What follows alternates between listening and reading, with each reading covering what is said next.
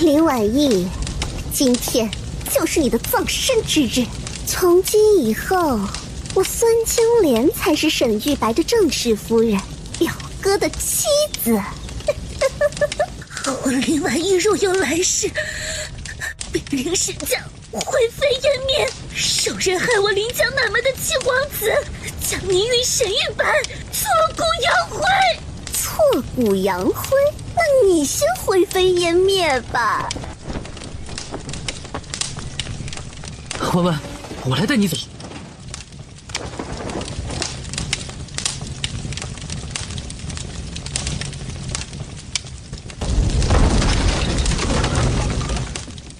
原来你呢，言辞。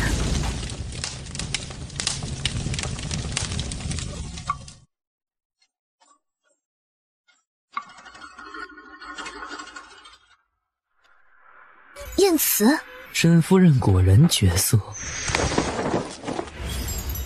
沈夫人，你且看清楚了，我可不是你的夫君，竟然哭了。本都督从来不勉强人，倘若你不乐意，我乐意。都回光返照了，这手攻杀，谁爱手是手去。只是燕慈是一个太监，他是不是不会圆房？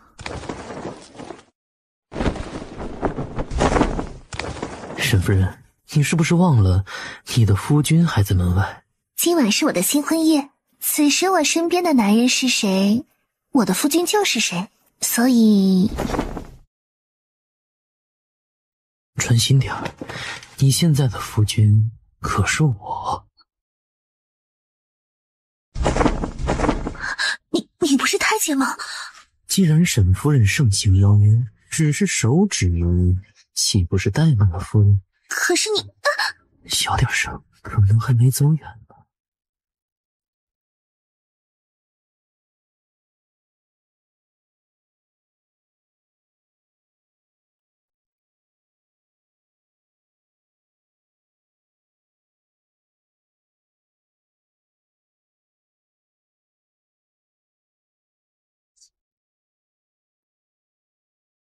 根本不是什么回光返照，我重生了。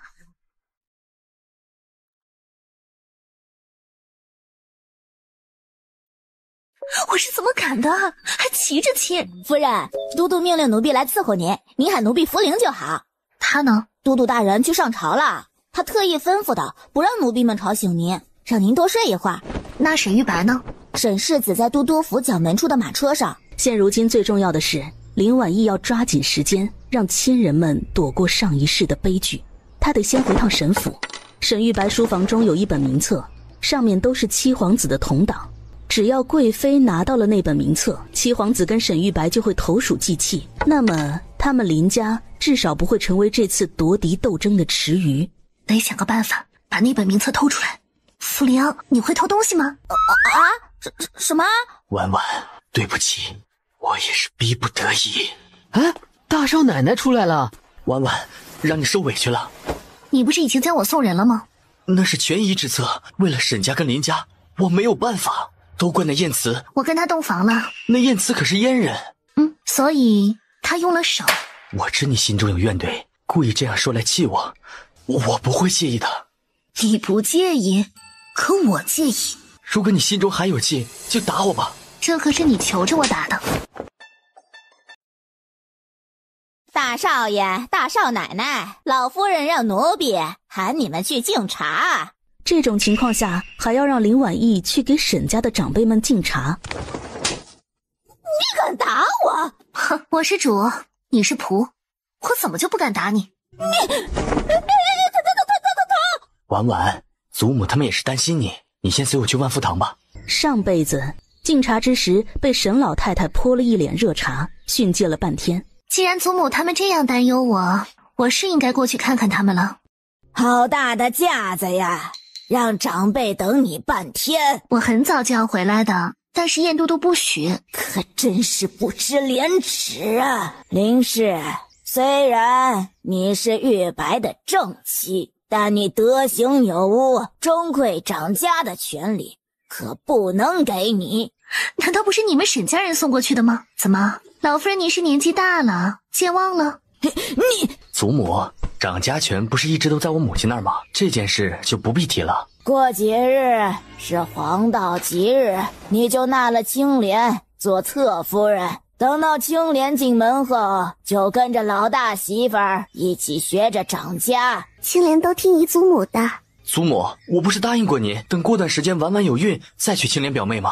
这是我已经决定的事情，并不是在征求你们的意见。倘若不是为了拿到名册，暂时还不能打草惊蛇。他今日铁定要跟沈玉白和离。祖母，我们给您敬茶吧。烫死我了，烫死我了呀！祖母，您这是怎么了？竟然拿不稳茶盏了？难道您真的得了年迈痴症？都愣着干什么？都是死人呐！快点去找大夫来，快点！要不你还是先走吧。没再给沈老太太多扎几针，多少有点可惜啊。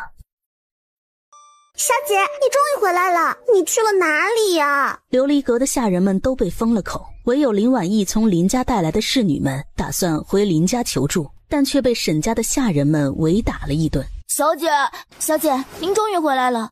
我回来了。上一世昭妍腿废了，发着高烧就被带出沈府，丢进了乞丐堆。银翘被沈家一个恶心的唐老爷看上，成日折磨打骂，最后被活活打死。紫苏更是在林婉意腿断舌拔的那晚被推入了井中灭口。来，我先给你们看看伤。上辈子为了沈玉白放弃医术，简直蠢到家了。后来流的泪，全是脑子里曾经进过的水。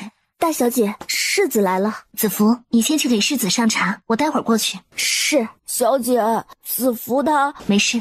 你怎么能够让热茶泼到祖母脸上呢？他老人家的脸至今红肿难消，而且大夫也说他的确有痴症前兆。这下你满意了？本来今日就在都督府很是难受，在万福堂又受了那么多委屈，世子不仅不来安慰我，还来指责我。哎，婉婉，既然祖母得了痴症，你快去她的身边尽孝吧。婉婉如此担忧祖母，肯定是最有孝心了。你放心吧，找了御医来看过，虽然祖母是痴症，但还不严重。现在当然只是轻症，以后再多扎几针就会严重了。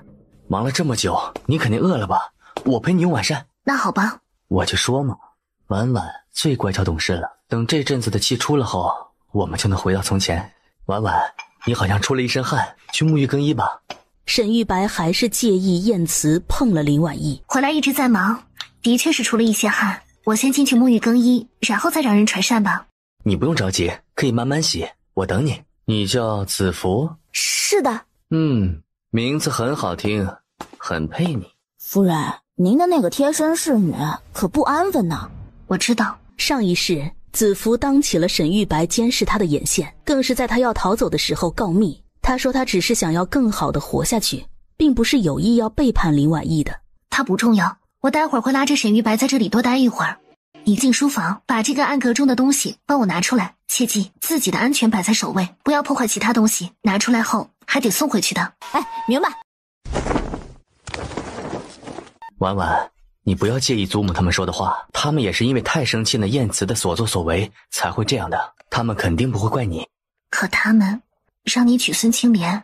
哎呀，青莲表妹身世凄苦，一个人也不容易，娶她只是同情她，我一直把她当作妹妹看待。你先放心吧，她只是侧夫人，越不过你这个正夫人去啊。而且等你有身孕后，我才会跟她同房。可上一世你纳了孙青莲的时候，她的肚子已经鼓起来了，难不成是孙青莲强压了你？沈玉白几次想要靠近林婉意，却总是感觉浑身哪里都不太舒服的样子。可能是他心中还是芥蒂昨晚弯弯陪了那燕慈吧。都怪那阉人。世子，我今晚累了，你回吧。那你早点歇息。在都督府的事情，你不要跟你父母说，以免他们担心。他一走，林婉意立即将那名册连夜抄了一遍，就让福临在天亮之前又把东西送回原处。娘，我想你了。才2天就想啊，你这孩子。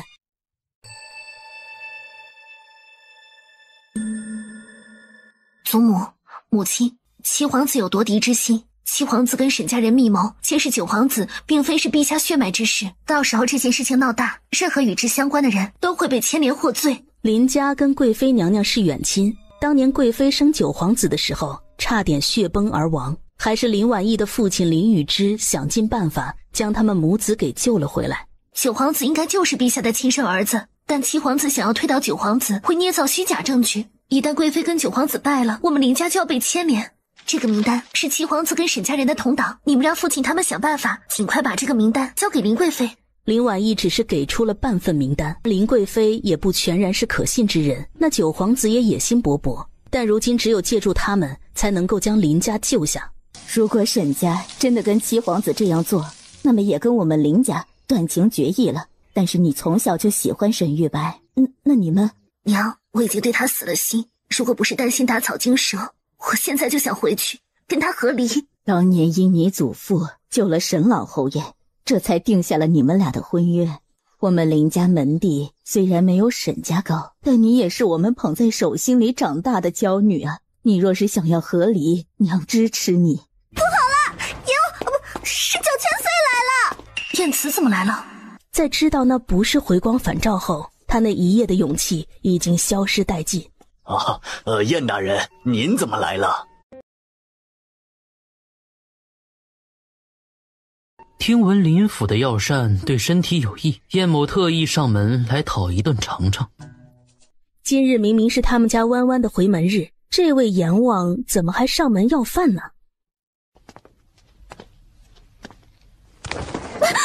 还说躺在你身边的男人是谁，谁就是你夫君。怎么林大小姐现在就不认账了呢？我没有。那刚才为何一眼都不看我？你干什么？看来那晚夫人并没有被累倒，力气还这样大。不是说弯弯回房了吗？他人呢？开场，台上悲欢皆我独吟唱，偏一场。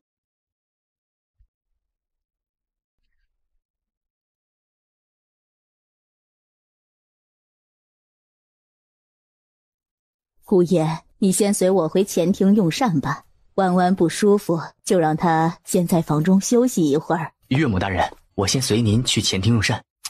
那天晚上胆子不是很大吗？今日胆子既然这样小了，你放心，沈玉白比你更不希望林家人见到我们这样。怎么，你还想要回沈玉白身边去？不想，只是现在林家有事，等处理完，我就会去和沈玉白和离。福陵你带在身边，他会武功，我要离开京城一阵子。这是在交代他的行程。上一世燕慈就是这个时候被皇帝派到武陵查银梁案，他遇刺受了重伤，就在武陵那儿耽搁了整整3个月。等到燕慈回京的时候，他已经被变成了废人，困在了沈府后宅之中。再然后就是那场大火。你这次出行一定要多加小心，你别那么容易受伤。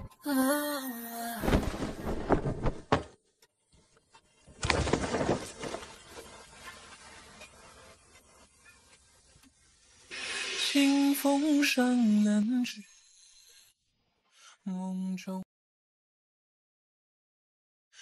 秋高看山石，在潭谷之。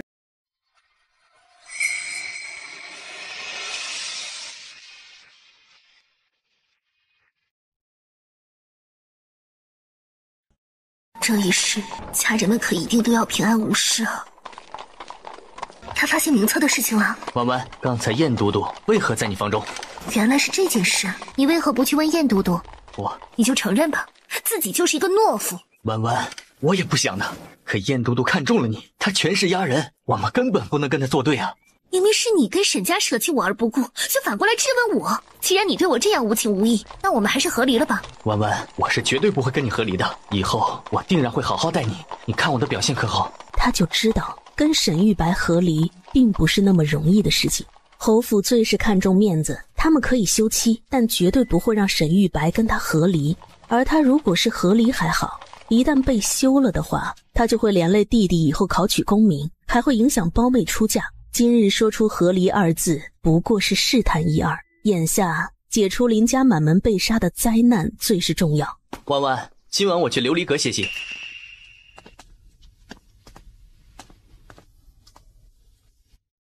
小姐，刚才奴婢往您的药箱中放了好几种毒药，还有一本万名毒谱。晚上若是世子来，那毒药可以用。你哪里来的毒药？嘟嘟盖的。小姐，嘟嘟他也是担心你啊。要看看今晚给沈玉白用哪种药比较合适。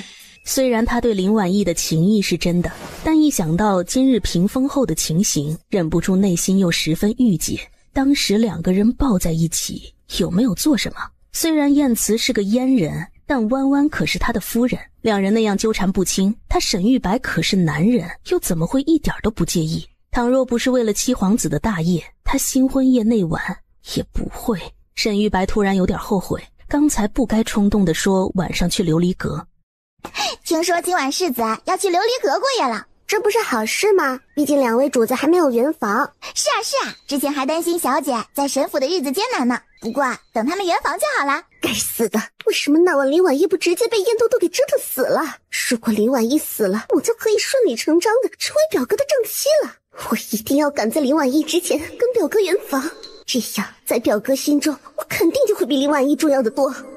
为什么要故意说给那个表小姐听啊？你刚来都不知道，表小姐早就觊觎世子了呢。那就送给她呗，反正小姐已经有我们嘟嘟了。不过既然是小姐吩咐的，哪怕不理解，但银翘还是认为小姐做的决定肯定不会错。主子，属下查到这些时日，七皇子一派蠢蠢欲动，在调查当年林贵妃生九皇子时的事情，而当年给贵妃接生的就是太医院院士林宇之，而且林宇之与林贵妃还是远亲。七皇子要动林贵妃跟九皇子的话，很大可能会波及到林家人。怕不是七皇子跟沈家人商量什么的时候被他给听到了？皇子夺嫡之事，燕慈从来都不参与，他一直以来效忠的都是陛下，但这件事跟林婉意有关。天机，你留在京城，随时跟福陵联系。另外，让天玄拿着我的令牌，暗中护着林家。是，主子。小姐，您不用太着急的，嘟嘟都说这本毒谱送给您了。现在我的手上不可存着这样的东西，等我背下来就把它送走。是，小姐，表小姐竟然真的来了。她来的正是时候。姐姐，你被送给燕都督的事情，青莲听后也十分难过。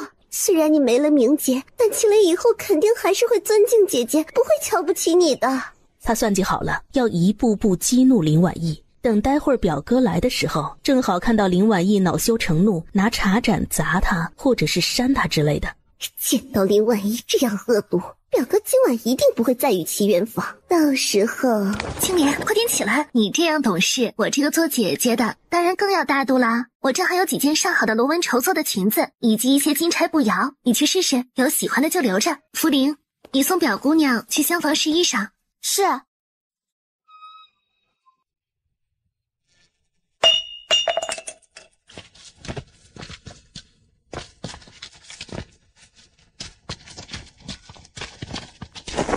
今晚要补上我们的洞房花烛夜。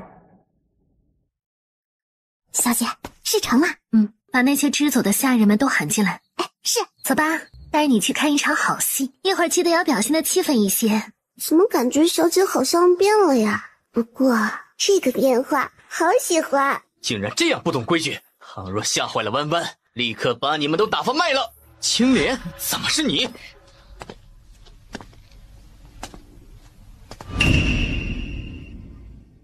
弯弯，我喝多了，还以为是你。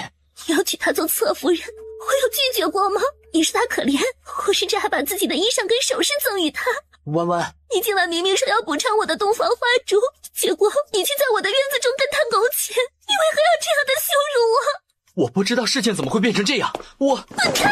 沈玉白，我再也不想再见到你了。福陵，快扶我离开这间肮脏的屋子。赵岩，你带人把那些他们碰过的东西都丢了，烧了。哎，弯弯，你别走啊！你听我解释，都是那贱人勾引我，我的心中只有你啊！我们多年的青梅竹马情谊，你可一定要相信我。真是绝了呀！上一世林婉意跟沈玉白没有圆房，就有孙青莲的功劳。这一世林婉意更是真心实意的感谢他的打扰。青莲，你糊涂啊！本来都给你定好了黄道吉日，你何必这么着急呀？你连夜安排一下，给青莲安顿在一个院子里就好。姨祖母，不是过几日让表哥娶我吗？直接安顿到一个院子里是什么意思啊？你闹出这样的丑事，还想着要做侧夫人吗？那么多人都看到了，这要是传出去了，别人会如何看待我们侯府啊？我们侯府那可是要脸面的，要怪就怪你自己，滚出去！本来想让他可以牵制林婉意的，竟然一点脑子都没有啊！沈家人还指望利用林婉意来巴结燕慈，林婉意那样伤心欲绝，这个时候他们自然就会直接把孙青莲抬成妾，意图安抚林婉意。好奇怪啊，为什么把表小姐抬成了姨娘？之前不是说要做侧夫人的吗？因为侯府要脸，因为我对他们还有用。那小姐，咱们接下来要做什么呀？等那版本名册发挥作用。本宫竟然不知这些都是七皇子的人。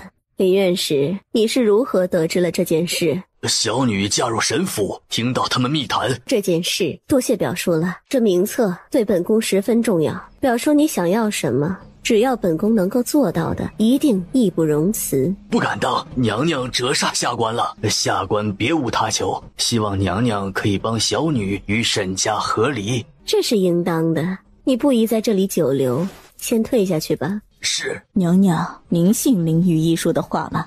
他没有道理骗本宫，而且如果七皇子查当年之事，恐怕他们林家也会跟着被株连。至于这名单上的人，交给景安去收拾。贵妃娘娘跟九皇子定会有所筹谋，而且我也跟他们提了弯弯要和离之事。另外我也给族老去信了，让他们过些日子就来京城，不管如何一定要帮弯弯跟那沈玉白和离。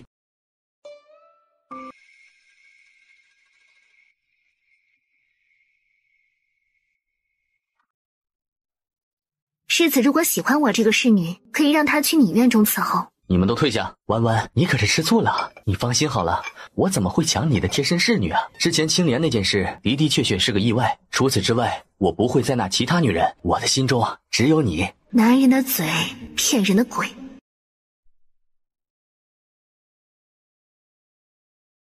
嘴上痴情，身体可风流得很。弯弯，小姐，世子身边的小厮来找他，说是七殿下到了，让世子爷去趟前院。弯弯，我晚上再来看你，这次我定然不喝酒了。真的是七皇子来了？的确是七皇子来了。即使七皇子没来，奴婢也会说老太太犯病了，让世子过去一趟。户部尚书出事了。现如今的六部中，户部、兵部、礼部都是七皇子的人，掌握着钱袋子，又有兵权，还把握着科举考试人才遴选。只要把掌握着吏部大理寺的晏慈给拉拢到手，这太子之位他唾手可得。谁曾想到户部竟然会在这个节骨眼出事了。玉白，之前你不是说晏都督很喜欢你夫人吗？那为何这件事他却一点都不松口？晏慈那奸诈之人出尔反尔，竟然一点都不提帮忙之事，这可真是赔了夫人又折兵啊。玉白，你有何高见？只能丢居保帅。户部尚书板上钉钉的被停职查办了。晏慈去调查的那个银梁案也与之有关。失去户部后，七皇子短时间内势必不敢对九皇子下狠手了。现如今看来，他们林家应该暂时没有危险了，接下来就是和离之事。这个消息你是从哪里弄来的？是天机给我送来的，而且他还说都督要提前回来了呢。晏慈要回来了。少奶奶，老夫人让您过去一趟万福堂。七皇子的钱袋子出事了，侯府也得掏银子帮着补。不去，我身子不爽利，可别把兵器过给了老太太。老夫人可是说了，今日的事情尤为重要，不管如何您都得去。如果身子不爽利啊，那就让奴婢们背您过去。冯妈妈背我吗？少奶奶开玩笑了。不去。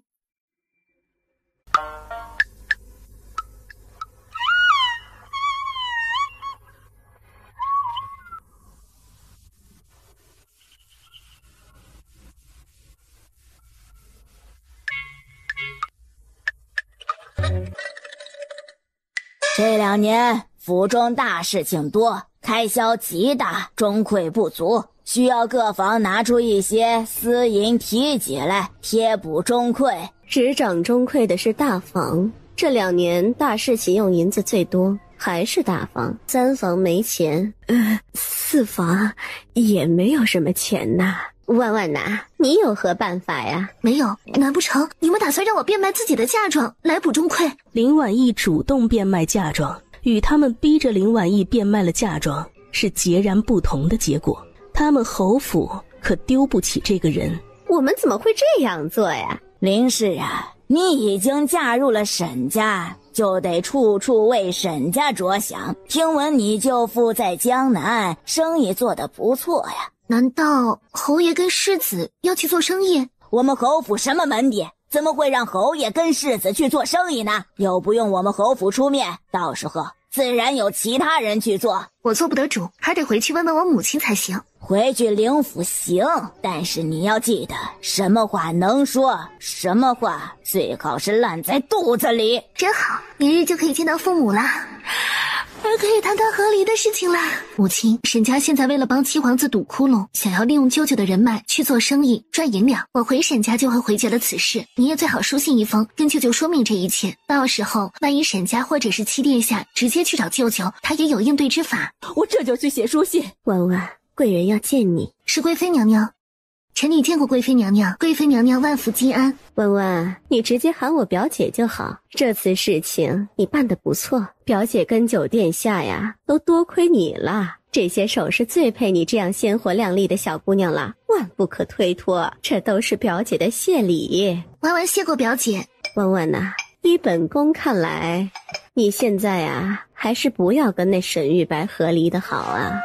咱们一笔写不出2个林子。如今只要七皇子不倒，沈家也不会那么容易倒。你就算是暂时离开了沈家，他们也不会让你好过，还不如一招毙命，让沈家跟七皇子再也没有翻身的可能。等景安坐上那个位置后，本宫不只会做主，让婉婉跟沈玉白和离，甚至还会给婉婉再许配一个更好的夫君。女人嘛，总是得隐忍一些，小不忍则乱大谋。将这样有城府又有权势的人惹急了，并不是好事。婉婉多谢表姐指点，本宫可是真喜欢你，只是可惜呀，你已经嫁人了，不然呢？难不成还要让我成为九皇子的女人？早知道那名册就不该给他们呀！不，如果不把名册给他们，我们林家人微言轻，根本避不开那场祸事。因为早就有预料，所以林婉意当初才给了林贵妃半本名册。至于全本的，林婉意早就让福临交给了燕慈。婉婉呐，你且放心吧，林家的大门永远为你敞开着，等你回家。祖母。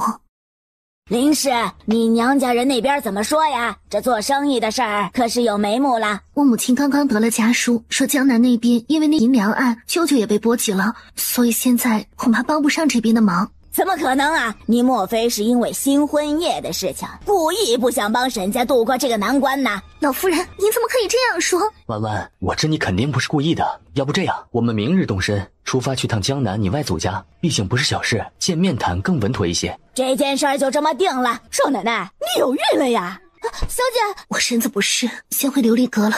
玉白，你跟他圆房了吧？难道你还没有跟林氏圆房？那林氏怀的是谁的孩子？总不能是燕都督的吧？不会的，那燕慈可是阉人。万一是那林氏不检点呢，跟其他男人有染了呢？赶紧去找个大夫，给他来瞧瞧，眼前的麻烦该如何解决呀？母亲，既然林婉意不愿主动变卖嫁妆，我们其实可以明修栈道，暗度陈仓。好，你立刻就让人去做，等到度过这个难关，大不了我们再把真的给他换回去就好了。是。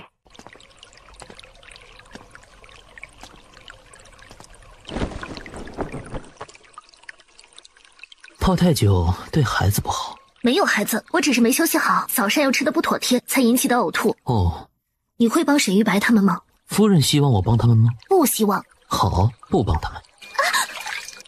没孩子也不能泡太长时间。受伤了。小伤，忘记夫人懂医了。那下次让夫人帮我包扎，还要多谢夫人提醒，不然就不只是小伤了。不是刚回京吗？怎么不在府中好好休息？以为自己要当父亲了，就马不停蹄的来了。真没有怀。那看来还得再努努力。弯弯今日身体不适，我带了大夫过来给他瞧瞧。别怕，福林会拦住他。世子，今日小姐累坏了，她已经歇下了。这么晚，让这个大夫进小姐的闺房也不太合适吧？明日再过来给小姐诊脉吧。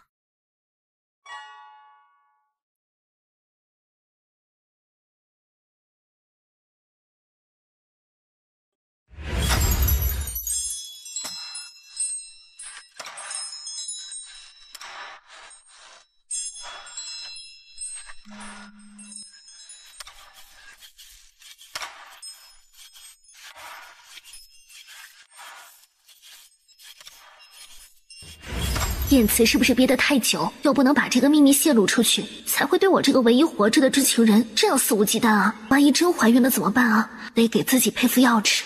小姐，世子他又带着大夫来了。这一晚上，估计沈玉白根本睡不着吧？世子夫人没有身孕，只是她这些时日忧劳成疾，饮食上吃了生冷之物，所以才会引发呕吐。我给世子夫人开个方子，调理一段时日就好了。好。弯弯，昨日燕都督真来了？来了如何？没来又如何？没来就罢了，下次他来了，弯弯你帮我问一下，燕都督能否帮一帮七殿下？你到底当我是什么？我知道你委屈了，但这不是为了大局吗？我们和离吧。我不同意和离。弯弯，既然你身子不爽，那就休息几日，我们再动身出发江南吧。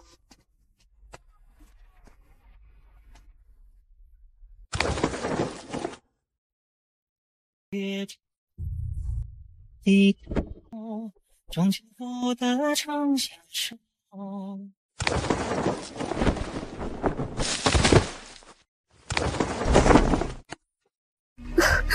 表哥，表哥。弯弯在燕都督跟前也这样过吗？如果是弯弯，应该会更动人吧。等这一切都尘埃落定之后，我们定然可以回到从前的。动作快一些，按照我之前跟你们说的去做。是，小姐。去江南，我是不是也得去趟江南了？主子，您才刚回来呀，陛下可是让您在府中养伤呢。主子，您一定得去趟江南，此次梁银案影响十分大，户部尚书铁定是不行了。陛下有意让江南总督季承风升任户部尚书，这次不只是七皇子会行动，九皇子肯定也会行动的。陛下不希望这次户部再成为皇子们夺嫡的钱袋子。那我就勉为其难，下一趟江南吧。自家主子到底喜不喜欢人家林姑娘呢？说不喜欢的话，他还没有见过主子如此在意过一名女子。但要说喜欢，为何又不把人从沈家救出来呢？这么看来，要么就是都督太渣，要么就是人家林姑娘嫌弃他们家都督。有什么办法可以不去江南外祖家呢？林婉意总感觉沈玉白这样积极去江南，并非只是为了他外祖家的家产，莫非还有什么其他隐情？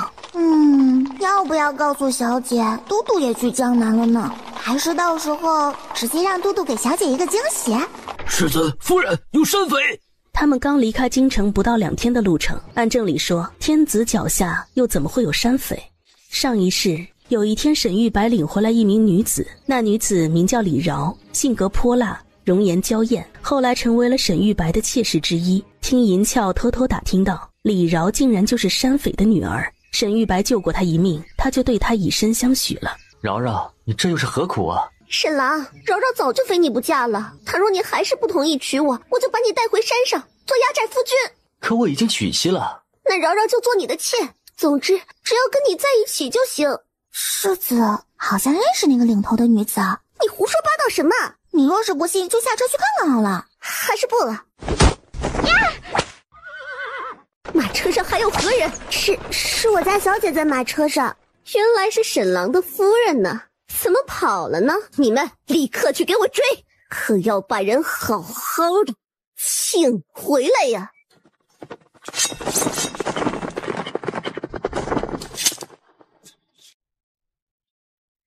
沈玉白，这个江南你可就去不成了。林婉一打算带着福林在外边绕2天，然后再回京城去，到时候就报官，说沈玉白被山匪绑走了。而沈玉白跟那个女匪的私情，又成了林婉意要跟他和离的另外一个把柄。毕竟跟山匪私通，沈玉白怕不是会被褫夺爵位。夫人今日的心情看起来不错。你怎么在这里？外出办事，恰好在这里遇上了夫人。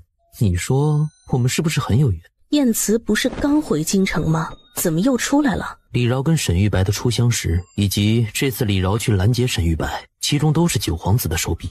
原来九皇子这么早就对沈玉白动手了。你心疼他？我心疼他个棒槌。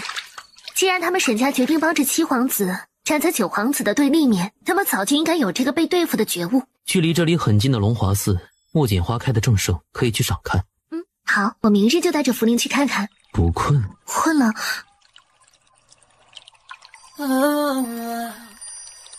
月光不解风情，心愿不做冷静，分明一丝动了倒影。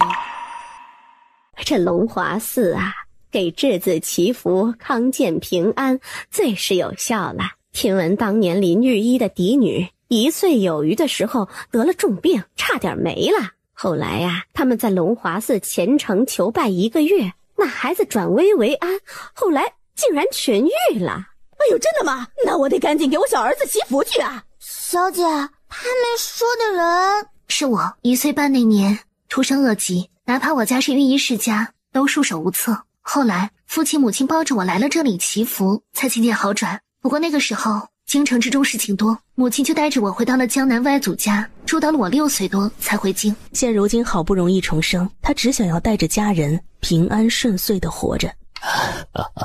严施主，既然心不在焉，为何还要来直起对弈？但却依旧赢了你。棋不在心，但人却在心。严施主，还请放下一些执念，善待自己。多谢大师指点。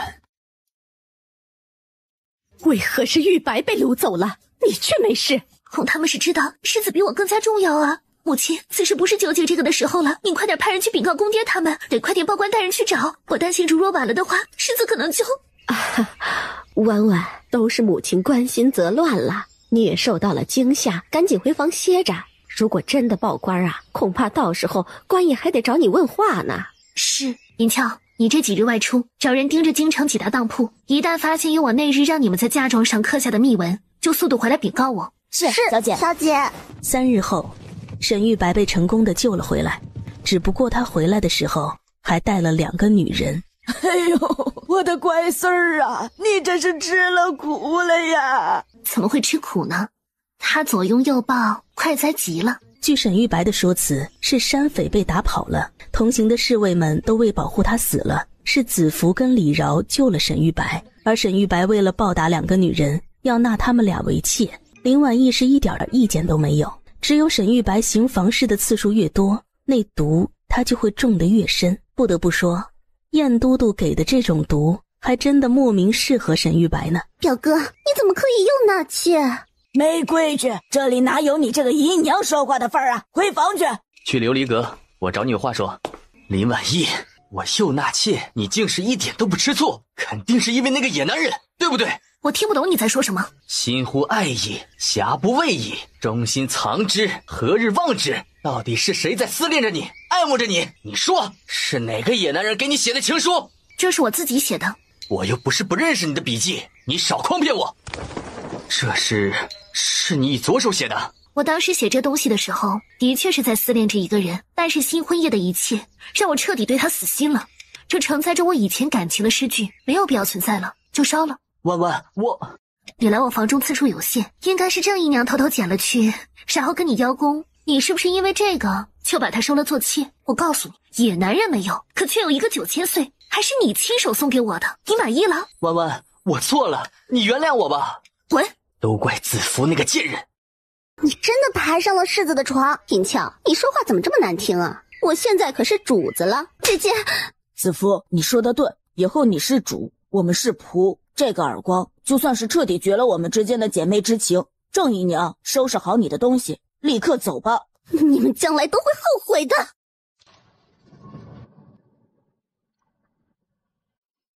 这个贱人是不是为了爬床才故意哄骗我，说那封信是外男写给弯弯的？世子，那字迹明显不是我家小姐的呀。那是弯弯自己平素里用左手练笔写给我的。什么？全完了！小姐，孙姨娘要给新来的2位姨娘下马威，姨娘直接就给孙姨娘给踹倒在地。孙姨娘捂着肚子在地上打滚，裙摆上都是血。府医赶紧来给她诊治，发现她竟然已经有了1个多月的身孕，可惜孩子留不住了。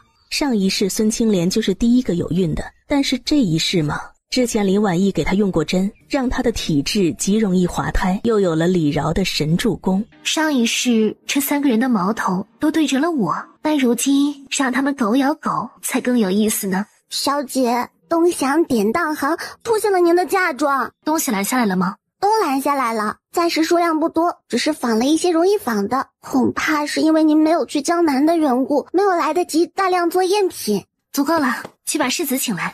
世子，夫人差人来请您去琉璃阁。我就知道弯弯肯定原谅我了，说不定今日喊我过去是为了要圆房。弯弯，你今日好美啊！世子先别看我，看看这些东西。这左边莲香中放的是我的嫁妆，右边莲香中放的是刚从典当行买回来的，同样也是我的嫁妆。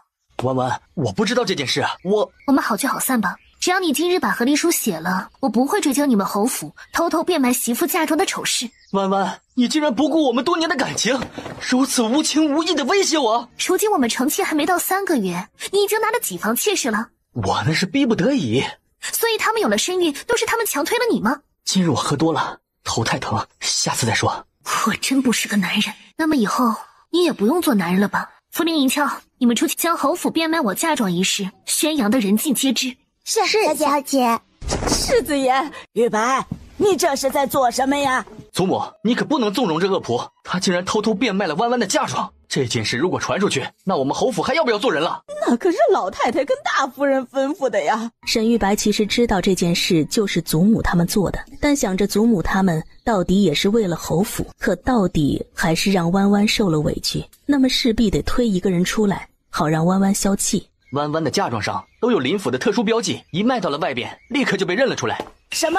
这怪我一直骄纵这恶仆，才酿成这样的祸事。玉白啊，你去把这恶仆处置了，让林氏消消气。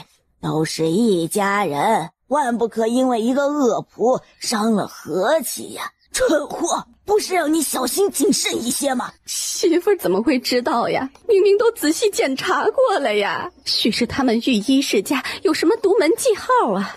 还杵在这里做什么呀？赶紧去把那些赝品都丢了，再也不许去碰林氏的嫁妆。是。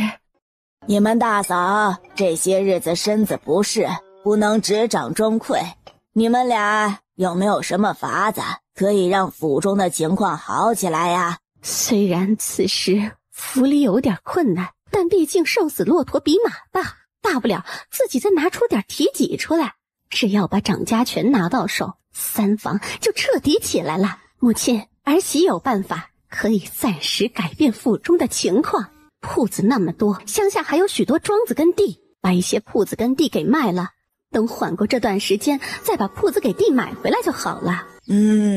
那明日你就去你嫂嫂那儿拿账本跟库房的钥匙吧。是。看你们这些女人做的好事，现在外面传得沸沸扬扬，都说我们贪了林氏的嫁妆。冯妈妈都没了，怎么这件事还没完没了啦？如今这样了，那我们该怎么办呢？让林氏掌家吧。这掌家权落到林氏手中，总好过给3房啊。毕竟林氏可是他们大房这一边的，而且还有短处，好拿捏。可是林氏德行有误。母亲，那件事外人并不知道不是吗？林氏的外祖家多有钱呐，之前他不管侯府的家，才不舍得拿钱出来，一旦他掌了家，那还不得尽心尽力的来。婉婉，之前的事情都委屈你了，但说到底呀，都是为了咱们沈家，你功不可没。你毕竟是嫡长媳，这家呀还得是你来管。好吧，只是说好，您跟祖母不得干预我的决定。那是当然啦。那你的嫁妆，外边传得沸沸扬扬的，我的嫁妆必然是不能动了。等回头我看看账目，看还有什么其他的法子可以解决府上的困境吧。离开之前，还是要送一些大礼给他们沈家人。这不行，怎么可以让林婉意掌家？我得去找姨祖母，她之前明明说过是让我跟着大夫人学着掌家的呀。姨娘，你现在身子弱，可不能出去。是了，不能伤了身子，以后再也不能够给表哥生孩子的话，那就更糟糕了。去把我之前绣的那个荷包给世子爷送去。是。孙青莲送给表哥沈玉白的第一个礼物，就是绣着莲花的荷包。林婉意掌了家以后，还会有她的好吗？孙姨娘只陪了世子几次就有孕了。之前在外边的时候，我可是陪了世子好几晚。那么我此时腹中可能也已经有了一个孩儿。只要我有孕了，世子定然会更在乎我，而就更不用惧怕林婉意了。福鼎，你能打得过李饶吗？大奶奶，妾身还得给您敬茶呢。那日您跑得太快，都没有喝一杯妾身的茶。李姨娘，你好大的胆子，竟然敢伤我们家小姐！哪里就伤她了？李姨娘不敬主母，房中的吃穿用度削减一半，为期1年。不给银子就不给银子，我自己有的是钱。作为债主的女儿，又会穷到哪里去啊？她这次跟着沈玉白回来，可是带了嫁妆的。既然李姨娘有钱，那么以后也不用给你房中派发月钱了吧？不给就不给。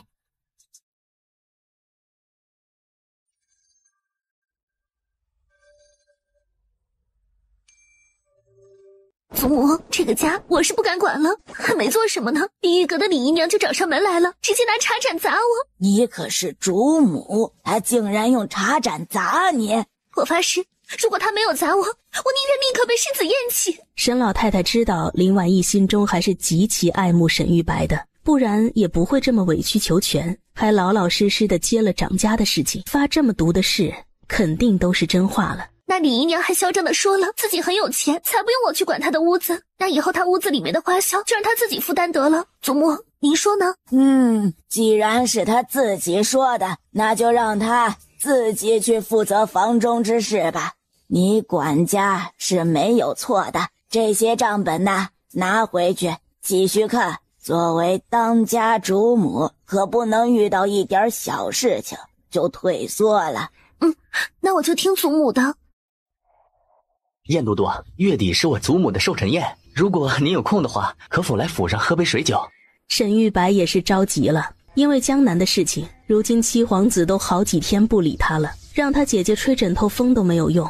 好，燕慈答应，会不会是因为弯弯？都督大人，陛下宣您过去一趟。银两案虽然有了结果，但毕竟皇帝最宠爱的2个儿子都参与了。虽然原户部尚书已经依法处置，可如何给七皇子定罪，皇帝却迟迟没有结论。如果将七皇子处置得太狠了，就会让九皇子那边势力强大起来，皇帝左右为难。燕慈，你可确保季承风并不是老七或者老九的人？确定。不过这段时间2位殿下都派人去接近他，被臣给挡了下来。真是一刻都不消停，朕还没死，他们就急着把3省6部都要吞了吗？燕慈，依你之见，这次事情要如何处置老七？或许七殿下是被原户部尚书蒙骗了。别给朕在这里装傻，朕要听你的实话。这件事都是户部尚书做的，七皇子又没有亲自做，但这件事让许多百姓流离失所。以臣之见，应该让七皇子多掏一些银子，好生安顿那些百姓。七皇子本来失去了户部，就失去了钱袋子，再被罚一些银两，肯定是肉疼极了。这种处罚看着严苛，却并不会动他的根本。朕就说过，你最聪明了。外人不清楚，但他却明白，皇帝是打算以后在2个皇子之中选一个做储君，才让他们俩互相争斗，看谁更优秀。如果斗得狠了的时候，就出手干预一下，让他们都不会被伤到根本。这几年发生的所有事情，其实都是帝王家的博弈，他们是下棋之人，而其他人就是被左右命运身不由己的棋子。燕慈，你最近跟沈家走得很近啊。臣当然要跟他们都走得近了，这样才能够更好地探知各种消息，知道他们彼此的关系。月底沈老夫人过寿，你得提前准备好收礼了。臣的库房里又没有什么稀奇的宝贝，要不陛下赏臣一些？你呀你，就知道管朕要东西。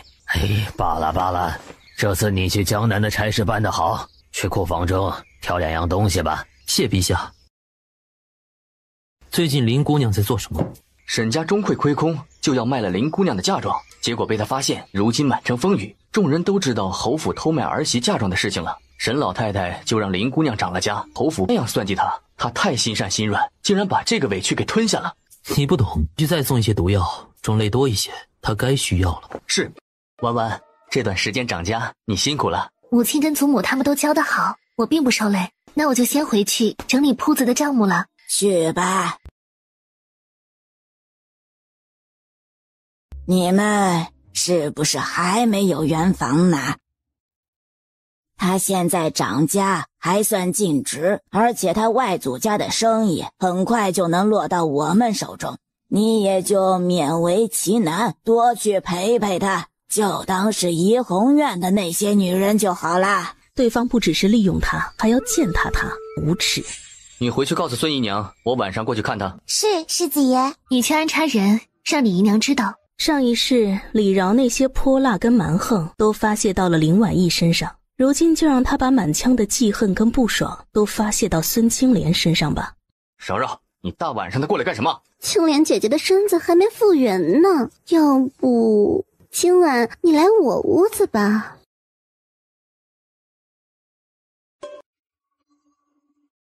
青莲，你早点歇着。弯弯，快随我一起去迎接燕都督，我有要事要跟燕都督谈。原来是要邀请燕慈来，所以沈玉白才会在沈家没钱的情况下，还要给沈老太太举办生辰宴吧。我知道你心中委屈，你放心，我们一起进了书房，你就可以离开。我不想去。弯弯，我发誓这是最后一次。将自己的夫人送给其他男人，就跟动手打女人一样，有第一次就有无数次。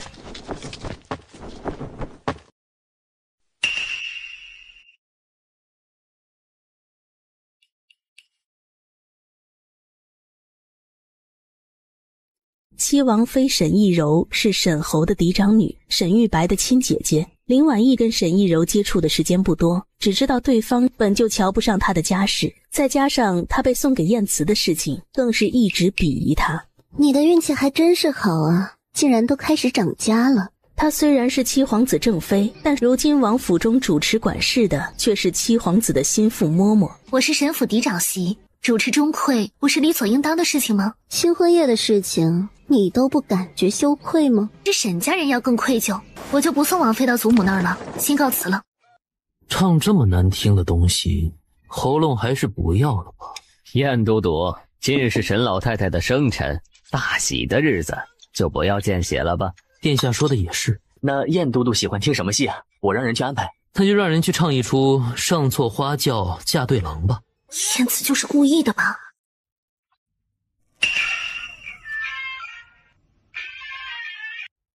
莫非是刚才送七王妃的时候遗失在了半路上了？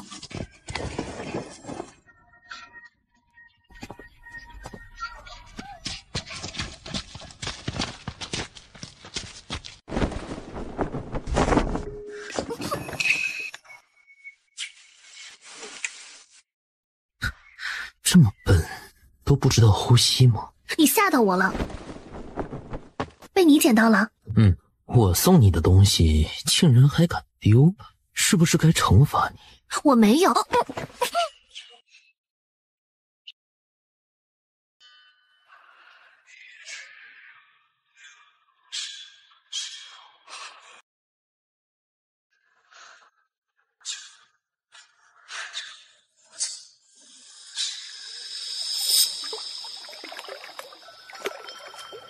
梨花飘落在你窗前。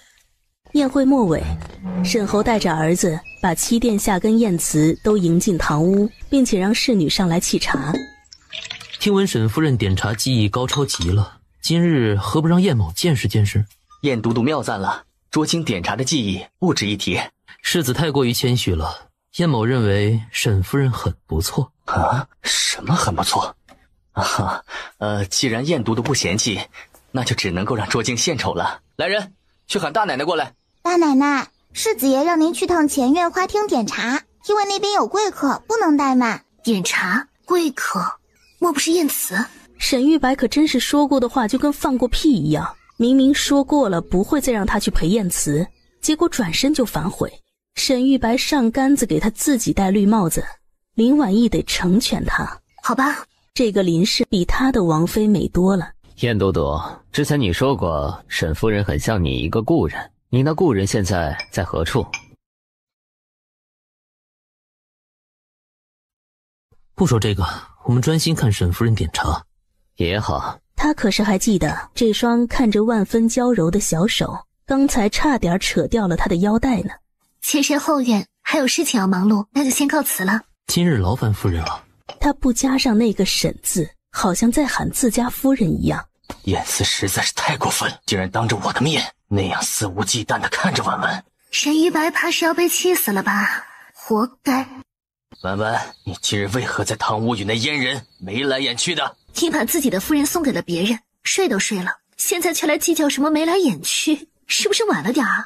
你之前还口口声声的说了不会再有下次，整个京城都找不到第二人像你这样言而无信的吧？行，你怪我，那以后我绝对不再见燕都督。你如果再逼迫我去见，你就立刻把和离书给我。婉婉，我知道今日这事不怪你，可我就是吃醋，就是难受，就是不知道如何发泄才好啊！你发泄不出来，就来找我的麻烦吗？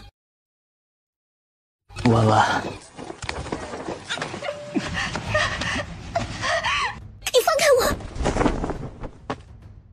我喝多了，我今日就宿在琉璃阁了。小姐，您没事吧？啊，沈世子死了？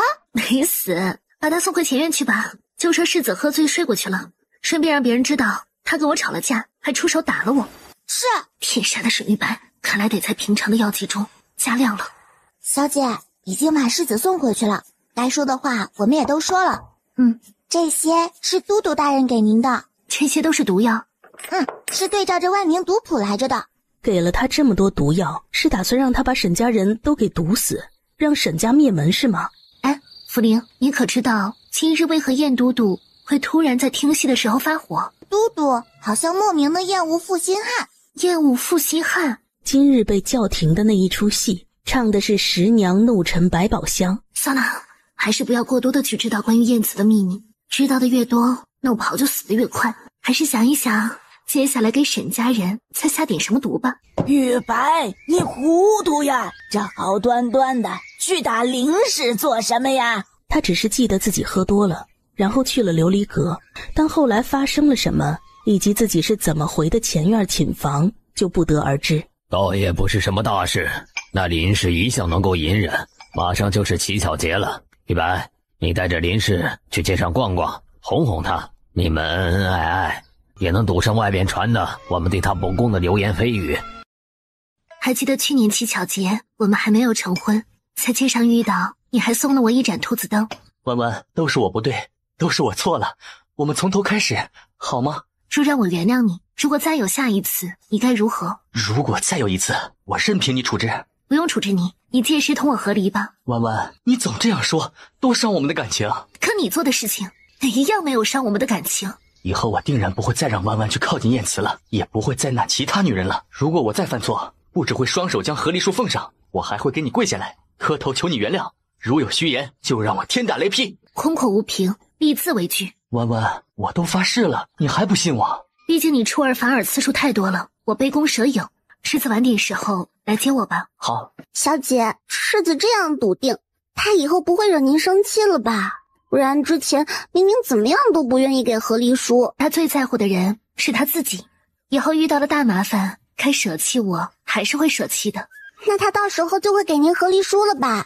不一定，所以我要两手准备。只有靠近沈玉白，林婉意才有办法让他身体越来越差。想办法让李瑶知道世子要带我去过乞巧节的事儿。是。世子，我也要同你一起去乞巧节赏花灯。饶饶，我今日跟弯弯出去有要事，下次再带你出去。一年就这么一次乞巧节，下次就要等到明年了。我成日大门不出二门不迈的，真的闷坏了。就让饶饶妹妹跟着一起去吧。弯弯果然最善解人意，那我们出发吧。大奶奶，你身子骨这样娇弱，待会儿街上人多，可别挤坏了你呀。我不像饶饶妹妹那样会武功，你要多护着我。那是当然了。想到自己的安排，这才暂时把这口气咽下。今晚出来，林婉意其实还有其他打算。等和离成功之后，她不能够拖累父亲母亲他们，她打算开一家只给女子看病的医馆。今日出来就是想要趁机看一看哪里有合适的铺子。世子，听闻你已经进入大理寺了。只是一个司职而已，那也是相当厉害了。谁不知道大理寺铜墙铁壁都在9000岁的掌握之中，现如今沈玉白进去了，就代表着他会再次被七皇子重用。燕慈竟然帮了沈玉白。世子，我家殿下在楼上，让您过去说话。文文，你跟饶饶在附近逛逛，我上去跟七殿下说说话，就下来寻你们。你去吧。大奶奶，那边的花灯很漂亮，我们过去看看吧。哄我去湖边。好啊。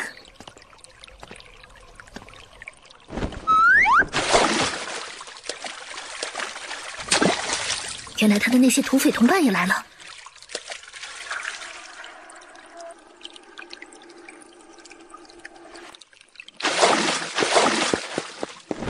又吹着清风闲敲竹，不见一人对几户，望叫人梦云端处，窥眼闲来情书。多谢燕都督救命之恩。既然是救命之恩，那夫人是不是该以身相许？又逗弄我。他能够感觉到林婉意心中带着一股子怨气。都督明明答应我不会帮沈玉白。原来是因为这件事。婉婉可曾听说过请君入瓮？那日他牵了你哪只手？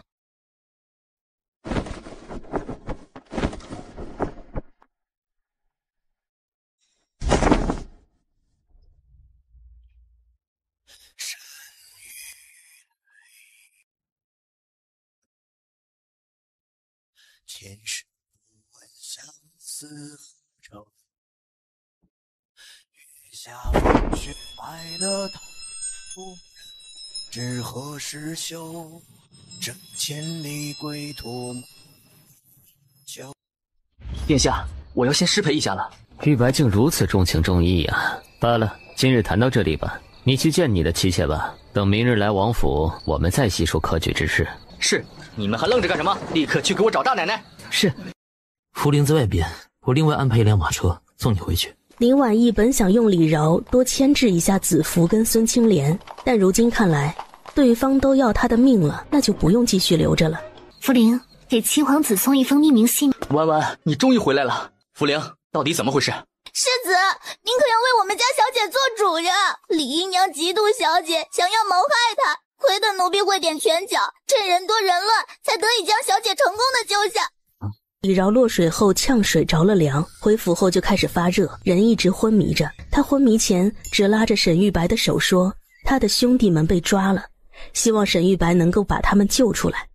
沈玉白还想着以后做一些事情可以用得上那些山匪，所以就答应了他会帮忙。婉婉，你放心，我会去查个清楚明白，绝对不会让你受委屈的。玉白，你为何和山匪勾结在一起？知道李饶身份的只有林婉意和子服2个人。到底是谁泄露了这件事？七殿下，是谁在污蔑我？污蔑？你府中那个李姨娘不就是山匪？乞巧节那晚，那几个山匪被血衣卫给抓了，你今天是不是要把他们给放了？殿下，其实我也是刚得知这件事。那群山匪昨天差点伤了的人，就是我的夫人林氏。我正打算去地牢审问他们。那是本王错怪你了，你不必再去牢中审问那几个山匪。你刚刚入职大理寺，倘若做什么惹到那阉人不快，可就不好了。那他们都灭口了吧？还有你那妾室，直接勒死算了。如今只有这样做，才会不让七皇子对他有疑心，对被惊吓到的弯弯也算有一个交代。是，殿下，只是您怎么知道我府中李姨娘的事情？我收到一封密信。为何会是弯弯的笔迹？如果真是弯弯做的，他没必要直接用自己的笔迹，怎么会那么巧？简直是此地无银300两。小姐，世子从外边回来，直接去了碧玉阁。他知道七皇子善疑，沈玉白自私又懦弱，不敢承认自己跟山匪的关系，只会舍弃李饶他们。而那封信是林婉意故意用自己笔迹写的，多次误会他的沈玉白反而不会这样轻易给他定罪。沈玉白更倾向于怀疑，这一切都是子服想要陷害他做的局。世子，您用膳了吗？你从小就跟在弯弯身边，很熟悉他的笔记，是不是？世子，您说什么呢？我不是跟你说过，不许泄露饶饶的身份吗？好一个借刀杀人啊！我看一个姨娘的身份，你根本不满足。世子，子服怎么什么都听不懂？你还嘴硬！他突然想到，马上就得把李饶赐死。如果院子里面再死一个妾室，可能会引起其他人的怀疑。过段时间就让他们送你去庄子上去，我再也不想见到你。世子，要说这碧玉阁3个姨娘，一个比一个惨。孙青莲小产，还在养身子；郑姨娘据说顶撞了世子，直接被禁足了。至于李姨娘，没了。玉白，你做得对，为了家族，只是舍弃了一个女人而已。不管如何，咱们家跟七皇子一条心，可不能离了心呢。那个李姨娘家是不是很有钱呐？上次户部的事情让七皇子元气大伤，还赔了许多钱帛出去。玉白，你立功的机会来了。小姐，林府派人来，要接您回去小住几天。林伯，府中出什么事了？大小姐没出事儿，就是小少爷办满月酒，再加上二小姐从江南回来了，夫人就让我过来问大小姐有没有时间回府中小住几日。原来是这样啊，我得先去问一下婆母他们，等定下来了再告诉家里。那好，我就先回去了。易柔，老太太，这是大奶奶林氏，不是咱们大姑娘。沈老太太的痴症越来越重。哎呀，我当是什么事儿呢？回去住几日无妨，下去吧。婉婉，这次让你回来有一件事儿。什么事？林贵妃那日宣你父亲进宫，说是很喜欢婉莹，等她及笄后就去做九皇子的侧妃。什么？婉莹如果真的成了九皇子的侧妃，那岂不是我们林家彻底被绑在了林贵妃那边吗？这也是林婉意最担心的问题。林贵妃到底在谋划什么？为何一定要拉着林家人呢？婉莹这个婚事的确要从长计议，如果可以，林家最好不要卷入到夺嫡之中。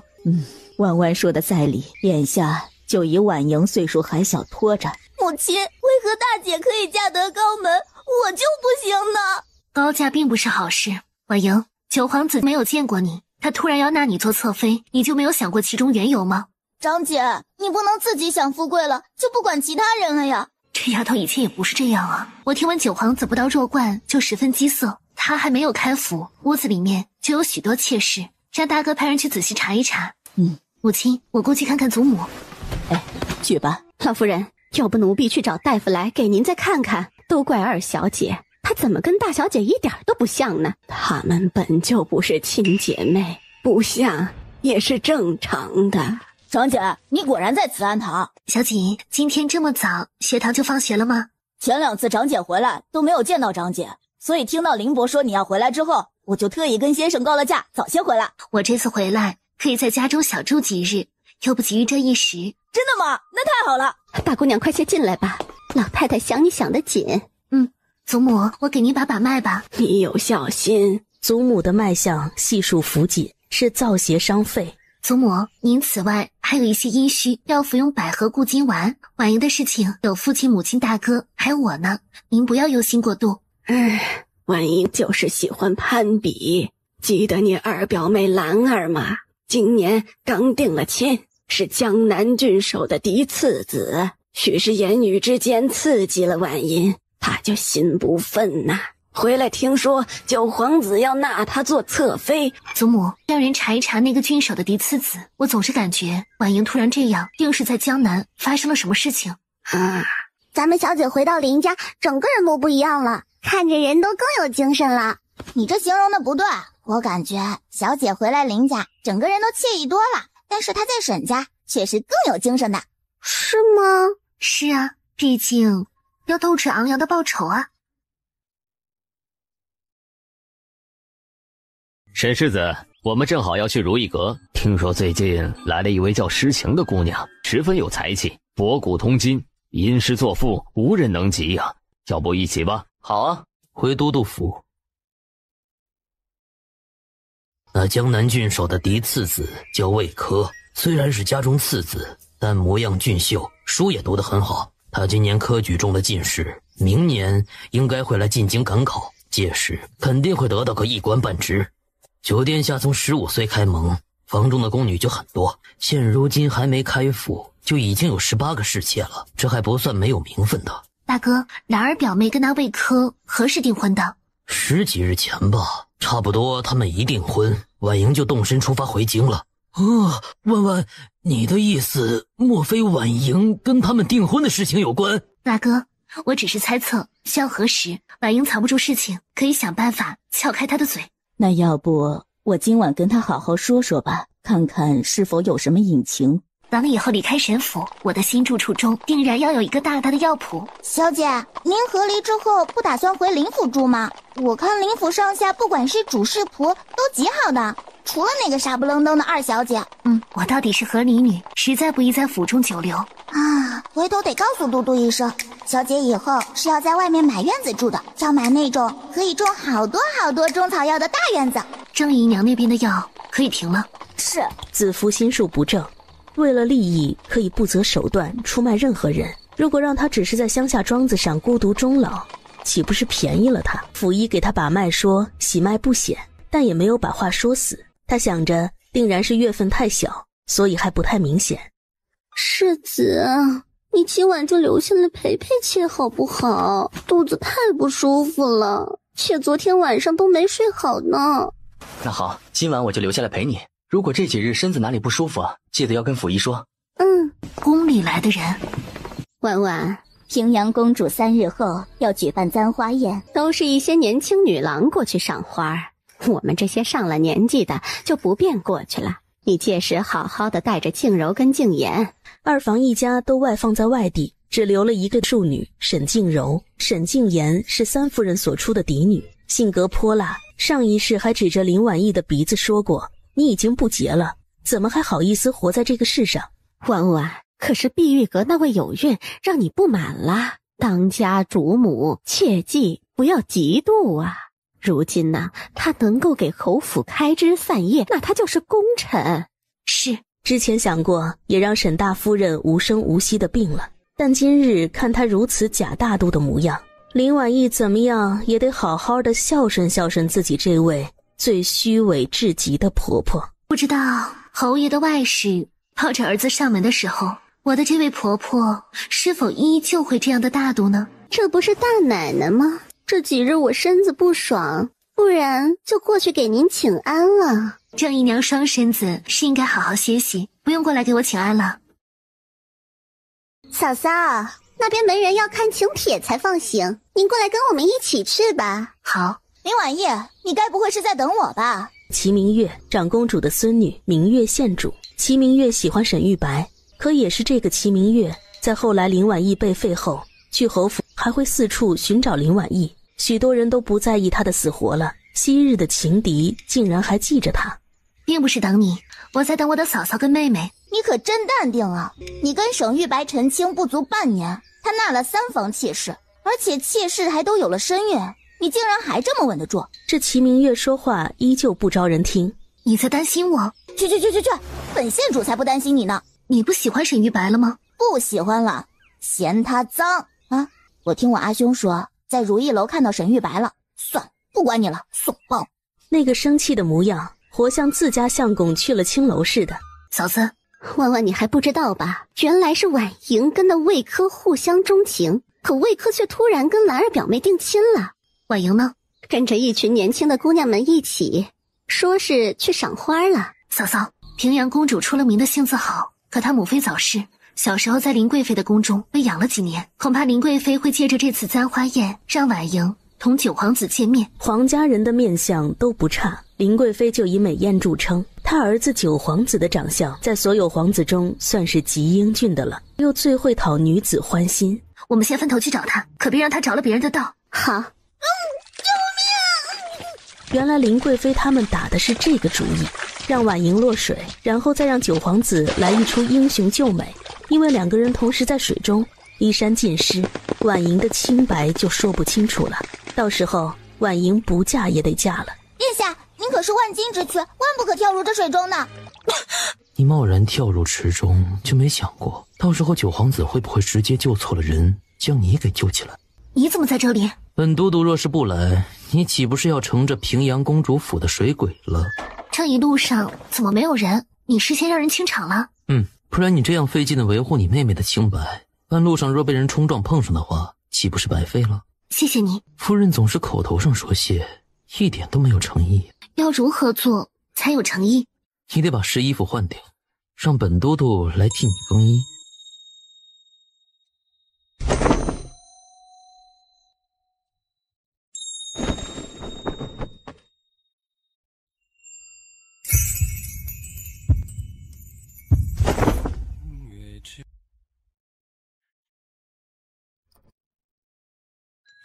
雨点忽明忽灭，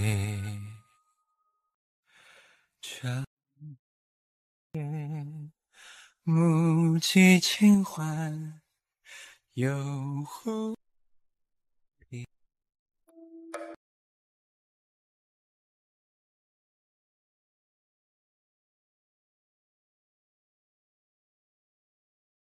没成。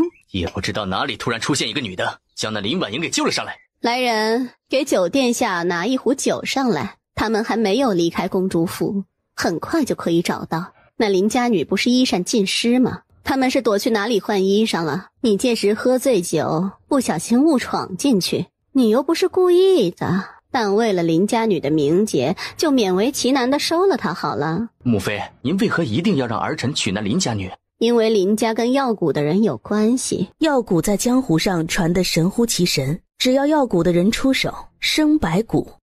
其实本宫更看好的是那林婉意，只是可惜她已经嫁人了。娘娘已经找到那林婉莹在哪个客房了。景安，你去吧。是，母妃。平阳，1刻钟后你带人冲进那间客房，都让所有人都看到那一幕了。这个会做吧？会。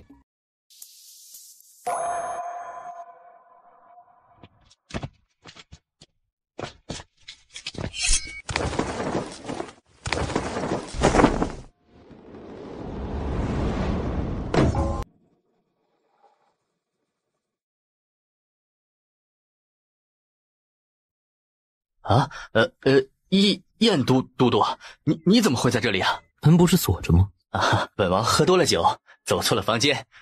还请燕都督，不要生气啊。滚！哎，难道那林二姑娘被燕慈给？她该不会杀我灭口啊？哎，那燕慈房中的女人是谁啊？倘若长姐所在的厢房被刚才九皇子这样一闯的话，长姐的清白就都毁了。届时侯府的人要如何看她呀？多谢都督帮忙遮掩着，只是现在我得快点回到我妹妹他们那边了。婉婉真狠心，用完了就丢。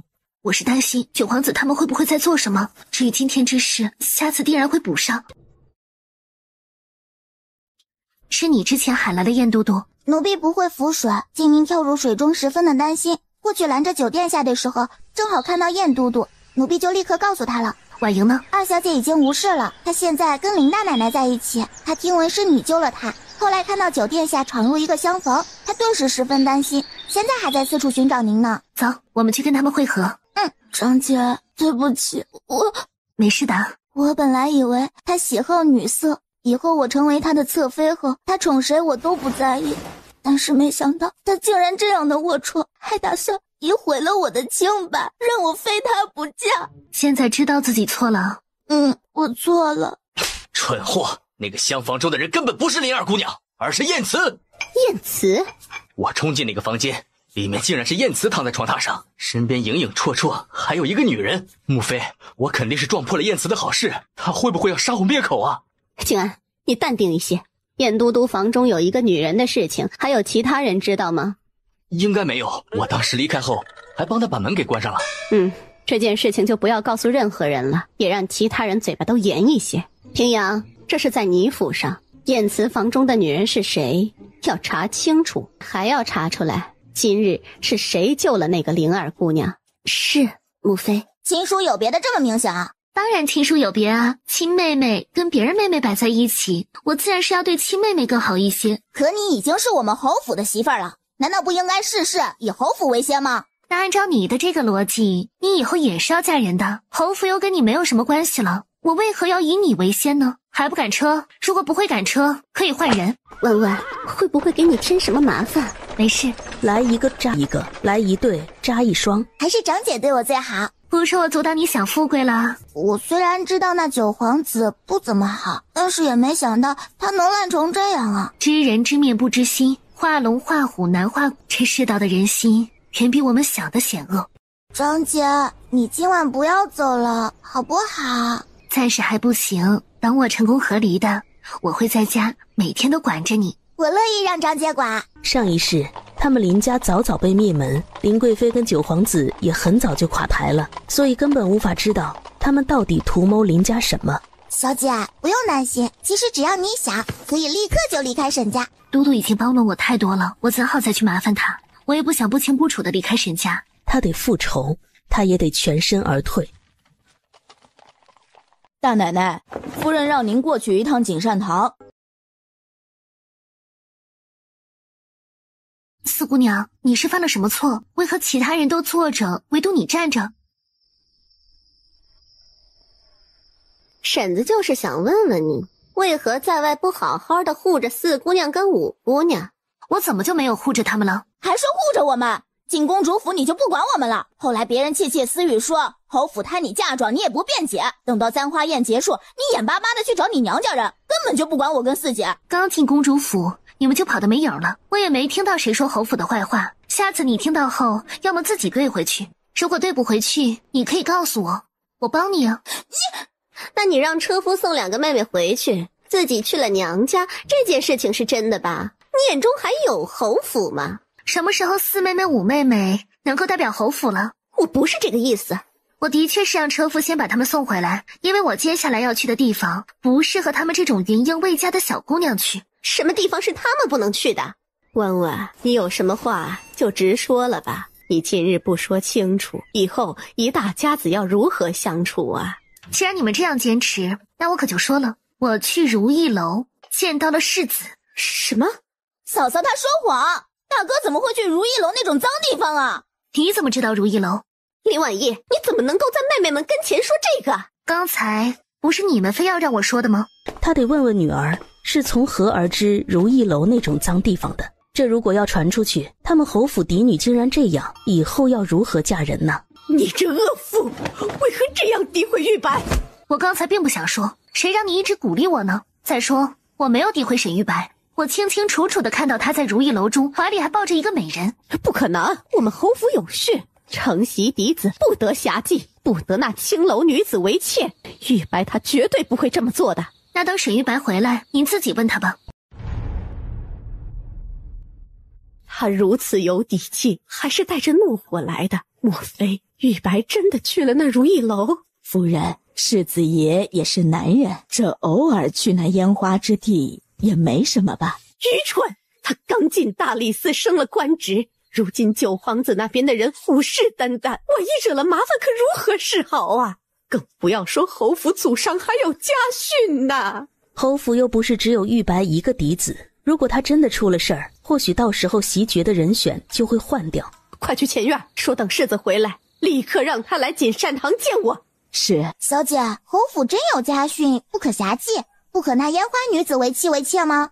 沈玉白的确没有违背祖训，他没有纳那个女子为妾，但却将对方养成了外室。不得不说，在这一点上，沈玉白跟他父亲沈侯爷一脉相承，爷俩都有养外室的爱好。福林，之前让你查的东街巷最末尾的那家住人了吗？还没有住人呢，说是对外挂着出售了，等到有消息会立刻告诉您的。那个地方就是沈侯爷金屋藏娇的地方。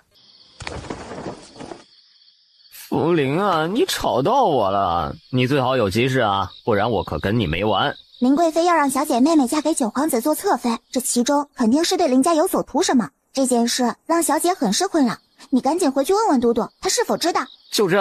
这是大事情，你这件事办好了，都督肯定会奖励你的。那我就信你一回。有一次出去买胭脂，听到茶楼人说的，他们说如意楼最近新来了好几个美人，琴棋书画样样精通，尤其是一个叫诗情的姑娘，让好多男人都拜倒在她的石榴裙下。够了，下次遇到这种事情就躲得远远的，不要去听那些个肮脏话。以后不敢了。难道世子真去了那如意楼？哼，那可是好事儿啊。好了，今日参加簪花宴，你也累了，快点回房歇着去。母亲，那就这样放过了林婉意吗？姑且就让他得意几天吧。如果玉白这个世子做不成了，林婉意那个世子夫人自然也做不成了。玉白，你刚从如意楼回来。哎，母亲，您怎么知道？你糊涂啊！你太曾祖父就留下家训，后代承袭子孙不可招惹烟花女子，再加上你刚入大理寺，怎么就去了那等地方啊？何人跟你说了这件事？是林氏看到你去了如意楼。什么？弯弯去如意阁干什么？可能是今日在簪花宴上，他听到谁说了就去了吧。我没有侠妓啊，而是跟同僚们一起去，只是听歌看舞，都是官场应酬而已。我绝对不会做那等糊涂事。既然你说跟那妓子没有关系，以后就不要去那如意楼了。玉白啊，回头啊，好好跟他解释解释就成。作为咱们侯府嫡长媳，可不能这点度量都没有。我这就去。世子，小姐已经歇下了。这么早？小姐留下一句话想要问世子。什么话？何时将和离书拿来？我今日去如意楼，只是与同僚谈事情而已。既然你今天累了，就早点歇息吧。不知廉耻的贱蹄子，谁让你打扮成这样的？怎么着，你还打算让世子看上你，也抬你做姨娘吗？你有那个命吗？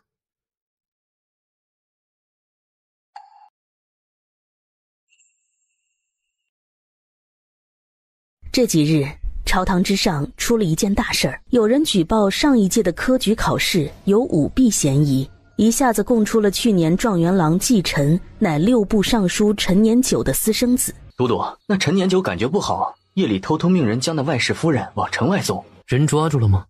已经抓住了，但消息还没放出去。陈年久以为他的外室已经成功逃脱了。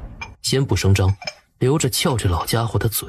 是，都督。如果礼部尚书再出事，那么七皇子连损2员大将后，肯定会气疯了吧？陈年久下来，九皇子会趁机想要把自己的人推上去。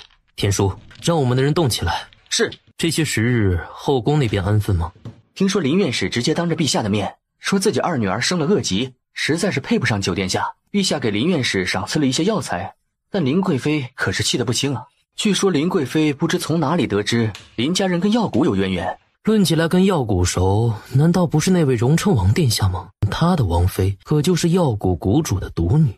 正是啊，听说荣成王把大儿子也送到药谷去学医了，以后是黎大公子继承药谷谷主之位。按照时间，荣成王应该会送他女儿来进京选婿了吧？届时七皇子跟九皇子那边又都热闹了。让天机给福陵传消息，说本都督身子不适，让沈夫人来给我看病。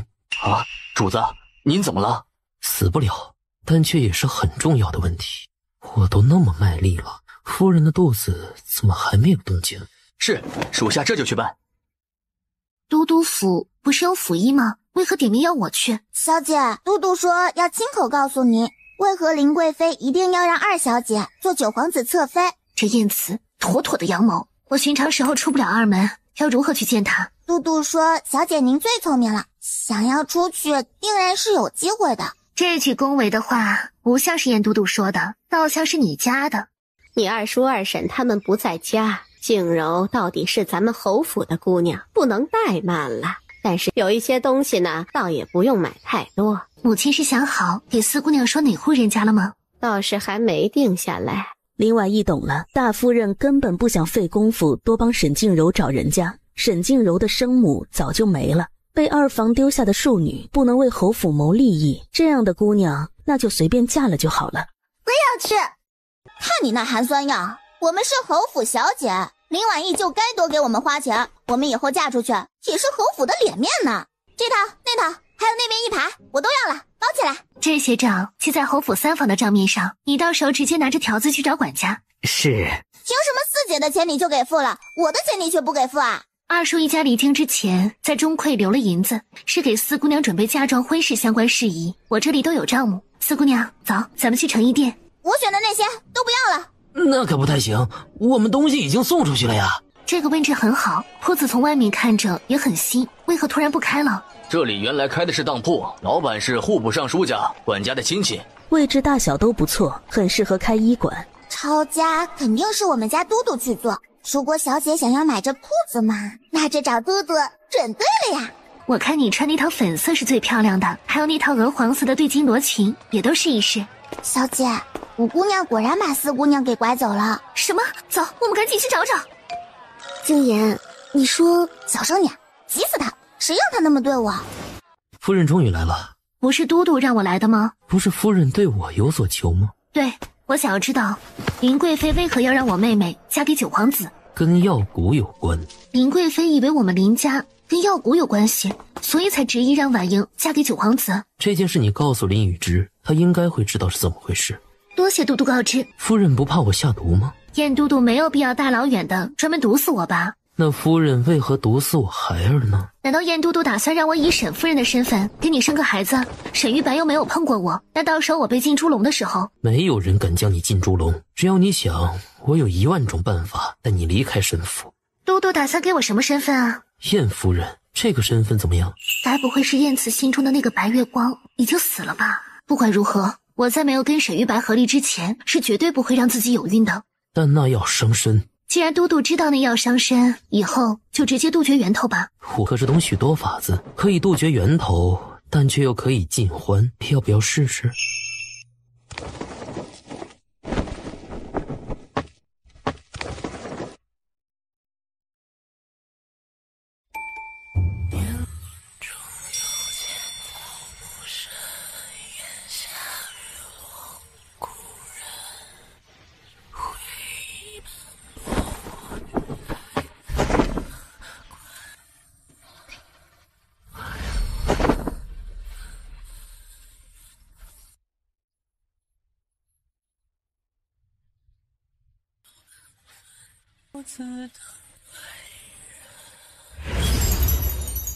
我自风流，路过人间一壶。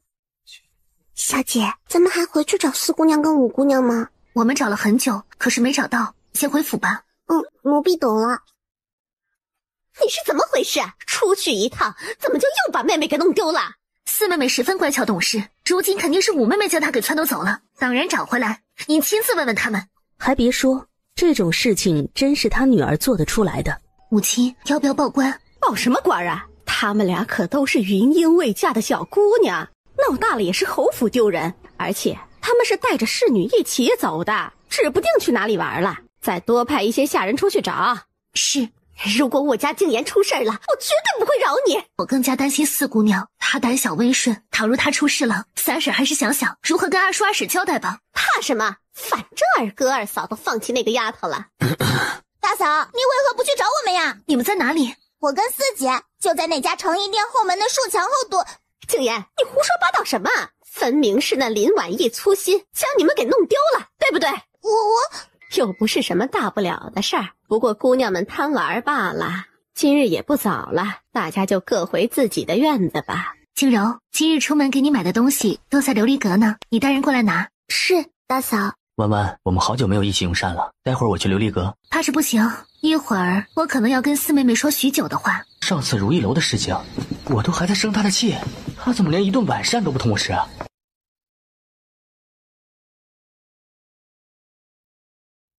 今日你也累了，昭妍，你带人帮四小姐把东西拿回院子。多谢大嫂。被二房放弃后，他在侯府的日子如履薄冰，这还是第一次有人关心在乎他。四姑娘可真是个小可怜，在这府中的日子都比不上一个有头脸的大丫鬟。她是一匹狼。这是弯弯让人送来的信。我们家跟药蛊有关系吗？没有关系，但弯弯信中说的也没错，无风不起浪。你们都仔细回忆回忆，有没有什么时候说了什么或者做了什么，让人误会我们跟药蛊有关？1个月前，城阳侯府的嫡次女出嫁，席间有人问起我当年婉婉生病的事情了，不知道谁插了嘴，说当初你们家长女病得那么重，竟然都好了，莫不是认识药蛊的神医？这只是一件捕风捉影的事情，林贵妃可是一个十分慎重的人呐，怎么会这样轻易相信了？既然是捕风捉影的事情，下次林贵妃再逼迫的话，我也有办法去回绝了。兜兜转转，竟然还跟他小时候的事情有关。可那个时候他太小了，根本不记事。所以这仅仅是一件捕风捉影的事情。可林贵妃并不像是这等疏漏之人。福灵，你可知道13年前在京城之中发生了什么？为何要封城？那个时候奴婢还在襁褓里呢。不过小姐您放心，奴婢有办法知道发生了什么事。冥冥之中，他感觉这件事对自己十分重要，一定要弄清楚。小福灵，这次又有什么好事啊？小姐想要知道13年前京城为何封城。好嘞。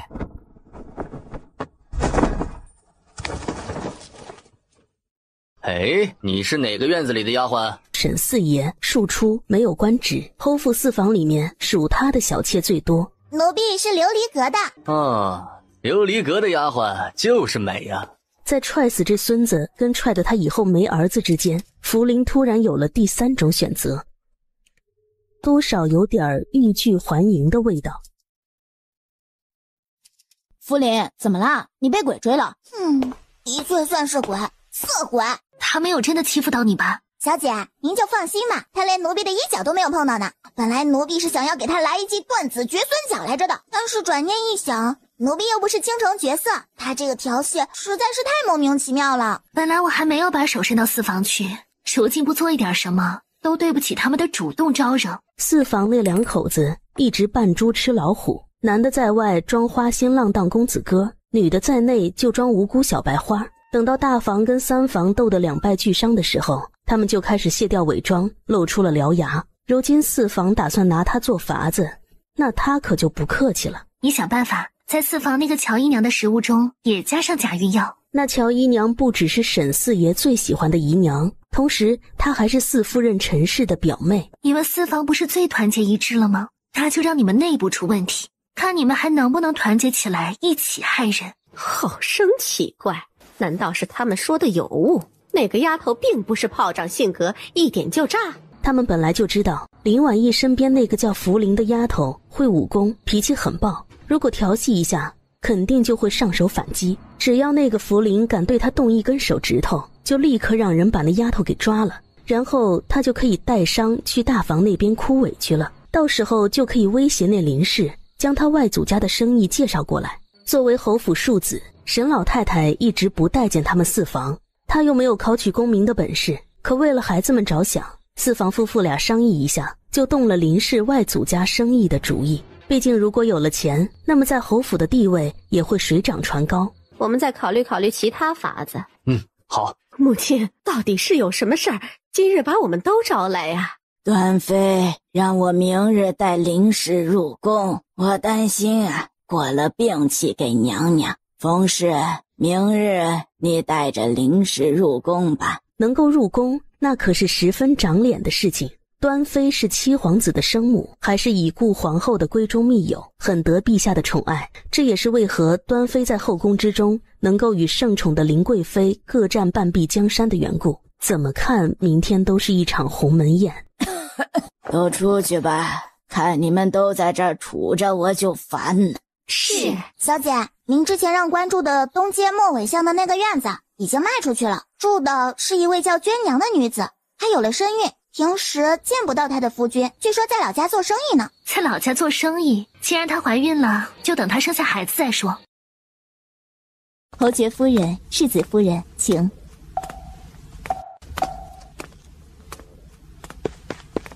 表嫂，前段时间长宁病了，你们成亲的时候都没有去侯府，这是新婚礼物，你快点打开看看呀。如果不是林婉意重生了，知道眼前这就是一个披着羊皮的小疯子，他还真会毫无芥蒂地打开这个礼物。婉婉，你赶紧收下。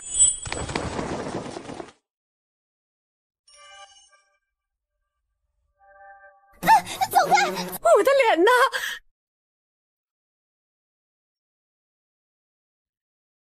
太医已经给你母亲看过，就不要担心了。你小名叫弯弯吧，那本宫以后也喊你弯弯啦。玉白那孩子是本宫看着长大的，最是懂事聪慧。如今再一见你呀，本宫总算是知道何为一对璧人了。谢娘娘谬赞。对了，婉婉，本宫怎么听说你们家跟药谷的人也有亲戚关系呢？娘娘，之前有人故意传播这件事，后来证实了不过是乌龙。娘娘这样聪慧，定然不会像其他人那样容易就被误导了。你这小嘴儿啊，竟然比长宁的还要甜，本宫乏了，要去歇着。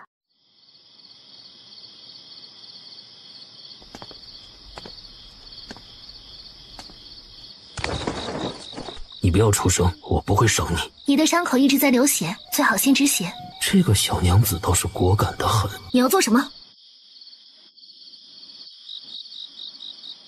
小娘子莫惊慌，你腰间有止血药，我闻到了。这人是狗鼻子吗？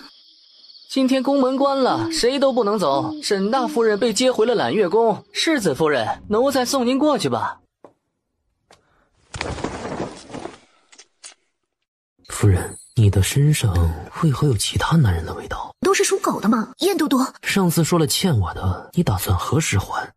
真不行，已经是第2次了，都给你记着，下次让你慢慢还。13年前，皇宫中出现刺客，将陛下重伤，荣成王双腿被废，荣成王2岁大的女儿失踪，至今下落不明。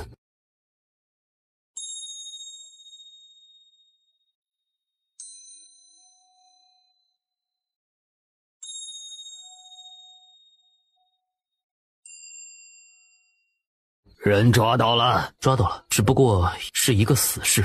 死了。虽然今日受的伤不致命，但他到底上了年岁，有点吃不消。最重要的是，那伤竟然跟13年前的伤口在同一个位置。罢了，那人是在何处抓到的？回陛下，是在未央宫。林贵妃？不会是她。臣会尽快查明。宣朕的旨意，让林贵妃禁足1个月。是。皇帝今天是不是吓坏了？你今日冲动了。你可别说教我。今日这事儿是二哥让我来试探皇帝的，他心眼子不比你少，这么做肯定是有用意的。那过几天谁送你妹妹进京选婿？我父王腿脚不便，他来不了了，母亲在封地陪他。我二哥跟兰姨会送小西来。你们可有目标？想要选哪位皇子？暂时还没有确定。可惜你是太监，不然滚！你哪只手碰的？除了皇帝外，我今日单独只碰到2个人，一个小太监，我嫌他太吵，被我直接拍晕了；另外一个年轻漂亮的小娘子，你哪只手碰了她？我就是刚开始捂着她的嘴，她很冷静，还特别配合，我立刻就放开她了。她是你的人，不知道为什么，她给我一种熟悉感，好像在哪里见过。对了，他还给了我止血粉，那药还怪好用的。说起来，那位小娘子梳着妇人的发髻，她是哪家的夫人啊？侯府沈家，嫁给沈玉白那厮真白瞎了呀。我也这样认为。我想起来那小娘子像谁了，她像我母亲啊。蜜蜂蛰我的时候，你为何不过来救我？你眼中还有我这个母亲吗？我也打不过蜜蜂啊！母亲，怎么伤成了这样？都怪林氏，当时如果他早点接过广宁公主送的东西，我也就不会被伤成这样了。您为何不说，在公主送我蜂蜜的时候，您突然撞翻蜂蜜，这才导致了这个结果？都是误会。走，有什么事儿我们回府再说。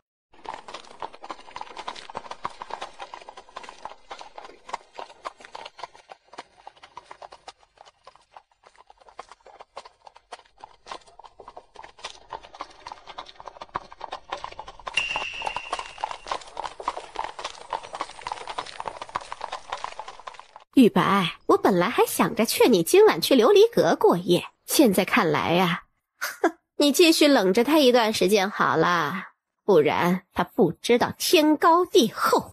我都听母亲的，你赶紧回去好生歇着。再选一个太医给我瞧瞧吧，我这浑身都不舒服，脸上特别疼啊。是。你父亲呢？这个时候他不是也下朝了吗？父亲说有要事要跟几位伯伯谈，晚点时候归家。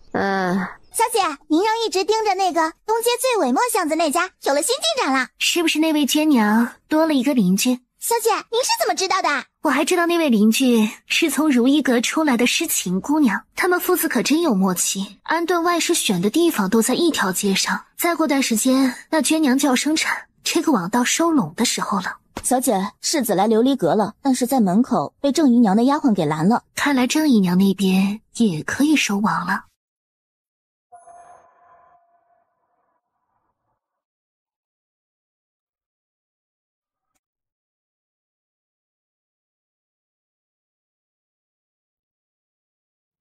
世子，小姐，碧玉阁的郑姨娘出事了。怎么了？说是郑姨娘的孩子没了，一床的血，世子好像都被吓晕过去了。本来就没有孩子，那血不过是他来癸水而已。之前给子服下了假孕药，让她误以为自己怀孕了。啊，这孩子怎么突然就没了？而且看郑姨娘的脉象，就是正常来癸水而已。难道是之前我失误了？哎呀，谁也不想发生这样的事情。虽然孩子没了可惜，可郑姨娘的身子更重要。大奶奶，好在郑姨娘没有伤到身子根本，以后好好养养，或许会再有孕。那就劳烦大夫给郑姨娘开一些补养身子的药。是。那该死的贱人，明明怀着身子，为何要勾着你行房啊？什么事都怪别人。林氏，你可是玉白的正妻，他出事了，你怎么姗姗来迟啊？你竟然还要闲情逸致梳妆打扮，这前院可是住着许多外男，倘若我衣冠不整的就来了，我还是给世子丢人吗？母亲，我可没有说您丢人的意思。弯弯，你回房歇着吧，这里不用你来了。好吧。我都这样难受了，他甚至都不多一句关怀关怀吗？大嫂，你这脸是否得找名医来给看了？如果红肿一直不消，那可是中了风毒，会破相啊。听说世子也受伤了呀，他也被蜜蜂给蛰了吗？别胡说八道，世子好着呢。我的伤御医也说了，休养一些时日就好了。那林氏，为何昨天那些蜜蜂只蛰了大嫂而不蛰你呢？你去问问蜜蜂吧。这丫头真是越来越不好挤兑了。夫人，外边送来了一大箱子的衣裳，还有首饰。谁送来的？送给谁的？是从都督府送来的，说是送给大奶奶。林氏啊，你派人搬回琉璃阁吧。是。都督大人对林氏很满意呀，所以咱们世子爷能够在大理寺谋到差事儿，是林氏的功劳。侯府休戚与共，我们都是一体的。江氏，如果你还当自己是侯府的人，就不要再胡言乱语。行了，今天没事儿，你们都走吧，我要休息了。那大嫂好生歇着吧。你们是不是搞错了？她一个已婚的夫人，为何会有人送她这么多的好东西啊？你，还有你，把这个大箱子抬到我院子里去。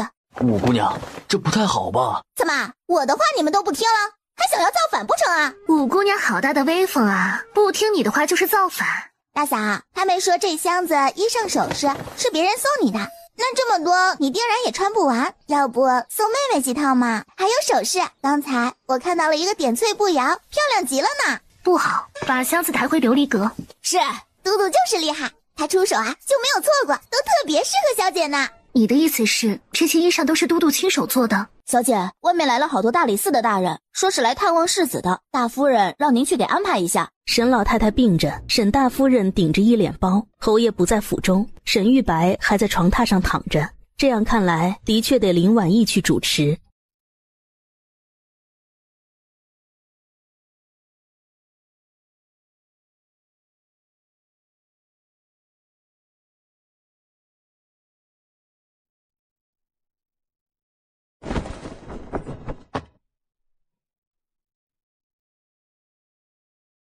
看来夫人很喜欢我送的衣裳跟首饰。那些衣服跟首饰都是你亲手做的？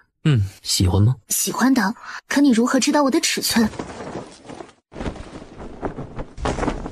丈量过，用手。比如现在，婉婉这里好像胖了一些。这里是侯府，那些大臣跟沈玉白就在隔壁。婉婉，你自己算算，见了本都督多少次了？不记得了。那你主动亲我一下，我就放你离开。小姐，侯爷回来了，已经过去跟那些大人们聊天了。侯爷回府，这里就没他什么事儿了。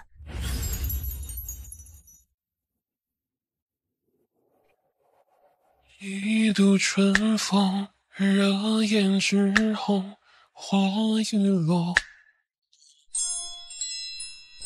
沈世子，这几日你就不用去当值了，在府中好好歇着吧。沈玉白感觉同僚们的笑容都有点刺眼，就好像他们都知道他不行了。哎，都督大人，你的嘴角怎么了？被你们侯府的野猫给咬了，不过无事。野猫？他已经有过许多女人了，哪里不知道那是什么？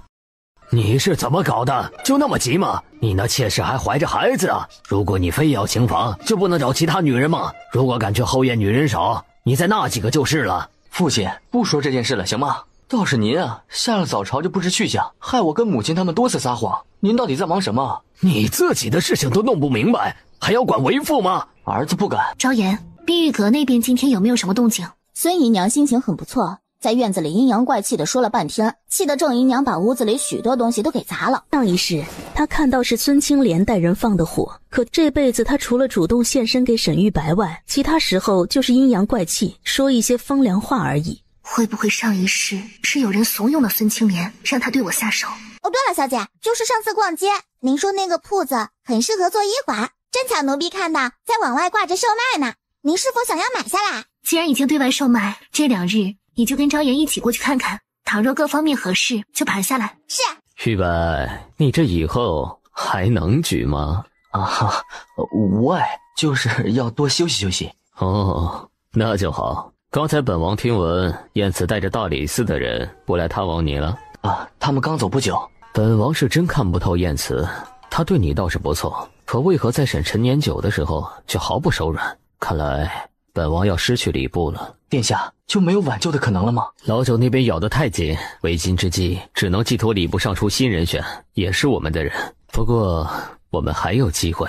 那位静宁郡主要进京了，届时8月15宫中会举办宴会，本王几位年轻未婚的表兄弟都去参加，你也要快点好起来，到时候你也去参加。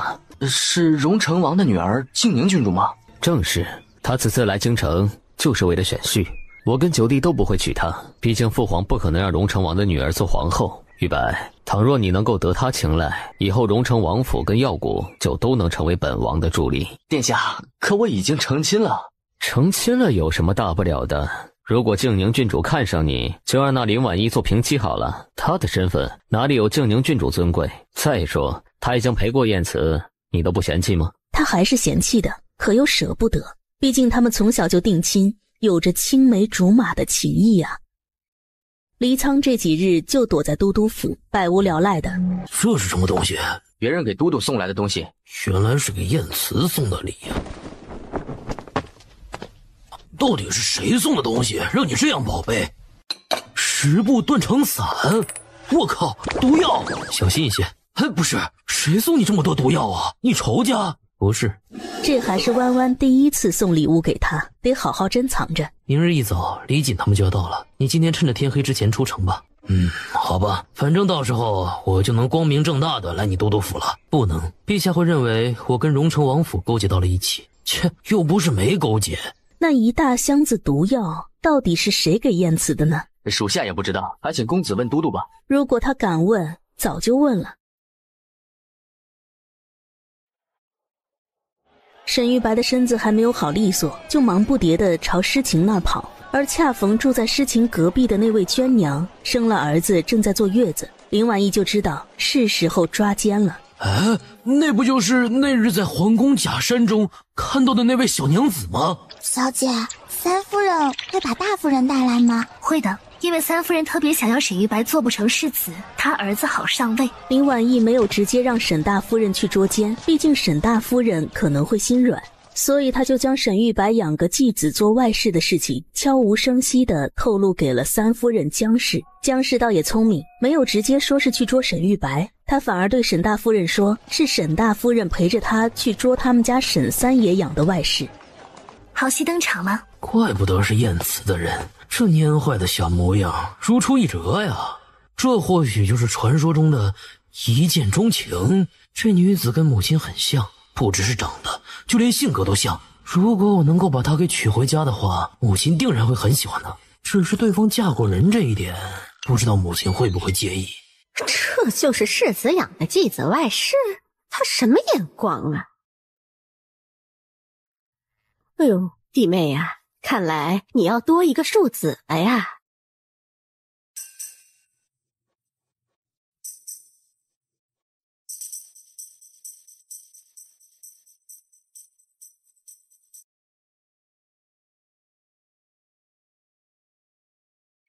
验词的人，母亲，他对我笑了。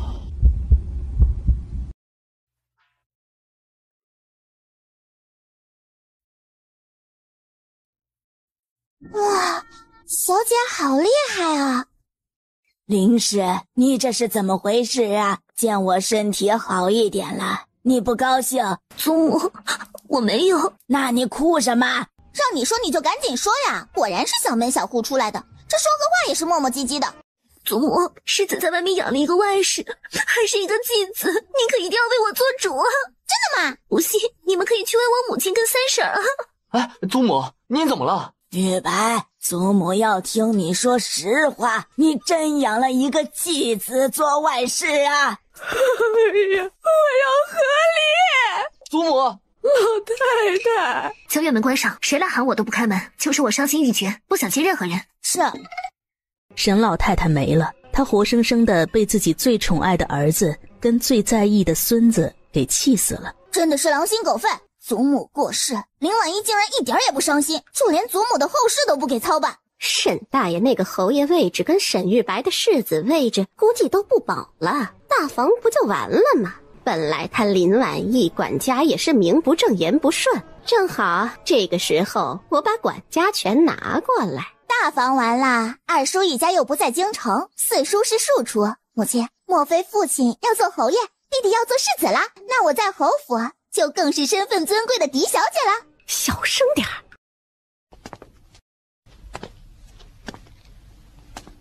你受伤了？很严重的伤。都督伤得这样严重，怎么还到处乱跑？不让太医先给你包扎一下？这个伤不好让外人知道。那你都督府中的府医呢？他们都太无能了，比不上婉婉，这伤值了。可能有点疼。那夫人可要温柔一些。婉婉要谋杀亲夫吗？燕都督真会开玩笑，我父亲正在外面的灵堂上跪着呢。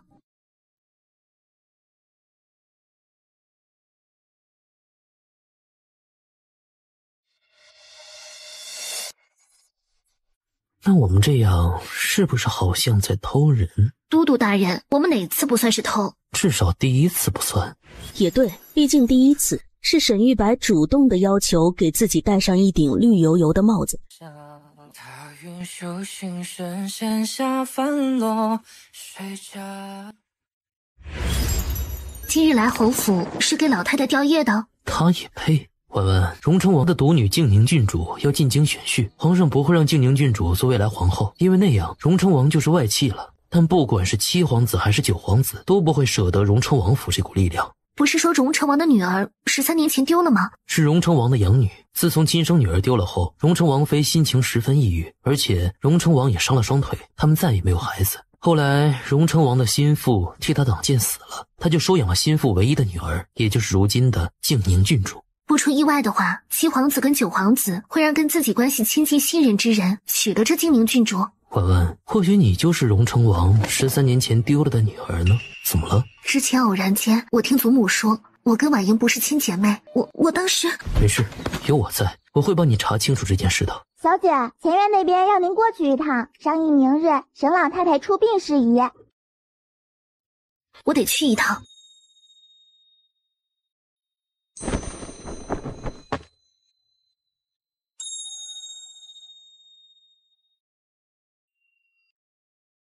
大嫂，您的身子好些了吗？我还好。四姑娘找我有事。大嫂是要把掌家权给三婶吗？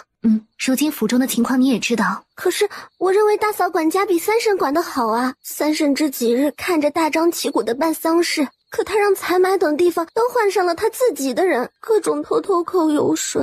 四姑娘，你到底要说什么？我求大嫂帮我选一门亲事，侯府之中我只信大嫂，不信其他任何人。四姑娘，那你能说出来一个让我必须帮你的理由吗？我知道一件侯府的秘辛，不知道会不会对大嫂有用。什么秘辛？祖父当年不是病死的，而是被毒死的，但不知道为何祖母跟大伯他们没有对外说这件事情。我怀疑他们知道内幕，或者他们就是凶手。你还知道些什么？其他的就不知道了。但我父亲肯定是知道些什么，可他一向听祖母的话，隐瞒了下来。后来就带着嫡母他们一起去外地上任，远离京城，再也不回来了。好下了年幼的我。如今你把亲事定了，老太太去世，你要3年后才能够成亲。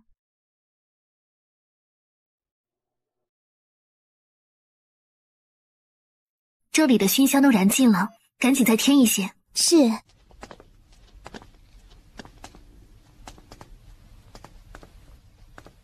这种药粉没有毒，就是在燃烧的时候发出的气味会让人愈发暴躁。今日之事，谁也不想的，现在争辩什么都于事无补，还是确定好明日母亲的出殡事宜吧。明日打翻捧盆，就由我来吧。老三，你什么意思？嫡子嫡孙在，有你什么事？大哥，现在外面传你跟玉白的事情沸沸扬扬，可难听了。你们这个时候还是不要露面的好。我们什么事？我们又没有犯天条。如果不是你媳妇出手搅和，能变成今天的局面吗？母亲能死吗？为什么要怪我呀？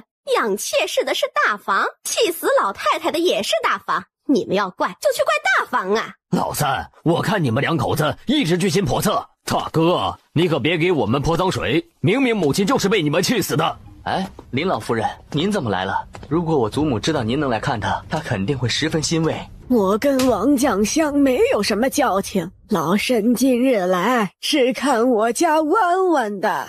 林老太太年事已高，你赶紧让林氏把人送到后院休息休息。婉婉，可别让你祖母累到，要不你陪他们先去琉璃阁歇着吧。那好吧。婉婉，你受委屈了。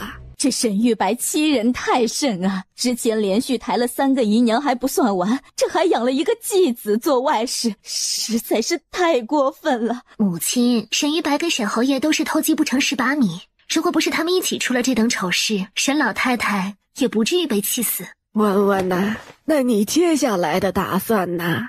我跟沈玉白提过几次和离，他都咬死了不同意。不过如今侯府现在状况不好，京中的百姓议论纷纷，朝堂上御史弹劾。沈玉白急需一件事情，可以让他坐稳世子之位，并且声望重新起来。荣成王的女儿静宁郡主要进京选婿了，如果沈玉白能够成为驸马爷，那么他跟侯府眼下的困境就可以迎刃而解。可是沈玉白已经娶了你啊。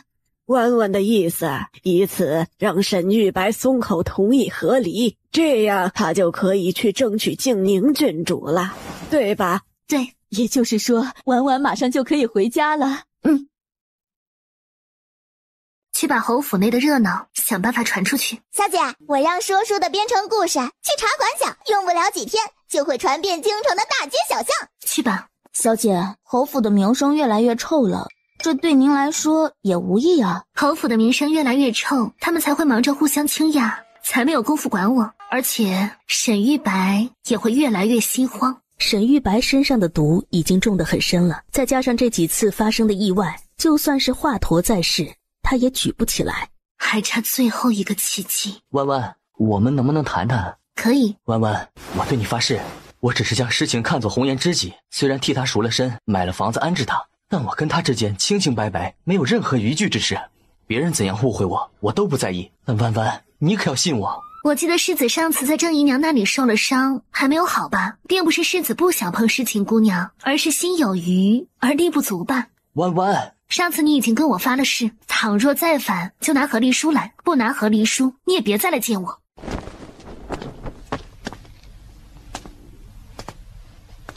小姐，刚才世子来找您，是因为他想要让您对外说他没有养外室，京城中的那些传言自然也就不攻自破，慢慢的消散了。你怎么知道这件事情的？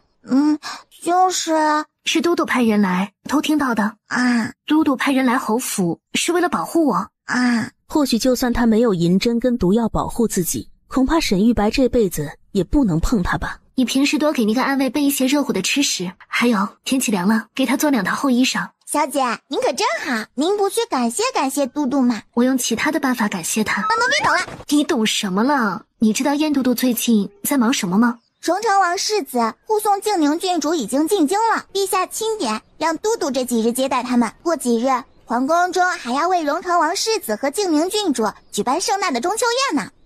看来得赶在这场中秋宴之前跟沈玉白和离了。沈夫人可真是一个好人啊！别叫沈夫人，叫林小姐或者是林大姑娘。为啥？当然是因为以后咱们喊嘟嘟夫人的时候不用改口啊。林小姐会嫁给都督吗？你是不是傻呀？大声乱嚷嚷什么呀？哎呀，行了行了，你慢慢吃吧，我走啦。说我傻，怎么还打脑袋？人不就更傻了吗？小姐，三夫人上门来了，她还带着四姑娘跟五姑娘。文文，你的身子好点了吗？多谢三婶关心了，我这是心病。哎，世子还年轻，他很快就会知道你的好，但你多少要注意自己的身子。这管家的事情啊，交给三婶来就好了。老太太已经不在，而大嫂不是还病着呢吗？林氏啊，你年岁小，不知道我们侯府上上下下多少关系要打点，还是我来做合适一些。等大嫂病好了，我会把这掌家这些事情再还给她的。你也可以这段时间呢，跟着我一起学着。这个家就得让我母亲来管，我跟四姐都要定亲了，就这件事，你肯定都处理不好吧？你说的对，不如这样吧，以后三婶主要管家，我多跟着三婶学学吧。比如给四姑娘、五姑娘找婆家这件事，我就开始跟着三婶学。那自然是好的呀。那就都听三婶的。无论如何，姜氏是绝对不会让大夫人的病好了的。三婶其实已经给五妹挑好了辅具人选。三夫人给沈经言选了谁？兵部尚书杜宇的嫡长子杜浩远。杜浩远年轻有为，父亲又官居尚书，娶一个郡主县主都绰绰有余，怎么会看上沈经言？三房的人都是心比天高，估计他们都在想着三叔变成侯爷，三弟变成世子呢。废爵袭爵哪里是那么容易的事情，就等着他们自己碰一鼻子灰吧。倒是你想要嫁一个什么样的人家？大嫂，我想要远离京城，父亲嫡母已经放弃了我，其他人更不会在乎我死活，我只能自己想出路。会帮你加入一个人品不错的商贾之家，而凭借四姑娘的聪明才智，又有侯府庶女身份，日子必然不会过得差。人选选好了，我会先给你过目。多谢嫂嫂。回去吧。上一世林婉意跟他井水不犯河水，没有仇也没有恩。这一世他愿意搭把手，让沈静柔离开侯府的泥潭。如果沈静柔想要得到他更多的信任跟帮助，也得表现出更多的诚意才好。玉白，你别喝了。表哥，我心里太难受了，现如今就连一个说书的都挤兑我。多大点事，你可是大周京城四君子之首，我未来的左膀右臂，可不能就这样自暴自弃。玉白，你可以趁着这次沈老太太去世，休了林婉意，遣散那些妾室，对外说自己为祖母守孝，再想办法得到那静宁郡主的芳心，先把亲事定下来，一切就有了回转的余地。可是我如今孝期在身，成亲只能等3年后。让一个女子死心塌地于你，又不是难事，就让她等3年好了。遣散那些妾室没什么难的，直接都打发到乡下庄子上，养他们老，也算是善待他们了。倒是休了林婉意这件事儿，沈玉白还很舍不得两人的青梅竹马情谊呢。过2日就是宫中的中秋宫宴了，在那之前把事情都处理好，可别再让我看到你这般颓废的模样。表哥，我知道该怎么做了。那就好。明天我得去探望一下沈大夫人了，再不去扎几针，以后就没机会了。林氏，你还有脸来我跟前儿？你为何要将掌家权给三房？现在侯府多事，就让三房给出力好了。等您的身子好一些了，侯府后院肯定还是你一说了算。那你为何不出力啊？玉白只是养了一个外室而已，你就装死什么都不管不顾了？父亲已经将那个娟娘跟孩子接进侯府了呢。什么？大奶奶，您竟然是把大夫人给气吐血了！那个娟娘的孩子有问题，可能并不是沈侯爷的。你给我好好说一说，到底是怎么回事？我对医术略懂一二，我看沈侯爷面色发黄，眼底泛青，而且整个人还虚得厉害，他哪里还能够让女子有孕？也就是说，那个贱人跟别人暗度陈仓，然后骗了侯爷，好能够进府。肯定是，只要我把这件事情透露给侯爷，侯爷肯定会把那个小贱人给赶走的。小姐，之前的事情都是我错了，求大奶奶开恩，妾身不想去乡下的庄子上啊。是谁要把你们送到乡下庄子上？是世子爷。哦，那我也做不了世子的主，我劝你们还是去求一求他吧。如今他连2房妾室都要送走了，那也就是说，沈玉白已经下定决心要去娶那静宁郡主了。那么接下来就是跟我摊牌了。昭妍，你找时机将我的一些个人物件低调的送到那个新买的铺子里去，雇2个靠谱的人看守着。小姐，咱们要离开侯府了吗？快了。为什么呀？为什么小西想要嫁给你？你可是太监啊！你且放心，我没看上静宁郡主，断然不会娶她。你还没看上小西，她都不嫌弃你是阉人。要不你也来陪我做阉人？不了，燕慈，你放心吧，我们也不会让小西嫁给你的。都督，是天机送过来的。怎么又是毒药啊？这人到底跟你是什么关系？竟送些毒药给你？十分亲密的关系。你如果没事，就赶紧滚吧。我等会儿就滚。对了，燕慈，你说那个沈玉白什么时候会死啊？他得罪你们荣城王府了？没有，就是我心目那沈夫人，想必她跟沈玉白和离很难，我就想着什么时候她守寡了，我好去求娶她。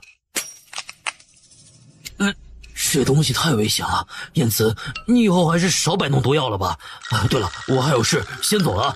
天璇，你回头去问问福灵，弯弯都喜欢什么风格的家具物件，去都督府库房中挑上好的合适的，送到那个医馆去。是。玉衡，你说弯弯做的这毒药效果如何？这毒药实在是霸道，倘若量多的话，都可能在一定时间内将整具尸体融化了。我也见过那万毒名谱，这应该还是那位林姑娘将毒方进行了改良，才有此奇效。弯弯就是这般聪慧。二哥，你有没有问小西，好端端的为什么突然要嫁给燕慈啊？我也不清楚，你跟过去，燕慈那边怎么说？燕慈说她没看上小西，你说可乐不？燕慈虽然与荣城王府关系不错，但她并不是良配。这件事儿，我们还得再劝一劝小西。是啊，我也是这样认为。不过二哥呀，这京城人中的心眼子都特别多，咱们可得帮小西擦亮眼睛，选一个好夫婿啊。那是当然了。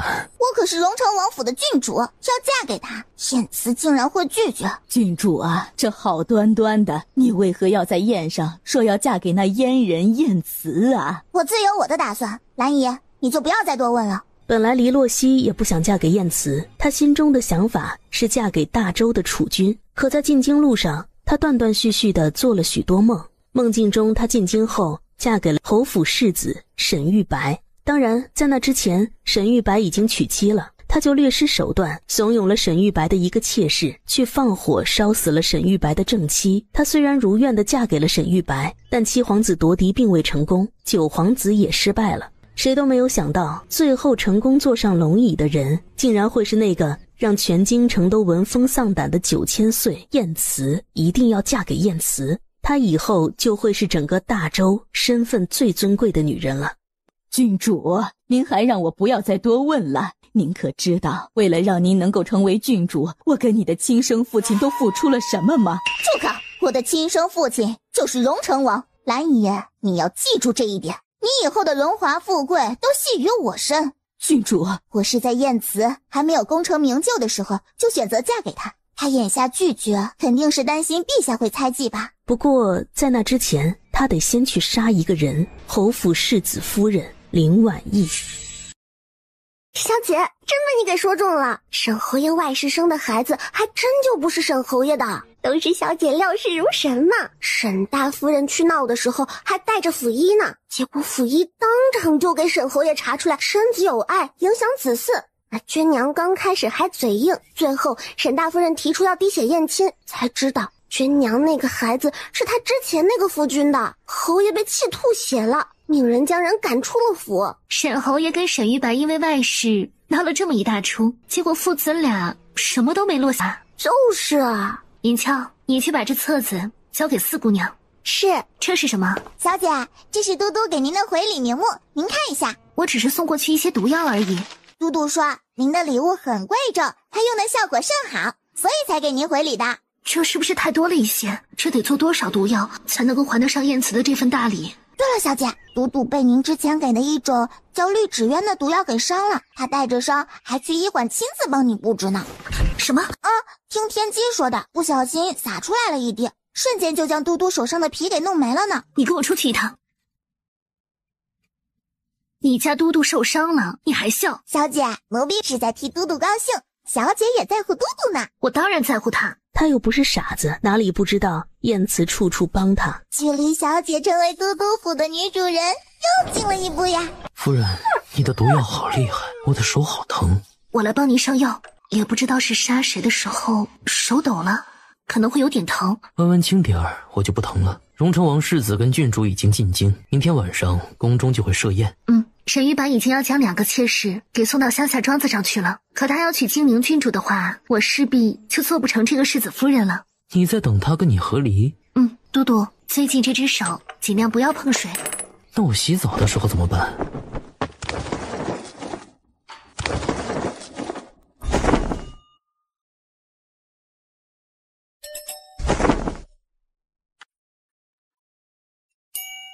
这里人来人往的，别这样。你是让我别这样，还是别那样？都督，属下看到静宁郡主跟侯府的那位孙姨娘进了隔壁茶馆雅间。孙青莲怎么会认识那位静宁郡主？静宁郡主找孙青莲又是为了什么？弯弯想要去听听他们说什么吗？想。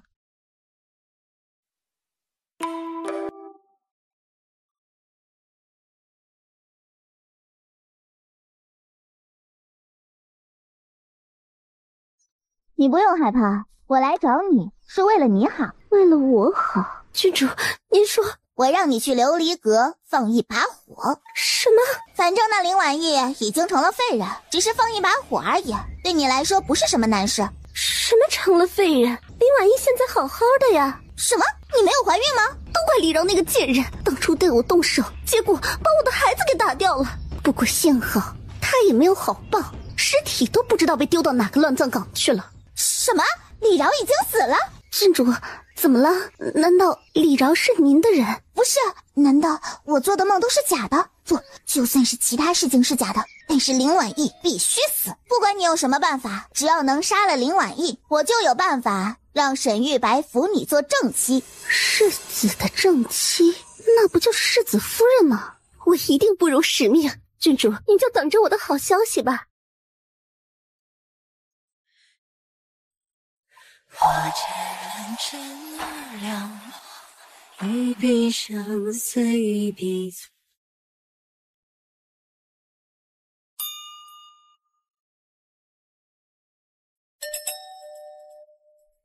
原来上一世孙青莲是得了这个静宁郡主的指使，在他的琉璃阁放了一把火，活活的烧死了他。可我跟他无仇无怨，他为何要对我下毒手啊？难道因为他要嫁给沈玉白？婉婉，还记得上次我跟你说过的话吗？你或许是荣成王丢了的那个女儿。如果她真是荣成王的亲生女儿，那么静宁郡主自然不想自己眼下的宠爱跟尊贵被其他人分了去。我让人直接杀了那个孙青莲。不用，倘若他敢放火，正好就让他去烧了沈家人。婉婉，想要做什么就去做吧。我要杀人，你会给我递刀吗？给，不过我更愿意当你的刀。你这双手应该是用来治病救人的。不，这双手早就不能单纯的治病救人了。燕慈，我虽然没有对无辜的人动过手，可是我的这双手的确也不干净了。那我就更喜欢了。如果都督没有什么其他的事情，那弯弯先告退了，药我给你留下了，按时换药，切记10日内一定不要碰水，倘若洗澡就让下人帮你洗。夫人不帮为夫吗？都督总是逗我，什么夫人不夫人的，莫非都督还真打算娶我不成？对，小姑娘脾气见长啊。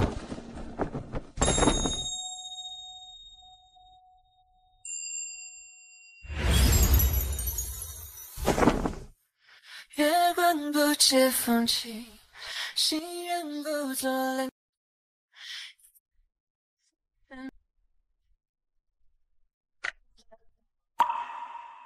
您找属下有事？看看这画上的人是谁？启禀都督，画上的人最像林姑娘，但也有6分像荣成王妃，而且她的眉眼几乎和我师父药老一模一样。玉衡，你了解药谷的人，倘若他们找回了当年丢失的女儿，会如何做？对方这些年如果过得好，倒也算了；如果过得不好，定然会手刃那些欺辱过他的人。那就再让弯弯自己在侯府多玩一会儿。都督，林小姐真的就是王妃的亲生女儿，药谷找她找了好多年，要不要现在就让他们知道？不用我们主动告知，李锦心思最深沉，等他见到弯弯的时候，自然就会知晓。但现在还不是让李锦见弯弯的时候，他还没有跟沈玉白和离，倘若知道弯弯才是荣成王府真正的郡主，那么沈玉白跟侯府肯定会像是狗皮膏药似的彻底粘上弯弯。静宁郡主会不会怀疑些什么呢？还有，如果我真的是那个丢了的女孩，为何这么多年来父母什么都不说呢？当年到底发生了什么？婉婉呐，你去了哪里呀？让三婶好顿找啊！我听四姑娘说，你帮她挑了几个京城中尚未娶妻的小子，怎么你竟选一些家世如此低的？其中竟然还有商贾之子。就算四姑娘是庶出，但那也是尊贵的侯府闺秀。那就让三婶帮四姑娘选吧。不过这门楣高的话，日后嫁妆就得准备不少呢。还有这些年来侯府对四姑娘的忽视，倘若日后她嫁进高门，三婶你说她会不会极恨当初侯府欺负过她的人呢？是啊，这些年来许多人都欺负四姑娘，如果这位四姑娘以后真的发达了，那么还会好好待他们吗？还是万万想的周全，那就按照你说的办吧。等她自己选好后，你就帮忙上门定了这件事。那好，我这几日就安排一下。三婶儿，可曾给五妹妹选好人家了？当然选好了，静言可是侯府身份尊贵的嫡小姐，不过就不用你操心了。你呢，就拿四姑娘的婚事好好练个手。世子，上次我跟你说过，你若不是来送和离书的话，就不用再来琉璃阁了。我今日就是来给你送和离书的。那和离书呢？我还没有写，你拿笔墨纸砚过来。行。婉婉，我要跟你和离，你竟然这样淡定，我们从小到大的情谊，在你心中竟然一点都不重要吗？我请问你，你为何突然想通要跟我和离了？我这段时间出了太多事，祖母也过世了，我身子也不好，就想着遣散妻妾，拜法修行3年，为祖母为侯府祈福。明明就是为了要娶静宁郡主，世子还是快写吧。婉婉，倘若我们和离后，你怎么办？大周女子在家十分艰难，要不我们先暂时和离，等日后侯府稳定了，我再接你回来。不必了，我以后过得如何，也不劳烦世子担忧。世子，七殿下那边突然派人来说让您即刻就进宫。宫宴不是明晚吗？不是宫宴，是其他事情。殿下让您换上官服，立刻进宫。你先把和离书写完再走。婉婉，表哥如此这样着急找我，一定是有天大的急事，我去就回。小姐，世子回来还会继续给你写和离书吗？没事，如果他不想写了，我还有其他的法子。怎么没有看到紫苏？紫苏姐姐去了碧玉阁，一直没有回来。走，姐姐，世子最喜欢颜色丑丽的美人，只要你替我陪了世子，得到她的欢心，我们姐妹俩以后的日子就定然不会差的。我已经让人去请世子了，求离开之前见他最后一面，他肯定会心软来的。到时候我会灌醉他，然后……昭妍，你们带紫苏回琉璃阁。是。林婉意，自从你新婚宴被送给都督后，世子就嫌弃你了，他永远都不会碰你，你这辈子都会过得凄惨无比。还记得当初那个没有烧完的纸片吗？我故意给你机会爬沈玉白的床，你果然就背叛了。其实你从头到尾都没有怀过孕，那不过是一种让人以为自己怀孕了的药，而且你以后再也不会怀孕了。为什么你要这样对我？我要杀了你！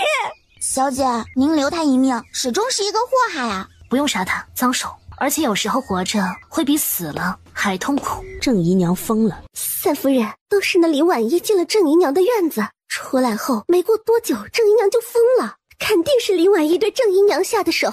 你可亲眼看到，亲耳听到？我没有。那就是污蔑主母。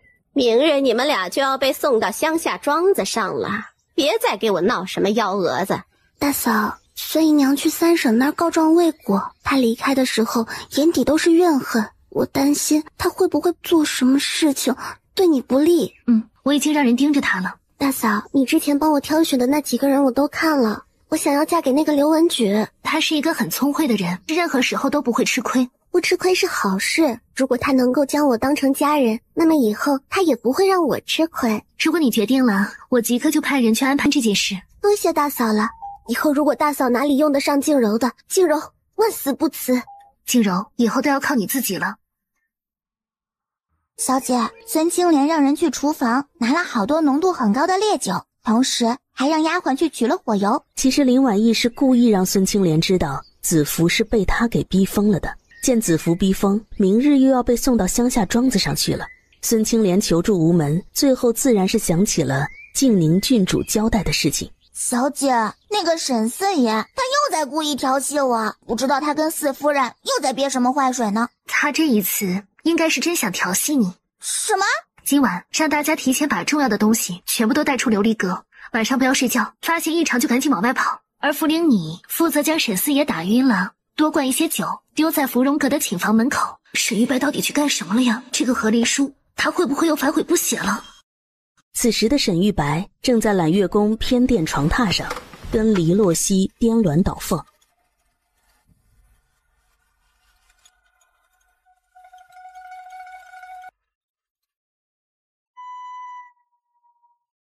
娘娘，殿下，那两人成了，只是沈世子的身子好像是不大中用，几下就不行了。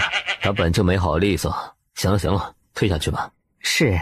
这对母子俩根本等不到明晚的宫宴了，所以就先下手为强，以叙旧的理由将静宁郡主留在了揽月宫中，随后又连忙招来沈玉白，这才促成了两人的好事。现在他们就等着明日一早醒来，木已成舟了。莫非如此算计玉白，他醒来后会不会跟我们翻脸？翻什么脸？白送他一个郡主做夫人，他跟他们侯府还得感谢我们。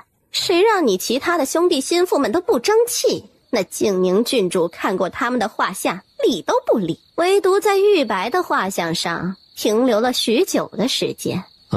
几个表兄弟心腹之中，唯有玉白是最优秀的，娶那御医的女儿实在是太可惜了。不过母后，那静宁郡主那边，那小姑娘看着就没什么主意的，遇到这种事情自然就是半推半就了。等回头让玉白将她正妻休了，就可以将两人的事情定下来。莫非说的极是？走水了，走水了，快来救火啊！夫人，四爷为何会躺在你房间门口啊？什么？去，赶紧把三爷喊过来。是。哪里走水了？夫人，是大风少奶奶的琉璃阁。林婉意的院子，会不会是那个孙青莲做的？去，派人去碧玉阁。是。沈大夫人醒来的时候，火已经被扑灭了。林婉意被烧死了吗？没有，听说当时大奶奶有事，在侍女的厢房里。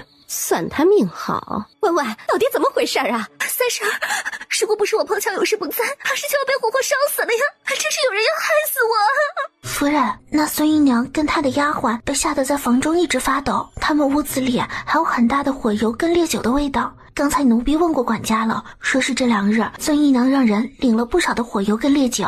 还等什么？你们快去把那贱人给抓住！是。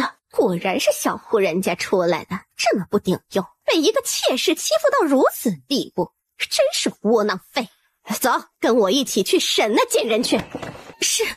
哼，所有证据都确凿了，你还想抵赖吗？给我张嘴，一直打到他承认为止。江氏倒不是为了林婉意出气，她主要是作为正妻，很愤怒有这种贱人竟然敢谋害正妻。她打算拿孙青莲杀鸡儆猴。对，这件事的确是我做的，但是是有贵人让我这样做的。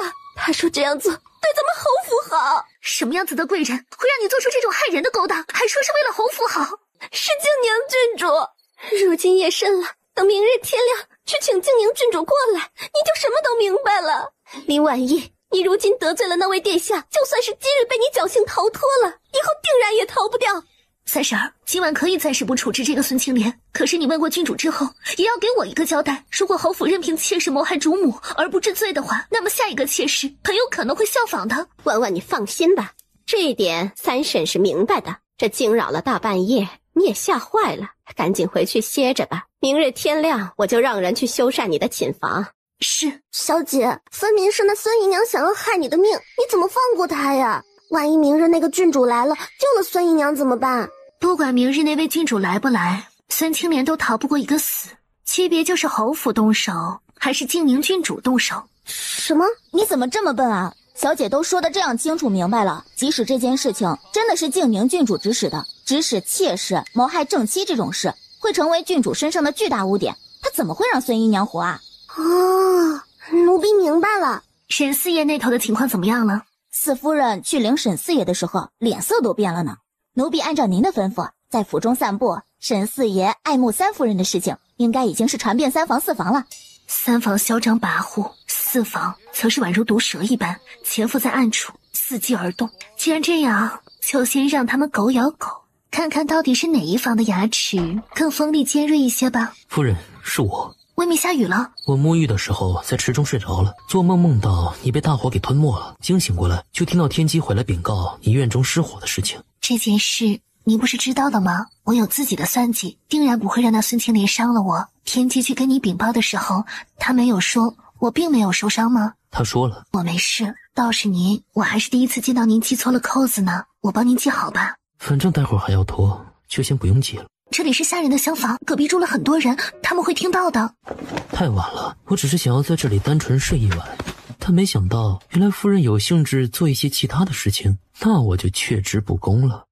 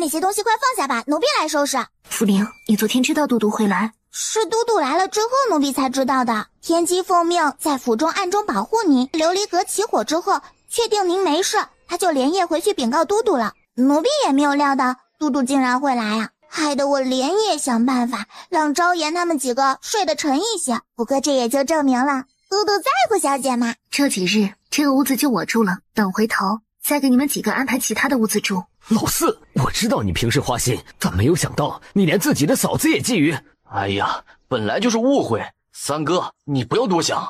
既然是误会，那就各退让一步。老四，你给老三两口子道个歉。可他刚才还打我了，大哥，你看我这眼睛都青了。打就打了，谁让你平时爱喝酒？好了，这件事就到这里。世子回来了，还带回来一位郡主殿下。前一刻还打在一起的两房，此时瞬间达成了共识。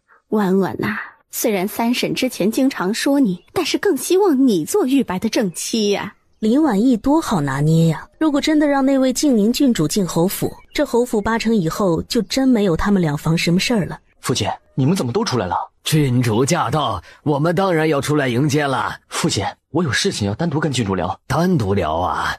那好，你们去聊吧。玉白，家中昨晚出了事，要不让郡主先去歇息，你先来处理一下这件事。三叔，什么事情需要我来处理？当然是你的事。郡主，先让下人带您去歇息，我马上就过去。他竟然没有死，这件事怎么又跟梦中的不一样了呢？婉婉，静宁郡主怠慢不得，有什么事情赶紧说。孙青莲要一把火烧死我啊！好端端的表妹，她为何要这样做？因为你要把他们送到乡下的庄子上去，他认为都是因为我。婉婉，我是真不知道这件事，我回头就把孙青莲送到官府去。世子，将和离书写给我吧，这次是我侥幸逃脱了，下次可能就指不定如何了。婉婉，难道你对我没有任何情意了吗？昨晚世子去了哪里？静宁郡主脖颈上的红痕可是世子亲的。我并不喜欢那静宁郡主，我心中只有你啊。我懂，你都是无奈，全都是为了侯府。趁着郡主还不知道，你赶紧写吧，这样对你我都好。婉婉，这是何物？这里的药可以让你恢复男人闺房之能，你立刻将和离书写好，我就将这药给你。昨天晚上跟静宁郡主颠鸾倒凤的时候，他虽然迷糊了，但也能知道自己的力不从心，幸亏对方也喝醉了，并没有发觉。倘若静宁郡主知道他不行的话，那他们的婚事必然就会发生波折。你这药……你写好了，我这瓶药给你，另外还把药方写下来给你，你快写吧，郡主还在等着你。好，我写。至于那个药，只能够暂时让他恢复闺房能力而已。林婉意好不容易给他下的毒，怎么可能让他那么容易好？福灵，你出去雇几辆马车，昭言，你带人立刻清点家庄，把我们所有的东西都装到马车上去。小姐，咱们可以回家了吗？对，我们回家。婉婉，你这是要做什么？三婶儿，我劝你也提早做一些打算了。你以为世子一晚上未归，今日又与精灵郡主同时出现，是何意思？什么？难道玉白真的要娶郡主了？精灵郡主，现在可以说说我们的事情了吧？昨天晚上的事是一场意外，我们俩都喝醉了酒，所以昨晚发生的事你就都忘了吧。郡主，你我已经有了肌肤之亲，我理应对你负责。倘若这件事泄露出去，也有损你的名誉啊！你对我负责？怎么负责？我没有记错的话，你已经后院妻妾成群了吧？我贵为郡主，你难道还打算让我做妾？不，我哪里会让郡主做妾？我已经跟那林婉仪和离了，所有的妾室我也都遣送回了乡下，以后我定然一心一意对待郡主。什么？脑袋里面乱糟糟的，再一次怀疑自己的梦境是不是都是假的。毕竟入京后，一件件事情都跟梦中的不一样了。今日我身子不适，想要回府歇着了。你我昨晚之事，先不要让外人知道。我要回去好好想想。那郡主先回去歇息，等改日我登门拜访。不，你别等门，等我想好我们的事情再告知兄长他们。我担心他们会反对。那就听郡主的，玉白心仪郡主。反正两人已经颠鸾倒凤过，再有一次应该也没什么吧。那林婉意跟母亲大人实在是太像了，这个林婉意必须死。那药丸是真的好用。刚才给弯弯的和离书是否有点太痛快了？算了，等跟郡主的事情彻底定下来后，再寻机会去偷偷安慰安慰弯弯，又没有人会再娶弯弯。只要我多一些耐心，多一些温柔，会让他想起来青梅竹马的情谊的。郡主，我先送您回府吧。你就不用送我了，我担心哥哥们会多想。哦，好的，那今晚的宫宴咱们再见。好。等娶了静宁郡主，她以后在朝中的地位也会水涨船高，而且外边再也不敢有人议论她不配袭爵了。如此这样甚好，看那三房以后还敢不敢对侯爵之位虎视眈眈。母亲，林御医医术十分了得，我去找弯弯，让他给您弄一些治脸的药吧。别的御医都治不好，他林家人能治好吗？母亲，之前弯弯给了我一种药，已经治好了我的隐疾，林御医真的十分厉害。当真？来人，去琉璃阁把林氏给叫来。夫人，大奶奶已经收拾好嫁妆，打包好行李，走了。走了？她去哪里了？我沈府的少奶奶带着嫁妆跑了，她这是要上天呐！听说是回林府了。弯弯走了？你们都是哑巴吗？这等大事为何不禀告我？夫人，是您说过自己要睡觉，谁都不可以吵醒您啊。不，他不能就这样离开。眼下静宁郡主还没有决定答应，我怎么能够真正失去弯弯？想要真正和离，光有和离书还是不行的。和离后需要修改户口，撤销婚书，走完这个流程，他才算是彻底恢复了自由身，一别两宽，各生欢喜。他欢喜是肯定的，但沈玉白休想欢喜了。虽然和离了，但并不代表他的复仇就结束了。上一世林家被满门抄斩，他被变成废人后还被烈火焚身，何其惨烈。如今侯府门楣还挺立着，一切都并不算完，只是一个新的开始而已。世子夫人，你竟然要跟世子和离？这件事世子也是同意了的。如果大人不信，可以找人看一下这放弃书到底是不是沈世子的笔记。啊，我认得。沈玉白当初才俊双绝，写出来的诗备受全京城文人们追捧。大人可曾听说过荣城王府的金陵郡主？当然知道了，那位郡主进京可是选夫婿的。如今这世子夫人哭哭啼啼的模样，莫不是沈世子要娶静宁郡主，所以才跟原配和离了？呸，什么玩意儿啊！和离的好，世子夫人，哦不，林小姐，你稍等，下官这就替你办理相关事宜。劳烦大人了。官差办理得很快，还满眼同情的亲自将林婉意给送了出来。燕都督，听说你跟沈玉白和离了？您这听说的速度够快啊，差一点就要超过我本人了。和离了，我刚去官府办的户籍修改那些。原来跟沈玉白和离，他是真心高兴。倒是都督您怎么会在这里？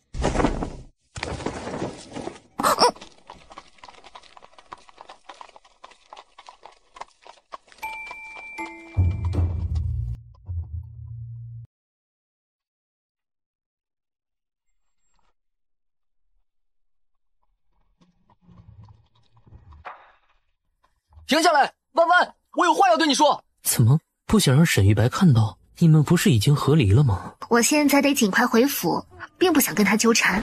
啊，燕都督，您怎么会在这里？还想要问你为何要拦本都督的马车？沈世子这是何意？都是误会。我以为……你以为什么？是我看错了。还请都督不要责怪。罢了，马上宫宴就要开始了，耽误不得。回头沈世子好好想想，为何要拦我马车吧。是，竟然是燕慈坐在马车上。刚才燕都督怀中好像抱着一个女人啊，那不可能是弯弯吧？沈玉白竟然没有认出我来，不对啊，福陵坐在外边呢。我让福陵去做点别的事情，他没有在外边。至于沈玉白，他认不认出来有这么重要吗？沈玉白不重要，重要的是我一下子将家昭送回去，恐家人们担心，想要速速回去安抚他们。你对林家人倒是真好，即使他们不是你的真正亲人，那在弯弯心中，我又是如何呢？你是我的恩人，燕都督是好人。真稀罕啊！这么多年，还是第一次有人说我是好人呢。今日沈玉白是跟精灵郡主一起回的侯府，两个人看样子不清不楚，而且侯爷他们有意希望两个人在一起，不然沈玉白也不会这么容易给我放弃书。这件事我知道，他们俩在揽月宫的偏殿可是缠绵了一夜。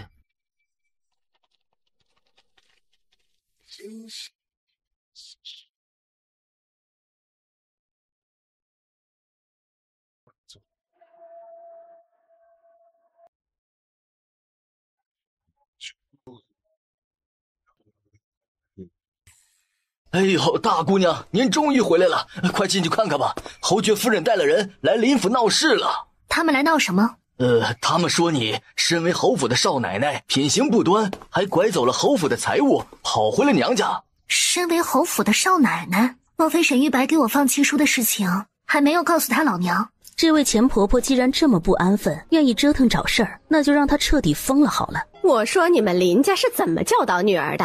出嫁从夫这个简单道理一点都不懂吗？受了一点委屈就带着嫁妆跑回娘家，这到底是出来给人家做媳妇的还是做祖宗的？谁家媳妇不会受委屈啊？怎么偏偏你林家女就这样矫情呢？今日宫宴，林雨之跟林怀安这对父子俩都要在宫中忙碌着。林老太太前2天带着林婉莹去了龙华寺，还没有归来，如今只有林夫人带着儿媳在家。婉婉在侯府受了什么委屈啊？感情我说了这么多，你就只听到了这句？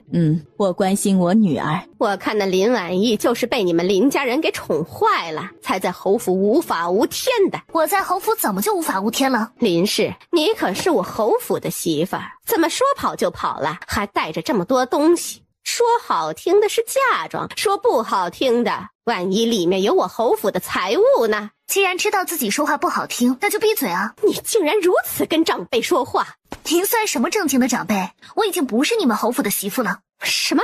玉白已经休了你？我无错，凭什么休我？我跟沈玉白是正儿八经的和离，放妻书、迁移户籍等手续全部都办妥帖了。我不信，不信你就回去问问沈玉白啊。至于我带回来的东西，沈三夫人都让人确认过了，全部都是我的嫁妆。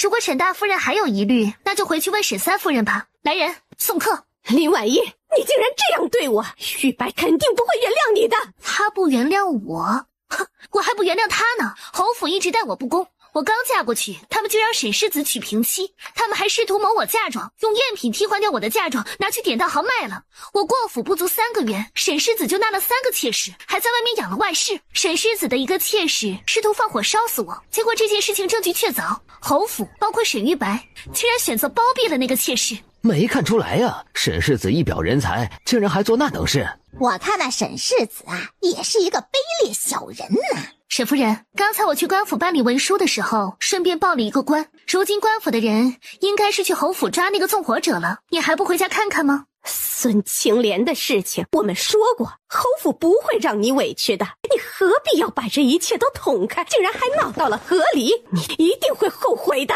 我肯定不会后悔，但你们会不会后悔，我就不知道了。至于和离之事，可是沈世子主动求我的，他说自己心中另有他人，让我乘人之美让出主母位置。你们侯府门楣高，家大业大，咄咄逼人，我也只能够委曲求全的同意了呀。你若是不愿意走，就留在这里被百姓围观吧。想必明日起，京城上下的说书先生就又有新题材了呢。母亲，我跟沈玉白的确是和离了，所有的手续都办好了，嫁妆我也都拿回来了。我可怜的弯弯呐，侯府的事情都过去了，以后我就赖着母亲了，母亲可不要嫌我烦啊。傻丫头，怎么会呢？你之前的院子我都命人定期收拾打扫，如果缺了什么呀，就直接找林管家去要。是，你去让人守着宫门外，等老爷他们忙完了，就立刻接他们回来。是。今日中秋宫宴，静宁郡主黎洛熙毫无争议地成了中心人物。除了七皇子跟九皇子两派的人，其他一些人也蠢蠢欲动，试图能够得到静宁公主的青睐，水涨船高。她离开的时候，侯府中还一团乱，母亲冯氏刚哭得背过气去，而孙青莲也被她失手给掐死了。那个女人死有余辜，谁让她要去害弯弯？明明我们已经私定终身了，她为何还对其他男人笑？听说沈世子跟夫人和离了。沈世子，你跟你夫人不是从小就定亲，青梅竹马，怎么静宁郡主一入京你就和离了呢？司马昭之心，路人皆知啊。九殿下言重了，我跟内子和离是另有缘故。什么缘故啊？说来听听。那边怎么回事？几个小年轻的打起来了？启禀陛下，他们没有打架，可能是为了争抢静宁郡主，而对彼此都看不上眼吧。以你之见，最后那静宁郡主会花落谁家？你随便说说，朕恕你无罪。会花落谁家，微臣不知，但却知道荣成王府这朵花已经被人采撷了。陛下，静宁郡主昨日进宫，在揽月宫待了一晚上。今儿一早，静宁郡主出宫后，并没有回他们在京城中的王府，而是先到了沈侯爷家。下马车的时候，沈世子同静宁郡主手牵着手一起下来的呢。太好了，明月县主，你怎么啦？你刚才没听到吗？他们说沈玉白跟他夫人和离了。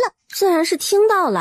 哦，我差点忘记了，县主一直心仪那沈世子。谁稀罕那个沈玉白啊？能够痛快和离，还算那个林婉意有脑子。哎，听说过几日你小侄子办生辰宴，你记得给林婉意发一个帖子啊。可我们家跟他们家没有任何来往啊。郑家可是二品大员，那林婉意的父亲林宇之是太医院院士，只不过7品而已。让你给帖子你就改，磨叽什么呀？如果不是我家近期无事，直接找上门又没有面子，至于这么麻烦吗？感情是县主打算到时候羞辱那林婉意吧？福林还没回来。小姐，您找我啊？燕都督让你做什么去了？小姐，都督说为了庆祝你今日恢复自由之身，让奴婢去城郊取了一样东西，是送给您的贺礼。贺礼？这是城郊西的永乐庄园，庄子土壤十分肥沃，特别适合种植各种药材。您以后开医馆，一些常用的药材就不必花钱去收了，可以直接找稳妥的人来种植看护。庄子上也有许多的仆役，他们以后也都为小姐所用。这个礼物太贵重了，我不能要，你给燕都督送回去。小姐，如果您不想要，等到下次见到他之后，您直接跟都督说呗。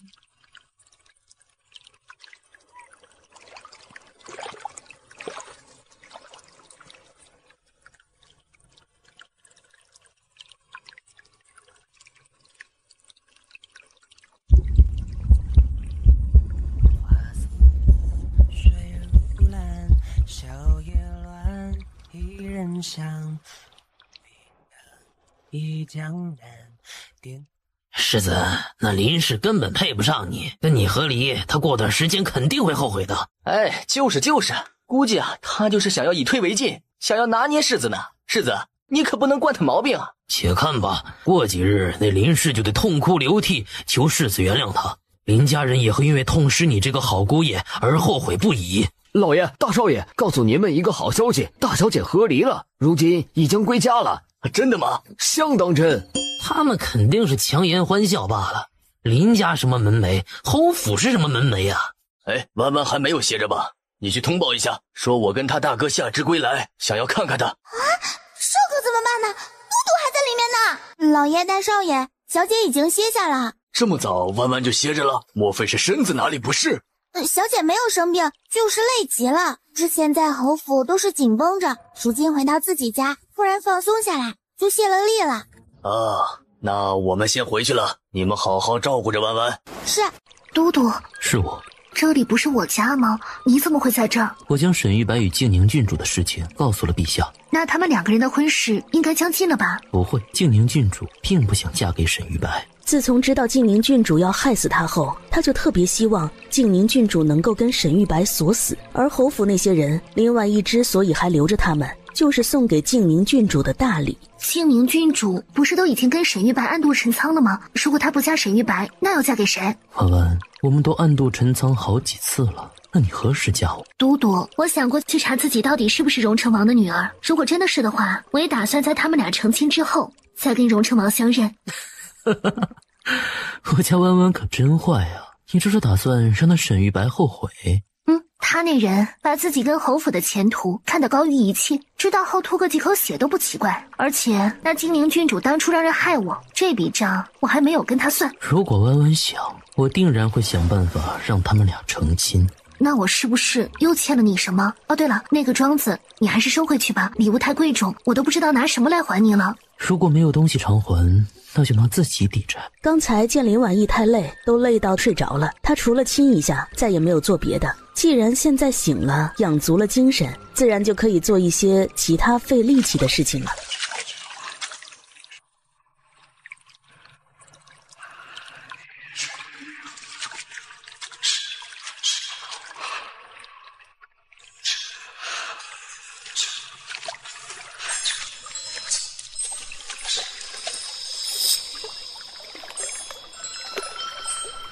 他竟然为了娶那静宁郡主才和你和离的。父亲不要生气，不管如何，弯弯回来了比什么都要好，而且是和离。如果弯弯是被侯府休了的话，那么祖老那边也会有微词，后续麻烦事情更多。说的也是，这段时间弯弯你辛苦了，就在家中好好歇息。我不会一直在家中，过段时间我就会搬出去。我打算在城中开一家女子医馆，地方已经选好了。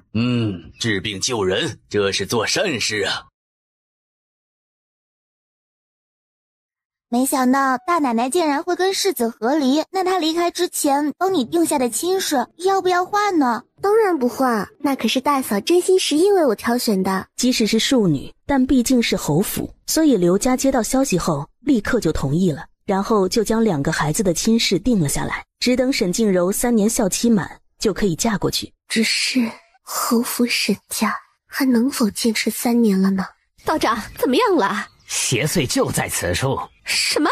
这里可是那林婉仪的住处啊！难道那林婉仪就是邪祟？道长，那您的意思是，那邪祟跟这院子的主人有关系？是他招惹了邪祟才会如此，连带着也影响了侯府的运势。这人已经离开了侯府，还不行吗？当然不行，他走了，灾厄依旧留在侯府。那如何才能破解我们侯府的灾厄呀？很简单，只要将这处院子的主人取办完血，拿来给我做法，摆上祭坛749天，即可解除侯府的灾厄。要怎么才能够跟林婉仪要办完血来呢？至于怎么取血，让大房他们烦恼去。四姑娘，难道咱们侯府的灾厄真的是大奶奶给带来的？怎么会是大嫂带来的？明明每一件事都是他们自己做的。你偷偷去趟林府，把这件事告诉大嫂。是，就你啦，来我房中给我搬东西。五妹妹要搬什么？香柳笨手笨脚的，如果给你弄坏了怎么办？我来帮妹妹搬吧。那也成，我找昭妍姐姐，我跟她是同乡，麻烦小哥帮忙通报一下吧。不用给我银子，大家都是做下人的，都不容易，我帮你通报就是了。多谢啦。你不是四姑娘身边的香柳吗？紫苏姐姐，我有要事要跟你说。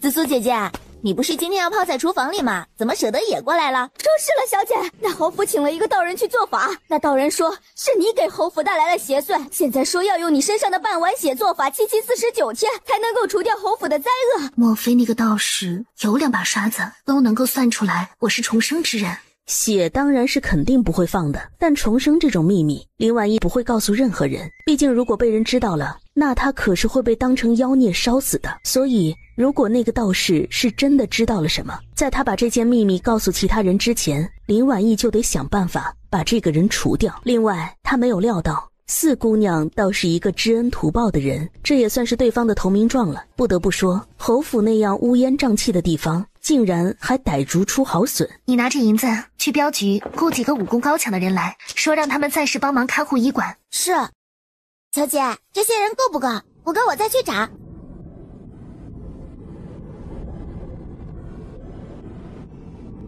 对付侯府的家丁已经绰绰有余了，你给他们去安排住处。哎，是。瑶光姑娘，你怎么来了？那些都是男的，我能够贴身保护。已经有茯苓了，不用再麻烦你了。茯苓没我厉害。又欠燕词了，他得加快多做出一些药丸出来，不只是毒药，而且还有伤药等。玉白，那林婉仪之前是你的夫人，所以这件事儿啊，就由你去做吧。半碗血，那个道士到底可不可信？如果认为我请来的道士不可信，那你就再去请个可信的回来。玉白，不是我说你，这半年来侯府发生的一桩桩事情，不都是你们大房的事情吗？够了，玉白，这件事就由你去做，明日就去林府，去跟林婉仪要半碗血。可是父亲，不就是半碗血吗？又不是要了他的命，这件事就这样定了，散了吧。父亲说的对，只是去跟林婉仪要半碗血而已。他的性子一向最好，他肯定不会眼睁睁地看着侯府越来越乱吧。四姐，你说那林婉仪真的是邪祟吗？五妹，你可别说这些，怪吓人的。说林婉仪是邪祟，如果她真是的话，就该把这侯府的人挨个都收拾了才对。我们大姑娘没在家。怎么可能？我们刚和离不久，她不是带嫁妆回来了吗？世子还记得你已经和我们家大姑娘和离了呀，那为何还要来找她呢？世子，据说他在西街那边开了一家医馆。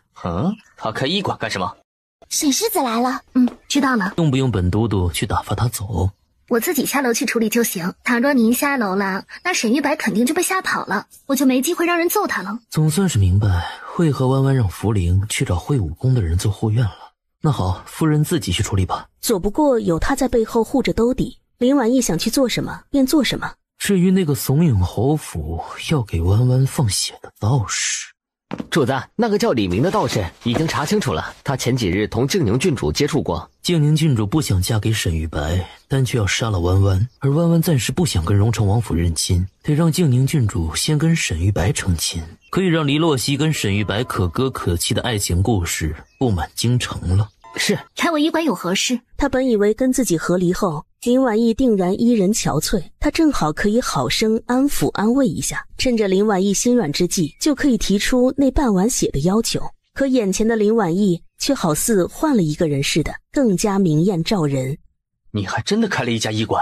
弯弯，我知道和离后你日子不好过，但你不用这样抛头露面。倘若林家养不起你，我可以继续养你的。你该不是让我去做你的外室吧？不管如何，都比你这样抛头露面强。谁家正经女人这样做？弯弯，看在咱们昔日情分上，我绝对不会见你这样堕落下去的。你没事吧？如果你今天上门来是来说教的话，那恕不奉陪。来人，送客。弯弯，我上门是想找你帮个忙的。看在往日情分上，你给我半碗血吧，事关侯府。你是不是有病啊？今日要我血，明日是不是就要我的命？来人，给我将这欺人太甚的混账打出去！不出意外的话，今晚他们还会上门来取血。我放在书房中写好的那些话本，你想办法交给整个京城听众最多的说书人。是，这不巧了吗？小姐跟都督都想到一块儿去了。侯府找来的那个道士是静宁郡主的人。婉婉，你应该就是荣城王丢失的独女。静宁郡主如此想要除掉你，她应该也是知道了你的身份。其实荣城王的真正女儿找回去，对养女身份的静宁郡主影响不是那么巨大。这又不是真假千金的调换，除非我当年丢了的事情跟静宁郡主有关系。当年相关的许多人，荣城王都调查过，没有丝毫线索。只要他们做过，就一定会留下痕迹。当年那人做事情做得十分隐秘，但燕慈未必查不到。但他出手后，肯定会惊动荣城王跟药谷。而现在弯弯还不想跟荣城王府相认，那么他就把对这件事情的掌控权都交给弯弯。他其实也在有意培养弯弯。因为等日后跟了他，要面对许多危险。是不是那个静宁郡主身边跟着一个叫做蓝姨的人。我记得你说过，她其实是精灵君主的亲生母亲。如果她也参与了此事，只要想办法接近她，就有机会从她口中撬出当年事情的真相。过几日不是郑家小少爷的百日宴吗？对，那个时候精灵君主肯定会去，而据说那个蓝姨跟他寸步不离。到时候把茯苓或者瑶光带上，你的医馆马上就要开张，正好是一个极好的宣传机会。郑家可是2品大员之家，老牌勋贵，还不站队，在京城之中人脉颇广。如今到了用晚膳的时候了，只是这2日我搬来的匆忙，这里没有什么吃食。不是，你不走？今晚那么好看的戏，怎么弯弯不邀请本都督一起看吗？你是说晚上侯府会来人的事？瓮中捉鳖一定很有趣。听说林大姑娘开了一家医馆，李某特意携礼来庆贺。燕慈，你怎么在这里？黎苍都想好了，在他没有得到林大姑娘的芳心之前，是万不能让二哥知道他的存在。毕竟二哥的心眼子太多了，而且二哥也没媳妇儿，万一到时候二哥跟他抢林大姑娘，那怎么办？我为何不能在这里？你……哦，对了，他是你的人。弯弯，他是荣成王的3公子，姓黎名苍，很早入了兵营，现在人称一声李小将军。他今年多大？我20有1了，还未曾婚配。林大姑娘，你还没有看我给你带来的贺礼吧？你快看看，喜不喜欢？贺礼就不必了吧。弯弯，那些都是药谷的好东西，收下吧，这可是李小将军的一片心意。那就多谢李小将军了。不谢不谢。林大姑娘，我听说那沈玉白过来闹事，他没有吓到你吧？没有。那就好那就好啊，这是我的令牌，你收好，如有需要帮忙的地方，你直接派人去王府找我就行。谢谢你。说什么谢呀，都是应该的。李苍，如今夜已经深了，你还是快点离开吧。你赶我走，那你为什么不离开？我与你不同。你有什么不同啊？我们的确不同。是，行。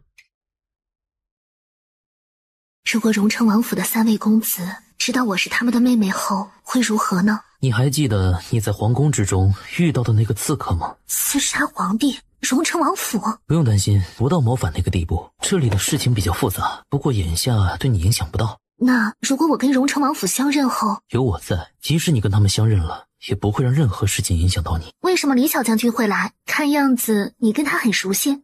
燕都督，弯弯很喜欢黎苍吗？可能是血缘的关系，那日在假山之中就对他有了一些熟悉感。如果不是因为那一抹熟悉感的话，当时就不是给他止血药，而是扎他几针了。黎苍好像喜欢上你了啊？那你还让我收下他的贺礼？没事，反正他也娶不了你。时辰不早了，我们得抓紧点，不然待会儿侯府派的人就会来了。抓紧什么？夫人抓紧时间还债呀。好了，逗你的，你赶紧去睡一觉，半夜闹起来你就睡不了了。那豆豆您呢？我当然也要补个觉。怎么就好像是寻常夫妻过日子的模样了？怎么睡不着？我不想做你白月光的替身了。我知道你帮了我许多忙，我也不是无用之人。除了床榻之外，我也可以做一些事情，报答你这段时间的恩情。谁说你是我白月光的替身了？最开始不是燕都督在见到我的时候说好似故人吗？那个故人并不是真实存在的。我燕慈自始至终想要睡的人就只有你林婉意。燕慈，你到底是一个什么样的人啊？弯弯若想要知道我是一个什么样的人，就来深入了解一下。大骗子，说好的今晚只是补觉来着。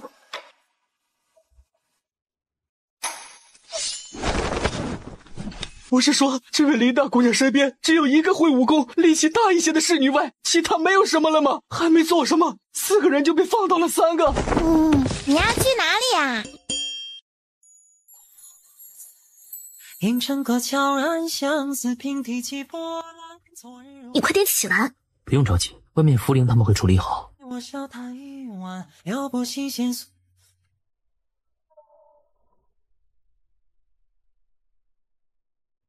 你就不担心他们走到里面来看到我们吗？走不进来。弯弯，你不是在门口地上都放满了毒药吗？更不要说还有那设计好的机关弩箭。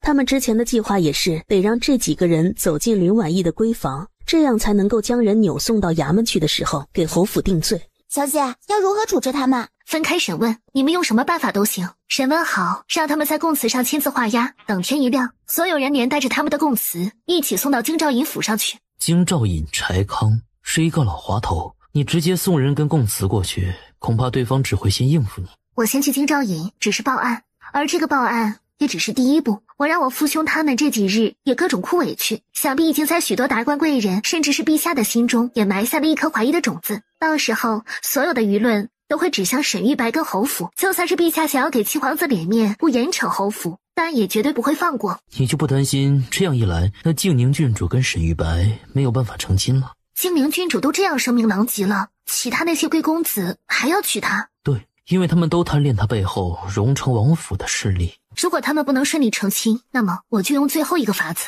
推他们一把。不许让自己铤而走险，听到没有？他们不值得你这样做。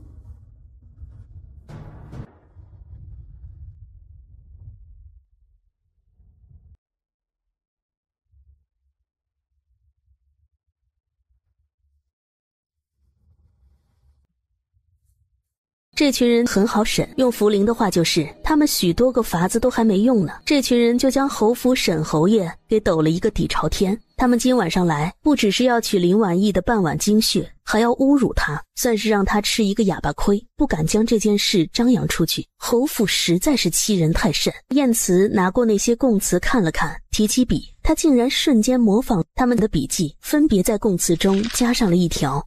他们还要将林婉意以及他医馆所有人灭口，都是为了沈玉白能够娶静宁郡主。不用我陪你下去？柴康是你的人吗？倘若不是，你就不该牵扯进来，以免他会想我跟侯府的事情背后是否跟你有关联。柴康不是我的人，但你是。相信我好了。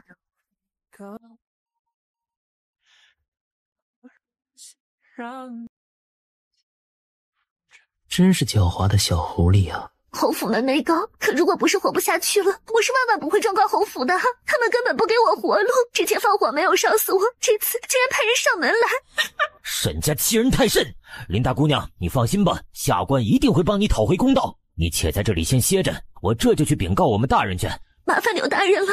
大人，您快点去给林家大姑娘主持公道吧，那侯府也实在是太过分了呀。你让我主持公道，怎么着？是现在去抓沈侯爷，还是去抓那白世子啊？要不一起都抓来？抓你个头！你不知道侯府是端妃的母族啊！而且这个时辰他们肯定都要上朝去了，本官也要上朝去的。哎呦，林大姑娘怎么办呢？那几个人都招了，倘若不是林大姑娘找了几个会武功的护院，她早就香消玉殒了呀。那这样，你先让他把供词跟人都留下，说这个案子等本府下朝之后再来审。至于他受到了惊吓，先回家好生安歇。可是没有可是了。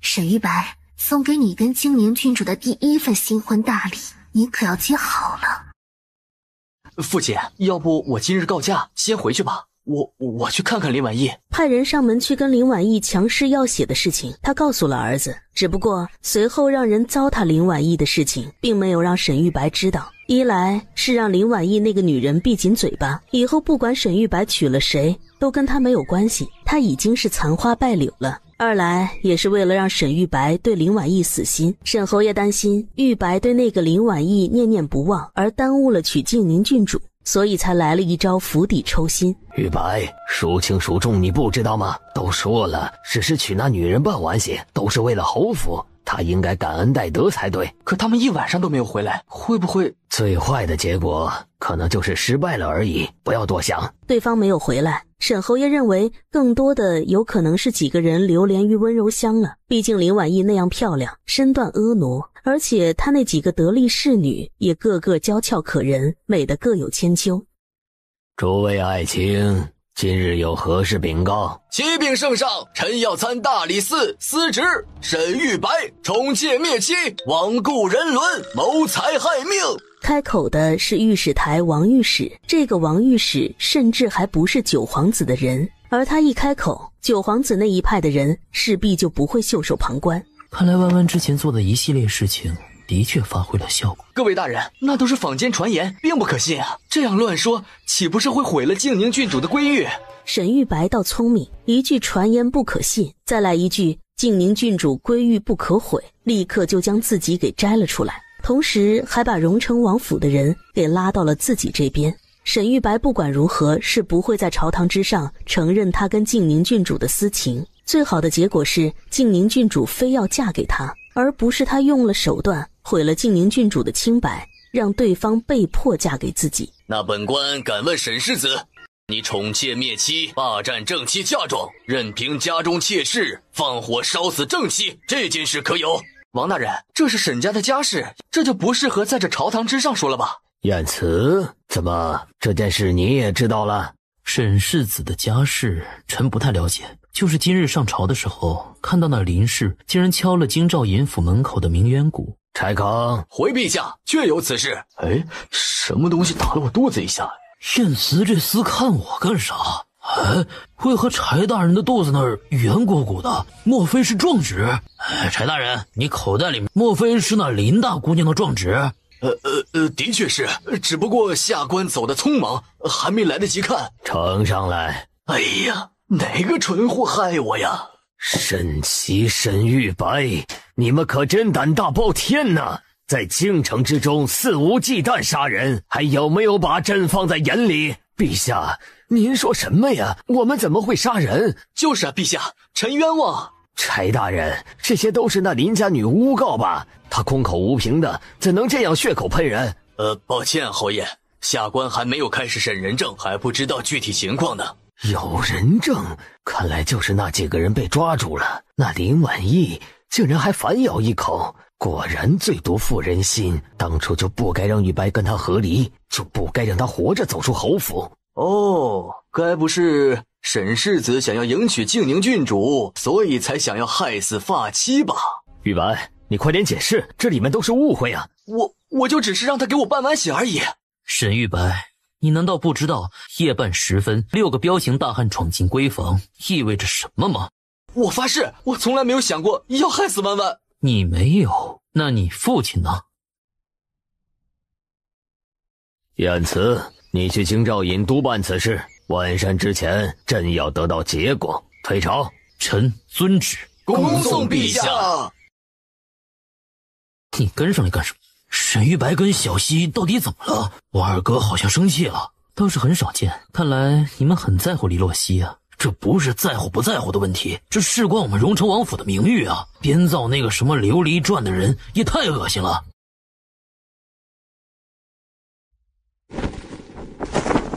晏慈，你也太过分了！本将军的臀是能够随意踹的吗？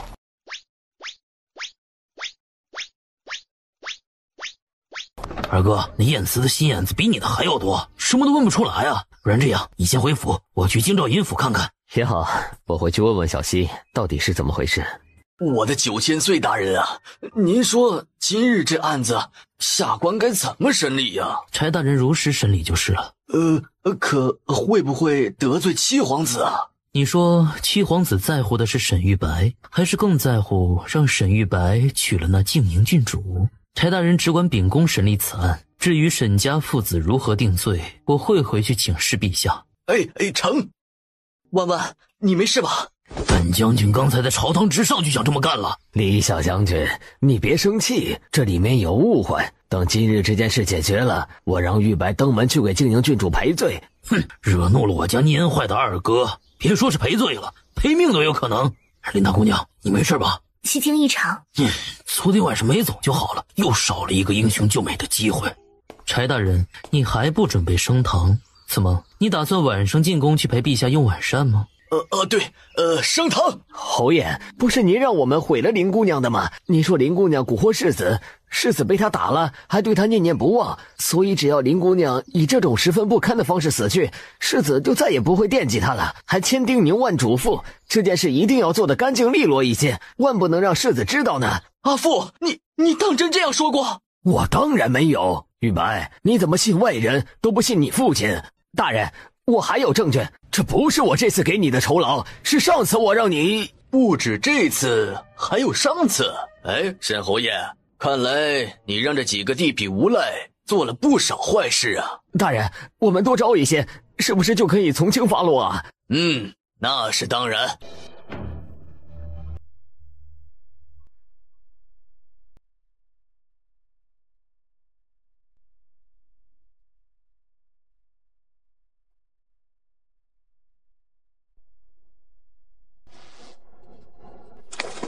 沈侯爷，你为何对我如此心狠手辣？我才嫁进侯府几个月，你们处处刁难，你还问本侯？你这个造化星！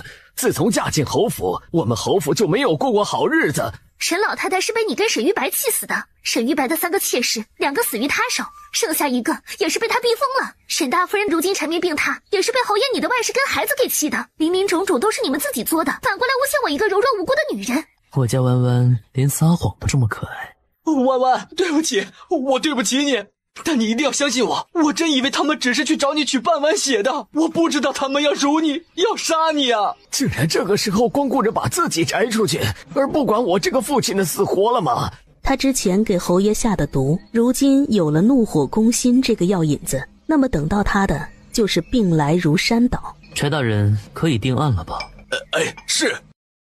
林大姑娘，你且先回医馆歇着，我得去找那个沈玉白问个明白。倘若他们俩真的两情相悦，想要在一起呢？林大姑娘，你放心吧，我们荣城王府是不会同意这门亲事的。他沈玉白休想借我们荣城王府的光。这个小哥人不错，也不知道是哪个混蛋写了那本琉璃传，如果让我抓住他，我肯定揍他一顿。就是心眼不多的样子。最迟明日，赐婚圣旨就会到2个府上，陛下应该指挥的沈家小惩大戒，并不会赶尽杀绝。我明白，我没指望因为这件事情就让侯府满门抄斩。竟然想要让侯府满门抄斩？我家弯弯果然随我。好了，回去沐浴更衣，晚上等我。启禀陛下，燕大人跟柴大人到了。宣。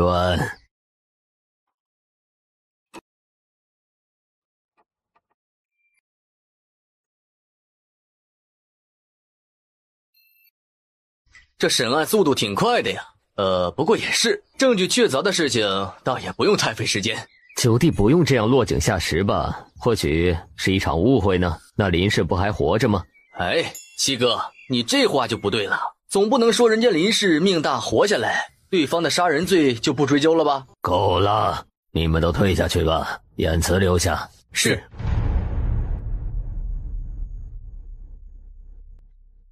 你认为朕该如何罚沈家父子俩？你想到什么就说什么，恕你无罪。那就褫夺沈家侯爵之位，降为伯爵，而且罚俸禄1年，让袭爵终止在沈玉白这一代。你跟沈家有仇？没有。这件事如果陛下轻判，恐会失去民心。今日在朝堂之上为林家女说话的人，许多都是纯臣。老七那边恐有不妥。陛下可以重罚了沈家父子，然后再赐婚沈家，让那沈玉白迎娶静宁郡主。朕可是听闻那静宁非你不嫁来着，你现在这般竭力让静宁嫁沈玉白，是何道理呢？谁都知道臣是您的爪牙心腹，而荣城王府的势力又一直十分敏感，让人忌惮。倘若静宁郡主嫁给了臣，那她从臣那儿偷消息不怎么办？你怎会把静宁想成了戏作？她不过是一个刚及笄不久的小姑娘而已。陛下，臣是无根之人呐。静宁郡主就算是不选沈玉白，也有许多更好的选择。她谁都不选，为何偏偏选臣呢？你的意思是荣城王府有不轨之心？这不得而知，暂时没有证据。不管如何，也不能让静宁郡主嫁给臣，咱们试探不起。陛下，您给他们赐婚是为了静宁郡主归玉着想，而荣城王府定然会十分不满这桩婚事，届时就会把所有怨怼都记在了沈玉白身上。如此一来，七皇子想要借荣城王府的事，恐怕并不容易。说起娶妻，你也20多了，都督府还是得有一个女人。如果你看上了哪家姑娘，朕也给你赐婚。谁家姑娘敢跟着臣呢？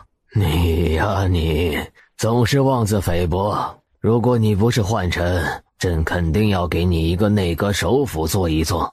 倘若他不是无根之人，皇帝哪里会将他当成心腹呢？晏慈又陪着陛下说了一会儿话，就顺利地拿到3道圣旨。一道是将沈家褫夺侯爵，降为伯爵，同时罚沈琦、沈玉白各1年的俸禄，以及停止了沈家第3代袭爵。另外2道就是赐婚圣旨。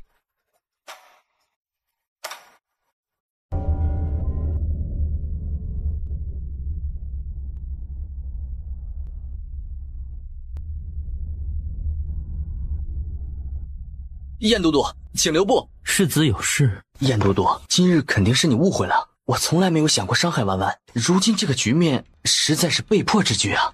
世子是何意？本都督怎么听不懂呢？我以后自然还是会庇护婉婉的，都督身份特殊，就不劳烦都督了。什么东西？都这个境地了，竟然还敢觊觎婉婉，可真是不要脸啊！世子此话可是真心？自然是真心。那好，正好本都督还赶着去荣城王府宣读圣旨，世子这句话一定会带给静宁郡主。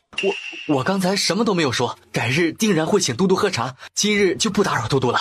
怂得真快。燕慈，大晚上的你来荣城王府做什么？宣读圣旨。什么圣旨？自然是赐婚呢。什么赐婚？给谁赐婚？该不会是给我赐婚吧？哎，不行不行，我已经有心上人了。你得庆幸自己是弯弯的亲哥，不然的话，哪里还允许你喘气的明天？是给静宁郡主赐婚，你快点去把世子跟静宁郡主喊出来吧。幸好不是我。哎，怎么没有问问皇帝是要把静宁许给谁呢？你哭着说被端妃算计，失了清白，但为何回来后却不跟我们说出真相？倘若不是我的人查到的话，你是不是还打算一直隐瞒下去？那等丑事我怎敢往外说呀？我已经警告沈玉白，不许将此事泄露出去。可是哪里知道现在全京城都知道了。你不想嫁给沈玉白，但如今你归于已鬼，你还想要嫁谁？我要嫁给燕慈。二哥，小西，燕慈来了。什么？燕都督来了？原来小西这么急着嫁人啊！燕慈来做什么？他是来宣读赐婚圣旨的。陛下给小西赐婚了，许给谁？我忘记问了。燕都督，那些说书的都是胡说八道的，我跟沈玉白什么关系都没有，你可一定不要误会我呀。揽月宫那晚发生了什么事，本都督一查便知。他知道那夜我跟沈玉白在一起了。本都督今日来是给静宁郡主宣读陛下的赐婚圣旨的，陛下给你跟沈世子赐了婚。燕都督，这是何意？之前陛下也答应过，小西进京来是自行选夫，现在又为何下了圣旨？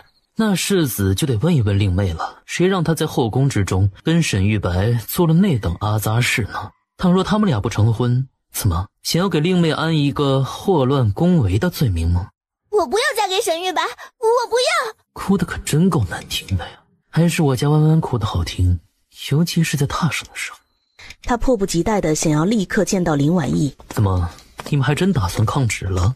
没有办法再商量商量了吗？你们可以去找陛下商量。你以为我傻呀？算了，这件事我也没办法了。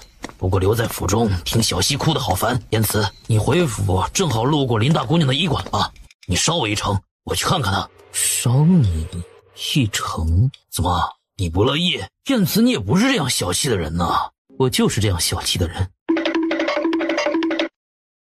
你怎么不走大门？走窗户方便。听你说的意思，黎洛熙竟然不愿意嫁给沈玉白吗？他是不会告诉林婉意，那个黎洛熙有病，竟然想要嫁给他。谁知道他们想的是什么？但总归陛下定下的期限，沈玉白甚至都不用给他祖母守孝了。如此一来，沈家人和七皇子都是哑巴吃黄连。小姐，李小将军来了，奴婢要不要放他进来？你让李小将军回去吧，就说今日太晚了，我已经歇下了。是。婉婉，你要不要早点告诉李藏，你是他妹妹？现在沈玉白跟金宁郡主还没有确定婚期，贸然告诉李仓，他靠谱吗？那是相当没有谱。李小将军，我家小姐昨晚受到了惊吓，今日又去了京兆尹府，折腾了几趟，太累了，就早早的睡了。您还是先请回吧。那你们好生照顾你们家小姐，如果有什么需要帮忙的，让她去派人找我。明日她会在的吧？你们告诉她，明日我再来。是。岁月难得沉默，秋风厌倦漂泊，夕阳爱着不走，挂在墙头舍不得我。昔日耳边话，一河潮声向东流，再回首，往事也随枫叶一片片落。小姐，您是不是昨晚没休息好？那今天还回林府吗？当然回。黎洛熙打算去找沈玉白商议，如何让陛下撤销赐婚圣旨。静宁郡主出行，其他无关人等还不速速让出路来！既然主动撞上门来了，你能护住我吗？直接撞上去。婉意竟然敢拦本郡主的马车！郡主大人，我已经跟沈世子和离了，将那正妻的位置让给了您，你竟然还不甘心，想要当街撞死我吗？你胡说八道什么？污蔑本郡主，你找死！黎洛熙早就忘记了自己一直秉承的温婉外表。郡主殿下，您这样咄咄逼人，罔顾礼法，荣成王殿下知道吗？本郡主如何，还轮不上你一个小官差来智慧。原来那琉璃传说的都是真的呀！哎呦，可怜这个林姑娘哎！这荣成王英明于世啊，怎么会有这等飞扬跋扈的女儿啊？听说不是亲生的，给荣成王府抹黑，就看林世子会如何处置这件事了。大小姐，您这是怎么了？我没事，我父亲跟兄长他们今日都在家吗？在的，不过今日府上来了客人。什么客人？婉婉，还不快给燕都督见礼？见过燕都督。听闻你在街上差点被静宁郡主的马车给撞了，都怪阿父没有用，我明日就去告御状去。那倒也不至于，不过您可以带着大哥继续哭一哭。人示弱的时候，就可以用眼泪跟委屈来博取更多的关注和同情。那我现在就进宫哭去，让林怀安过来陪我叙话就行。行。婉婉，你忘记我说过什么了吗？都督说过不让我处于危险之中。我今日这一出是让众人知道琉璃传讲的都是真的，也会给荣成王府施压。我想要看看荣成王世子会如何做。你在试探李锦？以后荣成王府是他说了算。如今荣成王夫妇不在，那么李锦的态度就尤为重要。那倘若他护着黎洛熙呢？不认也罢。那就不要认他们了。你若要借势，我的随你借。既然兄长来了，那你们聊，我先回房了。婉婉呐，同你祖父说说吧。毕竟当年你跟沈玉白的婚事是他跟沈老侯爷定下的。祖父，沈家蒙我家庄，多次害我性命。我如果再不离开，恐有性命之忧。恕弯弯只能违背您的决定了。这事儿啊，也怪不得你。毕竟当年定下婚约的时候，你才刚从江南回来。那个时候沈玉白也小，谁知道他是那样的人呢？这样一来，弯弯是不是就得罪了那静宁郡主啊？那静宁郡主如此咄咄逼人，得罪与不得罪又有什么区别？你们几个呀，都应该跟弯弯学一学，遇到事情得有自己的主意，还得有自己的办法。看来以后啊，得让小锦娶一个伶俐一些、厉害一些的媳妇儿了。小姐，牌匾是都督让人做的，他说之前是你让他给驿馆起的名字。木婉堂。怎么名字不喜欢吗？为何都督会想叫木婉堂？若是弯弯求我，我就告诉你缘由。林大姑娘，前天我妹妹的马车撞到你了，你没事吧？李苍，前天的事情你今天才来问候，是不是晚了点儿？你怎么又在这里？我不是对你说过了吗？弯弯是我的人。我知道他是你的人呢，但是你要不要叫得这么亲近？林大姑娘，我也可以喊你弯弯吗？今日驿馆还没有开门，恕不接待客人，二位请回吧。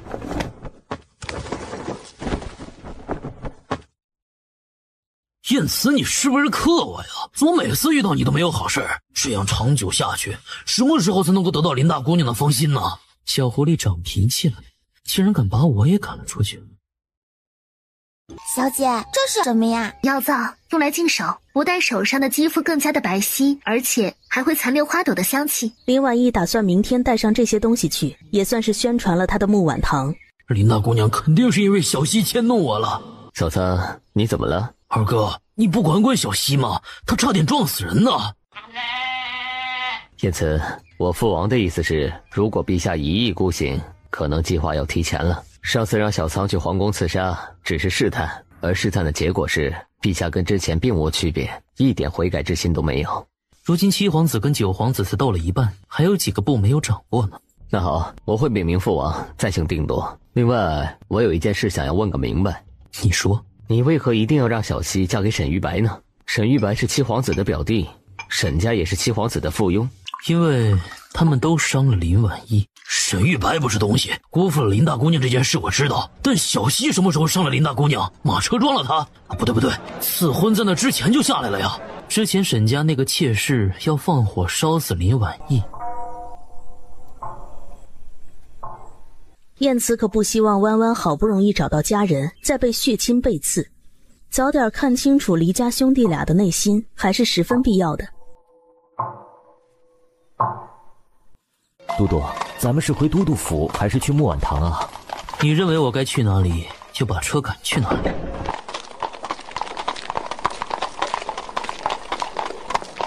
这个月让天玄多给你开1倍的月钱。谢都督。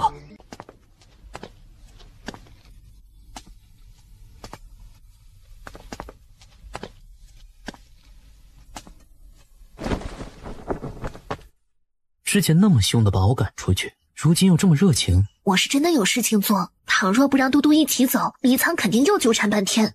你做什么？这些是我让福林弄到的名册，明日参加宴会的女眷都有谁？哪些是7皇子一派的人？哪些是9皇子一派的人？还有他们的品性等等。毕竟知己知彼，才能够百战不殆。弯弯不想知道为何叫木婉堂了吗？难道不是燕嘟嘟爱慕我吗？算你答对了1/3。还有2/3。你若亲我一下，我就告诉你。果真是没有良心的小狐狸。我随我母亲本姓穆，之前谁都查不到燕子的身世，竟然直白地告诉了我。弯弯，我知你在沈家受到了许多惊吓跟委屈，暂且也不会逼你什么。而且我眼下还有一些麻烦，等解决之后，我必迎娶你进门。那届时我同荣城王府相认，他们也会反对这门亲事吧？交给我便好，你要做的就是这里面放着我。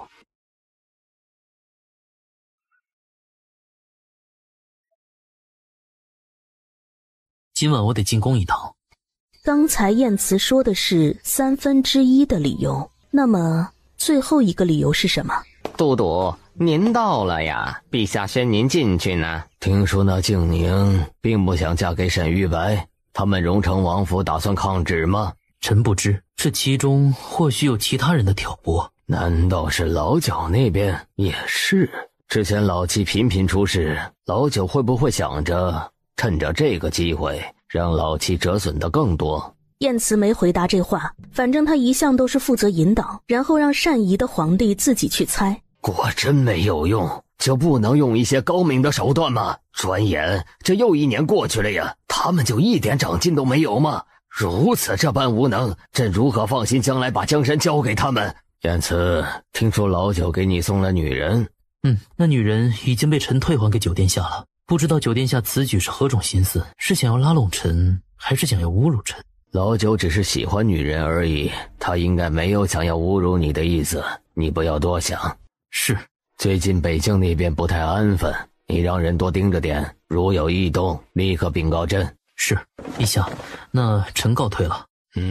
当年那人可是当着他的面亲手杀死了他的母后啊！当时才3岁大的他躲在床榻底下，看着母后的鲜血从拔布床的缝隙渗了下来，滴到了他的脸上。母后告诉过他，不管发生什么，都躲在床榻下不要出声，所以他就死死地用小手捂着嘴，任凭脸上的泪水跟母后的血流到了一处。当年的事情需要一个真相，那些死去的人都需要一个真相。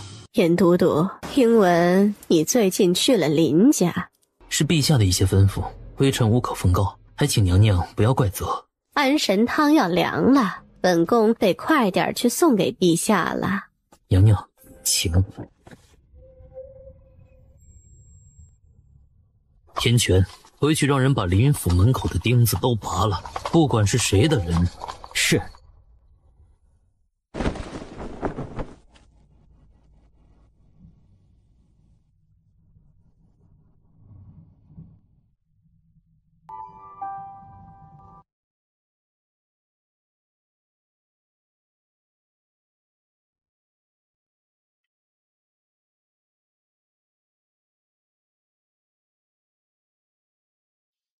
燕都督专门夜探香闺，还如此轻车熟路，莫非是经验丰富？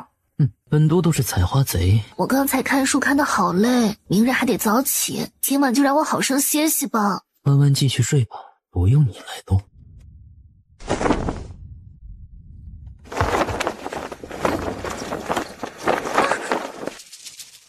东风夜放花千树更垂落。叶慈，冷了。都是我的错。腰都要断了。今天嘟嘟怎么没走？昨夜被弯弯累到了。那燕嘟嘟请自便，我出门了。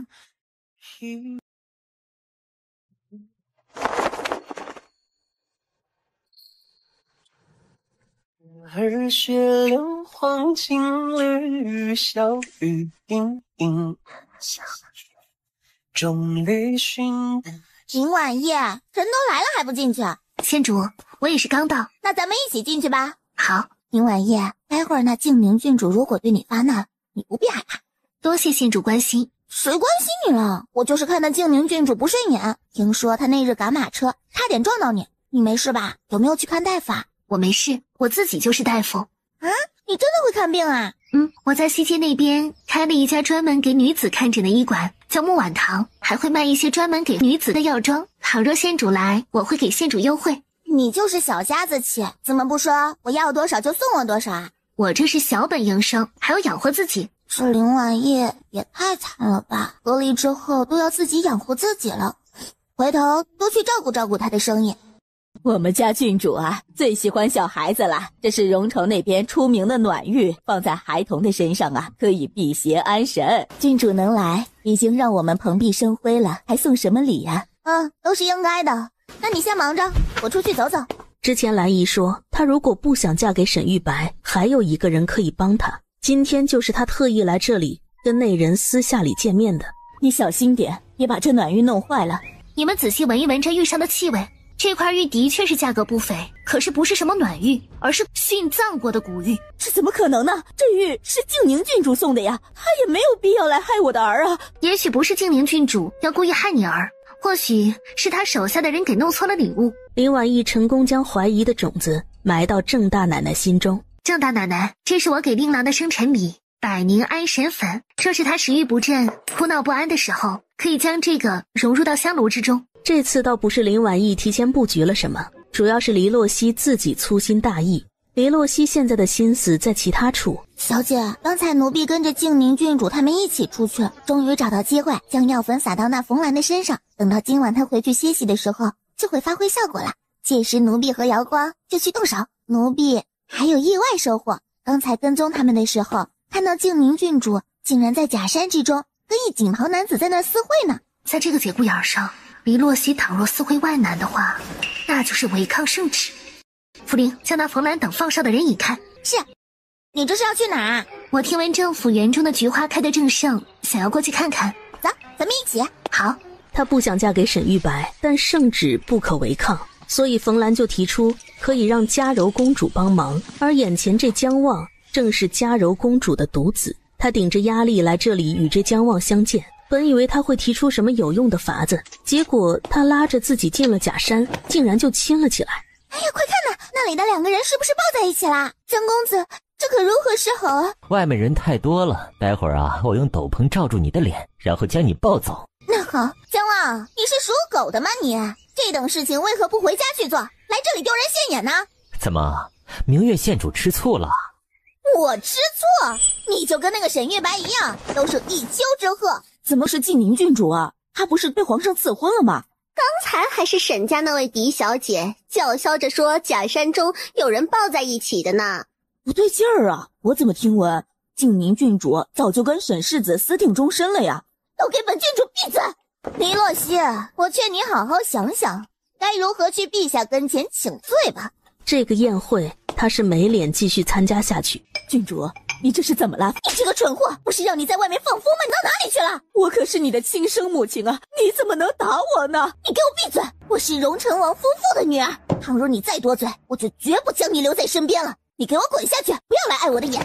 之前那玉的事情，多谢林大姑娘了，这是谢礼，不成敬意，还请笑纳。郑大奶奶真是客气了，今日你肯定很忙，我就不耽搁你的时间了，先告辞。林大姑娘再会。微时交好，弄不好以后会对他们郑家有大用处。去荣成王府可不是小事，得在不惊动荣成王世子跟李小将军的前提下，潜入冯兰的屋子，得知他梦中最愧疚惧怕的景象是什么。倘若他之前在荣成王女儿丢了的事情中做了什么手脚，那这件事应该就会是他最大的心魔了。李小将军的武功极高而离世子的警觉性最高。离世子身边还有一对双胞胎侍卫陆琪跟陆九，这2人的武功也不差。这几日我都没有好好的感谢一下黎苍，今晚邀请他来这里吃饭，到时候你跟瑶光就行动，切记不要跟荣成王世子他们正面冲突，一旦被发现的话就先撤回来，你们的安危最重要。是啊，让天机带人陪着傅灵他们去，万无一失。我陪你一起宴请黎苍。黎洛熙一而再再而三的惹是生非，如今李锦对他的耐心已经要告罄了。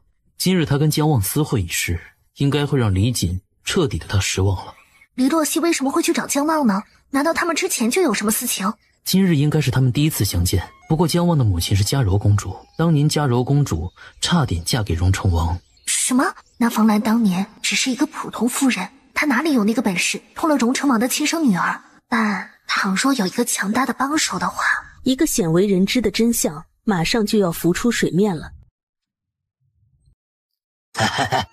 林大姑娘要宴请我了，钟叔，你都不知道林大姑娘有多好，她跟我母亲长得像，性格也像，医术也了得。我一定会努力得到她的芳心，把她带回到荣城去，我母亲定然会喜欢她的。要不要再准备一些礼物？总不好空手上门啊。他已经把小溪禁足了，等明日还得进宫请罪。小溪这是怎么了？为何宁死不愿意嫁给那沈玉白？既然如此，当初为何跟沈玉白在宫中苟合呢？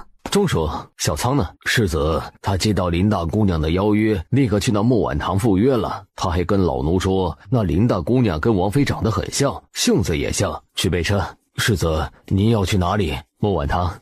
燕慈，你怎么又在这儿？我能够开木婉堂，多亏了你跟燕都督帮忙，所以今日这宴是我专门设下感谢你们2位的。明日开业的事情都准备好了吗？哪里需要帮忙，不要客气。已经都准备好了。今日去郑家参加生辰宴，许多人都说明日会来捧场。别提郑家的生辰宴了，也不知道小溪是如何想的，跟中了邪一样，就是不想嫁给沈玉白，一心想要嫁给燕都督。我二哥已经给他禁足了。静宁郡主既然之前能够知道一些上一世发生的事情，保不准也是重生的。不想嫁给沈玉白，应该是沈玉白未来的结局不太好，而他一心想要嫁给燕慈。李苍，我已经有心上人了。我们荣城王府也从来没有想过要把小溪许配给你。李小将军舍不得妹妹嫁给9000岁吗？当然了呀，燕慈心眼子特别多，我妹妹嫁给他的话，还不得被他欺负得死死的呀。小姐，黎世子来了。我二哥来了。他之前的打算是等着沈玉白跟黎洛熙成亲后，再去跟荣城王府的人相认。你若不想现在暴露身份，我帮你打发走李锦。不必了，他已经起了疑心，势必就会查下去。倘若自己主动去暴露他的真实身世，对方或许就会以为他是不是处心积虑，让李锦去调查出来反而最好。我家弯弯愈发聪慧了。你送给林大姑娘的？对啊，不过是一些小古董而已嘛。小古董？二哥，你是不是来找我的？不，我今日过来是见一见那林大姑娘的。母亲说过，小仓献祭了自己的心眼给了家人们，特别大方，自己一点都没剩下。这家伙什么都清清楚楚地写在脸上。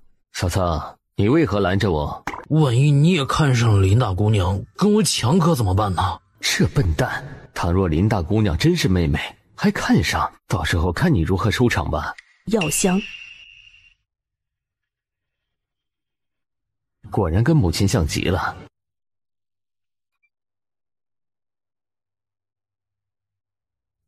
一直都只听闻林大姑娘的盛名，今日却是第一次相见，在下有点失态，实在是因为林大姑娘好似故人。白日里你妹妹欺负林大姑娘，结果晚上你们兄弟来，你们到底要做什么呀？我是来找小仓的，顺便拜访林大姑娘。燕都督为何在这里？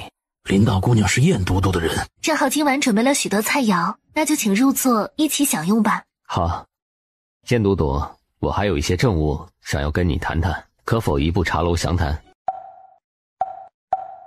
夫君，你当初留了这封信，说日后如果小溪不善待我，就想办法把这封信交给王爷。如果真的那样的话，小溪也就毁了呀。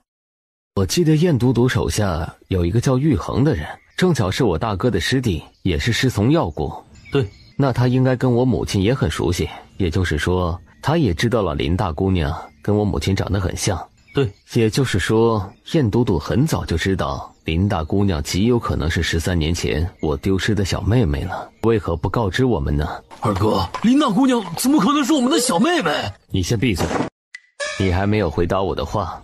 如何回答呢？你知道什么？若对我们有用的话，荣城王府算是欠了你一个天大的人情。有2件事，我随便说说，离世子就随意听听。其一嘛，林大姑娘2岁有余，生了一场大病，是林雨之夫妇抱着她去了龙华寺，好了后就直接去了江南林夫人娘家，一住多年才回来。其二嘛，静宁郡主一直针对林大姑娘。难道小西已经知道了林大姑娘的真实身份？今日静宁郡主好像在政府还私会江公子了吧？我没记错的话，江公子的母亲嘉柔公主当年十分爱慕荣城王殿下，难道嘉柔公主当年因爱生恨偷走了我妹妹？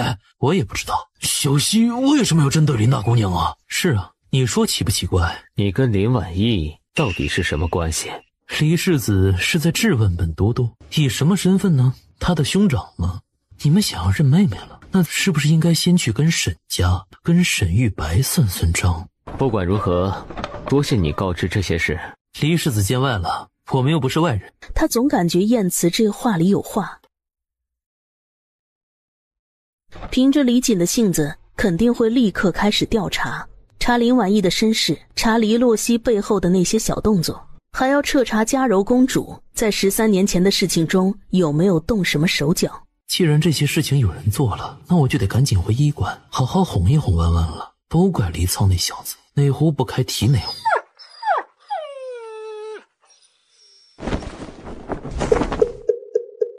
快跑！快跑！快把小郡主交给嘉柔公主的人！好得很啊！怪不得当年父王他们怎么都找不到妹妹，感情是有了内贼。去把这疯女人关起来，不许郡主出门一步。这件事也不许告诉他。是。二哥，真的是冯兰跟杜伟义做的吗？可他们为什么呀？我管他是为了什么，就凭他弄丢了妹妹，还让这些年来父王母亲都活在抑郁之中，我就绝对不会放过他们。如果说当年妹妹被偷，冯兰跟杜伟义跟那嘉柔公主联合了，那么杜伟义当初为父王挡毒箭，怕也是假的。莫非林大姑娘真是我们的妹妹啊？应该是冯兰身体不好，根本抵抗不了南柯一梦，所以就发了异状，什么都说出来了。黎世子已经连夜派人出去调查了。小姐，我们在那冯兰的房间中发现了一封信。这封信与其说是用来制约黎洛熙的，更可以说是用来要挟嘉柔公主的。杜伟义留下的这封信上写了他是如何跟嘉柔公主合作丢了那个孩子。他早就得知自己得了不治之症，就故意演了一出苦肉计，来了一出托孤。你跟福宁今晚辛苦了，你也赶紧下去歇息。是。婉婉，有我在。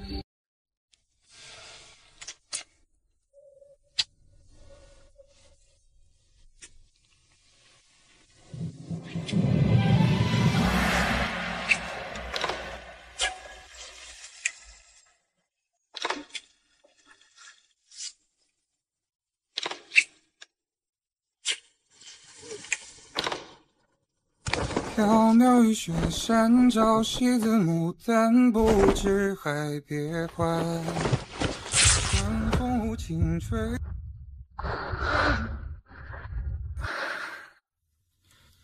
你心如磐石，石不穿，怎自知冷暖？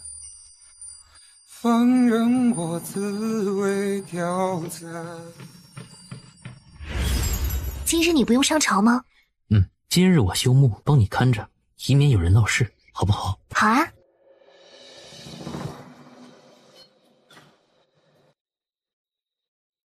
黎世子，这位是我的母亲。听闻今日林大姑娘的木碗堂开业，特意来恭贺。是林太医吧？我能否单独见一见林大姑娘啊？自然是能的，您这边请。林大姑娘跟那荣城王妃那样像，他们应该是亲戚吧？怪不得林大姑娘有底气跟沈世子和离呢。他怎么不知道弯弯何时跟荣城王府有了亲属关系？沈玉白这段时间消瘦了不少，他发现自己竟然又不行了。之前从林婉意那儿拿到的药已经用完了，虽然有药方，但他找了许多大夫都无法配出药来，所以今日他才会带着贺礼上门恭贺开业是假，真正目的是想要那种药。文文，如果你担心，我陪你一起去，一切有我在，不要怕。上来就放血吗？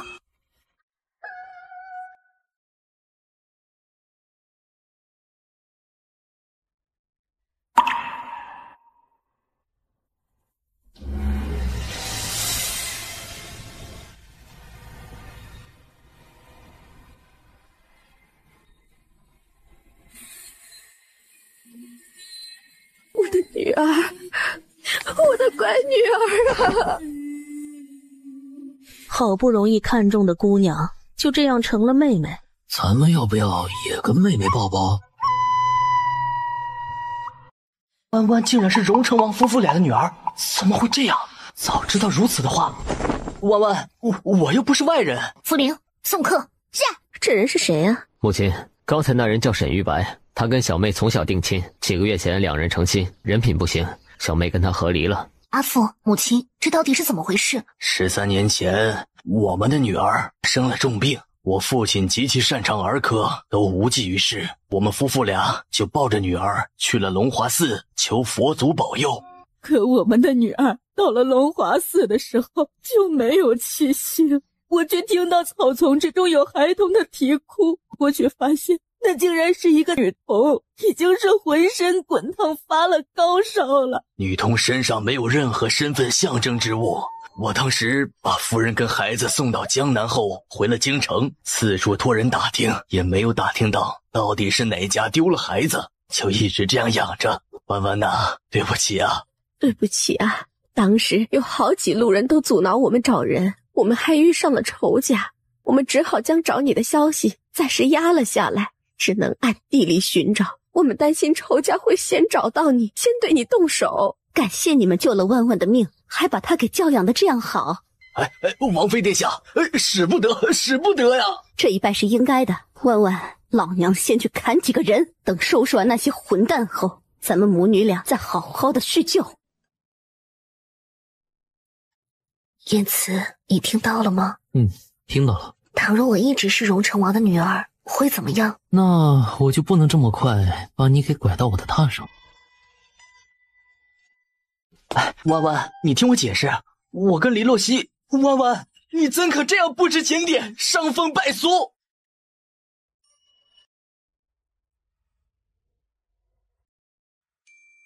他本来是想要跟林婉意和好的，他们之间的事情都是误会。他本来想要告诉林婉意，他不会娶黎洛曦了，他心中爱的人一直都是他，可不知怎么会变成了这样。夫人，我错了，我的确是故意让沈玉白发现我们俩的事情，因为他知道你才是荣成王的亲生女儿，那娶哪个会对他跟七皇子用处更大，保不准他跟七皇子再动什么歪心思。但如果他知道了你我的事情，就会投鼠忌器，他们不能一边得罪荣成王府，一边在得罪我。还有，我害怕你会对我始乱终弃。嘟嘟这样俊美，弯弯喜欢我这张脸吗？那就多多怜惜我吧。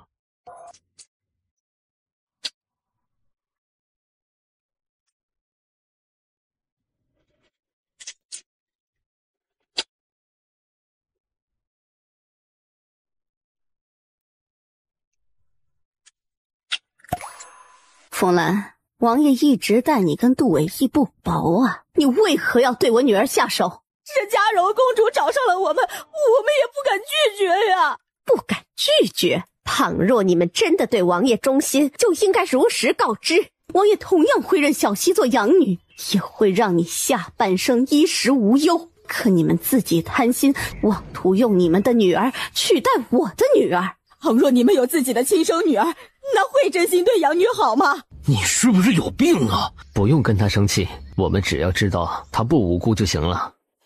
先把冯兰带下去，等他女儿大婚后，就送她去跟杜伟义团聚。郡主救我呀，郡主！他自己都自身难保。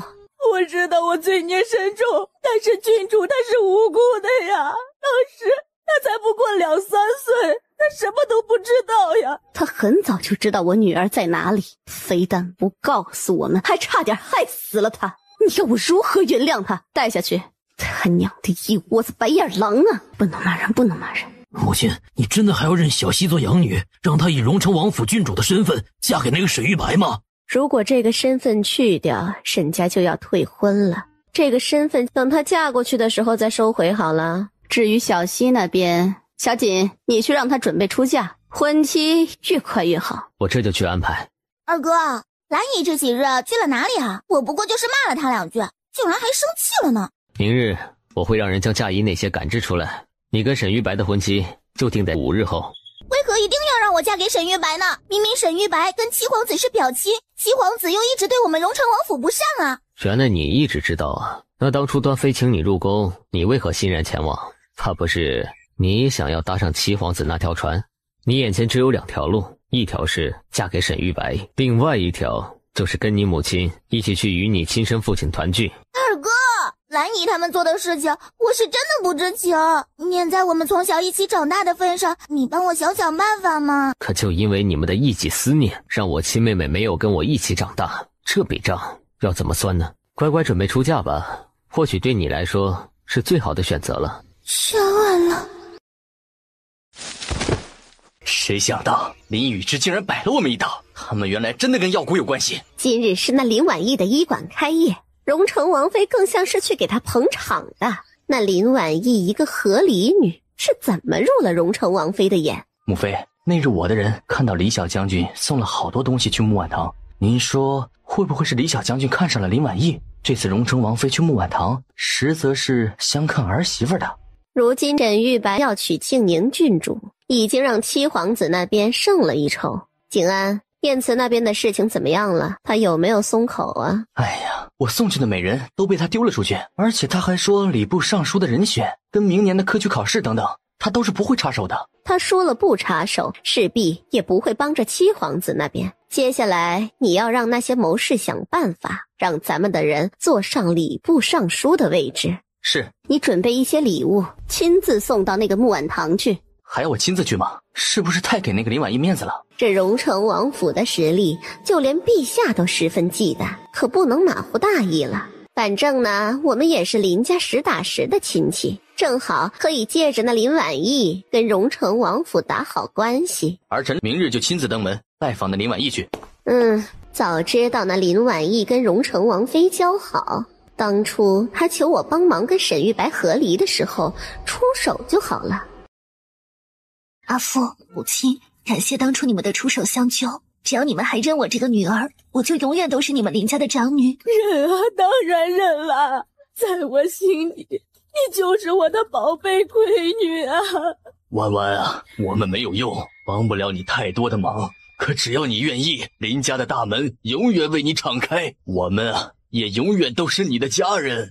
实际上这么多年来，我们都把你当亲生的来疼爱，只不过一直也没有告诉你真相，真是愧对于你呀。祖母，您不要这样说，在我心中，你们永远都是我的家人。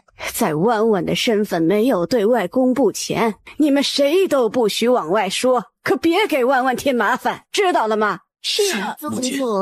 当初他舅父被发配到宁古塔，没过多久就中了毒，险些丧命，还是药谷出手才救回了舅父一条性命。舅父将计就计，这么多年来一直装病，可即便如此，还是引起了他的怀疑，势必得去一趟北境了。督主，李小将军来了，还带了许多酒，说自己失恋了，找你喝酒，要借酒消愁。你去让厨房做一些下酒菜。是。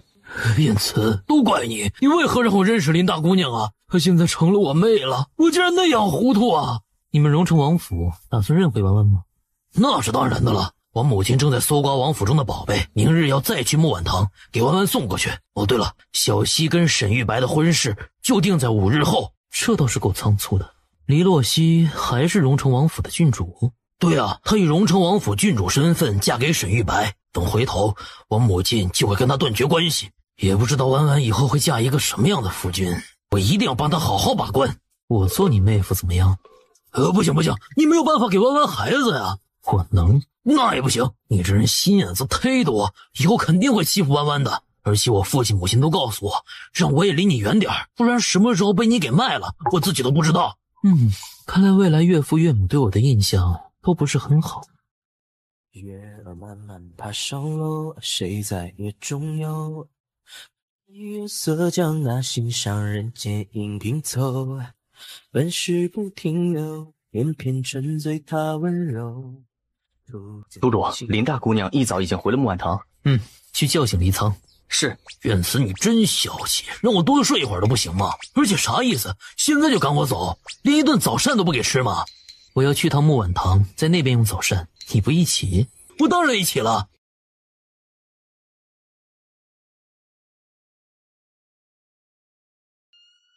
李小将军，你怎么来了？以后喊我三哥就行。婉婉，待会儿母亲会来跟你谈事情，我就在这里等着她。我明日要启程去趟北境，你的事情还有一些不太放心。林洛曦嫁给沈玉白是板上钉钉的事情了，婚期就在4日后，但她的性子应该不会就此安分下去。他的弯弯早就料到了这一切，并且也有算计安排。我待会儿得进宫面圣，明日一早就要动身出发，今天会很忙，等晚上再回来陪你。婉婉，我知道你是燕慈的人，不过跟着燕慈这人肯定十分危险的。你之前是不是欠了他什么人情？要不这样，三哥帮你想办法还他人情吧。这个恐怕黎苍真帮不了他，他欠燕慈的是以身相许。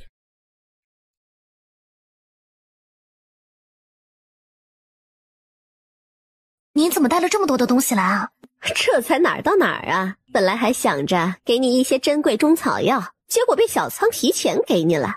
你看看，如果缺什么，回头啊，我让人去药谷挖来给你。婉婉，我打算为你在王府办一场认亲宴，到时候也会提前知会林家，你看怎么样啊？母亲，那就等黎洛曦和沈玉白大婚的时候一起公布我的身份好了。届时黎洛曦突然受到了巨大刺激，身体出点什么问题，也就都顺理成章了。好，小姐，因为婚期太仓促了，所以他们就把琉璃阁收拾了一下，准备给静宁郡主住。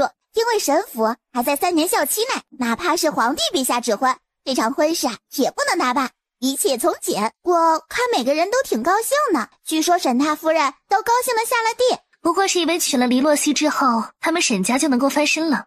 等到大婚当天才知道我的真实身份。沈玉白，新婚夜我送你的大礼，希望你会喜欢啊。小姐，可那沈玉白已经是知道了，他会不会闹出什么幺蛾子呀？他舍不得荣城王府给沈家带来的权贵，他只能捏着鼻子迎娶黎洛曦。林大姑娘，快开门啊！本皇子来给你送礼来了。原来是表外甥来了呀，你把礼物放下就走吧。啊，你喊本皇子什么？上次跟林贵妃见面，她非要让我喊她表姐，所以九殿下是我的外甥，今日一幕我罚了，要早点歇息。傅灵，送客。是。九皇子那人最小肚鸡肠，回头你去哪里多带一些人，以免他报复。再过几日，荣城王府就会为我开一个认亲宴，九皇子就不敢再来招惹我了。皇帝都忌惮荣城王府，更何况做事情一向畏手畏脚的九皇子呢？婉婉，你在我的榻上了，专心点，可不许想其他男人啊。这是我的榻，燕慈。婉婉，看着我马上要离开一段时日的份上，你别拒我。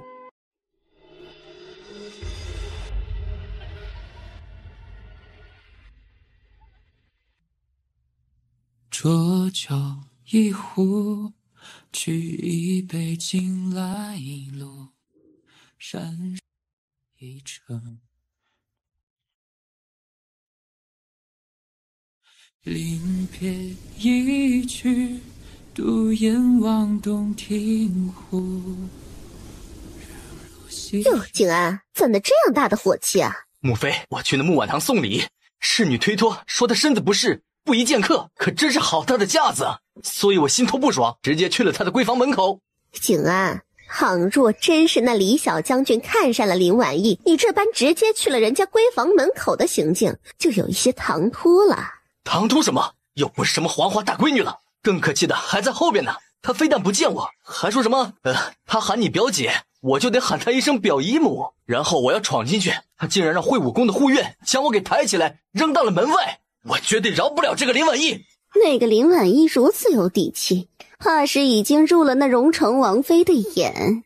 之前我派在林府附近盯梢的人竟然都没了，想必也是荣城王府动了手。啊，那林婉意可是合离之身，要知道李小将军以后可是会掌握荣城王府兵权的人啊，他怎么会娶那林婉意为正妻啊？不管是正妻还是为妾，肯定是他已经入了荣成王妃的眼。所以说林婉意将我赶走还是好的。如果真的被那黎苍给揍一顿，父皇可能都不会管这件事。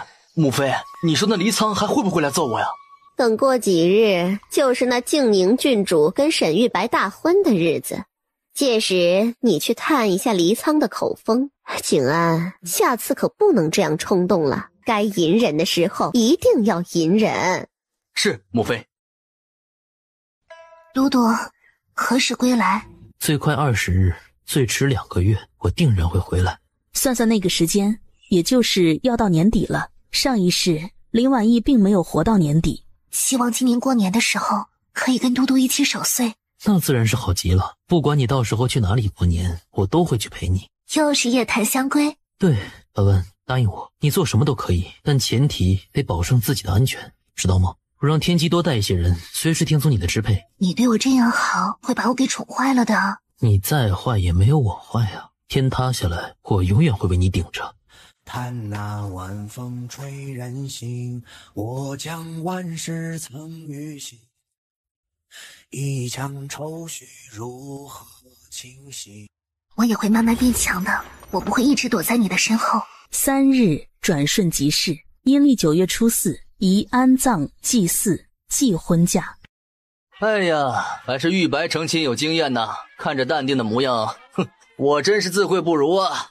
九皇子还没开始喝喜酒，怎么就醉了呢？哦，可能是上次参加你的婚宴，一直醉到如今还没有醒吧。九殿下也不知道怎么回事，见我们跟见到鬼似的。林婉意，谁让你来的？林姐姐还需要再等一等，我堂哥还在钱塘屋敬酒。你的婚事怎么样了？本来要等3年后再成亲，但这些日子大伯母跟三婶都嫌弃我碍眼，就去跟刘家说让我提前嫁过去，然后等我及笄再圆房。刘家人欣然同意。他们就这样迫不及待？因为刘家有钱，会准备一份丰厚的彩礼过来。那就是沈府没有什么钱了，所以才会急着卖了沈静柔。你早点嫁过去，离开沈家也是好事。我这些日子也在准备嫁妆，婚期就定在了下个月。拿着，这个算是林姐姐我给你的天妆。一个铺子。2位主子，事情都已经办好了。那一次新婚宴也是眼前这光景，可我跟弯弯连合卺酒都没有正式喝过。既然荣成王府不仁，那就休怪我不义了。到时候把晏慈是假太监，并且以后会坐上皇位的事情说出来。倘若七皇子想要那个皇位，提前对晏慈动手就行了。等到七皇子坐上那个宝座，沈玉白定然也会身份不低，到时候就可以尽情的去报复林婉意，报复荣成王府了。世子，我有话要跟你说。世子，前院的皇子殿下们，请您过去再饮酒。是弯弯身边的那个福临。我先去前院，倘若郡主累了，就先歇息。我就知道弯弯定然是后悔了，今日看到我娶了静宁郡主，心中不爽，才会做出这等洞房花烛夜劫人之事。福临，是不是你家小姐让你来喊我的？搞定！这个男人果然是如同梦中一般的没用，我都要带着他飞黄腾达了，他竟然还顾着出去陪那些人喝什么酒。要不以后想办法搭上七皇子。是不是感觉这酒味道很不错？林婉意，本郡主让你滚出去！你为何2辈子都要害死我？什么2辈子？难道你也经常梦到未来的事情？我就说嘛，为什么许多事情都跟我梦中不一样了？原来是你动的手脚。黎洛熙应该跟他不一样，不是重生，而是通过梦境预知到了一些未来的事情。不过那个未来却是林婉意上一世经历的，并没有改变过的未来。你刚才喝的合卺酒之中呢，有一种无味的诗语丸，到时候你非但不能说话，就连嘴舌都动不了了。林婉意，你不得好死！我已经死一次了，这次轮到你了。你就不担心别人知道是你做的吗？静宁郡主新婚夜听闻自己的父母当年做下的丑事，以及自己的郡主头衔被卸，怒火攻心，直接晕厥。醒来后口不能言，四肢不能动。我给你安排的这个理由好不好啊？小姐，沈玉白醒过来的时候，正好被小厮喊到了前院，现在正在那儿跟其他宾客喝酒呢。走吧，今日的戏就插唱最后一出了。今日借着沈世子的婚宴，本世子有2件事要宣布。世子爷，今日是犬子的大婚之日，其他无关的事情还是不要今天说了吧。还真与你们沈家有关。黎洛熙的父母拐丢我妹妹，还做苦肉计，让父王认了她做养女，所以从今日起，黎洛熙再也不是荣城王府的人，亦不再是郡主。让你们之前嘚瑟，以为傍上了荣城王府，结果被打脸了吧？第二件事呢，就是我们终于找到了失散多年的亲妹妹，后天会在王府中摆宴席，庆祝妹妹归来，到时候会给各位发请帖。怎么可能呢？他若是王府真正的金枝玉叶，为什么不早点告诉我们？他没有想到自己当初最看不上的大嫂，竟然有这样显赫的身份。不好了不好了！世子夫人听说自己不再是郡主，突然就发了疯，砸了许多的东西呢。现在整个人突然撅过去了，昏迷不醒了。婉婉，我错了。我们离开吧。婉婉，你把杜青青毒死了。杜青青是黎洛熙的本名。你做得干净利落吗？可别让人查出来是你做的呀。婉婉，没事，就算是你没处理好，二哥也会让人去善后的。我没有毒死杜青青，而且我做得很干净，不会留下什么尾巴。所有的布局从很早就开始了，环环相扣，最后成功的让杜青青跟沈玉白都被困在其中。更大的打击还在后头呢。如此甚好。幸好那日他去木婉堂闹事，被林婉意给赶走了。他也听母妃的话，没有再去找麻烦。倘若他后来去找林婉意的麻烦了，指不定就不能活着看到今天这场好戏了。林婉意竟然是荣城王的亲生女儿，不行不行，明日一早我要进宫，让母妃帮我去说亲，我要娶林婉意做正妃。林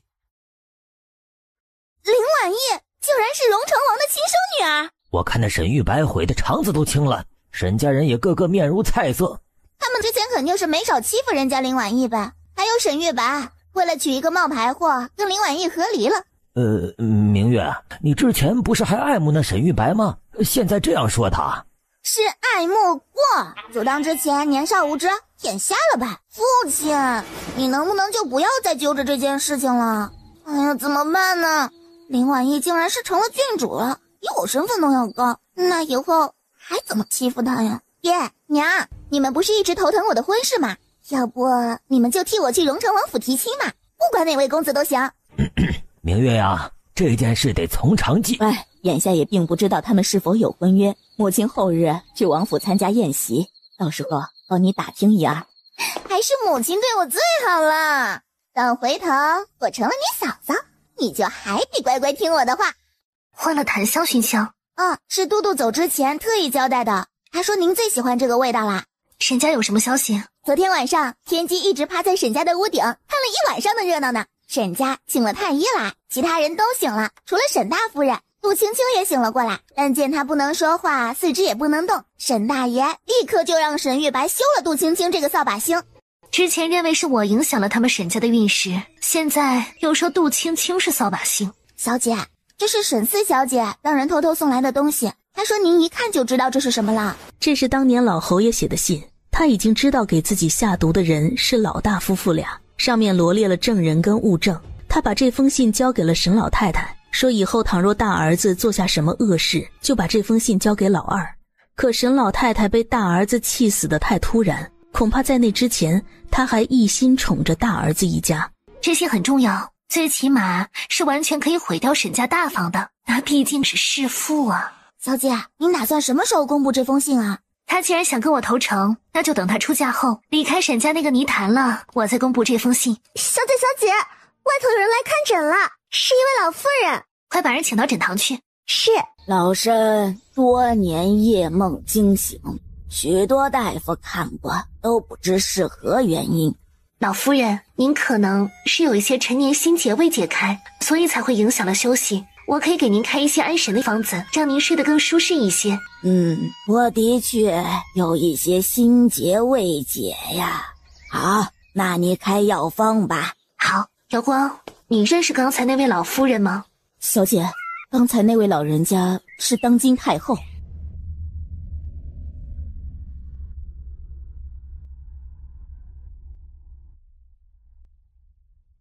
太后娘娘，其实让奴婢来跑这一趟就行了。你看那算是怎么回事啊？哀家要亲自替小易呀长长眼。他总是留恋这里，频繁出手帮一个小姑娘，那定然是对人家有意的，也或许是消息有误。眼下是为了荣城王府的事情呢。我呀最了解小易了，倘若是为了公务，他大可以直接去找那个李锦嘛。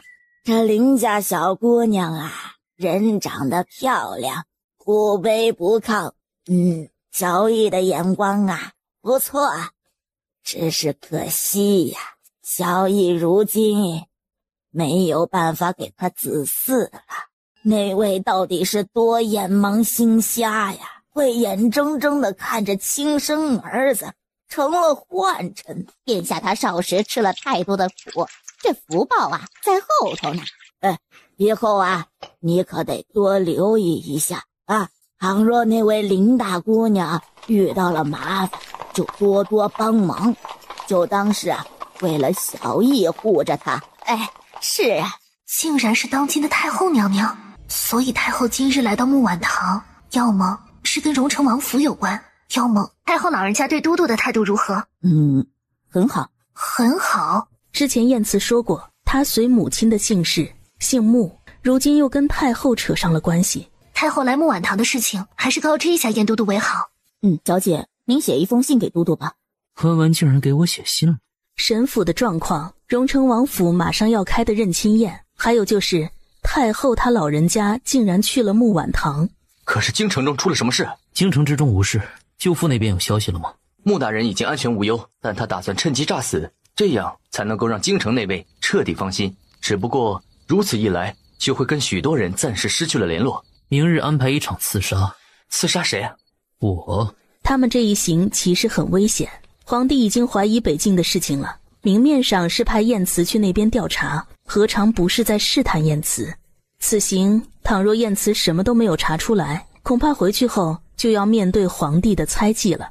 穆大人意外坠入雪谷而亡的消息，应该很快就会传到京城了。随后燕慈受到刺杀的消息再传到皇帝的耳朵里，届时这位善仪的陛下就会去想，是不是有人螳螂捕蝉，黄雀在后了。一边除掉了当年试图谋反的穆大人，一边还试图阻拦皇帝派来的燕慈，好将所有证据都隐藏起来。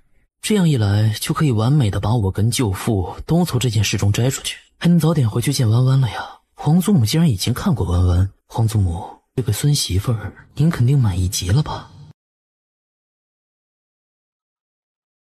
丫头啊，你什么时候跟我的皇孙成亲啊？小姐，您这是怎么啦？昨天晚上没有睡好吗？去打点冷水来，让我精神精神就好。是。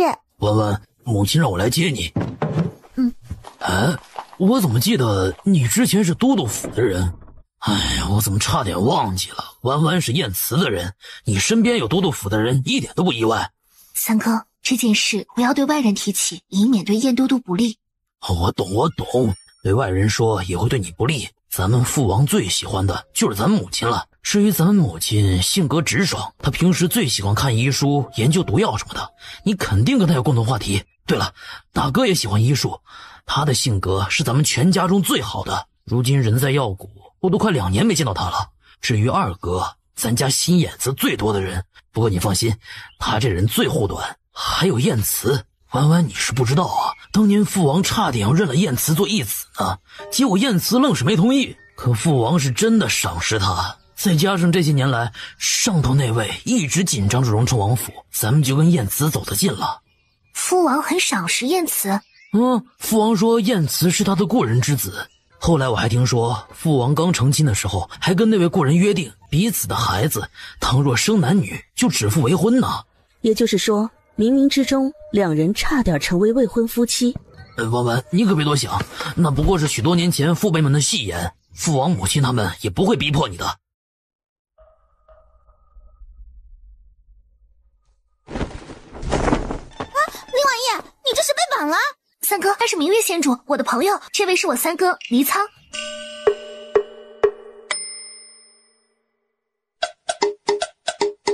郡主，王妃让您过去见她。你去忙吧，不用管我。那我就先走了。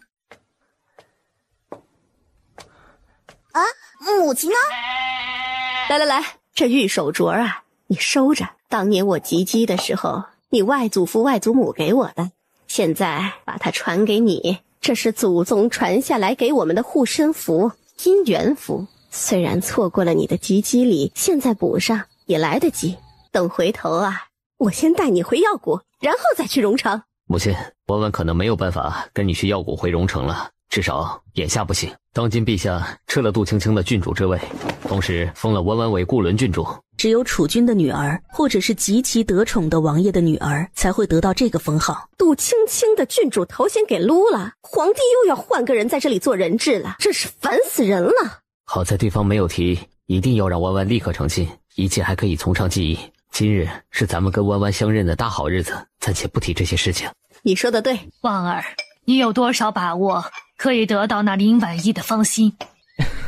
他之前撞见过我抱着黎洛熙的事情，不过他自己也是嫁过人的，应该没有那个资格来要求我什么。大不了我允他成亲后专心对他好了，房中妾室少一些罢了。你笨了，先哄着他，说以后绝不纳妾，等到成亲后，还不是你想要拿多少就有多少。儿子都听母亲的。东方嫣然，好久不见啊！你竟然敢打我！当年就是嘉柔公主嫉妒我能够嫁给王爷，竟然在我们来京的时候伙同歹人偷走了我儿婉婉，让我们骨肉足足分别了13年之久啊！没有证据的事情可不许胡说。不管是人证还是物证，如今已经放在陛下的龙案上了，咱们陛下一定不会让我们这些臣子寒心的。皇兄，那东方嫣然是胡说八道的。你当初做这件事的时候，为什么就不做得干净一些？那我现在应该如何？除了那个冯兰外，其他的都不算铁证。接下来你再也不要承认或者否认这件事，回头多给他们一些甜头，让这件事大事化小，小事化了。要不您给赐婚，让那林婉意嫁给我家婉儿吧。正巧我可以说是当年的事情是误会，但也心疼那孩子，想要好好的弥补。林贵妃白日里刚跟朕提过，希望朕赐婚，老九想要娶她做正妃。您答应了？没有，我又怎么会答应呢？倘若以后老九赢了呢？难不成他黎爵的女儿还要做我们大周朝的皇后不成？绝对不可能。就凭他们也敢肖想婉丫头，他们也配？小易也真是的，这个关口竟然离京了，他再不回来，媳妇儿可就要被抢走了。陛下那边还没有下决定呢，应该一时半会儿啊，这赐婚的圣旨也不会下来。哎呀，不行，明日宣哀家的旨意，让那东方嫣然带着婉丫头来慈宁宫。太后召见的话，那么就相当于把这汤水给搅浑了。其他不管是林贵妃还是嘉柔公主那边，都会犹豫观望起来。太后啊，您之前跟那荣成王妃并不亲厚，这突然召见，会不会引起陛下的猜疑呀？哀家虽然对那东方嫣然不亲厚，可是黎爵那小子可是哀家看着长大的，听闻还找到了亲生女儿，圈进宫来瞅瞅，再赏赐一些东西，那也是理所应当。太后您说的极是啊。这皇上竟然给那丫头封为固伦郡主，看来他还是没有停止对小爵的猜忌。这里怎么好像是皇宫？他杀了母后，都是血，全都是血。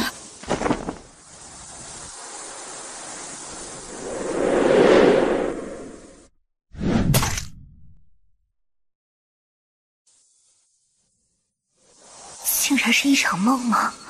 可我又怎么会梦到皇宫中的事情呢？还有梦中的那个孩子到底是谁？我的心为何会这样痛？他杀了母后，应该不是当朝的事情吧？毕竟他们大周的先皇后可是病故而亡，陛下与他间谍情深，所以后来再也没有立后。主子，你醒啦！刚才我收到了天机传来的消息，都督过几天就会回京了。为何提前回来？都督的右臂中箭了，不过箭上没有毒，也没有伤到要害，您不用担心。这是巧合吧？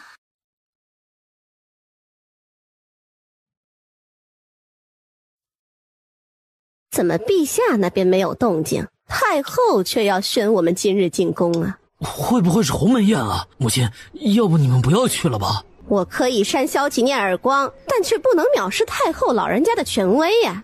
毕竟她一直对你们父亲极好。虽然太后老人家对咱们家不错，但保不准宫中有其他人居心叵测，一定要小心谨慎。那待会儿就让小仓乔装打扮，暗中保护我们好了。小锦，你在外边接应。太后老人家跟燕慈是相识的，而且还对燕慈极好，所以宣她进宫，或许……婉婉，你怎么了？没什么的，我就是想着医馆开了许久，可只有我一个大夫。原来是这件事儿啊！我回头给你祖父书信一封，让他派几个女大夫来帮你坐堂好了。就这样说定了啊！其实他们平时也要四处云游的，来京城没有地方落脚，又不愿意来王府，去你的医馆呢，正是合适。那好吧，一个就足矣。王婶，您这是要去哪里？去慈宁宫。那您快些去吧，可别让皇祖母久等。婉婉，你是不是早就知道自己是荣成王的亲生女儿？我若是早知道，还会被你们沈家欺负得那么惨吗？不过杜青青却是早就知道的，难道你忘了她当初是如何怂恿孙青莲烧死我的？婉婉，对不起。沈玉白，如今道歉已经没有用了。婉婉，我看那个沈玉白还对你贼心不死，他是不是还打算跟你破镜重圆？破镜根本就不可能重圆。欺负了我宝贝女儿的沈家，我绝对不会放过的。这丫头啊，的确是继承了你们夫妇俩人的优点，漂亮聪慧，不怪被人给盯上了。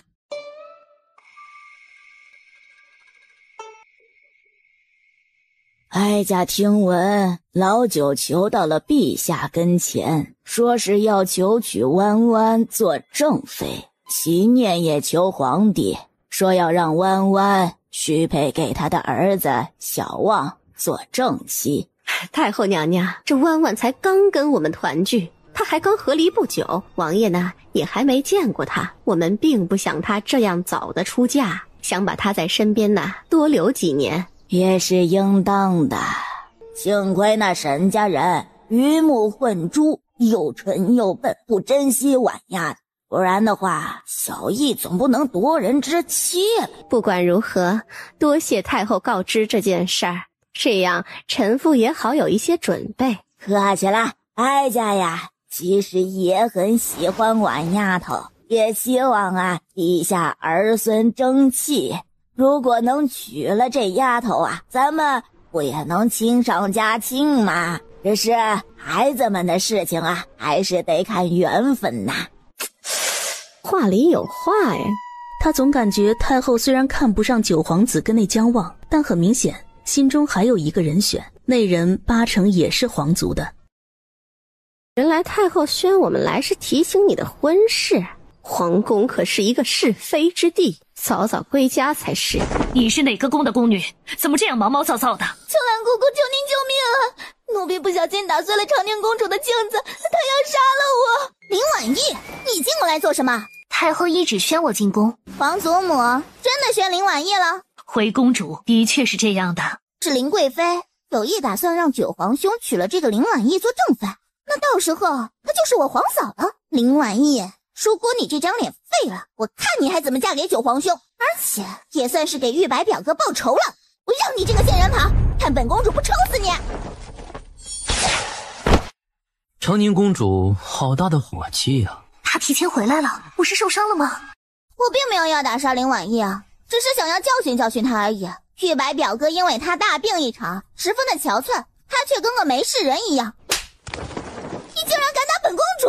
你姑姑我都照样打，何况是你？沈玉白欺负我家婉婉的账，我还没有找他去算呢，你竟然还替他出头了，你算个什么东西？你把长宁公主送回揽月宫端妃娘娘那儿去。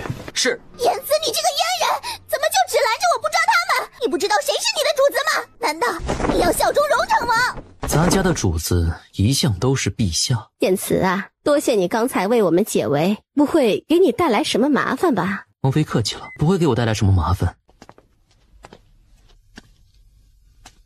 今晚木晚堂见。这么短时间你就回来了，怕是还没有到北京吧？启禀陛下，臣的确还没有到北京，就收到了莫广玉的死讯。臣打算火速赶到北京，结果却遇到了刺杀。北京肯定有人要趁着莫广宇之死趁机举兵，臣就佯装被吓得火速回京。陛下，现在定然要即刻派兵去北京啊！那莫广宇真的死了？臣刚开始也有点怀疑，所以后来又派人去北京查了，消息过几日应该就会送回来。你说你既然受伤了，就让手下的人回来传消息好了。臣如果慢悠悠的走，恐会让对方怀疑，而且这件事臣一定要亲自禀明陛下才行。臣愿意带兵重返北京，将那幕后之人揪出来。你既然受伤了，让太医看看这件事，这会让其他人去办。是，陛下。还有一事，刚才臣进宫途中见到了长宁公主跟荣成王妃起了冲突，长宁公主因那沈玉白的事情迁怒顾伦郡主。臣记得您说过，暂时要对荣成王府客气一些，就让人将长宁公主拉开了。只是公主好像是误会了臣，还骂臣是不是忘记是谁的奴才了。长宁也是被朕宠坏了，荣成王府可是一群护短的疯子，倘若他真冲撞了那东方嫣然，有的他受的。这件事你做的没错。好了，若是没有其他事，你回府吧。是，陛下。那臣告退了。给皇帝演完戏了，该去看看我家弯弯了呀。小姐，沈府又要办丧事了。杜青青这么快就死了？不是杜青青，去世的是沈大夫人。她之前身体就不行，后来沈玉白大婚那日的事情，她受了太大的刺激，今天刚醒过来，就听说沈大爷将之前赶走的那个外室又给接了回来，直接气的是一命呜呼了。这样一来，沈静柔的出嫁应该会被影响了吧？据说今天一早的时候，沈四姑娘已经坐着轿子进了刘家啦。这丫头是想要先笼络住刘家人的心，哪怕将来沈家彻底不行了，她也不会受到任何影响。小姐，明月县主来了，现在人就在药室那边。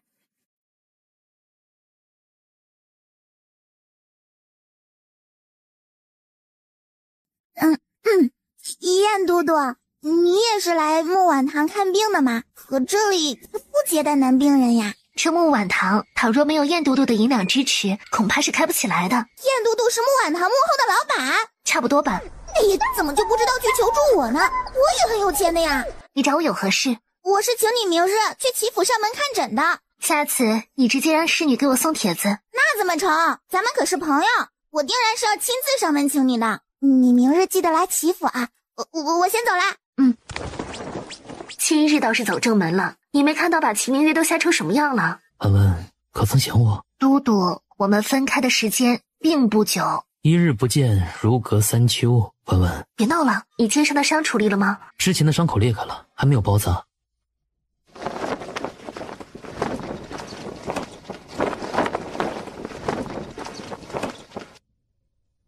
先脱了衣袍。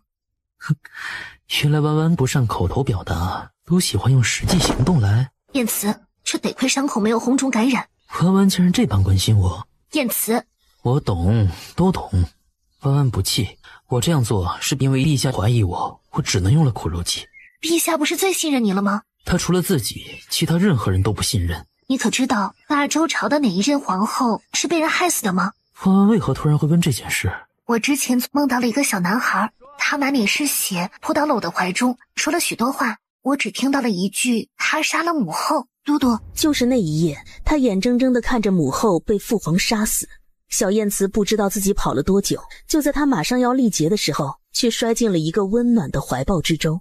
多年以来，燕慈都以为这是自己的梦境，但是现在他的弯弯却说是自己的梦。原来真的是你。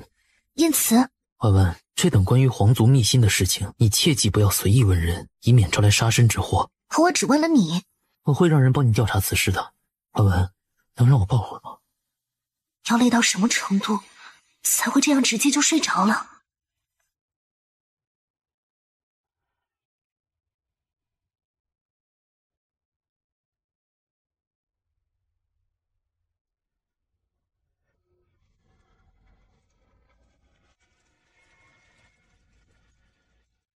他小时候在几次绝望之时、濒死之际，都见过一女子。那女子一身药香，总是能把他从地狱沼泽中给拉了回来。他本以为那个女子是自己臆想出来的，但就在几个时辰前，林婉意说了她做过的梦。婉婉，你值得我拿命去爱着护着呀。你醒了，伤口还疼吗？还疼，得让夫人亲亲才能好。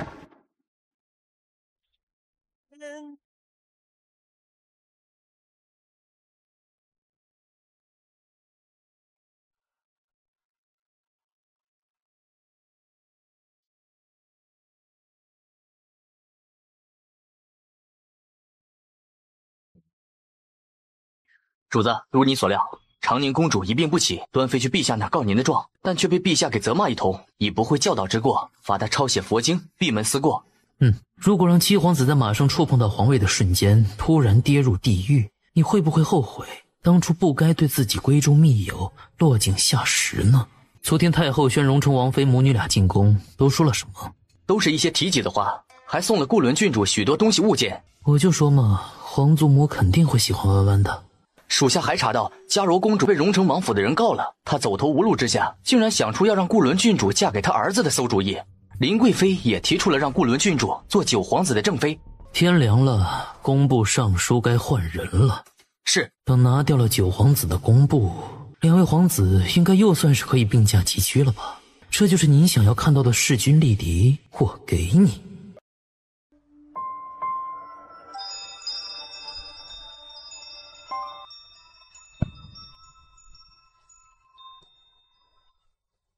林婉叶，你开木碗堂9000岁拿了多少银子？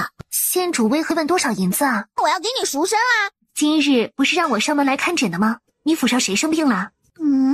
莫非是林婉叶有什么把柄在9000岁手中？罢了，是我庶妹身子不适，那就过去看看吧。齐大人是大长公主的儿子，他跟齐夫人感情极好，但成亲后，齐夫人只生了齐明月一个女儿。为了让齐侯爷有后，齐夫人就主动从自己的陪嫁中挑了一个中规中矩的侍女给开了脸。结果那侍女也只生了一个女儿，就病逝了。齐侯爷就再也不纳妾，只专心对齐夫人好了。你这是气滞血瘀，行经腹痛，许多初次来癸水的时候都会这般。你又天生体寒，所以才会如此腹痛难忍。郡主，那我这病还能医治吗？我写一个药方，还有一些注意事项，差不多坚持半年，你的情况就会有所好转了。太谢谢你了。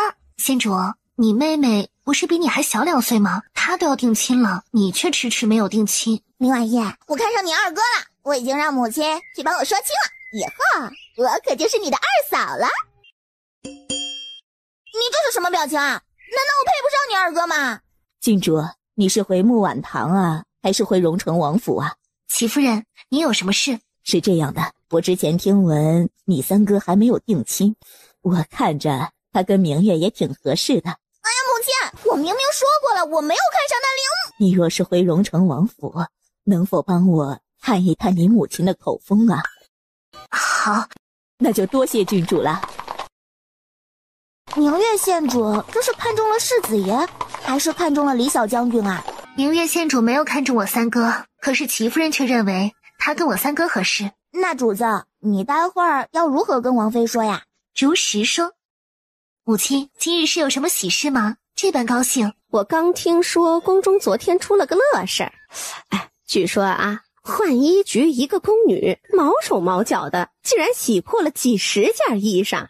其中呢，还有林贵妃最喜欢的那套紫色克丝罗裙，她带人翻遍了整个皇宫，愣是找不到那个宫女了。这人就好像是凭空蒸发了似的。母亲，三哥回来了吗？关键时刻不顶用，生他何用啊？哎呀，可惜已经不能塞回去了。三少爷是昨天晚上回来的，他回来后得知王妃跟郡主您都没事，他就把自己锁进的屋子，到现在还没出来过。您说有没有一种可能，昨天浣衣局的那个宫女，难道是小仓？母亲，我来是有事情找您说的。什么事儿啊？母亲，林婉意把齐夫人托自己的事情一说，以及齐夫人跟齐明月可能看中的不是同一个人。倘若你们早就有安排了，我去回绝了齐夫人就是了。没有安排，主要呀是我很早就对你3位哥哥说了，以后媳妇儿自己找，他们找到了人呢，就领到我跟前来，我看顺眼了就可以。你兄长们我是准备放养的，但你的婚事儿，母亲一定会为你亲力督办操劳的。我的婚事。是啊，婉婉，你如今啊是我们荣城王府的郡主了。按照之前的约定，你必然是要嫁给京城勋贵世家子弟。如果不这样的话，恐怕皇宫里边那位就要开始动手脚了。抱歉呢，婉婉，这件事我们眼下只能这样做。母亲，您说荣城王府的麻烦，我也是懂的。可再次成亲这件事情，可否不要那么急？还有人选，我也想要选自己想要的人。这是自然，而且我也打算呢多留你几年。哎呀，你是打算什么时候把那丫头娶回来呀？你可知道她的婚事，皇帝是会插手的。哎，知道你如今需要隐忍，但是时间可等不得你呀。现如今有许多人都想要娶婉丫头，你总得想个法子呀，不然你就等着她嫁给其他人吧。不会的。之前林婉意同沈玉白成亲，两人青梅竹马，佳偶天成。燕慈当时虽然对林婉意有兴趣，但倘若她跟那沈玉白恩爱幸福，燕慈必然也不会横刀夺爱。只是她借着酒醉稍微一暗示，那沈玉白竟然就为了权势，迫不及待地将林婉意送上他的床榻。当时燕慈就决定了，不管如何都不能让林婉意同他继续在一起了。那一夜恩爱实属是意外，他没有料到林婉意会如此主动。既然木已成舟，他必然不会再放手。弯弯的幸福只能够由他来给。皇祖母，您且放心吧，用不了多久，皇帝会主动求着我去娶弯弯，鹬蚌相争，渔翁得利罢了。燕慈不会主动跟皇帝提他要娶林婉意，因为一旦他提了，善仪的皇帝一定会想着他是否已经暗地里跟荣城王府勾结到了一起，反而更加不会让他娶到人了。而他也不能主动去跟荣城王府提亲，他是假太监的事情暂时不能暴露，而不暴露的话，荣城王府肯定不愿意把林婉意嫁给一个宦臣。不过虽然暂时不能主动，但不代表他什么都不做。你心里有数就好。哎，对了，听说你这次受了伤，严重吗？多谢皇祖母关怀，不严重的。太后，长宁公主来了。就说哀家睡了，不见她，成天咋咋呼呼的，成何体统啊？除了上次在御花园长宁公主要拿鞭子抽弯弯之外，更早之前她还打算用蜜蜂蛰弯弯呢。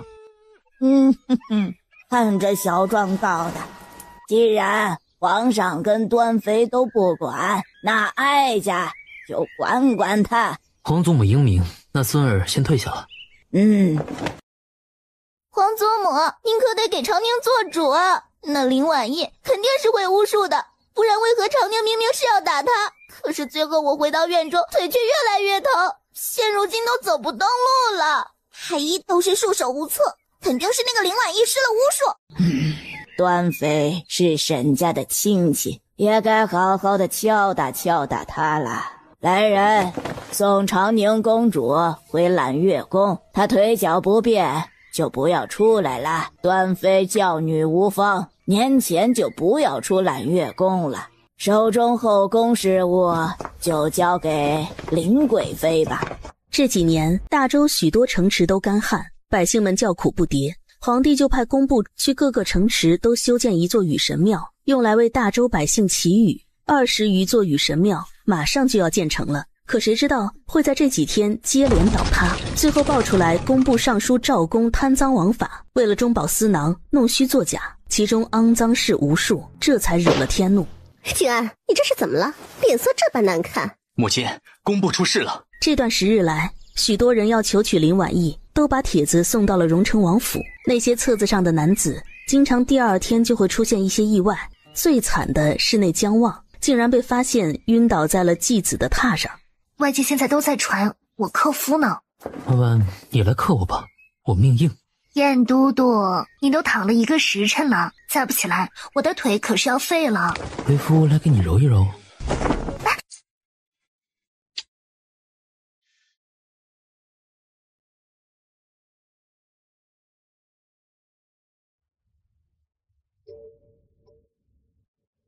叹红尘故里，花落有几度？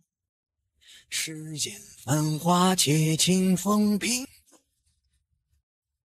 婉婉，我很小很小的时候，亲眼看到我阿父杀了我母亲，从那一刻开始，我就没有家了。燕慈，所以婉婉，以后就让我们共同组建一个温暖的家，好不好？你知道咱们成亲很难，用不了太久，咱们就可以成婚了。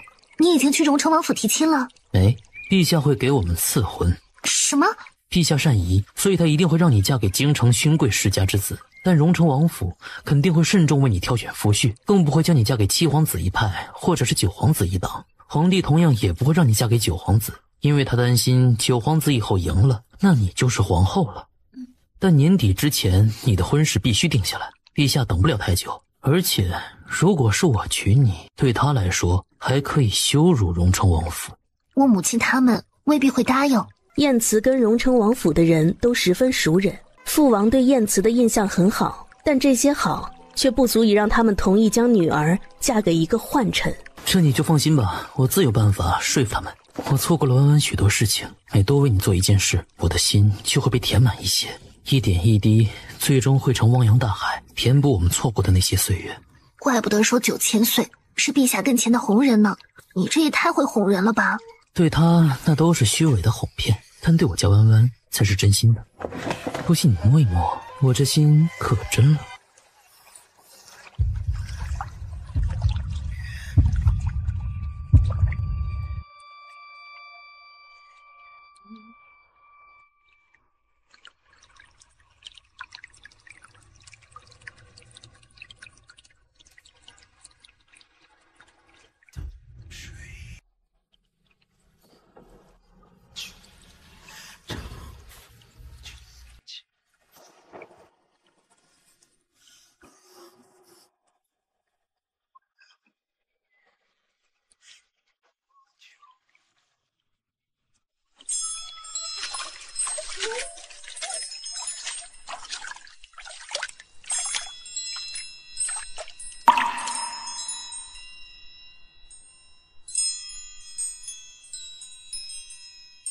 都督刚才接到宫里的消息，进宫去了。出了什么事？据说是工部尚书出事了，具体的奴婢就不知道了。难道工部尚书是九皇子的人？这几日沈家有没有什么动静？沈家二爷要回来了。当初因为老侯爷去世，二房跟大房闹了不愉快，沈二爷就带着家眷远离京城到地方上任去了。在这个节骨眼回来的话，应该是见到沈家大房不行了，回来抢权的。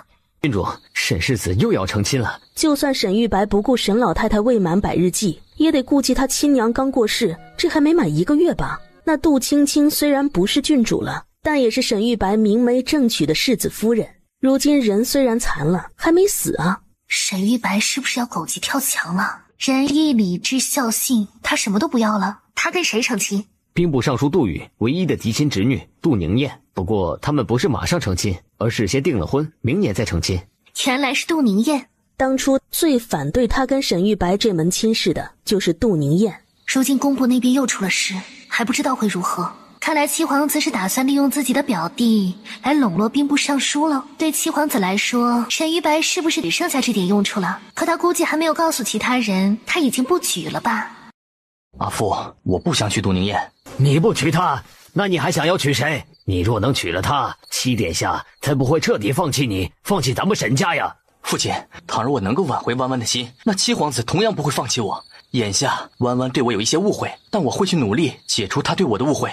可是他好像对沈家敌意很大。肯定是之前祖母跟母亲在的时候为难过弯弯，但如今祖母跟母亲都不在了，他对咱们沈家的怨怼应该也会减轻了许多。说不定有了荣城王府的助力，咱们沈家会重新变为侯府。阿父，你可知我身子近期不大行，但弯弯却会研制一种药，让我恢复如常。别犹豫了，不管从哪个方面来考虑，我夫人的最佳人选还是弯弯啊！更不要说在那么多女人中，我自始至终最爱的一直都是弯弯，此心天地可见。那杜青青，你打算怎么办？她本就身子不好，这天马上就要冷了，没挺过去十分正常。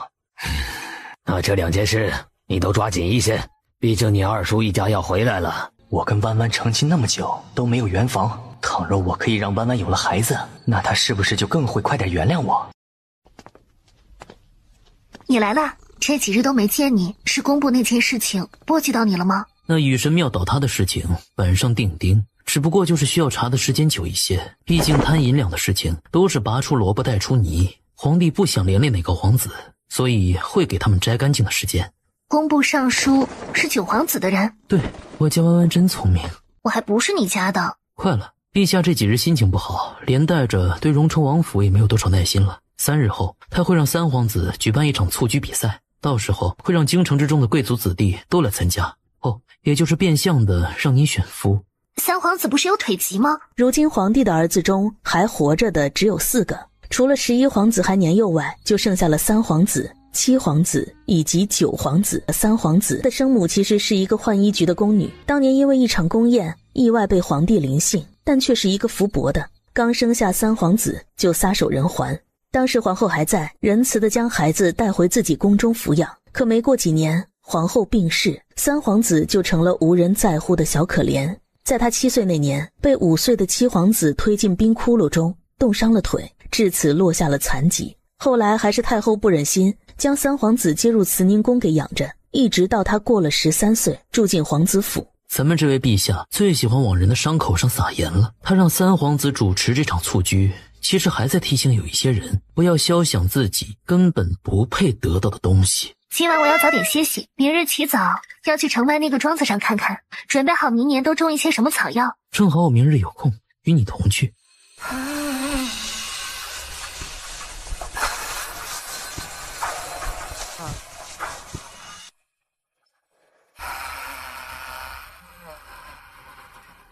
晚风捉住纸上花开，昨夜晕染明月下。他愿手心神仙下凡落飞家。风吹帘动窗棂，外面星火不疑或袈裟。云游四月八荒，舍弃了荣华。文文起了吗？郡主今日有事去城外的庄子上了，这个时辰应该已经出城了。那你知道庄子在哪里吗？奴婢不知。文文何时回来？郡主说明日再回来。那好吧，我明日再过来。你怎么来了？为何木晚堂我就来不得啦？我还以为你追不上我二哥，特意来弯弯这里，打算曲线救国。哦，你说话这样夹枪带棒的，你吃醋了？我吃醋？算了，我走还不行吗？听说顾伦郡主貌美如花，倾国倾城，今日就让哥们几个乐呵乐呵。嘿，哈哈，你这小丫头还怪横的呀！哎呀，待会儿哥哥让你哭出来，好不好啊？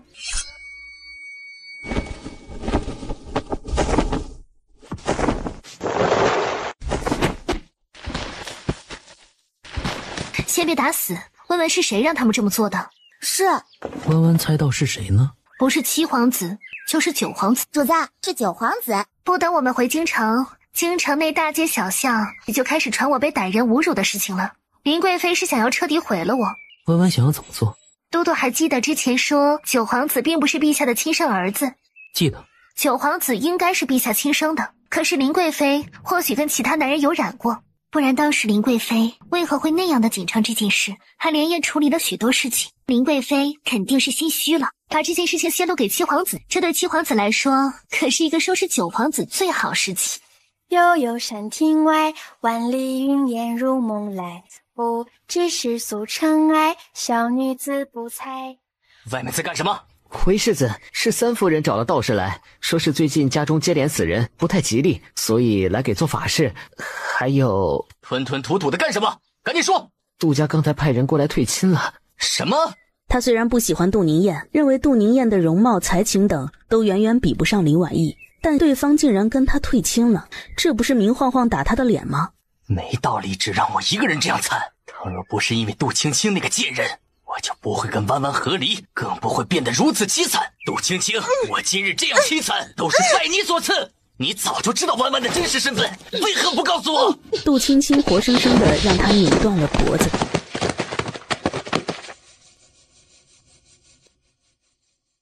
拜见之主，拜见都督。薛长山以前是跟着我做事的，一次意外断了脚踝，就让他在这里给我看庄子了。他娶妻生子了，也就没让他动地方。走，我先陪你四处看看。真喜欢这样惬意的生活。如果弯弯喜欢，可以经常回来。京城那边一摊子的事情，后天的蹴鞠比赛还指不定会出什么幺蛾子呢。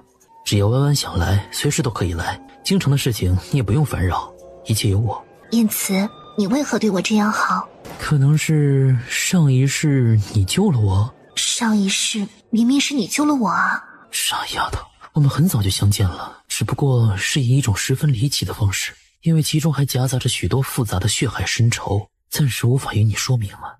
庄子后边的山洞里有一处温泉，我带你去。弯弯在想什么？在想如何感谢嘟嘟啊？想要感谢我，十分简单。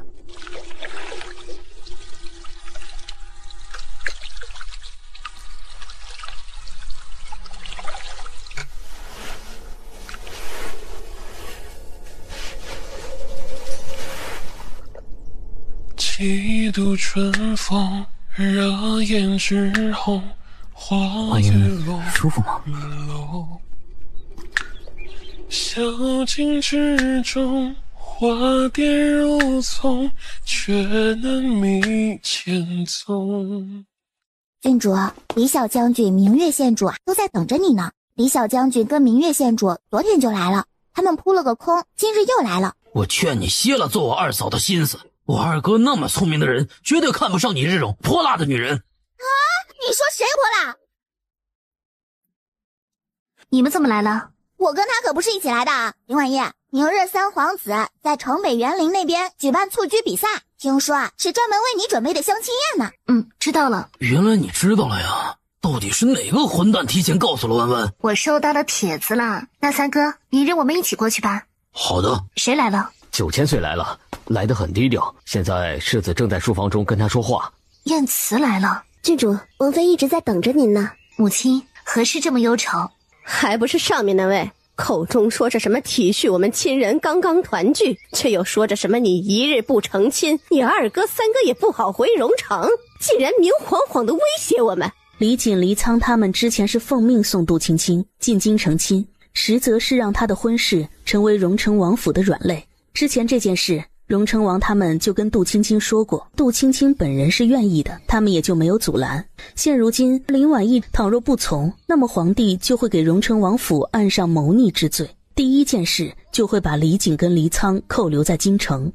这些人我都看过，要么是七皇子一派的人，要么就是九皇子一派的人。不，其实还有一个人。不，还有一个人没有在这些名单上。的确，他们是有心思想要巴结荣城王府，但却也不敢得罪那2位皇子。明日他们更不会出现在蹴鞠比赛上。不，这个人不仅能出现在蹴鞠比赛上，而且还不敢得罪2位皇子。燕慈，世子清楚，很早以前我就跟荣城王府绑到了一起，如今刀已经架在荣城王府的脖子上了。你们没有其他更好的法子，你们又不舍得林婉意，担心她再次遇人不淑。这件事我做不了主，你在这里等着，我去后院同母亲说一说此事。好。二哥。母亲，我有重要的事情要同你和弯弯说。我不同意这件事儿。妹妹好像是并不太反对的样子。或许弯弯可以跟那燕慈假成亲。弯弯，你是如何看的？母亲，二哥，燕都督对我有恩，不过我想要知道你们是否信任他。之前听三哥说过，燕都督是我父王的故人之子。的确如此，但具体是哪个故人，你父王嘴巴紧得很，我们所有人都不知道。他只是告诉我们一点，说燕慈可信。事已至此，的确没有更好的法子了。二哥，燕都督是不是还没有走？我想单独跟他谈一谈，可以吗？也好，你同他说清楚，只是假成亲。等回头你有了心仪的人，或许是我们荣城王府，再也不需要受到皇权桎梏的时候，他一定要还你自由身，而且一定要让他平素里与你相敬如宾。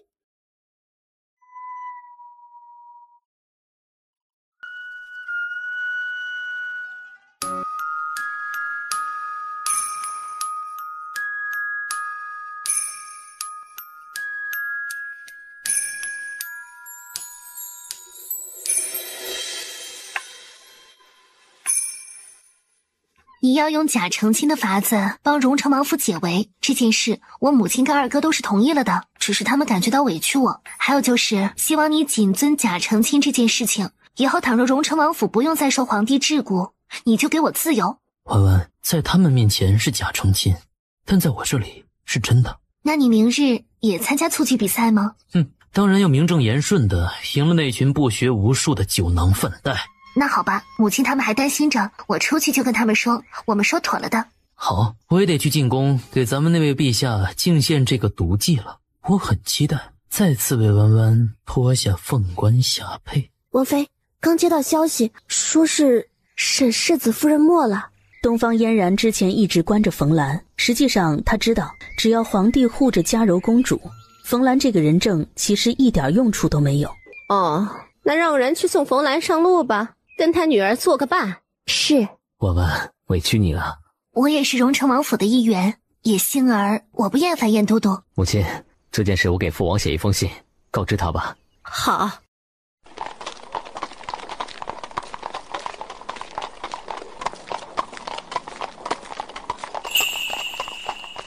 是弯弯，若是将弯弯新婚夜进入了都督府的事情宣扬出去，到时候看哪个皇亲国戚、富贵子弟愿意娶她。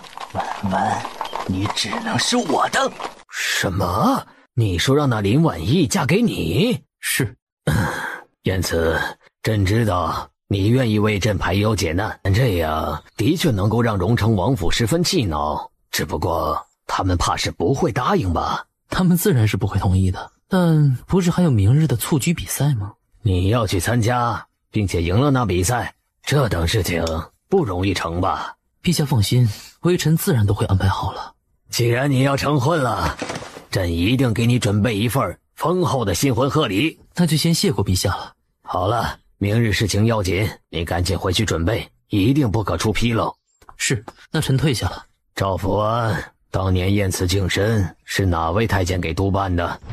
回陛下，是去年去了世的孙公公。奴才记得当年您要挑选几个机灵的小太监，就正好去选中了燕都督。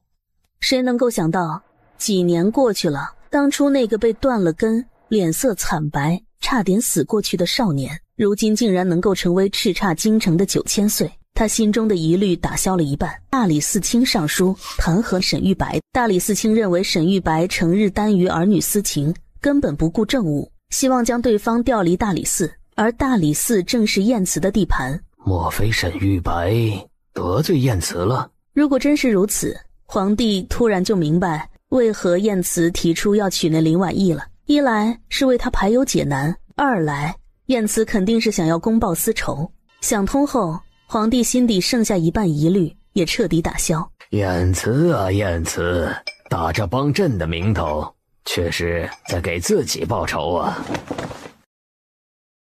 明日去整理一个章程出来，大婚需要的东西都要准备好，聘礼要按照最高规制来准备。都督，您终于要把郡主娶回来了。是啊，终于要把弯弯娶回家了呀。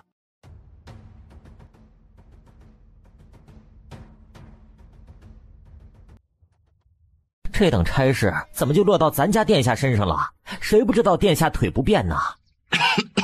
这是皇命，不许乱说。是，如果是我娶了那顾伦郡主，毕竟嫁给我这个瘸子皇子，能够让皇帝放心，也不用让荣城王府以后被老七或者老九利用了。但凡那林婉意聪明一些，就会知道我是他最好的选择。婉婉，没事的，你尽管去挑选。倘若没有选中心仪之人，那三哥就赢了那蹴鞠比赛。估计是母亲他们担心三哥别说出去什么，所以就暂时没有告诉他我已经决定要嫁给燕慈的事情。三哥不必担忧我，事情都已经安排好了。婉婉，我待会儿就在那边，你若有事直接喊我便是。是。真羡慕你有哥哥，虽然这个离仓咋咋呼呼的，但是对妹妹还怪好的。你我是朋友，我兄长自然也算是你的兄长。我才不会喊离仓那样的人为兄长呢。平阳公主之前跟林贵妃走得近，而杜家又是亲近七皇子的，这两人怎么走到了一起？郡主殿下，今日这场蹴鞠比赛是陛下专门让三殿下为您举办的，所以需要您提供一件贴身物件。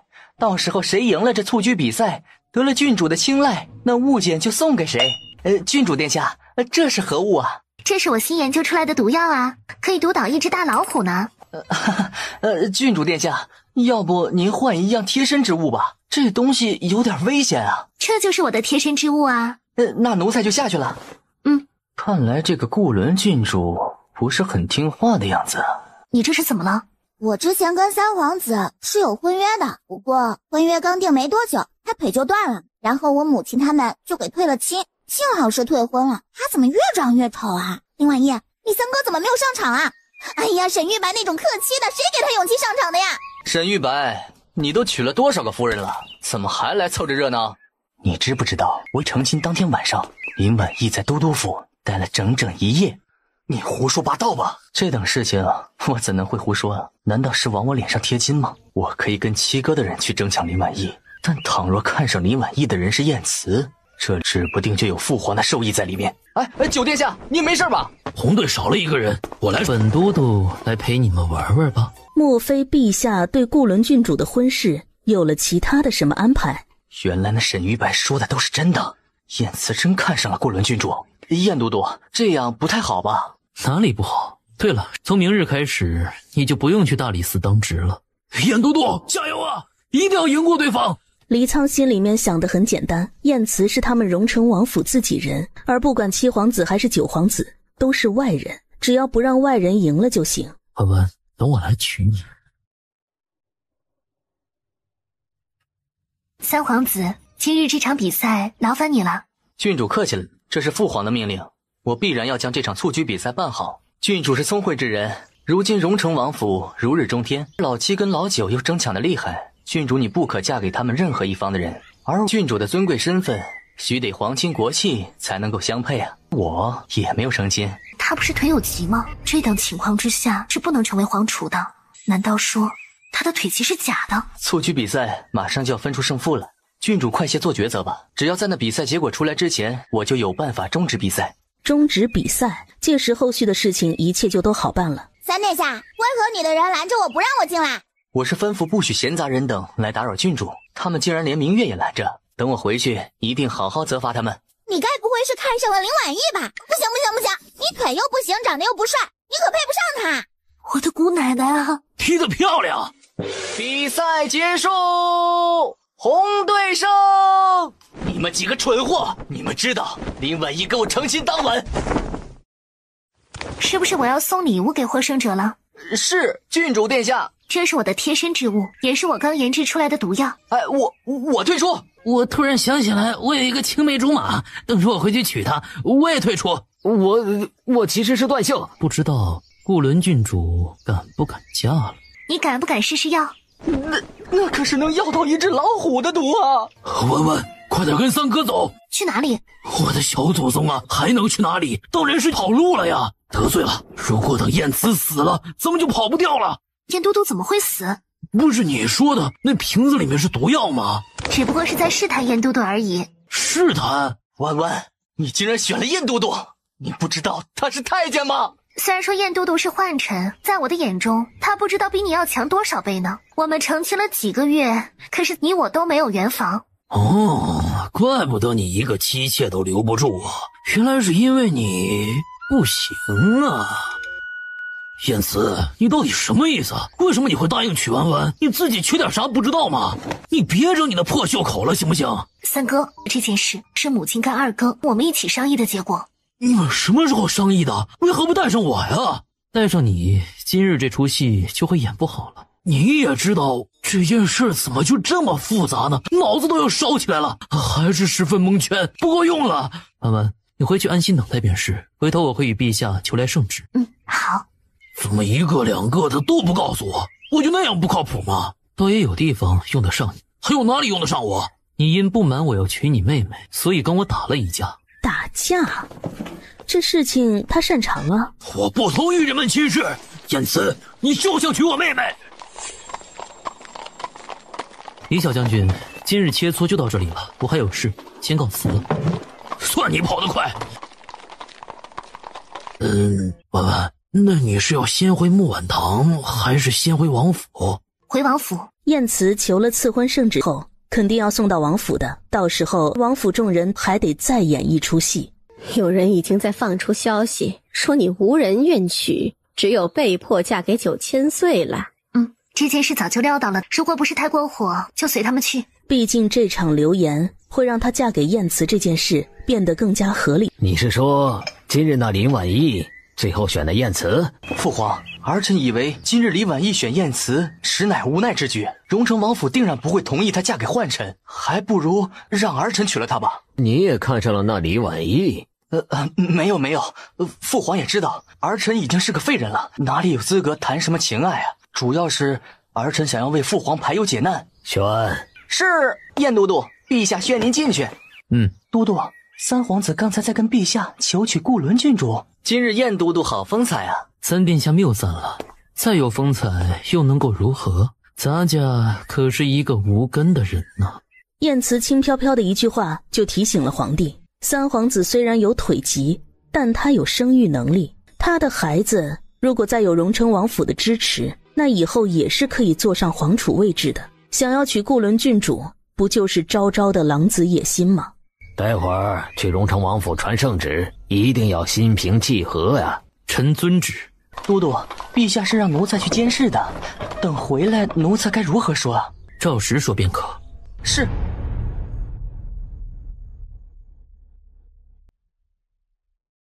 李小将军，我今日可是带着陛下的圣旨来的，你们荣成王府打算抗旨不成？不，我就是单纯的想要揍你。那改日我们再切磋武艺吧，今日正事要紧。还是都督厉害。燕慈，你这手脚倒是够快啊，赐婚圣旨都给求来了。这件婚事毕竟是郡主亲口允下的，赐婚圣旨不过是锦上添花而已。哼，滚你的什么锦上添花，我不同意。陛下的意思是，倘若郡主不想嫁给我，那她就要嫁给沈玉白了。我死也不会再嫁给沈玉白的。燕慈，让我们把弯弯嫁给你也不是不行，但你得答应我们一个条件，婚后要与弯弯相敬如宾。如果以后她有了心上人，你得写和离书给她，不得纠缠。李世子，那照你这样说，我岂不是成了一个工具？那这场婚事与我有什么利处？利处？燕都督肯定知道是什么了，不然你也不会趟这一趟浑水。不，我认为能够娶到顾伦郡主是我三生有幸，怎能说是浑水呢？燕都督，如果3年之内我找到了心仪的人，你就写和离书给我，如何？好。那这圣旨，郡主殿下您就接了吧。虽然我同意了这门婚事，但弯弯今年犯太岁，不要立即成婚。那王妃殿下认为婚期定在何时合适？明年再说吧。那婚期就定在明年，等算好了明年的吉时，我再送过来给王妃跟郡主过目。今日就不打扰了，在下告辞。婉婉呐，今年过年你想不想回荣成王府过呀？中途我们还可以去趟药谷见一见你外祖父。我们可以都离开京城吗？没事儿，把你三哥抵押在这里就行了。肯定是燕慈骂我了，要不然就是齐明月那个野蛮女人骂我。是应该回去看看亲人们的，如果官家允许的话，那你就多陪陪他们。是。今日蹴鞠比赛的事情被他们传得沸沸扬扬，说是你主动选的那燕都督。弯弯呐，你们不用担心我，是我自己愿意选燕都督的。嫁给燕都督其实很好，他府中人员简单，我嫁过去不用孝敬公婆，也不用担心后宅妻妾之事。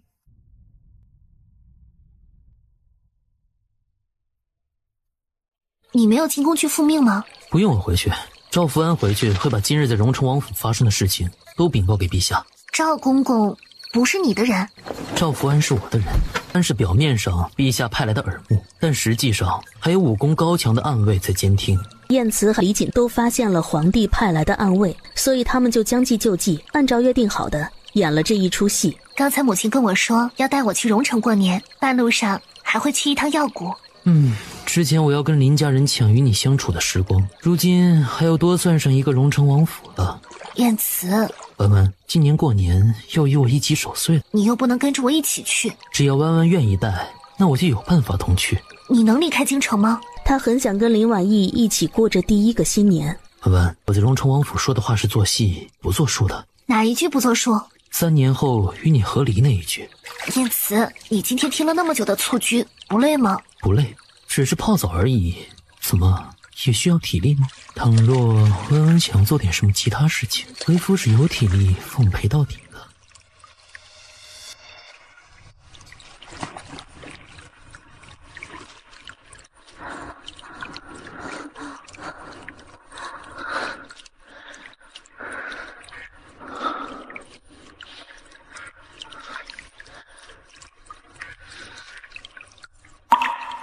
好不容易跟荣城王府相认，成为身份尊贵的郡主，结果就这样嫁人了。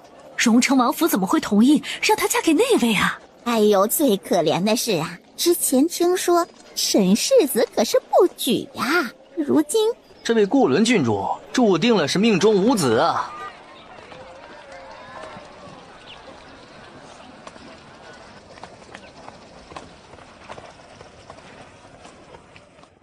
那丫头倒是一个苦命的，怎么总是遇人不淑呢？这件事我始终感觉哪里怪异。按道理来说，荣城王府不应该答应这门亲事啊。哪里怪异啊？母妃，我突然想起一件事来，你可还记得当初在平阳姐姐的簪花宴上，我不是撞破了燕慈跟一个女人欢好的事情吗？而我们一直没有查出来那个女子到底是谁。你的意思是，那日在房中的女子就是那林婉意？之前不是沈玉白带着林婉意新婚夜在都督府待了一整晚吗？随后燕慈跟那林婉意就在簪花宴上偷情，沈府开始衰落，沈玉白为了能够继续帮七皇子，就忍痛将自己夫人让给了燕慈，一定是这样的。如果燕慈真的被七皇子那边给拉拢过去了，对他们可就不妙了。只是怎么感觉哪里不对劲儿呢？母妃，我得先去如厕。你这是怎么了？如果身子不适，宣太医给你瞧瞧。一转眼你都要娶妻了呀？朕怎么听说那荣城王府给你提出了3年之约，你答应了？是有这回事，臣自然是要答应的。不过答应是一回事，3年后怎样又是另一回事了。毕竟人已经进了都督府，还不得听臣的？你也不要太过，他毕竟是荣城王府的掌上明珠，只要荣城王府一日循规蹈矩，你就要善待那丫头。是，陛下。其实现在并不是迎娶林婉意的最佳时机，可他哪里能够眼睁睁地看着弯弯再次嫁给旁人？还是要先将弯弯娶回都督府，以免再生什么波折。好在如今朝中已经有一半力量被他收入囊中，希望明年七皇子跟九皇子争点气，互相多咬几口，那么他在明年年底就能实现愿望了。林太医，这是要去哪里？见过燕都督，下官正要去给贵妃娘娘请平安脉。等今日你下旨，我们一起喝上一杯，去忙吧。九殿下是饮食所伤，脾胃虚弱，臣给开一个方子，回头按照这上面抓药服用。近期一定要清淡饮食，切记不要饮酒，吃辛辣之物。表叔，你这瞒得可真够深呐！表叔先是不声不响地收养了荣城王府走丢的女儿，随后又不声不响地得了燕都督做女婿。哎呀，娘娘啊，你可别说这件事了，可吓坏下官了。当初下官并不知道弯弯的真实身份，刚刚在路上见到9000岁，哎呀，我这个腿呀，当场就吓软了呀。就他这种胆子，领养了林婉意的事情肯定是意外，至于燕慈跟林婉意的婚事，肯定更是不知情的。燕都督，林太医，我跟弯弯已经订婚，朝堂之外，我就是你的女婿，你不用这样局促。弯弯把你们林家人当亲人，那么以后你们自然也是我的亲人。这些是我让青天剑给选的成亲的黄道吉日，你带回去看一看。这次不再是为了做戏哭哭啼啼，而是真情实感地触动了感情。燕都督，我人微言轻，也没什么本事，也不知道您跟弯弯的亲事中是否掺杂着什么其他事情。我只希望您一定善待弯弯呐，我求您了。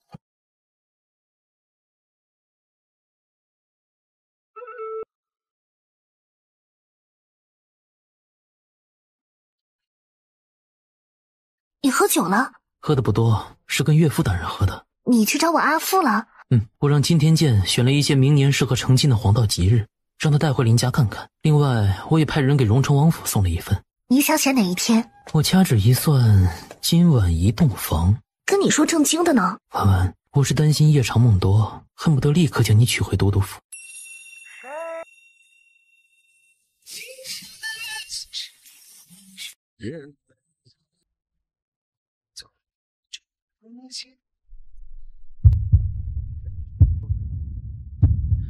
我自风流，路过人间，一壶酒。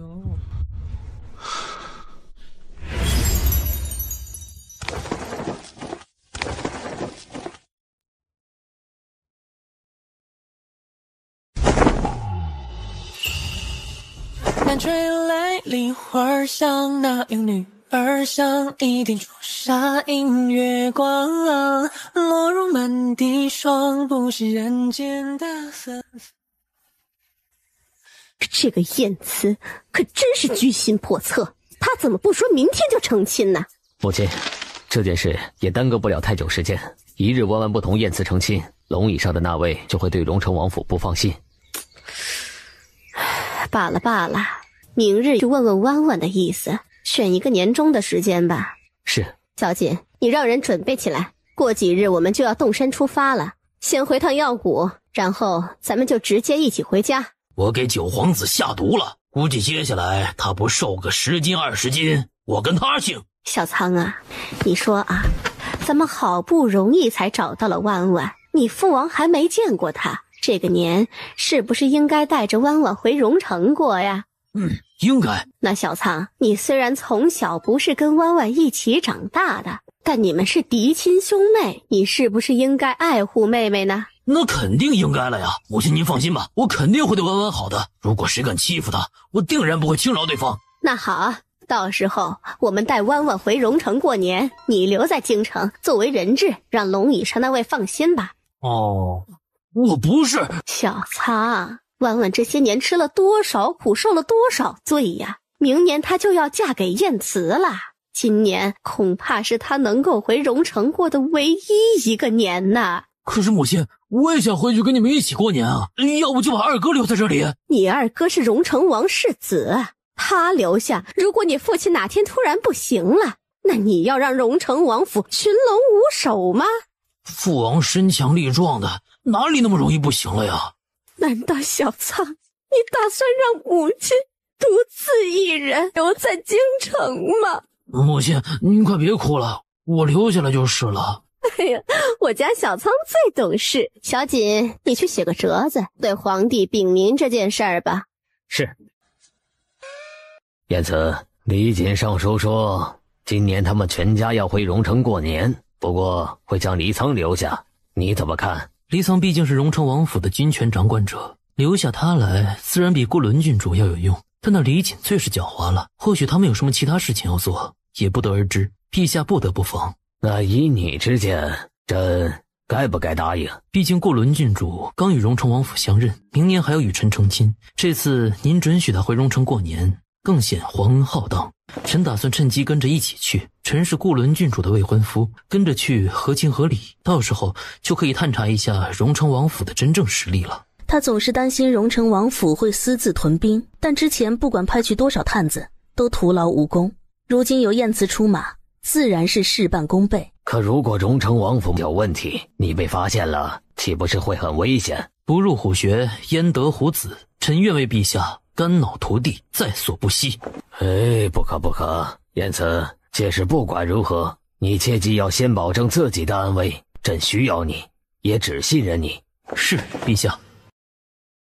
皇帝允了李锦上的奏折，同意让他带着母亲跟妹妹回荣城过年，并且附加了一句，担心他们的安危，所以让燕慈全程护送。他本想着自己被孤零零地留在了京城，大不了除夕那天去都督府找燕慈喝酒好了，结果燕慈也能去荣城过年了。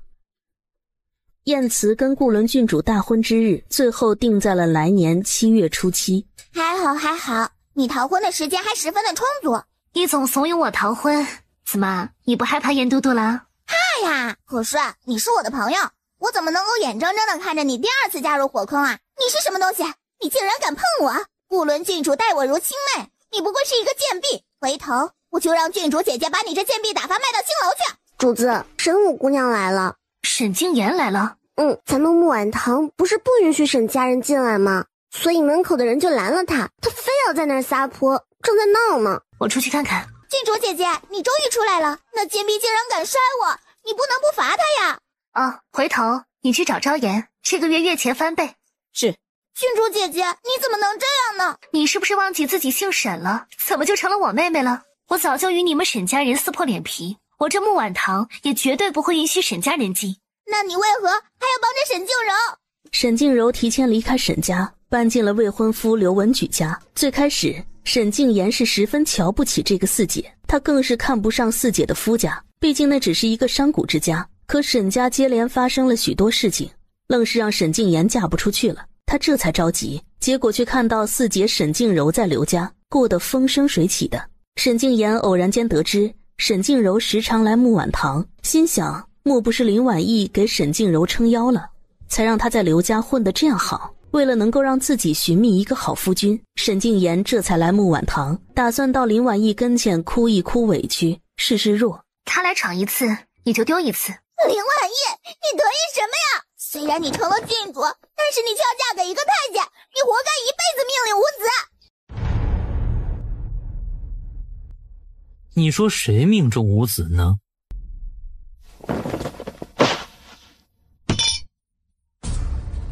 沈静言口无遮拦，都直接被燕都督用暖炉砸了脸。万一燕都督知道我一直怂恿林婉意逃婚的话，以后还是不要建议林婉意逃婚了。因此，陛下与你同去了吗？允了。他一直怀疑荣城王府在私自屯兵，我以你未婚夫的身份与你同回荣城，正好帮他打探这件事。这等事情，你倒也不必都详细的告诉我。怎能不说呢？你可是我夫人，夫妻本是同知连理，休戚与共。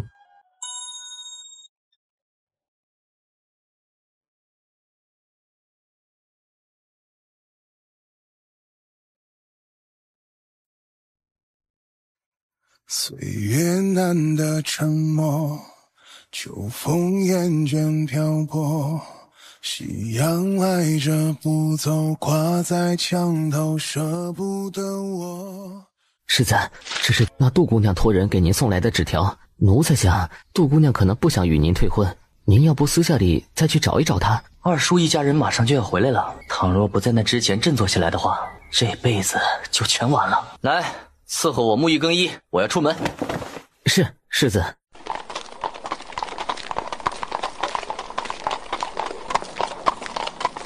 福临，是。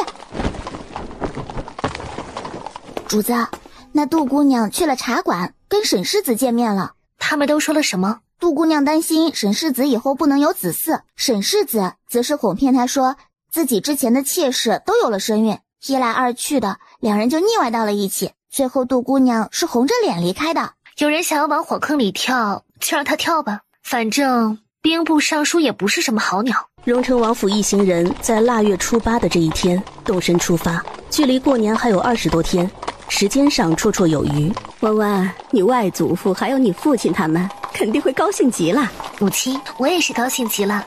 上一世我竟然错过了那么多的幸福，那这一世我一定要好好珍惜这点点滴滴。我听说你之前在木碗堂门口将那神武姑娘给毁容了，你这样维护婉婉，不怕龙椅上那位起疑心吗？他本来疑惑这件事，但当林贵妃去给他吹枕头风，认为我对弯弯过于好了的时候，咱们的陛下反而开始怀疑林贵妃跟九皇子那边是不是打算离间我跟他了。我一直不懂，明明他那样信任你，你为何还要暗地里跟他作对？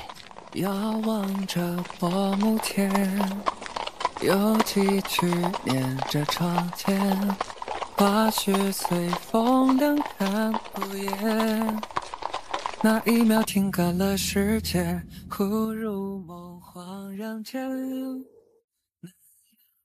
故身边慢慢思念，两心间相隔了多远，落满眼轻寒的画面。燕慈，你怎么来了？一整天没有见到夫人，甚是想念。燕慈，别动。他从开始进来就是要给我揉腰的，还特意带了药。夫人舒服吗？燕慈，都怪我家弯弯太美味了。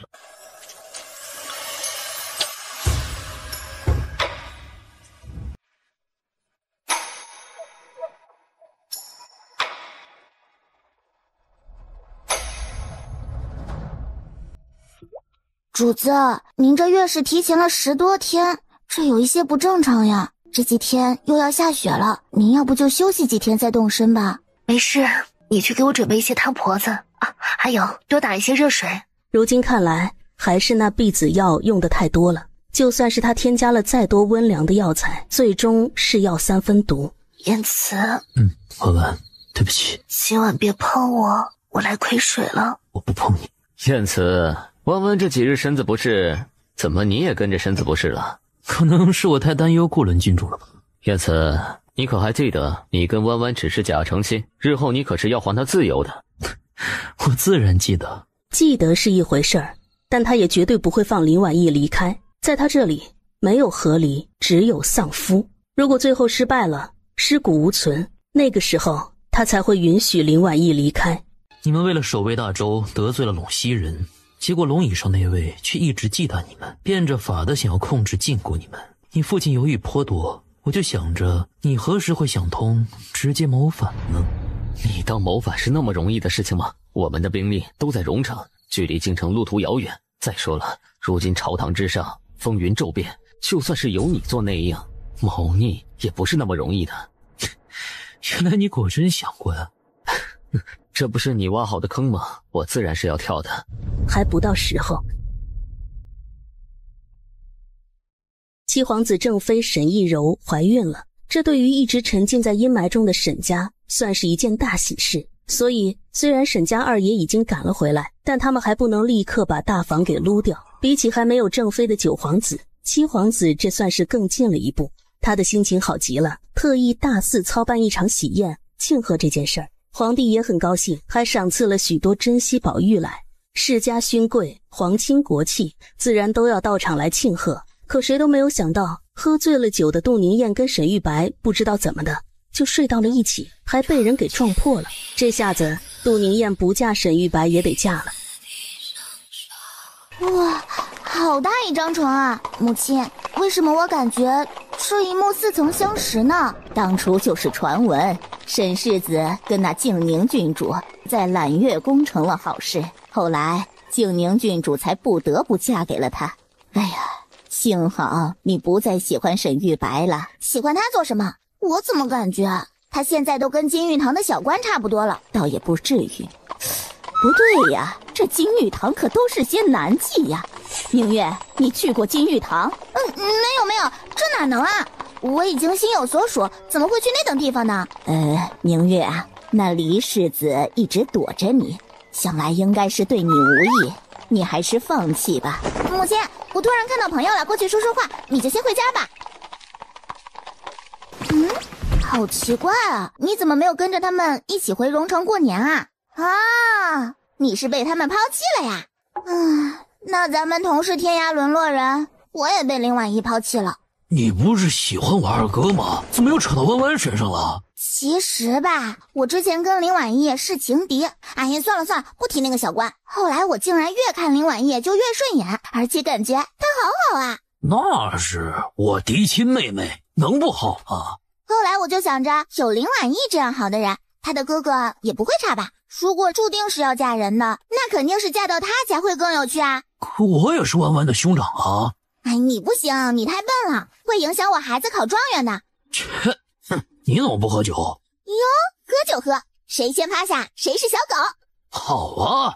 两人一边说着沈玉白跟小官差不多，一边又说着等回头林婉意跟燕慈和离后，他们都要给他找更好的夫君，还会说七皇子跟九皇子都没有帝王之相。总之这俩或是什么大逆不道，什么惊世骇俗说什么。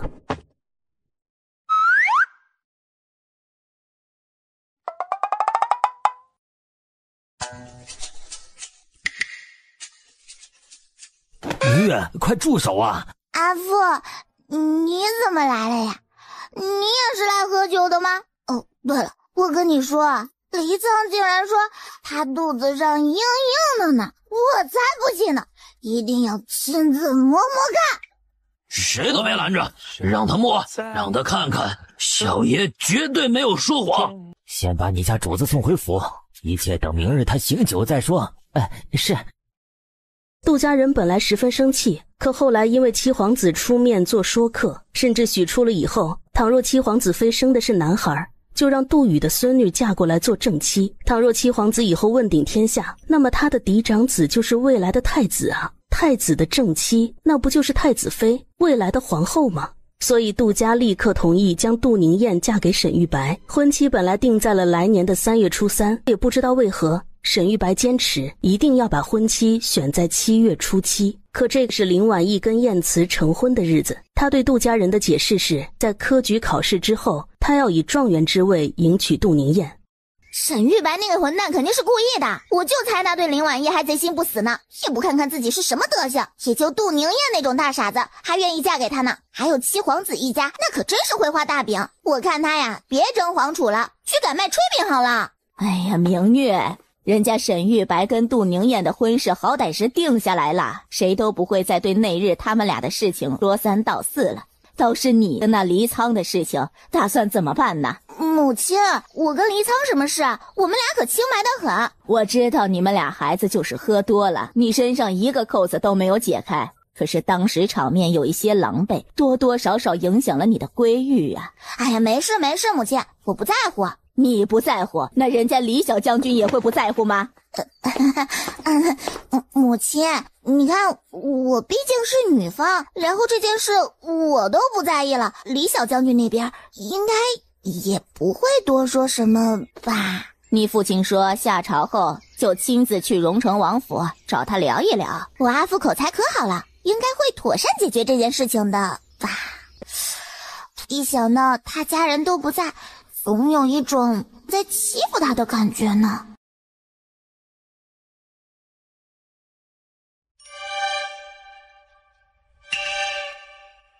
仲叔，你在这里坐着多久了？怎么一点动静都不出啊？太吓人了！小少爷，你可记得昨天晚上都发生了什么？发生什么了？昨晚你和明月县主都喝醉了，两人拉扯到了一起，衣衫不整，然后齐侯爷就带人出现了，让人把你先送了回来。当时我跟齐明月衣衫不整到了什么地步？少爷，当时人家明月县主的衣裳十分完好妥帖，倒是您亵衣都被他扯到手里了呀。婉婉见过外祖父。好，这几日外边冷，赶紧随我们入谷，谷中暖和一些。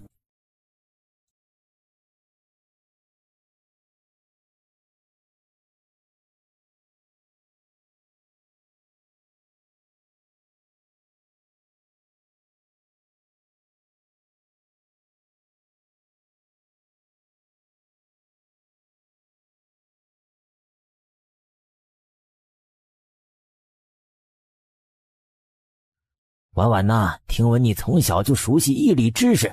阿云，你看到没有？你妹妹来了，在你外公这里，咱们可就都失宠了。咱们也都应该多宠一宠婉婉。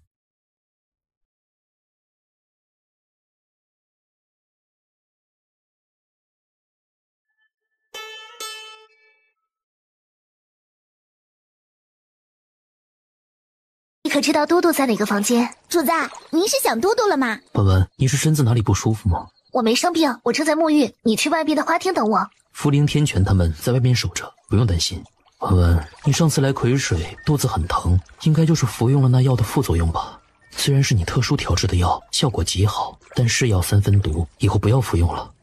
为什么突然说这件事？你是要让我给你生个孩子吗？不是，我不会再让你有孩子，除非等到你自己愿意的那一天。那等你想要的时候该怎么办呢？倘若燕慈去找其他人解决。虽然暂时不要孩子了，但却也有其他法子夜夜笙歌。夫人可愿意配合我？他本就不懂什么房事，如今少得可怜的经验还都是燕慈教的。好。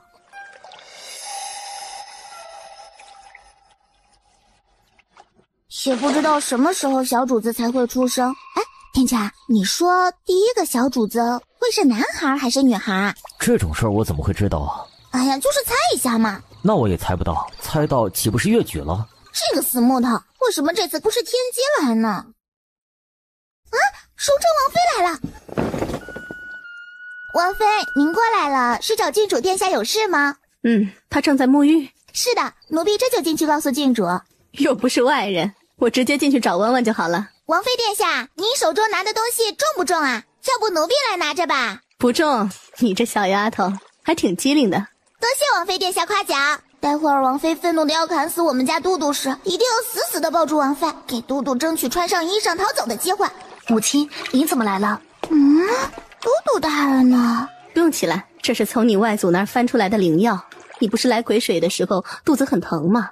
这个药有奇效，分为内服跟泡用。多谢母亲。都是自家人，这药包我帮你放进来了啊，隔2日泡一次，每次半个时辰，就会慢慢改善你的腹痛。那个内服的药丸，每天晚上的时候服用1颗就好。你继续泡澡啊，母亲先回房了。燕慈，你没事吧？婉婉，你夫君可能有事了。啊，是呛到水了？是要流鼻血。月光不解风情，心愿不做冷静。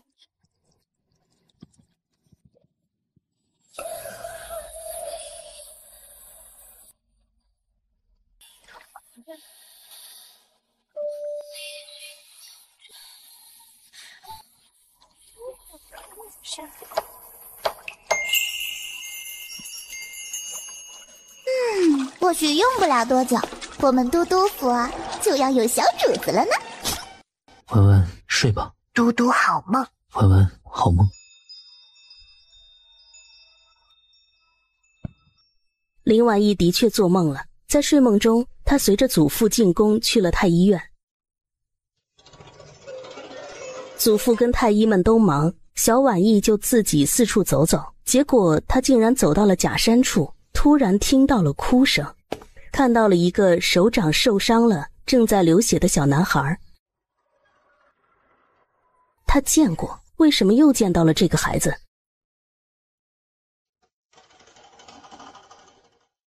我祖父是太医院最厉害的太医，我也会给人看病。我给你看看手上的伤吧，有点疼，忍着点。本太子才不怕疼呢。你是太子？本来还想要等本太子长大，让你进宫做大夫，现在看来还是算了吧，你智商太疼了。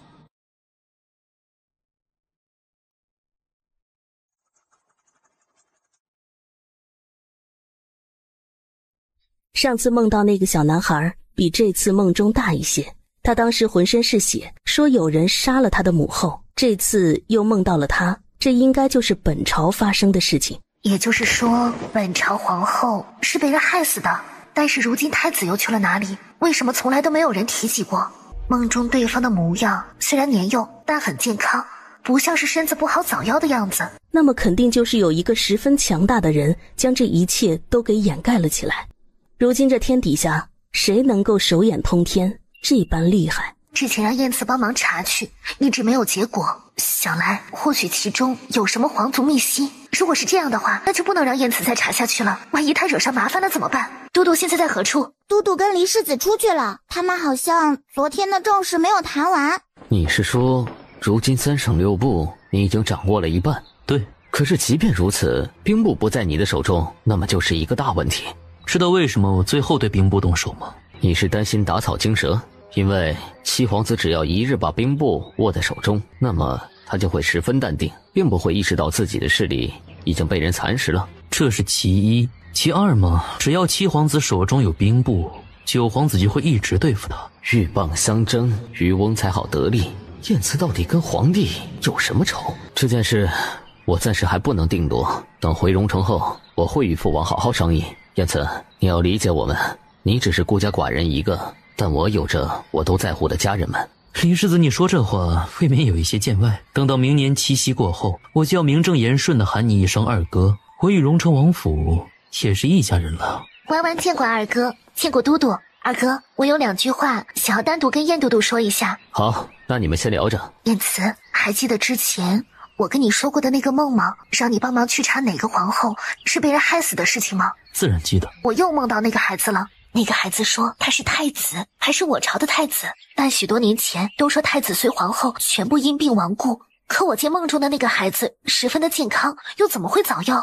如果想要让一个孩子早早没了，早夭不就是最好的借口？我就是担心这其中有什么天大的阴谋。所以燕慈，你不要继续去查了，万一惹祸上身了呢？那好，不继续追查了。那弯弯今晚也泡澡吗？不泡，不跟你说了，我要去见外祖父了。我没有看错吧？怎么看都像是有问题的样子。母亲，是发生什么事了吗？这是钟叔刚刚飞鸽传书送来的消息。哎呦，我就不理解了。之前看明月那小姑娘挺精明可爱的，那怎么就眼花了，看上你三哥还要强睡她呢？哎，我一直以为他喜欢的是老二呢。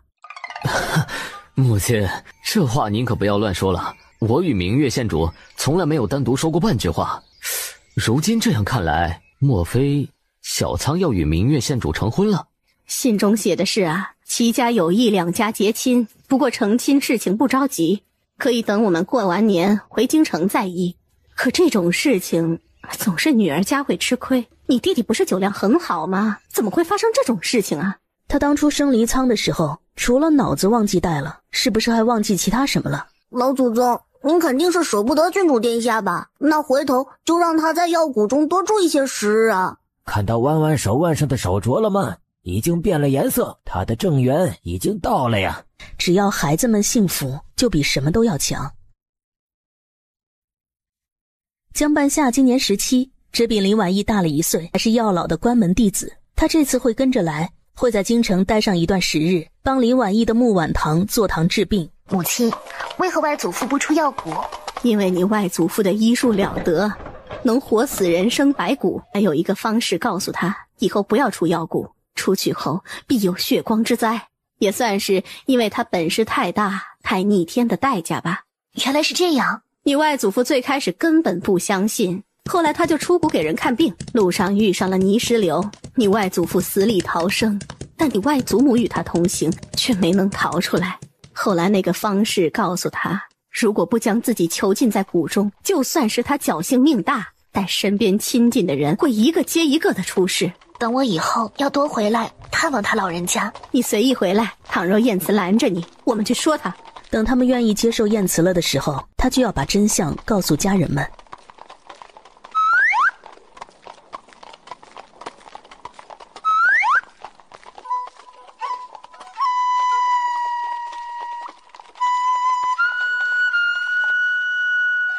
小少爷，王妃殿下说你去跟齐家人说一下，等过了年他们就回京城来谈你跟明月郡主的婚事。我要跟那齐明月成亲。明月县主是长公主唯一的孙女，地位并不低，再加上齐家几代单传，明月县主可谓是含着金勺出生的呀。我管他含的是金勺还是银勺子，跟我有什么关系？之前齐大人找他聊过，对方话里话外是想要定下这门亲事，但黎苍很茫然，所以就推脱自己父母都不在，要书信一封问问意见。其实齐明月挺漂亮的，性格也很直爽，尤其是一身红衣策马奔腾的时候，又飒又美。可是我现在还不想成亲啊。黎苍这次不敢去喝酒了，他去了平时喝茶听说书的馆子。各位看官可知，接下来如何？如何？好大一张床啊！那公主跟状元郎真的暗度陈仓了？那是当然了，只不过那状元郎本是有发妻的，这样一来，他那发妻就成了多余啊。还好，讲的并不是我跟齐明。我操！哈，怎么是你啊？竟然是你！走，咱们换个地方说话去。等一下，我还没付银子呀。齐明月，你要干什么？我跟你说过，上次是在我不知情的情况下，你才能扒我衣服，这次可不许了。哎呀，这个蠢货，你给我闭嘴！李苍，既然你也不想成亲，那咱们就想想办法，趁着你家人回来之前，把这件事情给解决掉吧。啊，你为什么不说话？难道你真要跟我成亲？当然不是。黎苍、明月，怎么是你们？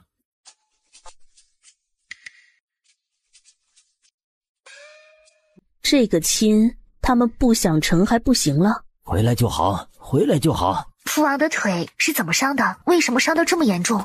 就是你丢了那年，我们进京给太后过寿辰，同时接你祖母回荣城。当时在宫中遇到了刺客，可那刺客不知道为何，竟然直接砍向你父王的腿，那刀上还有毒。就是冲着废了父王来的。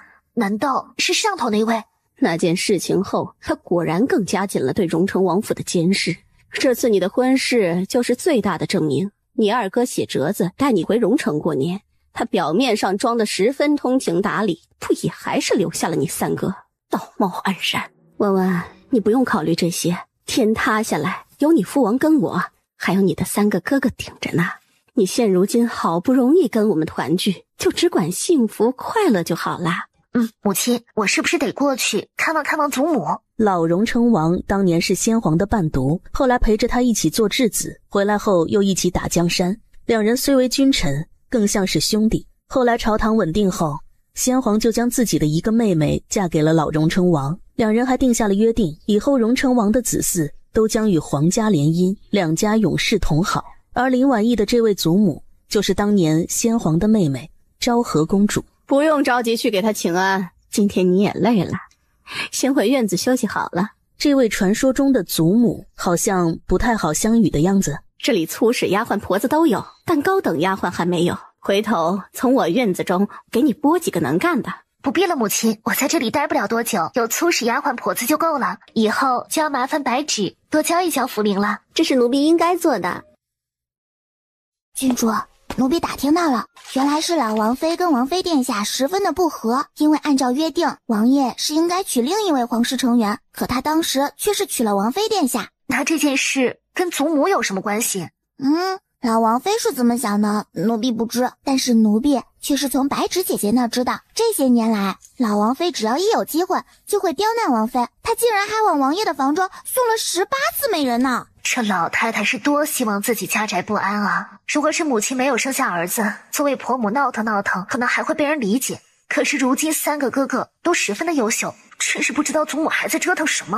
哦，对了，郡主，奴婢还听说这个房子一直是王妃给您留着的。之前杜青青好几次都想要住进来，王妃都不让。听白芷姐姐说，就因为这件事，老王妃还特意训诫了王妃呢。但是王妃头铁，说不让就不让，谁都不能抢了您的这个院子，差点把老王妃给气得翻白眼了呢。还以为你今晚很忙，不会过来了。是很忙，你父王你二哥轮流轰炸我。轰炸你什么呀？他们认为我娶你是别有用心，还告诫我说可不能唐突了你。那你这是没有答应他们？我答应了，不答应都不放我回房歇息。那你现在在做什么？在唐突你啊。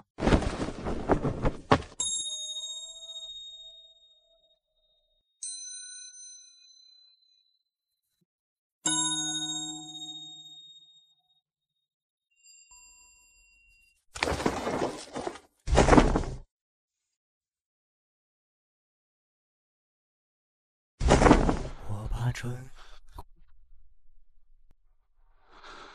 就入眠，又见候鸟向南飞。郡主，您这回来了都不去看望老夫人吗？怎么，您走丢了的这些年，孝悌端惠、知书达理，那些贵女该有的品质，您也一并给丢了呀？婉婉，用不用我帮你扭断她的脖子？这个脖子我自己就可以收拾了。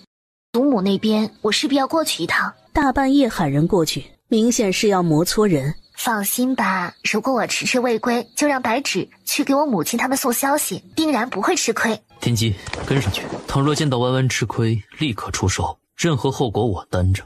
是。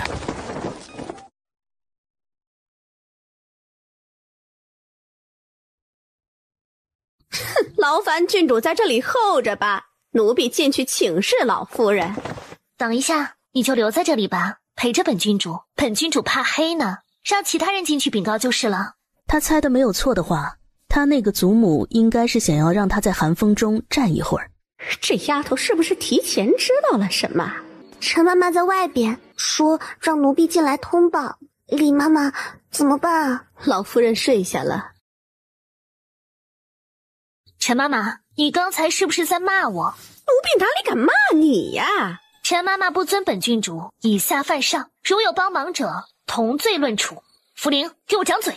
是。你竟然敢打我！我可是一等宫女，15岁就陪着昭和公主一起来到这里了。我女儿还是王府管家的夫人。他这位好祖母应该要被惊醒了吧？是谁在外面鬼哭狼嚎呢？是陈妈妈。去，让她赶紧给我滚进来！老夫人，您息怒。郡主毕竟丢了好多年，再加上王爷跟王妃那样在意这个女儿，您不要跟她计较。就是因为流落在外多年，染上了一身小门小户的习惯，我这个做祖母的得要教诲教诲她，那东方嫣然也挑不出毛病来。我看这死丫头再不管管呢，就要翻上天去了。可是住口！老夫人这是要把事情给闹大了呀！哎呀，如今这位郡主也不是一个吃亏的主啊。郡主殿下，老夫人让您进去。郡主，老夫人对您有偏见，您不要直接顶撞她，还是让人去喊王爷王妃来比较好。多谢李妈妈提醒。祖母，您终于醒了，孙女被恶仆欺负了。你哭什么哭啊？我还没死呢！你这样哭丧是在咒我吗你？祖母，如果是您去世了，我肯定会哭得比这个还要惨的。祖母，你没事吧？行了行了，哎呀，这么晚了，我要休息了，你赶紧走吧。祖母，真的不用孙女给您诊脉了吗？不用。哦，那孙女告退了。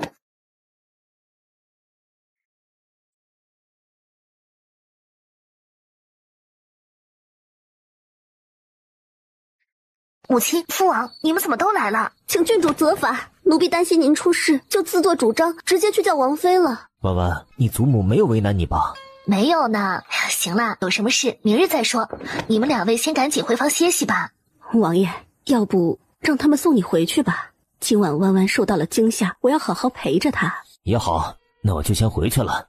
这大冷的天喊你过去，婆母也太狠心了。其实我听闻，最初她并不想嫁给你祖父，她当年爱慕一个人，只不过那人最后娶了别人。当初她如果不想嫁，祖父肯定也不会硬要娶她的。你祖父根本不知道你祖母心里边有人。你父亲出生后，你祖母自认完成了先帝交给他的任务，再也没有让你祖父进他的房，你的祖父也终生没有纳妾。我还以为祖母单纯是因为她是萧家人，所以都只考虑萧家。你祖母并不是萧家人，她是当初那位妃嫔娘娘带入宫的。还有，后来我让人查到，你祖母当初爱慕那人姓齐。难道是齐明月的祖父？就是不知道当年是谁先喜欢了谁，还是谁先负了谁。你祖父当时因为打仗伤了腿，也被你祖母嫌弃的。祖父当初也是伤了腿，这么巧合吗？对吧？如果说现在龙椅上的那位忌惮荣成王府，忌惮荣成王离爵，可以理解，但老荣成王跟先帝那可是亲如兄弟啊，先帝又怎么会对老荣成王下手？杜管家，你岳母被打，我祖母都没有说什么，你难道不明白吗？世子，奴才昨日不在府中，根本不知道发生了什么呀。不过您放心，奴才会尽快把那些嚼舌根的下人都处理了。该罚的罚，该打的打，该发卖的发卖了。我想具体如何，杜管家应该知道怎么做。是，奴才知道。王爷，老夫人身子不适，歇息啦。不是，我只说几句话，在这里说完就走。要不去隔壁堂屋吧，这里风大，您别着凉了。白日里风都这样大，那晚上岂不是更寒冷？结果你们却让弯弯在这里吹冷风。母亲，我知道你一直不喜欢我，连带着也不喜欢我的妻儿。之前我们都不跟你计较，但弯弯丢了这么多年，她马上又要嫁人，这可能是唯一一次回来家中过年了。倘若你不喜欢待在这王府之中，那么就去菩提寺吧，那儿清静。主子，这边的街市上卖的东西跟京城的都不一样，在城西有一个街市，竟然晚上都不闭市的。我去请示一下母亲，可否去那边？你母亲他们肯定会以那儿很乱，不许你去，所以还是让为夫带你去，咱们偷偷的去，偷偷的回。我须得换一身男装。我给你带来了。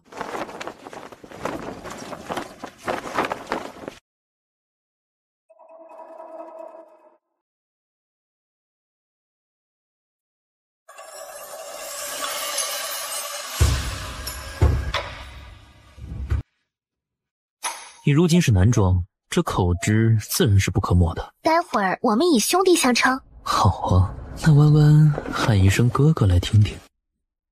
如果你今天不想喊也行，等下次夜里再喊。老板，这蘑菇你摸过了吗？自然是摸过了，都是亲手分拣晾晒过的。那你家人这几日是否都腹部不适？你怎么知道啊？这种蘑菇叫枯断肠，只是碰一下蘑菇上的菌子进入口中就容易腹泻，幸好你们没直接吃。公子，除了这株灵芝，小老儿还指望着这个多卖银子养家糊口，其他的东西你看上什么就可以挑选什么，小老儿送您。老板，这灵芝跟枯断肠多少银子？我直接付给你银子好了。这灵芝要50两银子，至于这些蘑菇，小老儿送给公子好了。多谢。我看你这唬人的功夫倒是一流啊！刚才这位公子肯定是糊弄你的，他就是想要不付钱就要了你这堆蘑菇。这颗灵芝跟那些蘑菇我要了，我给你100两。那你把这个东西卖给他吧。木哥哥，咱们去其他地方看看吧。好，婉婉在想什么呢？我之前还想要跟你讨要茯苓呢，这丫头实在是机灵，她还会教我原来的贴身侍女们本事。我的婉婉啊，其实我对你早就蓄谋已久，当初才会派丫鬟去你的身边。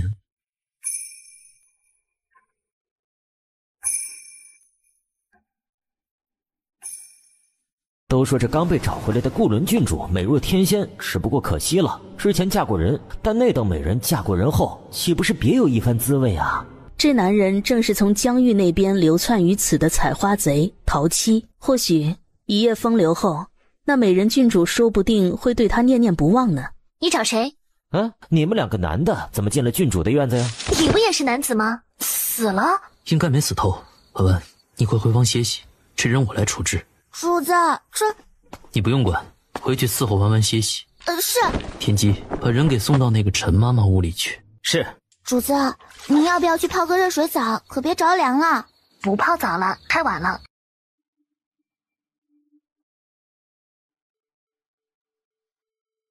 这次梦中的画面不再是朱红色的宫墙跟耀眼的琉璃瓦，而是一处十分破败的房子，看起来好像是一座废弃庙宇。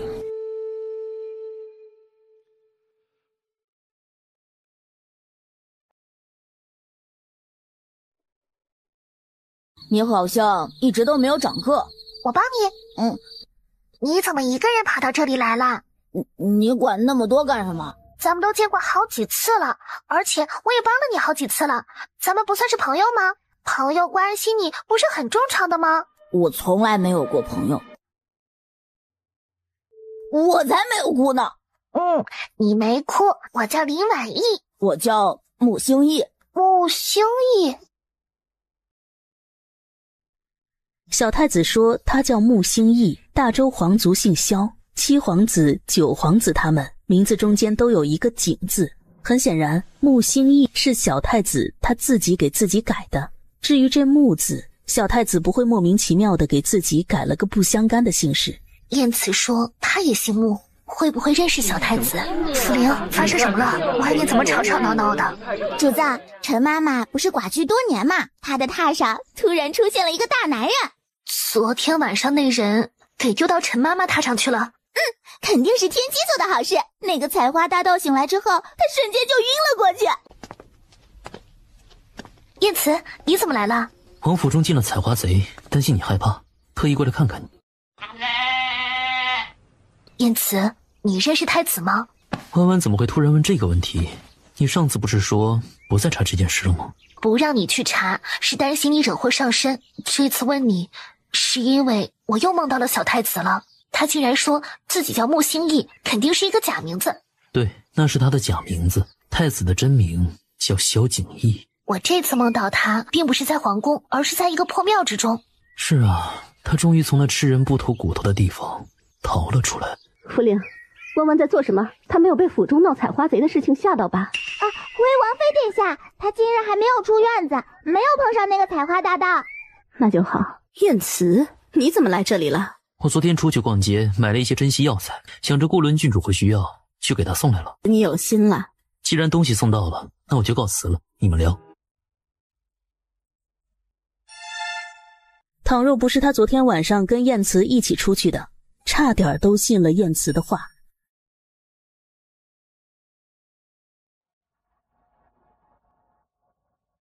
嫂嫂，听说这几日街市上十分的热闹，要不咱们去逛一逛，顺便再买点年货回来，好不好嘛？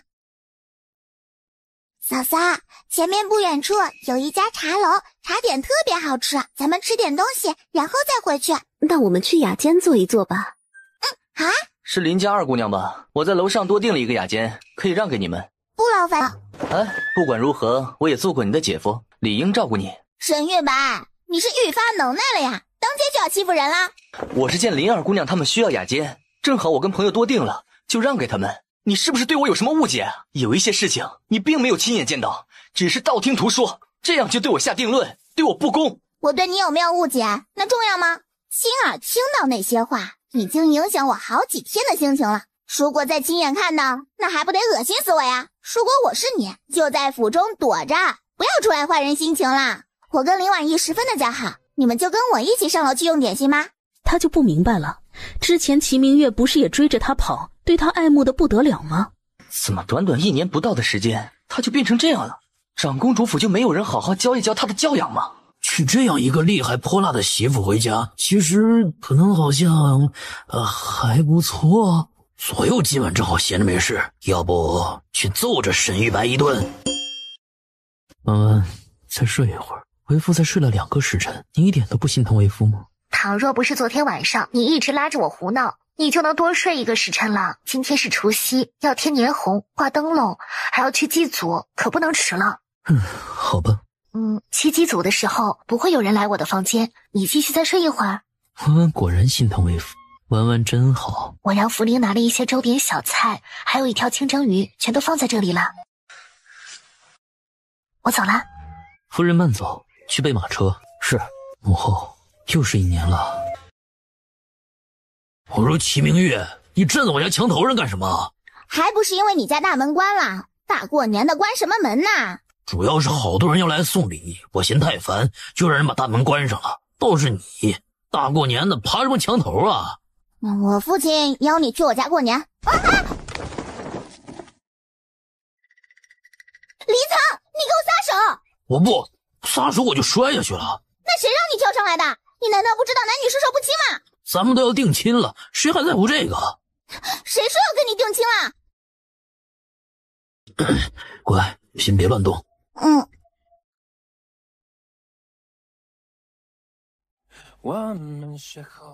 赶紧走啊，不然等会儿就赶不上大年饭了。好，他这样别扭的样子还怪可爱的呀。福林，你去燕都督的院子，告诉他白日里多休息休息，晚上一起守岁。主子，都督不在院子中呢，他带着天权出去了。都督说，如果你要去找他，就让天机给带路。我们去找燕都督。是，主子。慈母，穆宁烟之墓。婉婉，这是伯母吗？希望伯母可以保佑燕慈来年一切平安顺遂。今年喊伯母，等明年再来，你就要喊母亲了。婉婉，我在。这里面躺着的人是我的母亲。我知道，你刚才说过了。不，你不知道，我当初是在一个雷雨交加的夜里，将她从皇陵中挖出来的。皇陵，姓穆，我记得小太子的模样跟你一点都不一样啊。是根本不能一样。我母后当年惨死，后来穆家险些被灭门，如果我还顶着原来的模样，我根本活不到今日。所以我就用刀一点一点割了自己的面皮。婉婉，吓到你了？你为何告诉我？你是我的妻子，我自然是要告诉你的。我今日特意给天机留了话，倘若你来了，我就告诉你；如果你没来，我就再等一等。疼吗？疼，婉婉，你要疼我一辈子，好不好？好。山间晨风一路到四周，草色轻遮不住那白容影踪。我忽然间撞入你满目的从容，彼时春雨人间。对面坐着的那些都是荣城的达官显贵，每年都是如此。大年饭一起用，等用过膳后，就一起登城楼、望百川、看烟花。竟然是之前在街市上见到的那个刁蛮女子。赛兰西是族长的女儿，她父亲因为练蛊出了一点小意外，所以这次是她代替父亲来的。你是不是有一个兄长？我的大儿子、二儿子就坐在对面，你不是见过了吗？我还有一个小儿子，他在京城，今年没有回来。你还有其他兄长吗？这个赛兰西该不会是看上燕慈了吧？怎么绷着脸？燕慈，赛兰西心悦你，他一直缠着我问我兄长的事情，可那天在街市上只有咱们俩。婉婉，在宴席上，赛兰西已经见过我了，但他还是依旧去找你，问你的兄长。他一见钟情心悦的人是你，你刚才可是吃醋了？没有。真的没有吗？那我尝一尝弯弯的唇是不是酸酸的。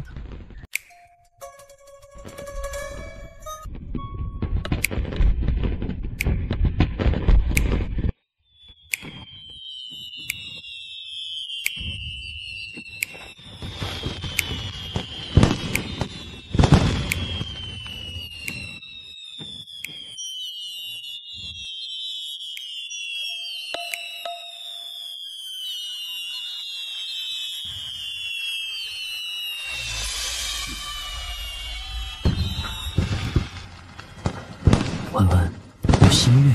照万里，晴川皆是你。我能遇见你，什么都愿意。婉婉呐，你快些给我拜年，我的压岁钱昨天晚上就准备好了呢。大哥也给你准备的压岁钱，还有二哥。郡主，我比你年长，你也该给我拜个年吧。我这压岁钱也是准备好了的。算起来，燕慈也的确算是你的兄长，而且回京后你也要多劳烦他照应，拜个年应该的。婉婉给燕哥哥拜年，祝燕哥哥新的一年里官运亨通，身体康健，百事顺遂。希望婉婉妹妹也百事顺遂。这到底是什么？这链子其实是一件衣裳，是裙摆上的装饰，就是不穿衣裳的时候穿的衣裳。婉婉如果不会穿，为夫来帮你。你等咱们回了京城的再穿这个衣裳吧。那好，咱们回京城再穿。我有正事问你。什么事？我怎么都想不明白，我为什么会梦到你小时候的事情呢？婉婉，你第一次梦到我是什么时候的事情？我是跟荣城王府相认，母亲特地为我举办的宴会的那一天，我第一次梦到了你。那也是我第一次梦到你的模样。当时那人杀了我母后，我就躲在床榻下，等到那人离开的时候，母后说的最后一句话就是让我快跑。我跑啊跑啊，突然就撞进了你的怀抱。后来我是在草丛中被母后的心腹宫女救起来的。我那个时候就分不清楚见到你是我臆想出来的梦境还是真实存在的事情了。后来又陆陆续续的梦到了你，有的时候你才几岁大，有的时候是现在的模样。所以当初你在我跟沈玉白成亲的时候说的那句好似故人。之前燕慈并不知道，每次当她最脆弱、情绪最低落的时候，总会梦到的女人是谁。后来在那次破庙之中，两人互通了名字。他说叫林婉意。燕慈长大后有了权势，第一件事就是让人去查叫林婉意的女子。手下给他带回了2个消息，一个是全京城叫林婉意的女子只有1名，太医林雨之的嫡长女。第二件事，那就是林婉意已经与侯府世子沈玉白定了亲，而且从那个时候起，燕慈就再也没有梦到过她了，一直到沈玉白亲手将她送到了自己的榻上。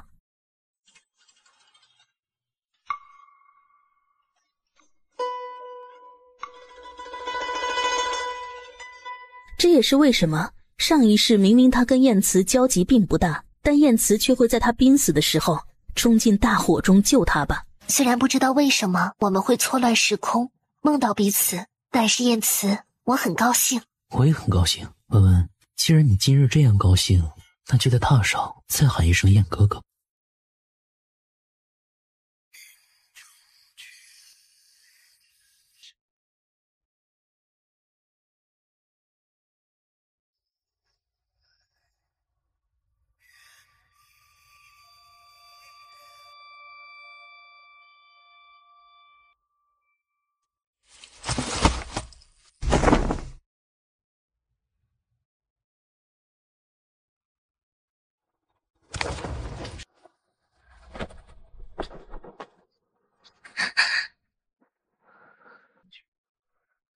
最后林婉意没有喊燕哥哥，而是喊了易哥哥，喊了很多次。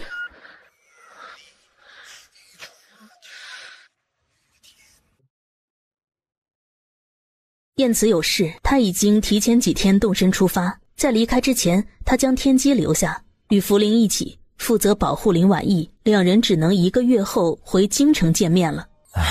看来父王又要错过你的大婚了呀。你放心好啦，反正啊，这次弯弯跟燕慈是假成亲，之前跟那沈玉白成亲也不作数。等下次弯弯真成亲的时候，到时候啊，你肯定就可以在场了。弯弯，你第3次成亲是什么时候啊？得亏燕慈已经提前走了。哦，不对，他还留了2个小尾巴在这里。父王，倘若以后我真的和你离开了都督府，那我哪里都不去了，回来荣城陪着您跟母亲。到时候你们不要嫌弃我就好。哪里会嫌弃你啊？父王养你一辈子。弯弯，不要听你父王胡说。以后遇到心动的、值得托付终身的男子，母亲还是希望你可以觅得良人的。好。哦，对了，母亲，你真的打算让3哥娶明月县主吗？这是一门好亲事。长公主人呐，最是温善睿智，齐大人一直不参与夺嫡，也是少有的清正之官。再加上明月那姑娘挺活泼，我也挺喜欢的。我现在就担忧，人家并没有看上你3哥。3哥也不差的，他年少有为，英俊潇洒，人又有着一颗至诚之心。倘若他们真的能够成就一段良缘，3哥定然也会对明月县主极好的。也是这个理儿。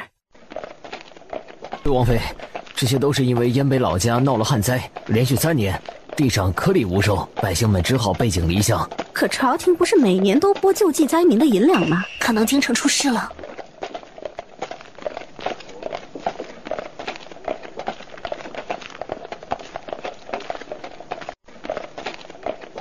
燕北的灾荒竟然如此严重，等到难民们都要涌来京城的时候，皇帝才发觉3年，整整3年，朕命你们户部拨下去的救灾银两都去了哪里？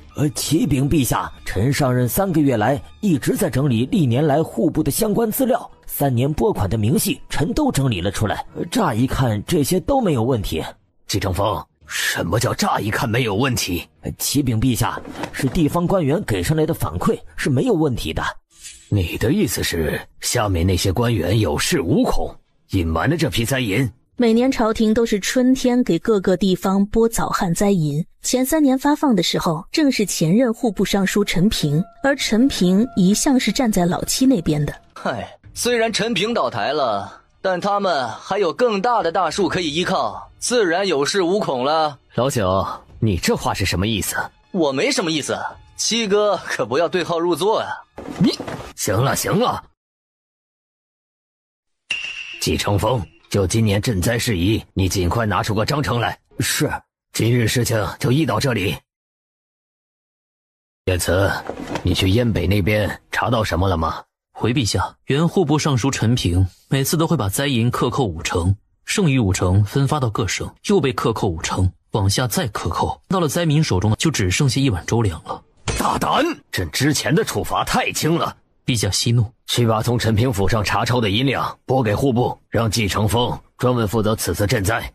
不对，陈平府上也没有那么多钱。陈平当初很多银子肯定都孝敬给了老七，而老七皇帝之前已经罚了他，反正这次事情都可以推到那个陈平身上去，实在不行还有下面那些个贪官，他得让那些人不要咬出来老七。就这样，如果银子不够，那就让季承风多想想办法。不管如何，一定要先安抚好灾民。是。叶慈，让你一直奔波了，在荣城过的这个年可还舒畅？臣客居荣城王府，他们也很提防臣。怎么，那李一爵真的私自屯兵了？没有，不过荣城内外气氛极好，而且荣城还相当富庶，物产也相当丰富，所以就算是他们现在还没有私自屯兵，但他们有人有银子，倘若以后想要屯兵了，也是很快的事情。如果都说假话，生性善疑的皇帝必然不会相信，真话又不能告诉皇帝，只有这样半真半假，才会让皇帝相信。荣城竟然如此有钱，倘若让他们捐一些银子去支援燕北就好了呀。宁可让别人出银子，都不忍心苛责七皇子，还真是一个好父亲啊！陛下，这件事有些难度，但臣会竭力去想办法。对了，你同那顾伦郡主的婚事也该准备起来了。等旱灾仪式忙完后，你就专心准备大婚相关事宜吧。好了，你去找那季长风，盯着他做好这件事。今年的赈灾可不能再出问题了。是。远都督找我有什么事儿？算着时间，弯弯他们要到了。这几日我要忙碌灾银案的事情。近期越来越多灾民在京城附近，以免路上被灾民冲撞。你带人出去迎一迎他们。多谢。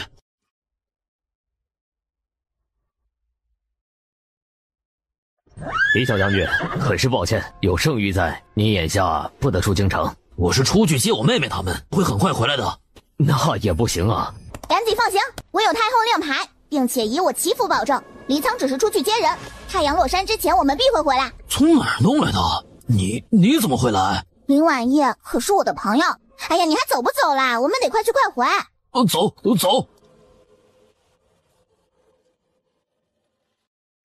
抓住他们！有了他们，那些大官肯定会给我们开城门的。他们身上衣裳的料子都够我们一家人吃一顿饭了，把他们的衣裳给扒下来！都给我住手！你们这群欺软怕硬的蠢货，你们跟那些贼寇有什么区别啊？三嫂，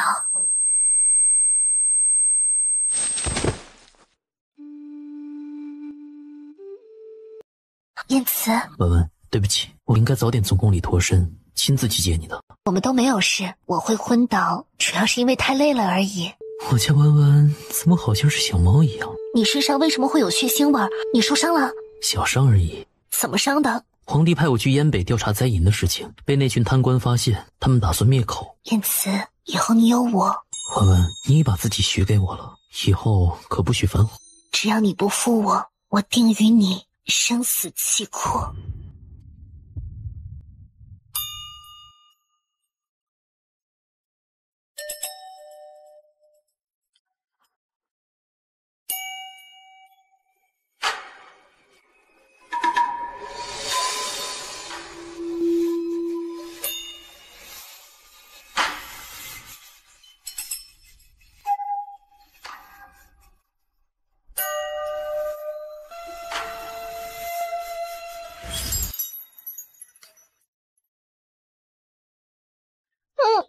燕慈，你轻点儿。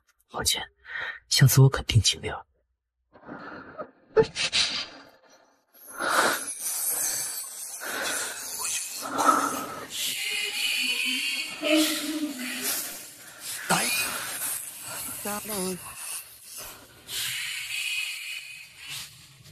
林婉意第二天醒来的时候还有点恍惚，因为床榻上只有她一个人，空气中甚至连檀香味道都没有。莫非昨天晚上的一切都是梦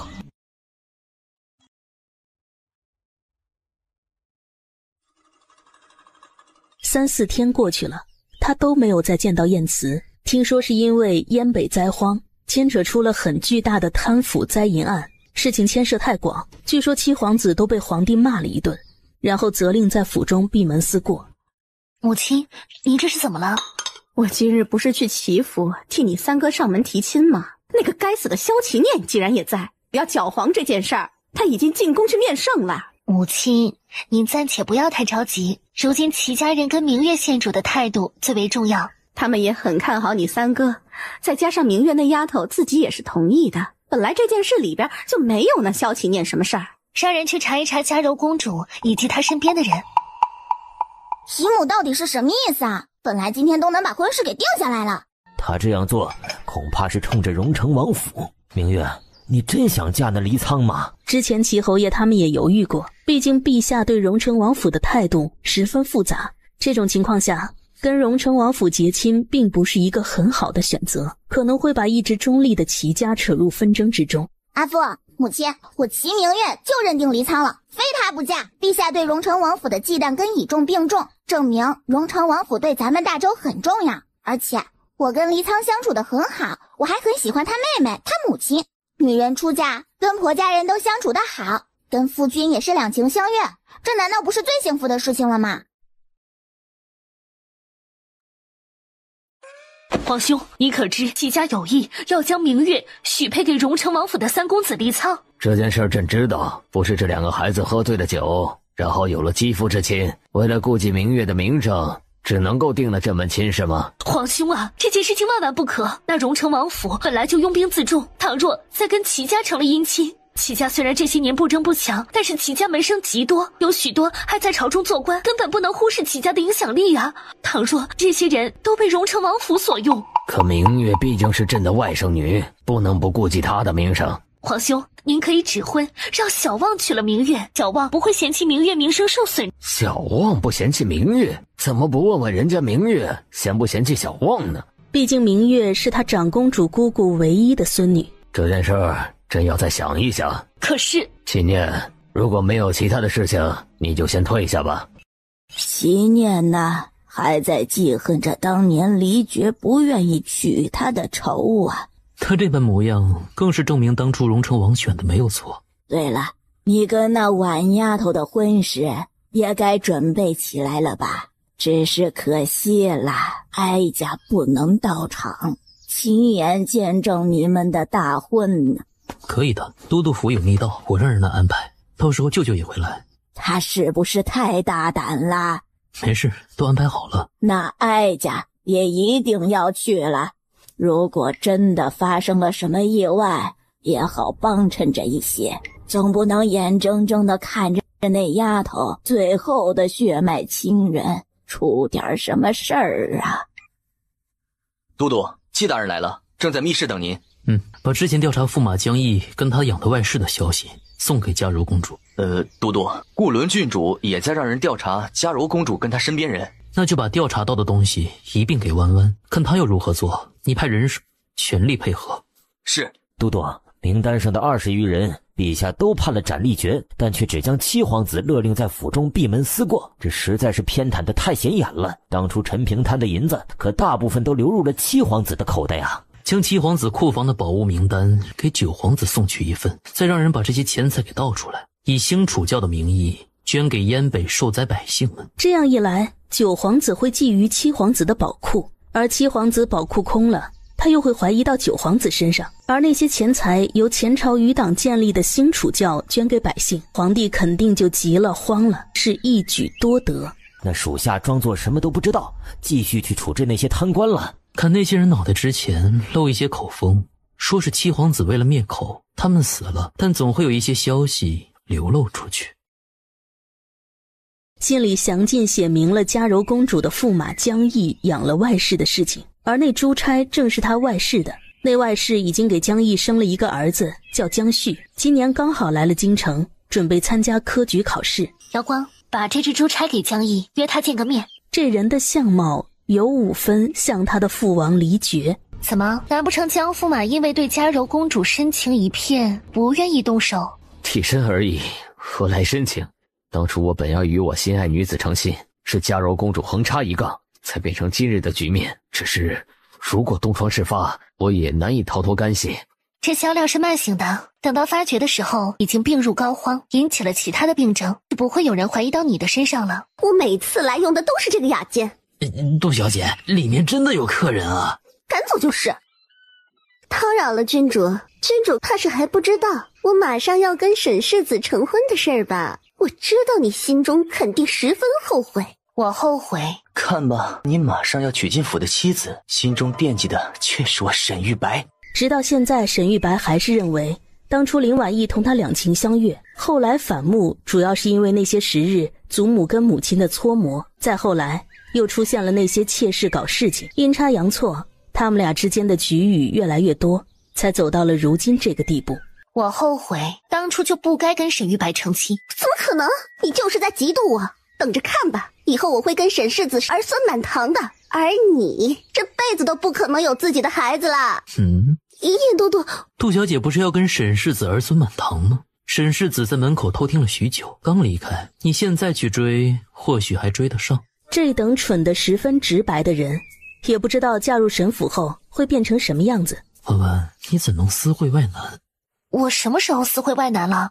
江毅，我找那江毅是为了对付嘉柔公主。你直接把毒药给他，就不担心他会反水？他如果聪明的话，就不会告知嘉柔公主。今天上午的时候，长公主进宫了。也就是说，齐家还是想要促成这个婚事？对。哦，对了，燕慈，我回城那天晚上，你来看我了。对吧？你不记得那晚上的事情了？因为那天睡了太久，有一些头晕脑胀，所以那天咱们俩欢好的事情，我醒来后还以为是一场梦。我第2日并没有用内药，而如今才服药也晚了。都怪我上次太激动，忘记了分寸。如果真有了，那么就生下来好了。你万万不能喝裸胎糖，伤身。只是如今你的身份不能曝光，咱们俩甚至还没有成亲。都怪我，安安，你放心，我都会安排好的。你且信我。好，你也不要有太多压力。这几日来看病的病人多了，我得回木婉堂了。让我再抱抱。主子，江毅已经把那香料加入了嘉柔公主的寝房。这就是江毅的选择了。明月县主怎么这样高兴？是有什么喜事吗？你那天半死不活的时候还喊我三嫂呢，怎么现在好了就又开始喊我明月县主啦？如果你不介意，我倒是可以喊的。只是我听闻我母亲去齐府提亲，但却被嘉柔公主给搅黄了。这件事我祖母已经解决了，她老人家今天上午就进了宫，其他人还敢有什么意见？妈妈，我跟你三哥的婚事应该是板上钉钉了。我想着，要不我们也7月初7成亲？沈玉白和杜宁燕也是定在了7月初7成亲。这件事情是挺晦气的，要不咱们做点什么，让他们成不了亲？不，我们都要祝福他们俩在一起才行啊！如果让他们成不了亲，他们又去祸害了其他人，可怎么办呢？你说的对啊！我还以为你单纯善良的跟小绵羊似的，林婉叶，我越来越喜欢你了。他可以这样恣意洒脱，可真好啊！明月县主的性子的确很好，不过婉莹，每个人都有自己不同的活法，咱们当下的人生就是命运最好的安排。我懂了，张姐，当下到了时辰，去用晚膳吧。好。祖母跟阿父母亲他们身体都康健，你不用担忧就是了。大哥大嫂的感情也极好。那怀瑾呢？快科举考试了吧？他准备的如何了？听他院子里的小厮说，这几日看书都看到了半夜呢。读书用功是好事，但万不可累坏了身子。张姐，你就放心吧，家里面都是大夫呢，会看着他呢。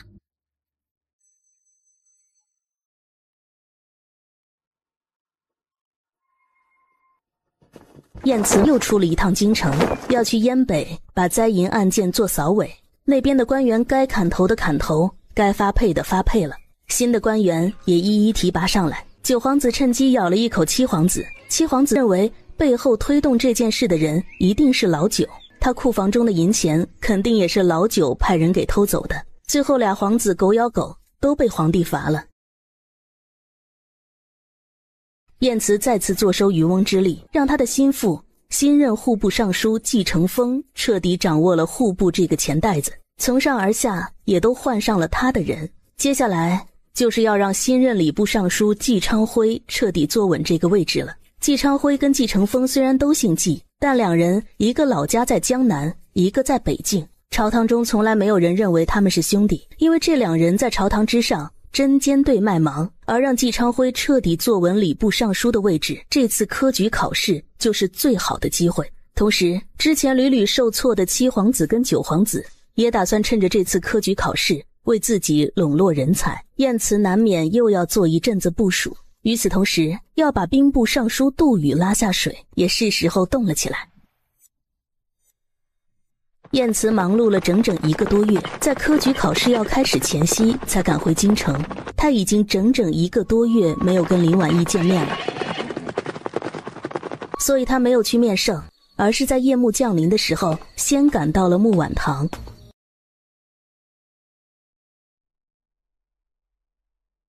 婉婉在想什么？这样入神。燕慈，你什么时候回京的？刚刚，这是在整理嫁妆。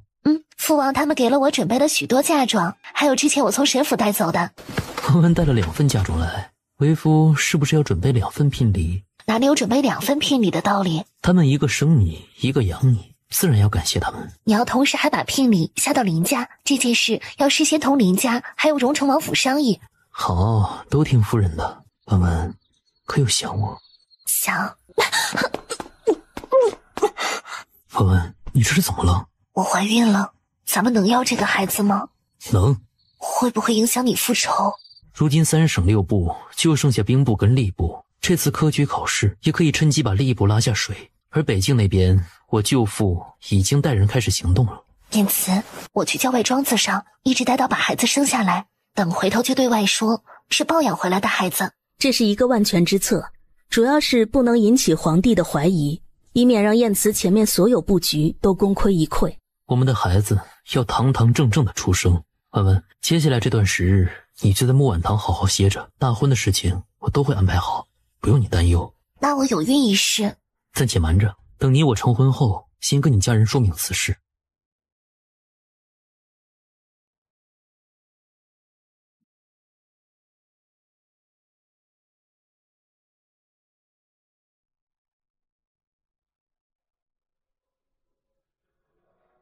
科举考试出榜了，沈玉白竟然考中了状元，这也让低落了许久的沈家再次扬眉吐气起来。不出意外的话，沈玉白可以顺利进入翰林院，一步登天，成为天子近臣。弯弯，你都不知道，那杜宁燕可骄傲了，也骄傲不了几天了。也是，我看她嫁入那沈家后，还会不会这样蹦跶？我听说沈大人要娶续弦呢。沈伯公的续弦是谁？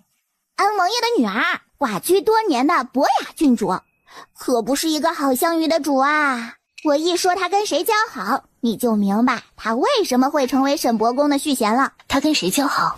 嘉柔公主。看样子，她跟安王府也都站在了七皇子那边。文文，在想什么？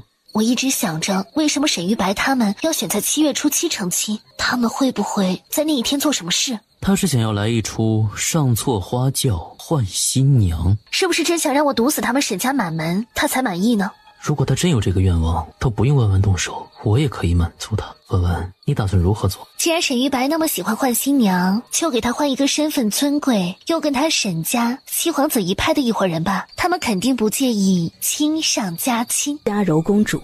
好。言辞，我觉得我现在好幸福。文文，你以后会更幸福的。会吗？一定会。睡吧，文文。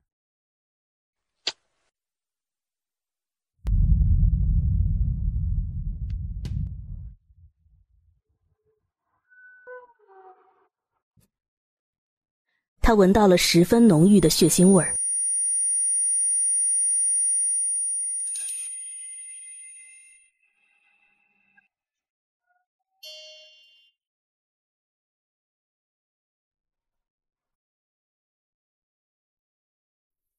燕慈，你怎么会认识我？这个时候的燕慈应该是刚净身入宫，准备复仇。他认识林婉意，但在他的认知里，林婉意不应该认识改头换面的他。梦境让林婉意跟燕慈分别在不同的时空里相遇了。你不用防备我，你受伤了，一直在流血，我得立刻给你止血。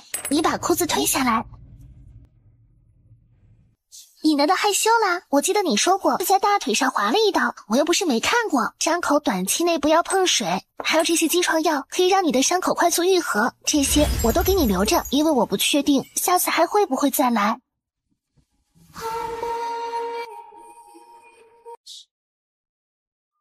你得对我负责。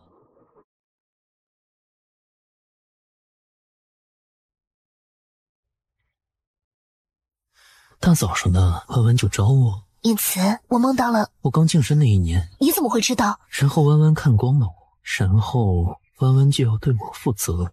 我现在怀着孕呢。文文，新婚夜那晚，你以为我是甄嬛臣，所以就想着我用手与你同房。提这个做什么？只希望文文可以礼尚往来。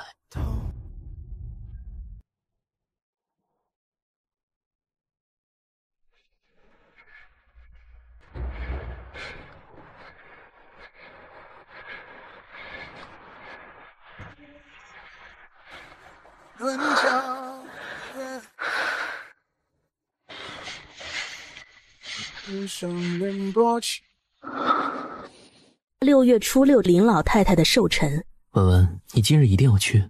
祖母对我极好，我不能不回去。我孕吐已经轻了一些，可以说是天气开始热了，我脾胃不是好了。那你万万不可累到。知道了。主子，库房中有一座翡翠琉璃珊瑚，特别适合送给林老夫人。您如果认为没问题，属下立刻就送过去。把东西装上马车，待会儿我去林府。是。文文，我还是第一次知道咱们家这么多亲朋好友，人多了热闹。沈伯公的续弦，博雅郡主林婉意好像变得更加娇美了。弯弯，我高中了状元，你是不是还没有恭喜我呀？明月县主，你这是要干什么？我倒要问问你，你来干什么的？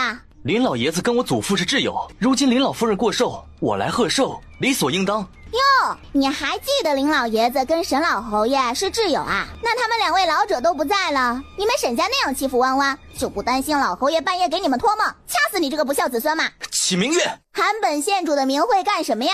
明月，小姑娘家的，何必这样伶牙俐齿、咄咄逼人的？以后若是被李小将军嫌弃了，可如何是好啊？我3个还就喜欢三嫂这副伶牙俐齿的模样。这里可真是好生热闹啊！喂，我们表姐妹俩呀，也是好久不见了呢。这就主动撞上来了。林贵妃竟然也来了，莫非九皇子也打算拉拢荣城王府？我不知道，母亲，你去女眷那边吧，我一个人走走。蠢货！如果不是你跟林婉意和离了，如今还轮得到那林贵妃往跟前凑吗？林贵妃一方面是为了荣城王府，另外一方面那就是马上要跟林婉意成亲的9000岁晏慈。虽然林贵妃到现在也没想明白为什么林婉意会嫁给晏慈，她思来想去，想着这其中或许有皇帝的授意，或者是皇帝已经消除了对荣城王府的芥蒂。但不管如何，只要拉拢了林婉意，他们的胜算就会比七皇子多一些。博雅君主，本宫之前听说你最喜好俊美男子，怎么到头来却选了沈伯公那个老头子？贵妃娘娘说笑了，什么喜好俊美的男子啊，我一向都很务实的。说是务实，不就是打算去站队到七皇子那边去了？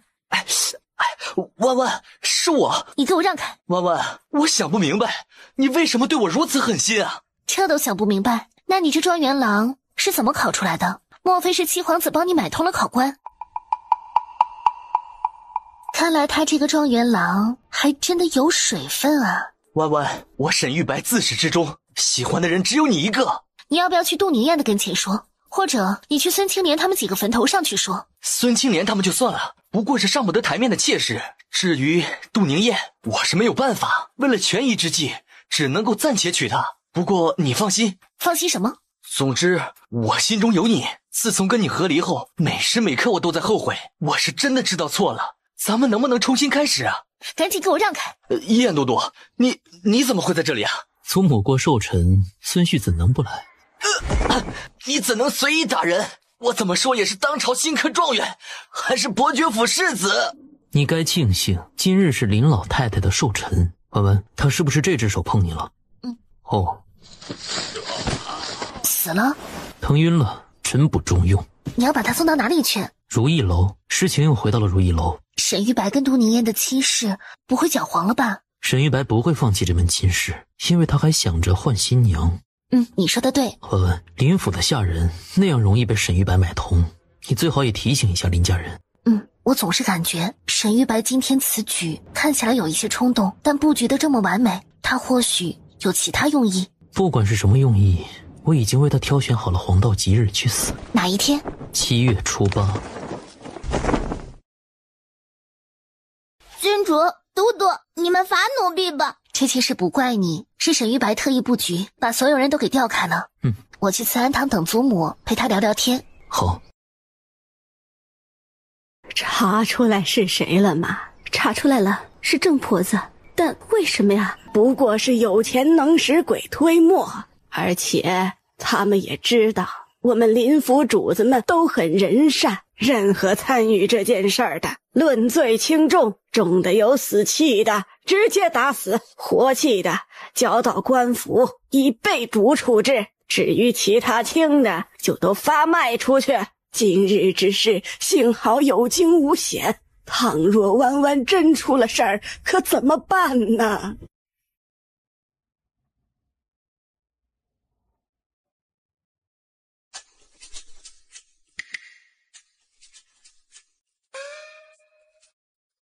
林爱卿，你这是怎么了？臣不敢说。朕命你说，你再不说，朕就让人把你拖下去斩喽！陛下，前几日家母过寿辰的沈世子竟然买通了陈家的下人，对顾伦郡主图谋不轨，幸好被及时发现，对方是世子，臣哪里敢做什么呀？只好处置了那些吃里扒外的下人。只是这件事，顾伦郡主与臣离了心呐，臣好心难受啊。还有这等事儿？言辞，回陛下，沈玉白同顾伦郡主和离之时，并不知道他的身份，想必是后悔了。而且臣还听闻，沈玉白被顾伦郡主拒绝后，心有不甘，还去如意楼喝得酩酊大醉，简直是混账！来人，宣朕的旨意，在沈玉白成亲之前，不许出沈府。林爱卿，这件事儿你做得对，宣扬出去不好，朕赏你黄金1万两，去置办新的中仆。谢主隆恩。言辞，刚才你听到这件事的时候，好像很愤怒。对，顾伦郡主毕竟马上要跟臣成亲了，沈世子这般做，实在是不给臣面子。他不是没成功吗？不过这件事，顾伦郡主也忍下来，没有声张，这也很意外。他是一个懂事的孩子，听说他喜欢摆弄花草药，你去朕的库房中，把那颗千年灵芝还有龙形人参给那丫头拿过去，算是给她压压惊。是，陛下。说到底，皇帝还是下意识地护着七皇子罢了，连带对沈家也有几分纵容。言辞，你认为派杜宇去剿灭北境反贼是否合适？陛下的决定一向英明。少给我打哈哈。臣也认为派杜尚书去剿灭北境反贼合适，只是九皇子年轻有为，在调兵遣将上也很有天赋，也应该让九皇子殿下去试炼试炼。所言极是，就让杜宇为统帅，让老九做一个副统帅好了，多跟杜宇学习学习。陛下英明，刀枪无眼啊！你不是最喜欢制衡了吗？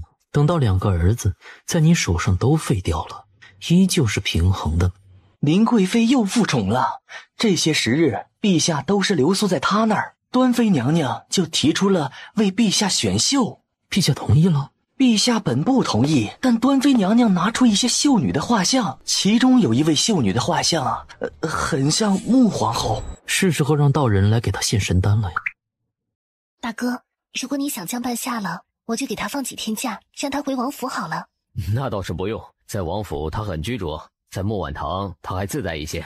母亲不像是会拘着人的性子啊。拘着人的不是母亲，而是王府。母亲当初为了父王放弃了自由，如今江半夏一直没有接受你，他可能也是担心自己会像母亲那般吧。即使黎云没有袭爵，但他到底是荣成王的长子，以后若是有事，肩膀上的责任绝对不会比身为世子的黎锦少。下午病人少，你们俩一起去逛逛吧。你不同我们一起去逛逛吗？我就不去了。婉婉用心良苦，是要给咱们单独相处的空间。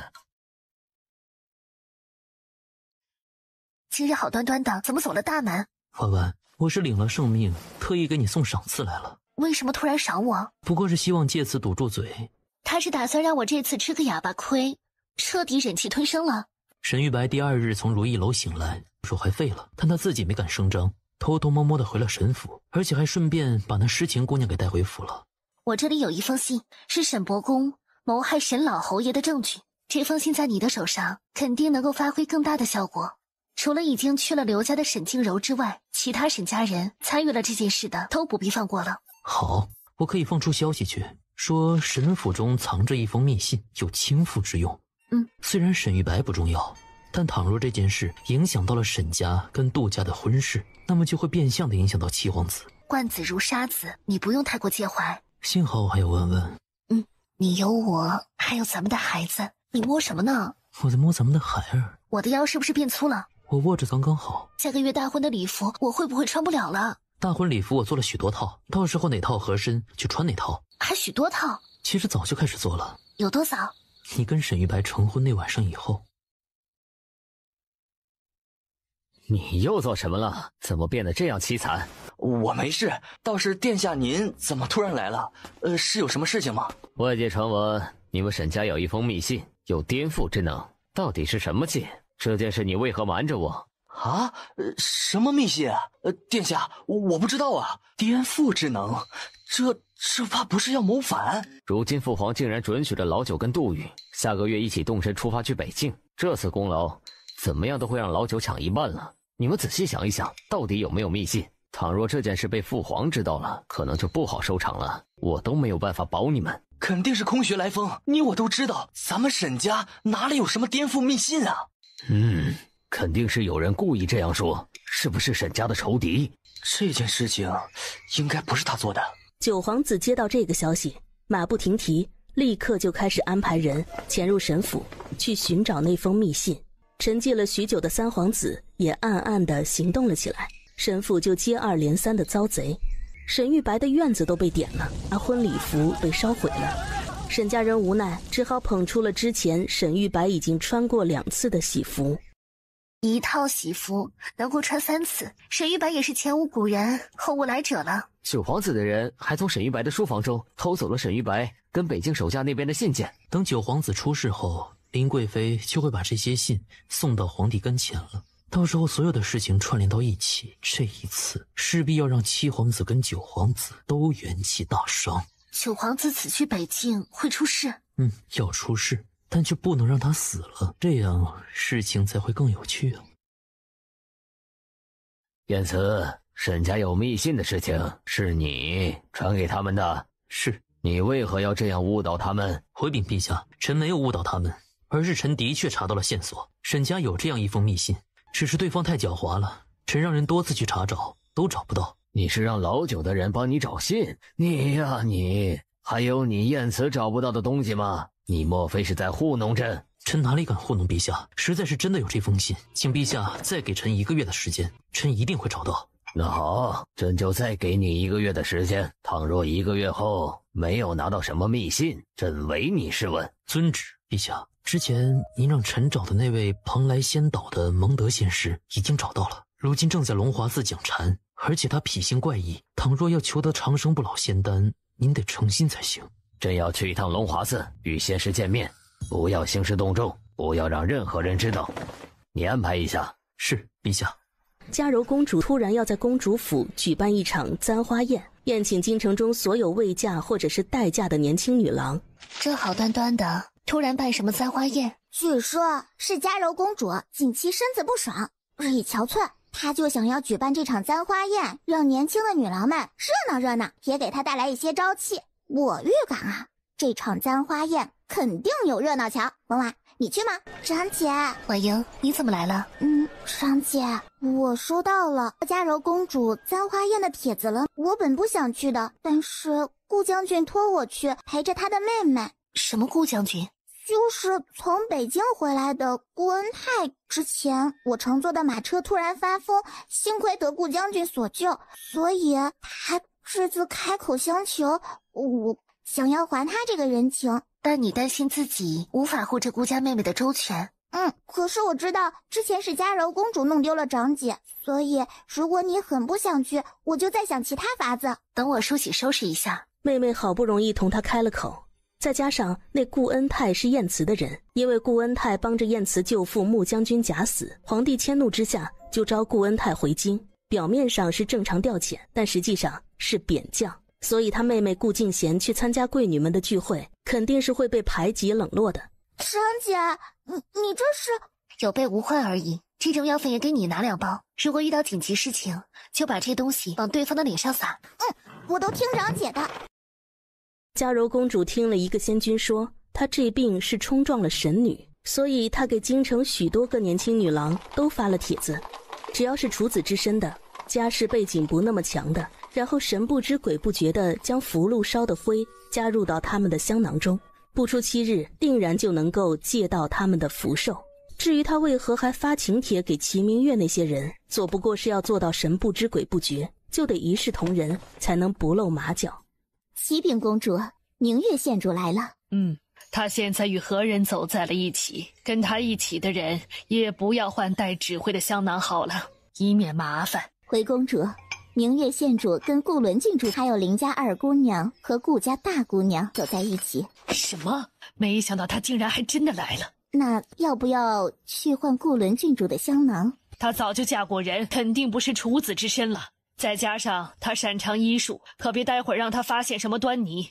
她跟齐明月那一行人就都不要动手了。是，这是公主殿下为今日簪花宴应景，特意准备各种花做的香囊，各位女郎可以选自己喜欢的香囊佩戴。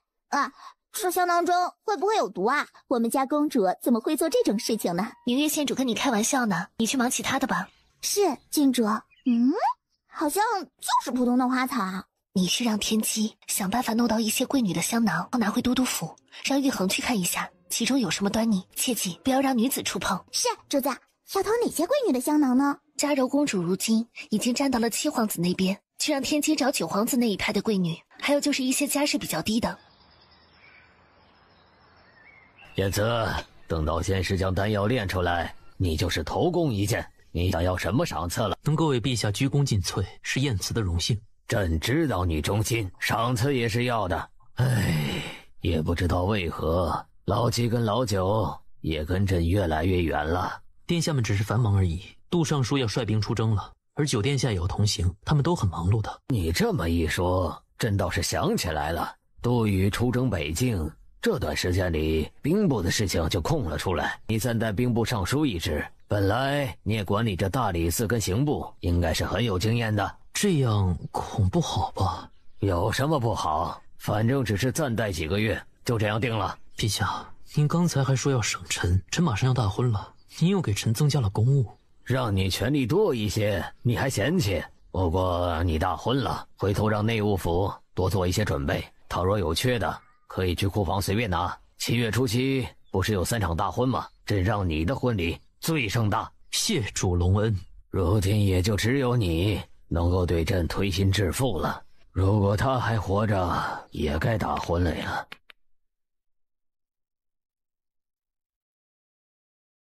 那些香囊之中有什么异常？天机一共拿来了28个香囊，其中5个香囊中都有同一种指挥。是何种指挥？应该是符纸烧完后变成的指挥，至于是什么符，那就不得而知了。想必他只是在一些家世不显的闺女的香囊中动了手脚，而且也不会动七皇子一派的人，想办法把今日的许多闺女香囊中都加入指挥，到时候任凭嘉柔公主长了8张嘴也说不清楚了。怎么了？这件事很难做吗？不难做，郡主果然如我家都督一般，英明睿智。赶紧去，把今日去参加簪花宴的贵女香囊中都加入指挥，让人探查嘉柔公主府，遇到道士之类的人物直接抓了。是，都督。你今晚去木婉堂过夜吗？弯弯去哪里，我就去哪里。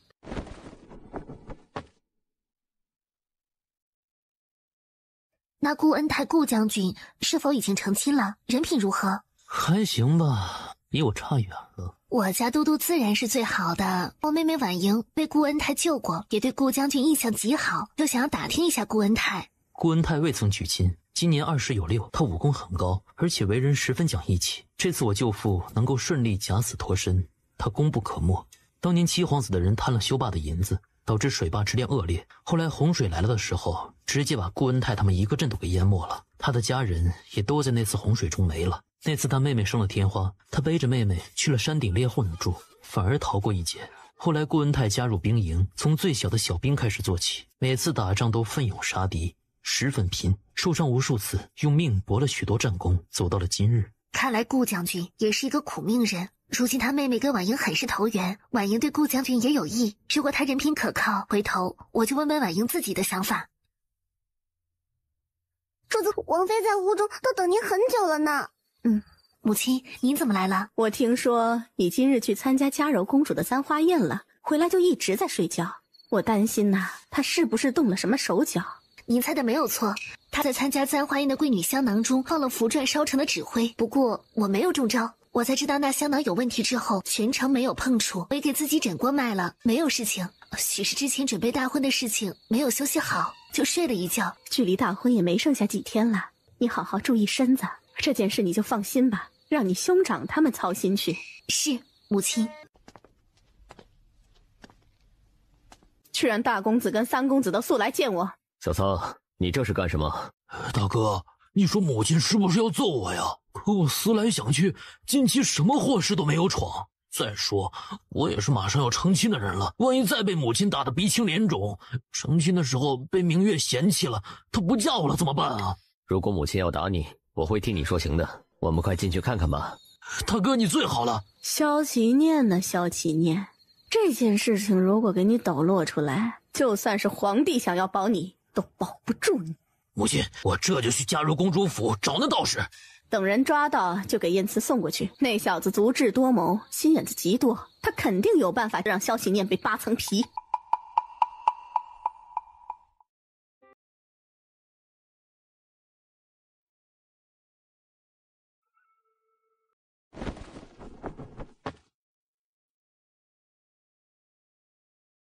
燕慈，你怎么睡在这里？可别着凉了。我本想看一会儿书，结果躺在那儿就睡着了。你倒是抓到了吗？抓住了。然后你母亲让人给送到都督府了，我回去接待了一下。那道人果然就在嘉柔公主府中。嘉柔公主以为自己中了邪，所以就想要跟那些年轻女郎们借符寿。还有这种奇事？之前我看过一本书，上面就有这个记载，以命换命之说。只是嘉柔公主找的那个是半吊子道士，那些个贵女们基本是没事的。那些贵女们没事就好，不管如何，她们都是无辜的。那些贵女没事，但嘉柔公主肯定要有事了。天机已经带人把那些贵女的香囊中都放了烟灰，等明日上朝的时候就热闹了。婉婉放心，不会伤害他们的，只是让他们集体头晕目眩，不过是香料熏的而已。婉莹跟顾静贤也会？对，还有齐明月，因为这样才能够把戏做足了。懂了，明日我也装晕。你有没有醒神明目的药丸？明日多准备一些，可以标高价售出。你是想要让那些大臣们欠穆婉堂一个人情？我家弯弯就是聪明。你晚饭吃了吗？还没。弯弯用了吗？我用了，但又饿了。好，那我就陪弯弯再用一些。求陛下做主，小女自从昨天去了嘉柔公主的簪花宴，回来后就头晕了。小女也是，臣们也是。燕慈，这到底是什么事？你可知道？陛下，昨天晚上臣就听闻，去参加了簪花宴的顾伦郡主也是头晕，她自己就是大夫，但却也不知原因。黎云身上没有功名，所以今日在朝堂之上的只有黎苍。什么？婉婉头晕了？她怎么回事？现在好点了吗？送喜帕的侍女说，郡主已经服用了自己配制的一些药丸，此时稍微好一些了。他们也要去穆婉堂去找顾伦郡主求药。陛下，求你严查这件事啊！求陛下严查此事。众目睽睽之下，皇帝只好命晏慈严办这件事儿，封了嘉柔公主府。你去穆婉堂护着婉婉。怎么了？刚才一唱一和，不是做戏给皇帝看的吗？他们也都去穆婉堂。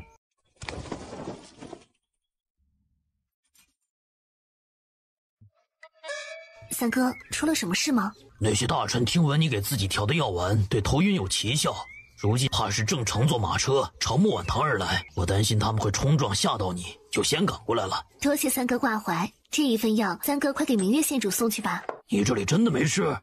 这些侍卫都是燕都督借给我的，武功都不错，肯定出不了乱子。燕慈这人还怪好的呀，刚才也是他提醒我赶紧回来护着你的。好了，我先去给明月送药，然后再回来。婉莹，顾将军人品好，很努力上进，而且他一个人走到今天这个位置不容易。你是真心爱慕顾将军吗？我要努力的变好一些，然后努力去了解他，也让他了解我。林府住了一堆菩萨，得有人教一教他们如何用刀。天玄，你去找罗青姑姑，让他带着他干儿子罗宇去林府，先把他带到弯弯跟前去，问问弯弯的意思。是，都督。奴婢见过郡主大人。这是郡主大人，罗青姑姑是一等宫女出身，后宅后宫之事没有她不懂的。罗宇更是一把算账管家的好手。都督的意思想要问郡主，林府是否需要罗青姑姑他们过去一段时日？好，明日我带他们去林府。是，那天玄就告退了。也不知道燕慈那边的事情是否顺利。那个道士呢，都已经招了，咱家也不为难公主，只要您说您是被这道士哄骗的就行了。我不知道你在说什么。您的病情太过于棘手，太医们都束手无策，而那个道士的法子是治好你病的唯一的法子。你动那些家世普通的小贵女也就罢了，可你万不该把那些身份显赫的贵女香囊中也都动了手脚啊。听闻长公主说，那明月县主的香囊中也有指挥，都动怒了，告到了太后老人家那儿啊。根本就没有把符指挥放到齐明远那儿，我只让他们在一部分家世普通，还有陛下，我不是。皇兄要放弃他了。父皇，这件事不能因为一个道士胡说八道就给嘉柔姑母定罪啊！他自己已经认罪了，那些贵女们不是没有什么事情吗？儿臣小时候差点溺水而亡，还是嘉柔姑姑救了儿臣啊！能不能饶了姑母一次？蠢货！这是那些闺女出没出事的事情吗？她这是犯了众怒。老七，你不可再掺和了，不然连你也一起治罪。父皇，那儿臣告退了。言辞，朕头疼。陛下，您就是太忙于国家大事了，不注意身体，没有好好休息。仙师说第一批仙丹要成了，那仙丹不但可以延年益寿，还可以缓解头疾。就你会说话，会哄朕开心。臣说的都是事实。好，好，好。你认为朕该如何处置嘉柔公主？她可是朕的胞妹啊，怎么能够处死啊？陛下，臣以为嘉柔公主罪不至死，但也不能处罚得太轻了，不然那些个大臣们肯定还会就着这件事影响朝纲。后续事情言辞你去处理吧。是，陛下。都督，刚才收到消息，端妃让人一路护着那位小主，已经通过了初选。真的很香吗？容貌上是5成，只不过端妃好像是教了她许多其他的穆皇后擅长之事。端妃可真是穆皇后的闺中好友啊。都督啊，需不需要对那位小主动手啊？暂时不必，她还有用。燕都督，我不明白你为什么对我那么大的敌意。其实那晚上我已经后悔了。有许多晚上，你后悔的是哪一晚？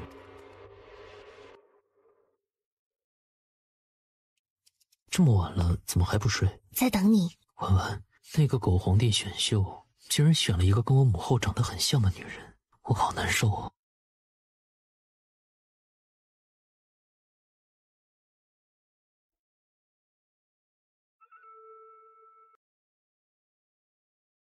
嘉柔公主的事情震惊朝野，作为家中有女儿孙女被害的勋贵之家，无一不拍手称快。驸马江毅趁此机会带着他的外室跟孩子离开了京城，远走高飞。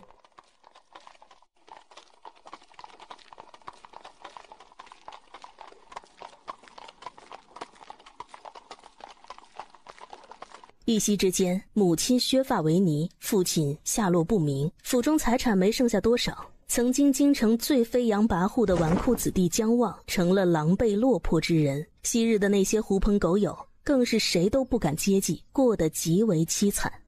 后日就是他们荣成王府的2件大喜事了。这个时候得到嘉柔公主倒台的消息，倒也不错，全当作是贺礼了。母亲，要不要我派人去寺庙里斩草除根？除你个头！后天就要成亲了，整个人还没个正形，小心人家明月到时候嫌弃你。母亲，你放心吧，明月说了，这辈子非我不嫁了。看你高兴那傻样，你去前院你大哥还有钟叔那边看看有什么事情没周全，一定要慎之又慎，后天可不能出半点纰漏。母亲，您快些歇着吧，接下来的交给我跟大哥就好了。他哪里能歇着，他还得去城外接2个人呢。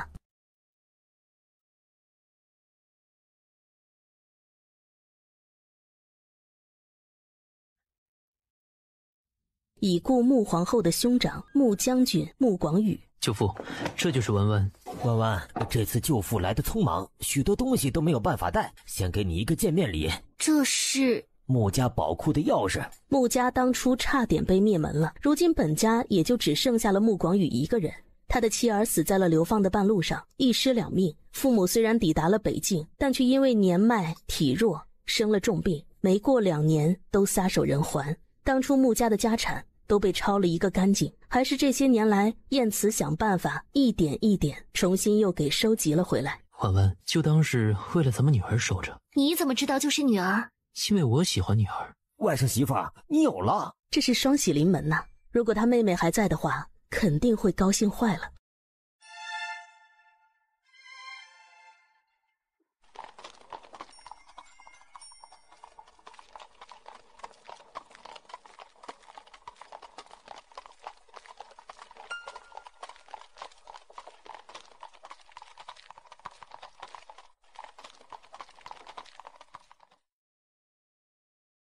等后日你应该可以见到黎叔叔。黎爵也偷偷跑来了。我一定要跟他多喝几杯。你喝酒行，但别跟他们说弯弯怀孕的事情。为何？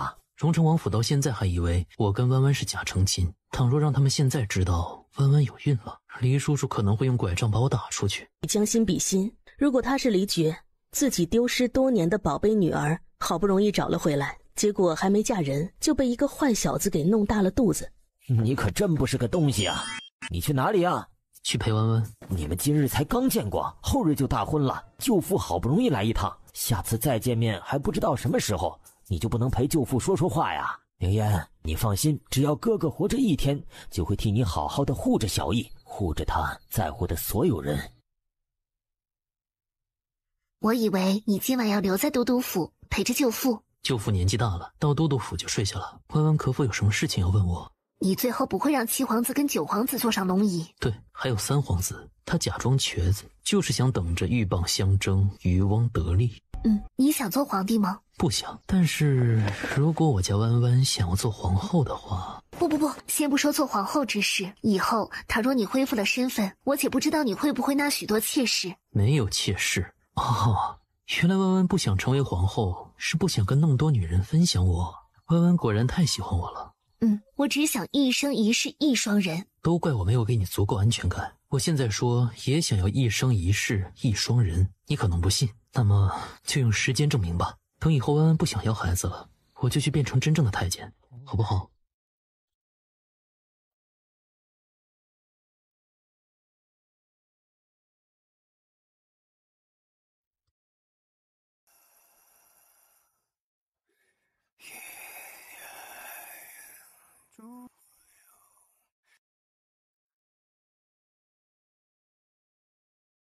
沈府张灯结彩，这已经是沈府这2年来办的第3次婚事了。要不咱们分家吧？这日子过得我心中毛毛的，总是感觉还有什么事情要发生啊！不能吧？如今玉白要娶那杜家小姐了，咱们家跟七皇子绑定到了一起，等以后七皇子坐上那个位置，咱们也会跟着水涨船高的呀。水如果真能涨，那高了的船也是大房，有咱们什么事儿啊？可如果水没涨，最后翻了的船里面可就有咱们了。哎呀，看看现在被大房影响的，咱们儿女的婚事都受阻了。如此下去，还不如咱们像二房一样去外地得了。静言，你这是怎么了？母亲，我又听到鬼哭了。你说咱们神父是不是真的做了亏心事，所以才会闹鬼啊？还有之前那个贾郡主嫁过来没多久就死了，你们说明日大哥那场婚礼真的会顺利吗？这个还真不好说。当初他就是穿着这套衣服去林府迎娶了林婉意，有许多夜，到底是哪一夜？他们已经在一起许多夜了吗？婉婉，你宁可与一个太监暗度陈仓，都不愿意重新回到我的身边来吗？婉婉，等明日过后，一切就都会回归原位，我不会怪你犯过的错，咱们重新开始吧。7月初7，移婚嫁、动土、祈福、祭祀，于是勿娶。婉婉，你猜谁来了？父王，二哥，你们怎么来了？我家弯弯大婚，为父怎么会不来呢？如今你虽然出嫁了，但是你放心，父王跟荣城王府一直站在你的身后，不管受了任何委屈，都要跟我们说，我们会给你撑腰的。弯弯，你且放心吧，一切有我们。今日你就只管美美的做新娘子好了。去年定下婚期的时候，本想着还很遥远，这一眨眼的时间竟然就到了。婉婉，母亲可真舍不得你呀！母亲，新郎官来接新娘啦！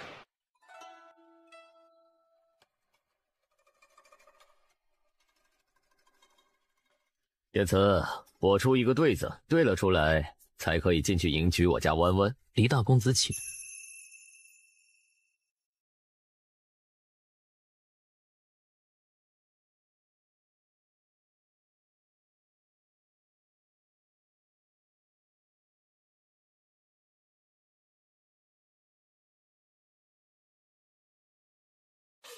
黎大公子跟林大公子都拦不住都督大人，如果不是黎大公子拦着，黎小公子都要脱了媳妇跟都督打一架了呢。待会儿到了他跟明月的吉时，他还得去接亲呢。谁说不是呢？新郎来接新娘啦！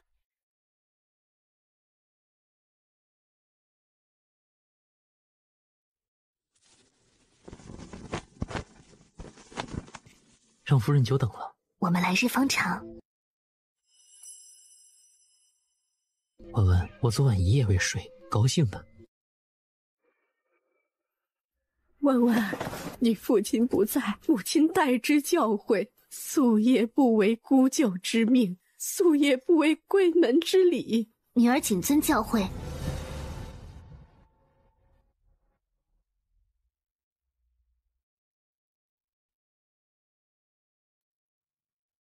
大哥背你上轿。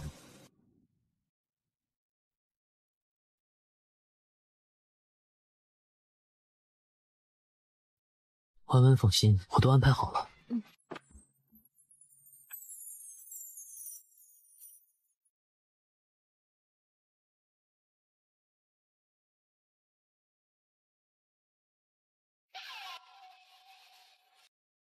起驾！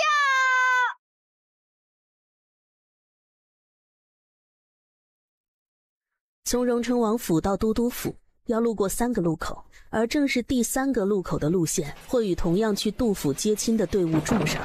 哼，沈世子，你这件喜袍甚是眼熟啊。对，就是我当初迎娶弯弯时候穿的那套，真难为啊，被燕都督惦记了那么久。不过一切也该回归原位了。弯弯没事吧？都督，郡主没事，就是惊了一下，咱们快点回都督府吧。沈玉白，你可真晦气。婉婉，燕慈，那杜宁燕呢？被丢回到杜府了。等杜尚书出事后，他见侄女还没有成为沈玉白的妻，这样也就相当于有了退路。就是他跟七皇子撕破脸的时候。我家弯弯就是聪明。那沈玉白接回沈府的人又是谁？林贵妃。她可是贵妃啊！贵妃怎么了？谁让她当初算计你？天机现在就趴在沈府的屋顶，不会错过任何一个热闹。回来让他事无巨细的禀告。婉婉，到时辰了，咱们去拜堂吧。祖母跟舅父他们都在等着咱们呢，他们不能露面，只能在密室看着我们拜堂。好。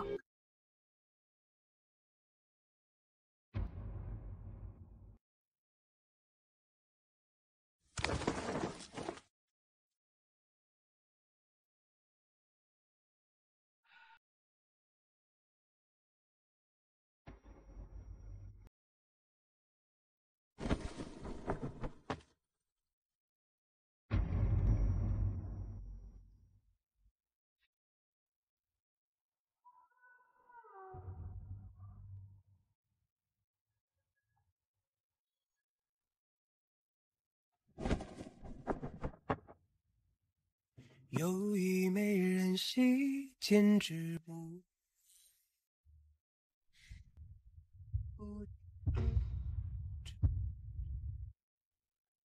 婉婉，我去宾客那边走个过场。我想要去拜访一下太后娘娘。都听婉婉的，你在这里等着就是。好。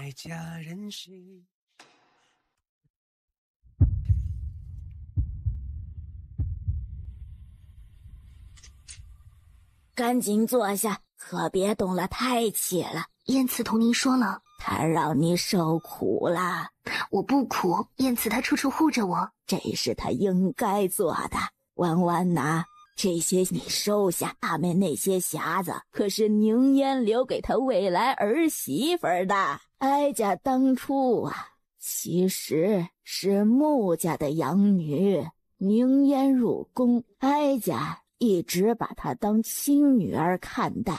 可是后来啊，宁烟死了，穆家也险些被灭门了，如今就只剩下小义跟广宇了。皇祖母，再有半年多的时间，孩子就会出生了，到时候您给他起一个名字吧，姓穆。好啊。弯弯脸皮最薄了，肯定不好意思在这种情况下再次去都督府了吧？燕慈也会嫌弃他了吧？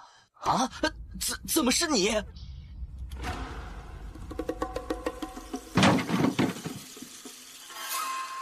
都出去，全都给我出去！怎么会这样？你们都给我等着！今天这件事没完。玉白，今天这事儿到底是怎么回事？我不知道啊，不应该的，明明应该换来的是弯弯啊！你竟然还想要换回来林婉意？你置杜宁燕于何处？置杜家于何处？愚蠢至极！真是卑鄙！当初是你那样欺负弯弯姐姐，把人欺负走了，如今却是后悔了，还用这种龌龊手段试图把人给换回来，覆水难收。早知今日，何必当初？沈家要出事儿了。这一晚上，估计沈家、杜家、七皇子一派、九皇子一派没有一个人会睡一个好觉了。林贵妃莫名其妙的被拐走，还出现在了一个臣子婚房中，估计今天晚上皇帝也睡不好觉了。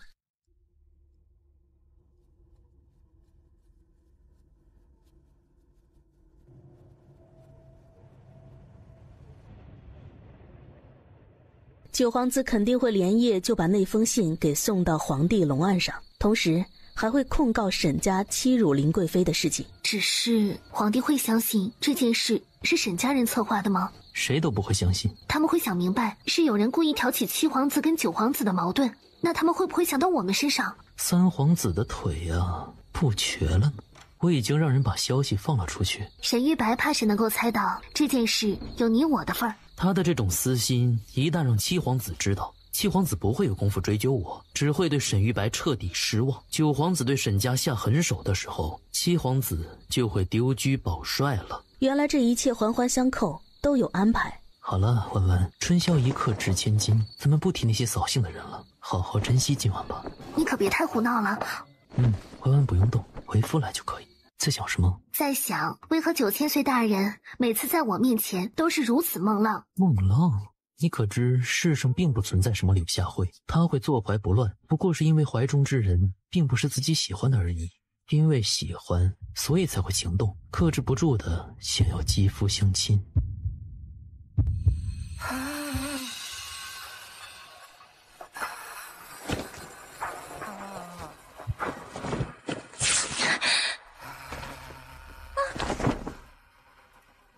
晚风捉住枝梢，开昨夜晕染明月下。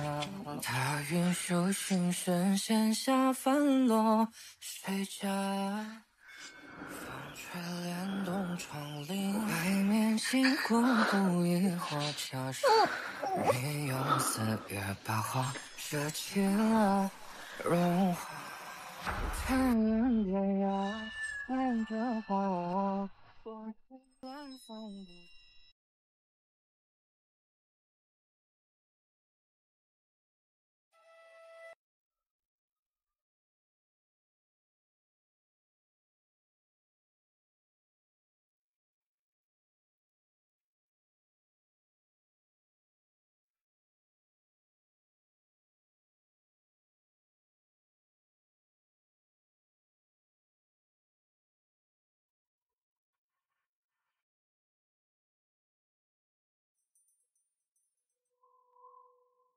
看这么久，是不是你夫君太好看了？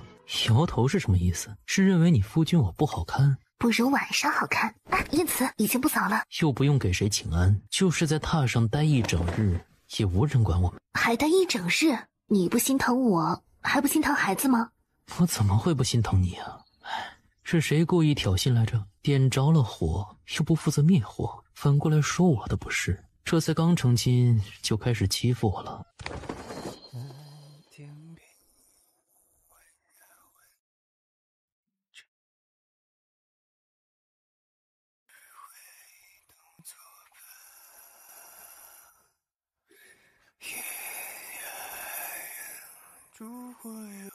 婉婉，我们一起去书房。我跟着一起去合适吗？怎么不合适？你如今是这都督府的女主人，只要你想，任何地方你都能去。舅父可能暂时不便留在京城，但倘若以后燕慈欺负你，你都记本本上，回头告诉舅父，舅父替你收拾他。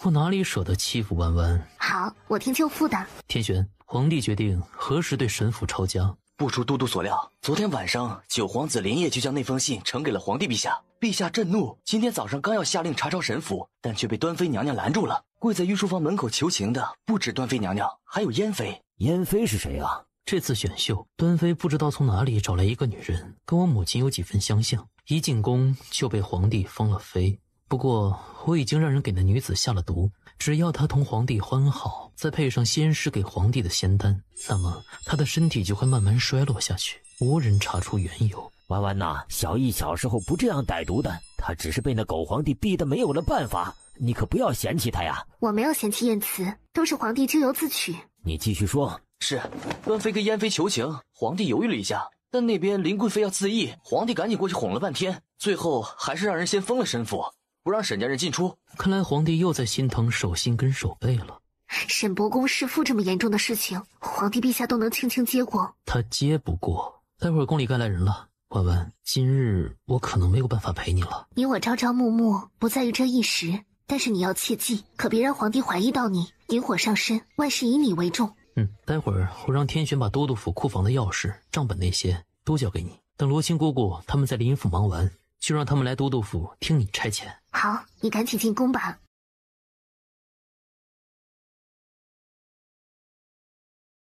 这么多账本，这里只是导读本，夫人，您可以先看看这些，就大概知道其他的了。这些都是都督府库房的钥匙？是，夫人，这里面分明库、暗库，还有一些隐库，一些明面上的收入，诸如都督每年的俸禄、皇帝的赏赐，以及都督府名下的店铺、庄子上的收入归入明库，而抄家的时候，一些珍稀宝物等等，以及那些人孝敬我们家都督的钱财、地铺等等，就会分门别类放入暗库跟隐库。燕慈，你昨日刚刚大婚，今日本不该找你来的，朕还说着要给你嫁，转眼就食言了。不过是逢场作戏，如果不是担心荣城王府找麻烦，昨夜里臣就该进宫了，未能及时为陛下分忧，是臣之过错。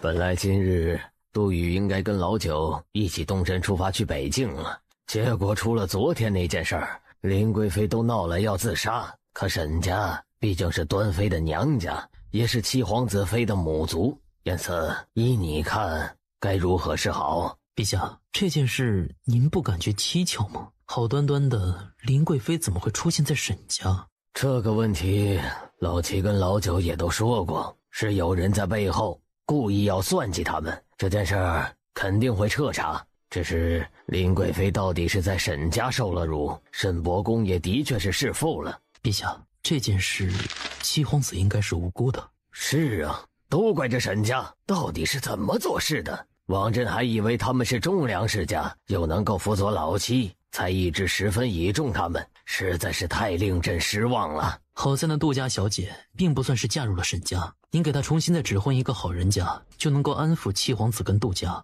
老九那边呢，他可是还闹着不去北京，还跟林贵妃一起哭着要朕给他们一个公道。那么就换成九殿下做统帅，让杜宇听他的。虽然九殿下年轻，但只要是有人辅佐，再加上兵粮富足，那么这次剿灭北境反贼后，就可以给九殿下加上功劳一件，等他班师回朝，就大大赏赐。那沈家，陛下，沈家能够做出弑父之事，就证明他们不顾伦理纲常。而且这段时间以来，沈家频频给七皇子添麻烦。倘若以后七皇子胜出，那么这样的外家，皇帝绝对不会让自己的孙儿有这样的外戚。削爵贬为庶民，将沈家大房一脉流放至宁古塔。那沈玉白还是当朝状元，状元有什么用？他也不无辜，而且那弄错了新娘的事情，多半也会跟他有关系。陛下息怒。林贵妃跟端妃那边呢？位分进一进，娘娘们就都哄好了。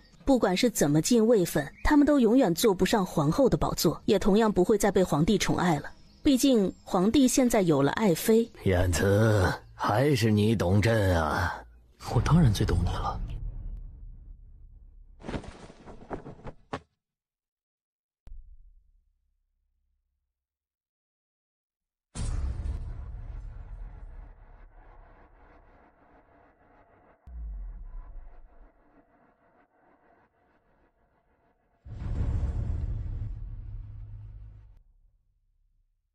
燕都督，这是怎么回事啊？好端端的，为什么要封我们沈家？昨天的事情，我们也是受害者呀。受害者？你是说沈老侯爷吗？当年老侯爷知道你品行不端，打算将侯爵之位传给二子，结果你知道后起了杀心，与你母亲夫人联手，直接杀了沈老侯爷，证据确凿，你还想要抵赖？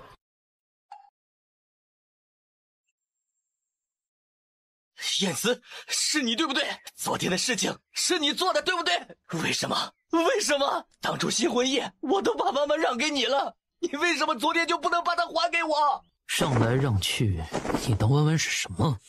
沈玉白，如果当初你们新婚夜那天，你不把弯弯送到我的床榻上，凭着我对弯弯的好感，倘若你以后一直善待弯弯，我也不是不可以帮帮你跟七皇子。你说什么？不可能的！哼，怎么不可能呢？毕竟我那个时候可不知道弯弯的心意呀。但你将她送给了我，她就对你失望透顶，转而爱上了我。弯弯爱你？不可能！你可是一个太监！你是不是蠢呢？其实在弯弯没跟你和离之前，我3番5次的去找她，你都是知道的吧？如果我真是阉人，又怎么能够如此对女人动心呢？啊，你难道？是啊，就在你将弯弯送给我那晚上，她就是我的人了。哦，对了，她现在腹中也有了我的骨肉。燕慈，我要杀了你！杀我？你可少吐点血，还有许多事情我没告诉你呢。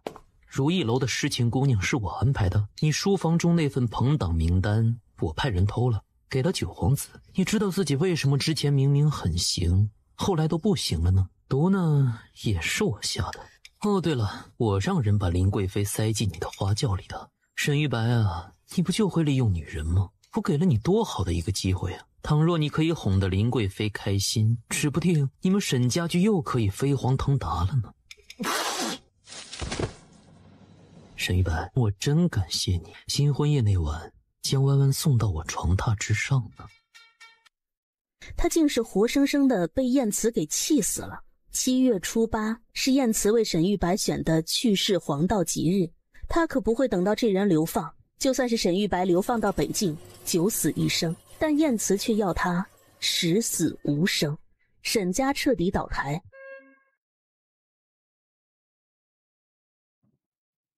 而祸不及出嫁女，所以沈家大房出来的七皇子妃并没有被波及。可因为沈家失势，七皇子以后如果想要继续跟九皇子抗衡，很大可能会再选一个强有力的七族。沈家大姑娘沈亦柔被七皇子放弃，不过是时间问题。所以知道沈家变故后的沈亦柔一病不起，而博雅郡主却因为已经跟沈伯公和离了，她重新回到自己的郡主府，只是她再也没能过之前那样荒诞奢华的日子了，因为与她关系最好的嘉柔公主病故了。看来皇帝到底没让这个亲妹妹活过下个月。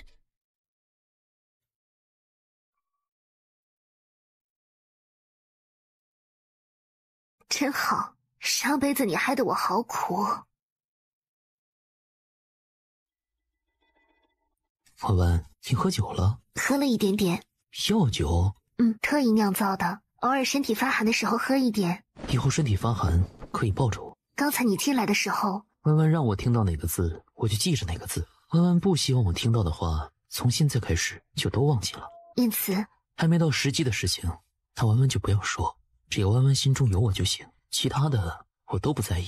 好，你父王跟二哥他们都平安离京回荣城去了，舅父应该也顺利离开了吧？皇帝册封林贵妃为皇贵妃，端妃为贵妃，都进了位分。九皇子作为统帅，已经与副统帅杜宇一起带兵去北境了。要对九皇子动手了？幸好你是我夫人，不然的话，我的计划就都被你猜到了。怎么不说是跟在你身边久了？或许也是夫唱妇随。婉婉，明日要回门了，我母亲生过孩子，又是大夫，看出来的话就跟岳母大人坦白，大不了到时候他们打我一顿好了。弯弯，果然是你，可惜我竟然也要归您回娘家，不然咱们可以好好聚聚。等回头咱们私下里相处的时间多的是。那好，我先走了，回头见。怎么就嫁给了一个太监呢？燕慈应该不敢对婉婉不好的。9000岁对婉婉再好，也不能给婉婉孩子呀。李苍，要不咱们努力，多生几个孩子，到时候送给婉婉一个吧。哎呀，怎么样？你倒是说行不行？还是说你不行？哎呦，我的姑奶奶，我行不行你还不知道？这些事情咱们等回了家关上门再说行吗？我家夫君只是害羞了呀。弯弯，再过几日我们要回荣城了，我之前给你父王治腿的药研制了一半，这次回去要继续了，而且呢，你三哥成亲了，于情于理都要带上明月去趟荣城。至于这小两口以后打算定居在荣城，还是定居在京城，看他们自己的。应该回去的。你们打算什么时候动身出发？文文，你这是……我有喜了。莫非是你们和离后，沈玉白那混蛋又强迫了你？母亲，你这燕慈知道你给他戴绿帽子的事情吗？虽然你们是假成亲，但这种事情瞒不住，你最好让他知晓。是燕慈的。岳母大人您放心，我保证不会让弯弯受到一点委屈，也会让一切都名正言顺起来。倘若不信，您回荣城后可以问问王爷。这是让他回去问王爷燕慈的真正身份。那也不对呀，你们昨日才成亲呐。母亲，之前情况太复杂，再加上燕慈这也是欺君之罪，请您不要生气，好不好？哎，傻丫头，如果你们俩是情投意合，我自然是同意的。那孩子，你们打算怎么办呢？生下来。如果想要让这孩子堂堂正正的生下来，那岂不是要……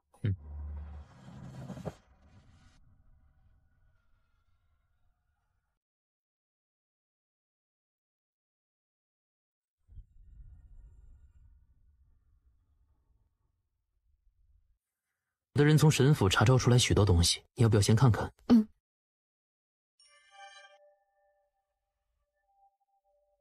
你们都不用做公务了吗？还是都打算明日回老家种地去？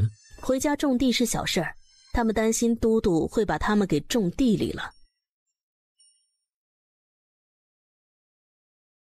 这是当初杜青青的嫁妆。这个本子上记录了杜青青荒诞怪离的梦。听闻贼沈玉白和风霁月，才高8斗，又英俊潇洒。如果我看上了他的夫人就没有存在的必要了。我竟然真的嫁给了沈玉白，那个愚蠢的林婉燕也终于被烧死了。为什么燕慈会坐上龙椅？她竟然不是真的太监。可是她为什么要将沈家满门抄斩呢？我不能嫁给沈玉白了，我要嫁给燕慈。文文，不要多想，如今沈家已经不复存在了，杜青青的梦境也不会变成现实。倘若成了现实呢？就算是那个时候你我没有私定终身，但因为梦境的缘故，怎么样都足够让我杀了沈玉白他们，为你报仇了。等我成功复仇之后，就会随你而去。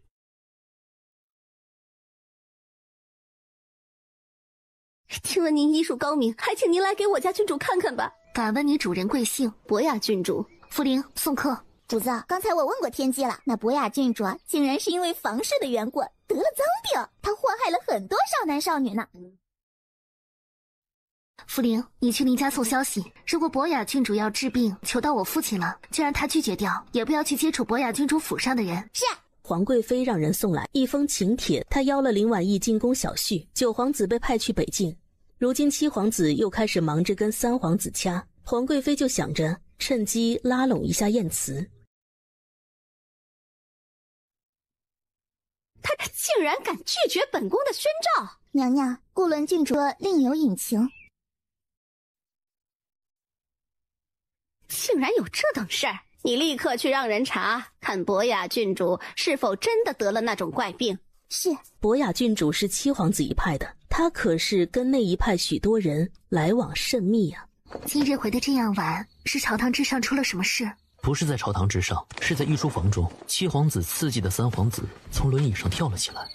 这下三皇子算是记恨上了七皇子，但同时也被皇帝不喜了。文文，听说今日皇贵妃给你帖子，让你进宫。对，但我拒了。我告诉皇贵妃，我跟博雅郡主府的人接触过，可能被传染了病，所以不便进宫。皇贵妃善疑，肯定会第一时间去求证博雅郡主的情况。在确定博雅郡主的确有病，还传染人后，皇贵妃会把这个消息给三皇子。对，三皇子得到皇贵妃给的消息，必然会以博雅郡主的传染病开始发难。接下来这几日，京城会不太平，让他们互掐去。文文，城郊外的那个庄子，今年药材大丰收了，你要不要过去看看？这是躲出去，让那几个人狗咬狗。那荣城王府跟林府也派人去跟他们说一下。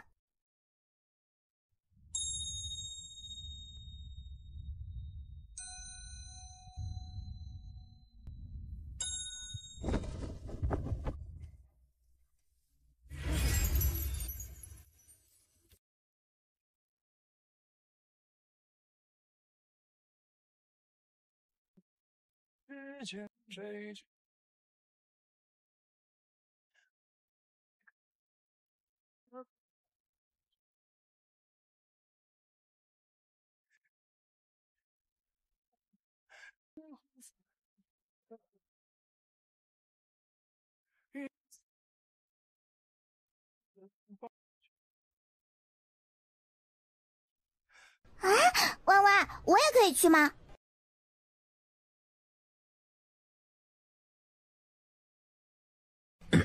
你还不管管你媳妇？婉婉，我也可以去吗？这还真是不是一家人，不进一家门。人多了也更热闹。婉婉说的对。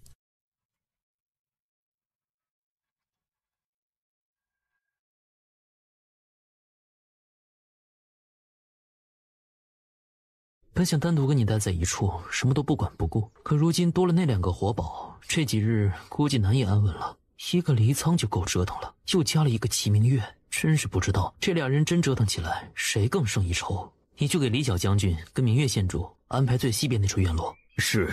婉婉，先去看看药田吗？还是先回房间休息？先去看看药田吧。你的许多药材今年都会用上了。你是说北境战事？快结束了，会回来许多伤员。到时候肯定会大量采购药材，兵部尚书杜宇手中的兵权得吐出来一些了。我会想办法让顾恩泰顶上。如果陛下同意了让顾恩泰去，他是不是就要去北境离开京城了？如果陛下同意把一部分兵权分给顾恩泰，但按照陛下的德行，肯定会让顾恩泰的妹妹留在京城之中，甚至他还会让顾恩泰娶京城一个世家女。成亲之后，顾恩泰的夫人也得留在京城。他是不是就没有信任的人了？他不相信任何人，就习惯拿捏其他人的软肋，而如今我也有了软肋。软肋不会只限制你，也想要助你一臂之力。得妻如此，夫复何求？婉婉，太累了，我们回去泡温泉了。一次只能放1种，你这放了这么多种。你也一起啊！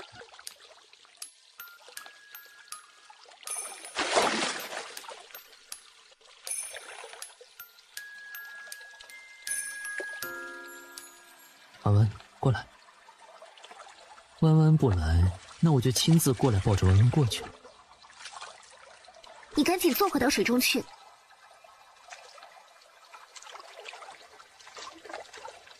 燕慈，乖，放松，一切交给我。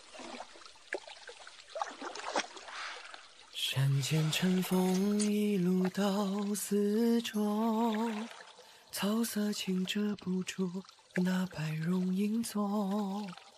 我忽然间撞入你满目的从容，彼时春与人间相逢。博雅郡主得了一种怪病，浑身长满红斑，而且这东西还传染，十分可怕。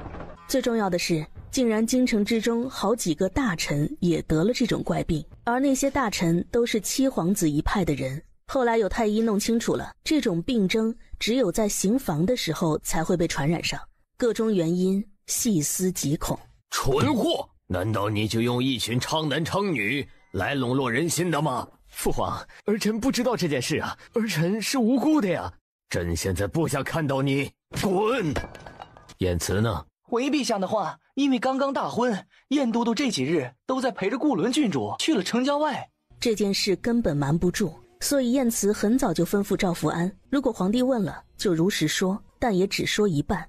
派人去都督府传话，燕慈回京后立刻让他进宫。哎，是陛下。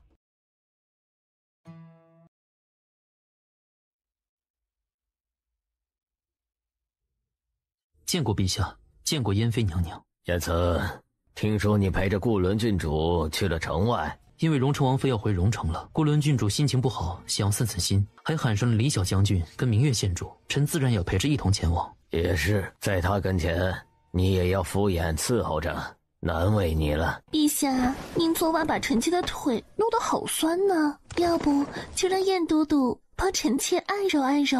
燕慈只伺候过皇帝，却从来没有伺候过后宫任何妃嫔。皇帝自己可舍不得，他认为燕慈有大才能，对他有大用。不过如今他太宠爱这个燕妃了。燕慈，回陛下，燕妃娘娘。顾伦郡主之前接触过博雅郡主家的下人，而臣又接触了顾伦郡主。虽然说那种病症只有刑房才会被传染，但臣还是担心。如果燕妃娘娘不担心，臣是没有问题的。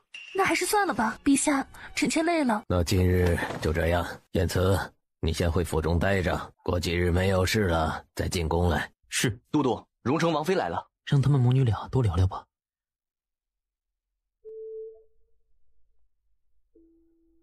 母亲，你放心吧，我会照顾好自己的。我就担心，等你这肚子大起来，外边人不知道燕慈是假太监，他们肯定会说一些难听的流言蜚语啊。我虽然也知道人言可畏，但我却不会以别人的话过活，我只听我愿意听的话，只做我愿意做的事情。女儿长大了，有自己的打算跟决定，她这个做母亲的要做的就是全权的支持。婉婉，这是给你留下的20个王府的暗卫，这个令牌你可以直接号令他们。婉婉知道了。我留下来陪婉婉吧。本相，莫婉堂不用大夫坐堂看诊了。莫婉堂虽然不需要我了，但婉婉需要我，她的身子重了。如今京城风云变幻莫测，她怎么忍心让江半夏留在这里？那我留下来照顾婉婉，你回药谷去。不，我是女子，我更方便一些。的确是江半夏留在林婉意身边更方便一些。为什么突然做了这个决定？婉婉怀孕了，她身边得有家人照顾。你们荣城王府的人此时不好掺和京城的事情，最好离开。家人？本相，谢谢你愿意成为我的家人。你乱说什么呀？我才没有说要嫁给你呢。好了，我要回去收拾东西了。过2日我要陪婉婉去。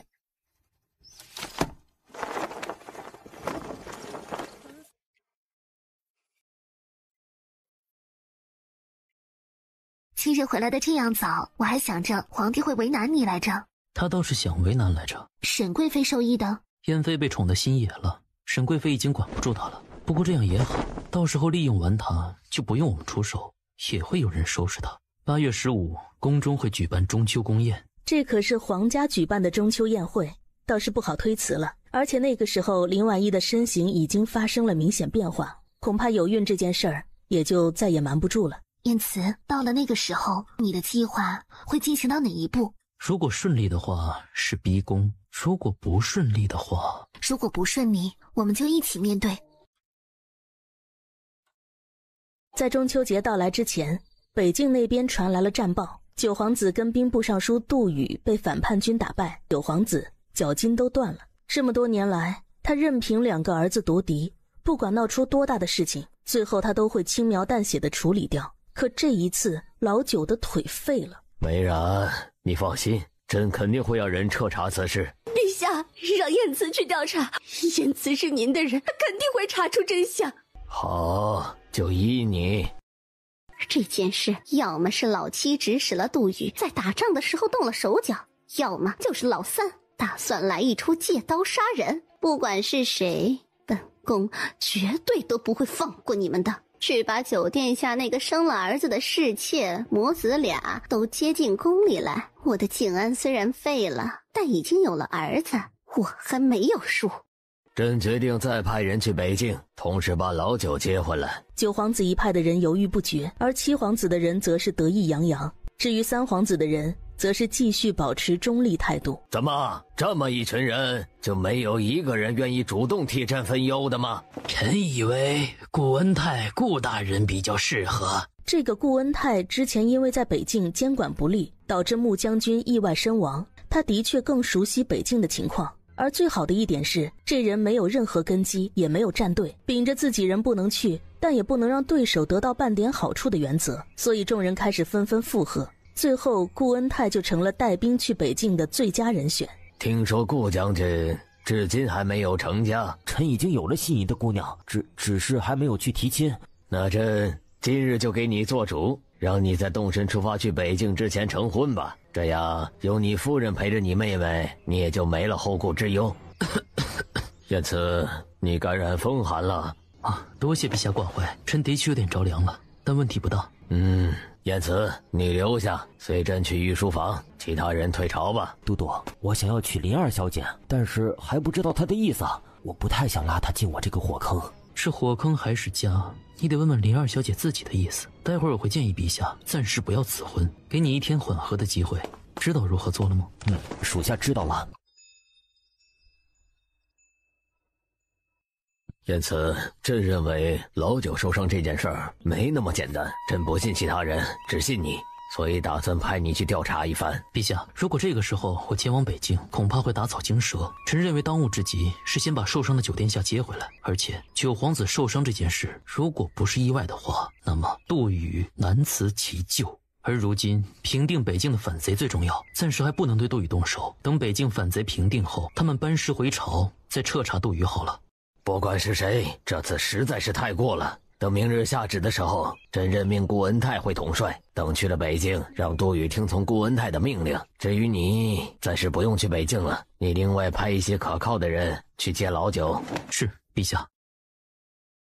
小易呀，这些小孩衣裳都是哀家亲手缝制的，你问问弯弯喜欢不？皇祖母亲手做的，自然是极好的。你这嘴呀，就是甜。你打算什么时候动手啊？弯弯的肚子应该瞒不了多久了。如果真的到了冲突那一天，你就提前呢把他送到哀家这儿来，哀家护着他们，而你呢就去做你想要做的事情吧。多谢皇祖母。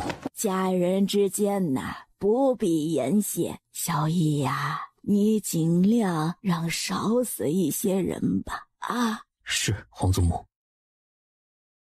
燕慈，你回来了。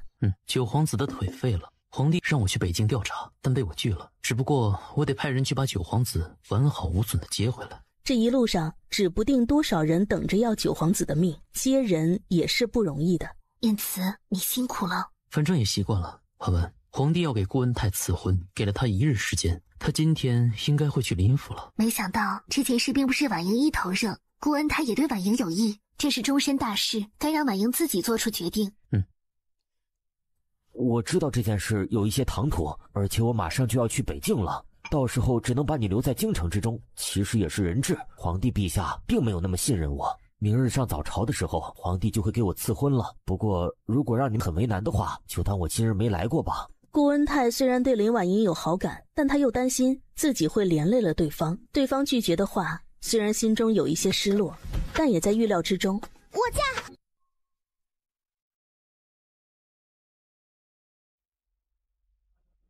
好，可能会很紧急，婚礼会仓促一些，但婉莹你放心吧，我这辈子肯定会对你好的。你去跟婉莹聊一聊，嫁过去的利弊你也都跟她说一说。好。翌日，朝堂之上，皇帝亲自给顾恩泰与林家二小姐林婉莹赐婚，并且还赏赐了丰厚的金银珠宝，给他们7日时间准备成婚。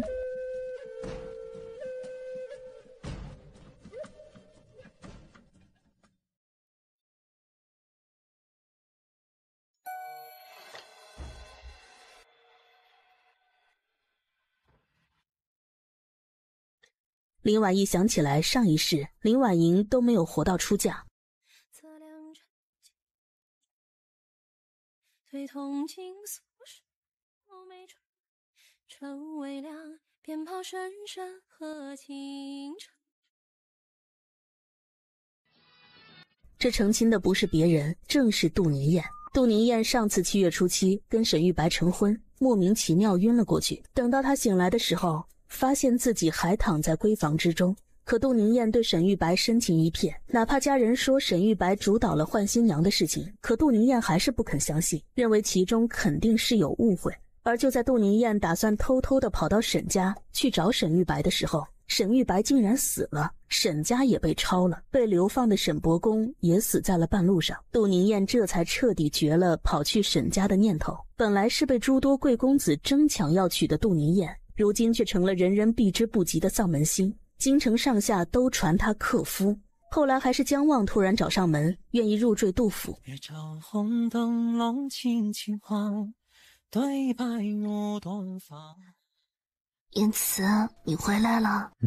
文文，我可能要离京几天。是九皇子那边出事了？不错，七皇子跟三皇子都派出一拨人，势必要杀了九皇子。为了拿到七皇子、三皇子谋害兄弟的证据，再加上之前在北境我做的局，这次九皇子一定要活下来，然后当堂指认七皇子跟三皇子。我明白了。如果我没回来，就去找皇祖母。好，燕慈，你那个时候也很辛苦吧？怎么能不苦呢？如果不是为了复仇，他甚至好多次都不想活下去了。我那个时候的苦，都是为了如今遇见你。先苦后甜，古人诚不欺我。不是明日要早起出城吗？不等了，我可以在路上补眠。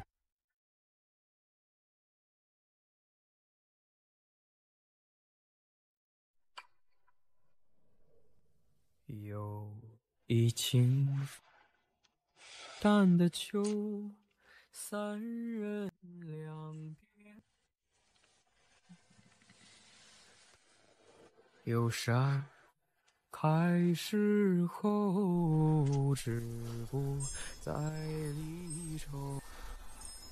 我有心伴你过三冬，还想着亲着你，怎觉低头相会。夫人，你可知道顾伦郡主怀孕一事？此事当真？之前我还不信，特意去调查了，千真万确。那孩子是玉白的？这件事不得而知。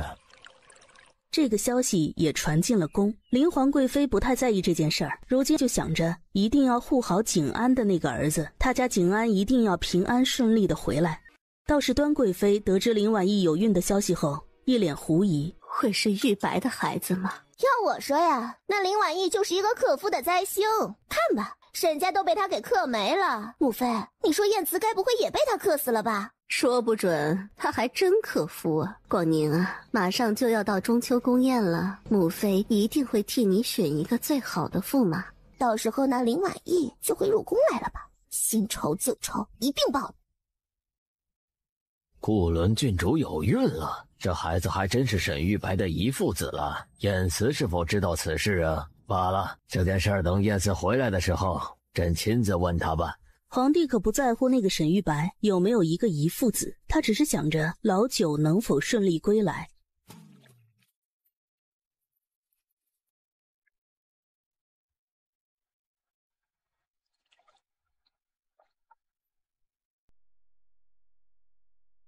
他要赶在中秋宫宴前回京城去。沿途穿不完的光，然不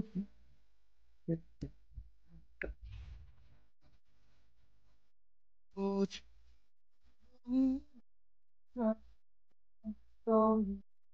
又何什么为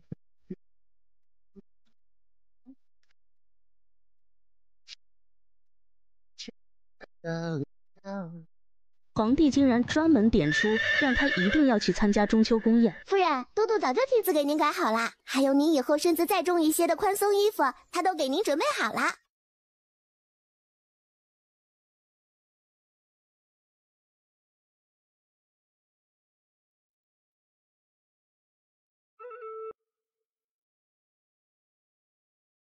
夫人，七皇子妃身边的冯妈妈求见。沈一柔找我做什么？福林，你去问问那冯妈妈是什么事。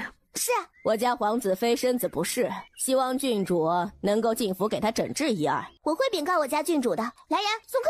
七皇子妃脸可真大，还要您上门给她去看病呢，她算老几啊？七皇子有意寻找更加强大的七族了，那沈一柔应该是真的生了病，恐怕还是七皇子让她生病的，想必已经走到绝路了吧。夫人，今晚我和天机一起去夜探一下七皇子府，看看具体情况吧。去吧，注意安全。是。德清姑姑，夫人，这是都督府铺子的一些账目，还有府中的百草园已经快要修建好了，这是里面的家具器物安排。夫人随奴婢过去看看。好，这个院落是什么时候开始动工修建的？1年半前。那个时候我才刚嫁给沈玉白啊。那么多亲手缝制的衣裳，以及那么大一座百草园，如果你8月15没有赶回来的话，那我就自己去面对中秋宫宴，不管如何一定会让自己跟孩子全身而退。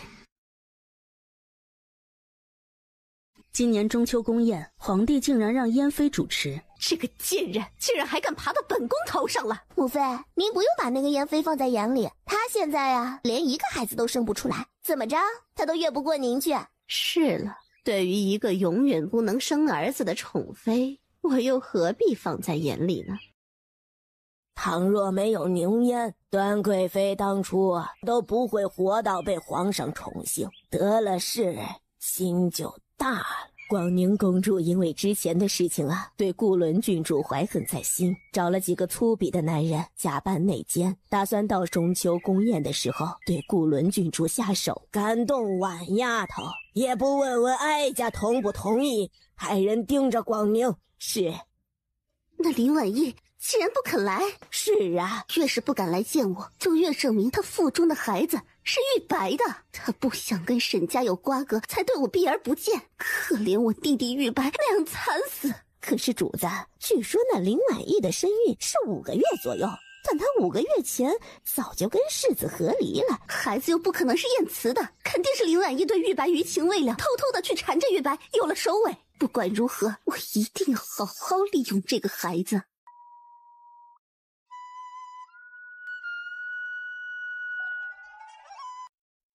杜宁燕将身上的夫君姜望想象成了沈玉白的模样。我已经没有机会生下玉白的孩子了，那么林婉意，你也休想！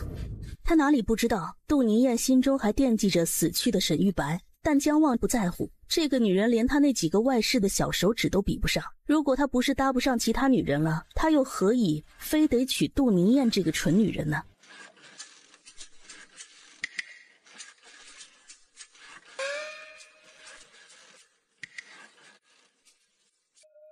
主子，这七皇子妃果然没安好心，他坚定地认为您腹中的孩子是那沈玉白的，他指望着利用这个孩子重新稳固七皇子妃的位置。今日宫宴，他肯定会来纠缠您的。他来纠缠，一会儿也可以做我的挡箭牌。还有，七皇子打算在中秋宫宴派人杀了林皇贵妃藏在宫中的那个孩子。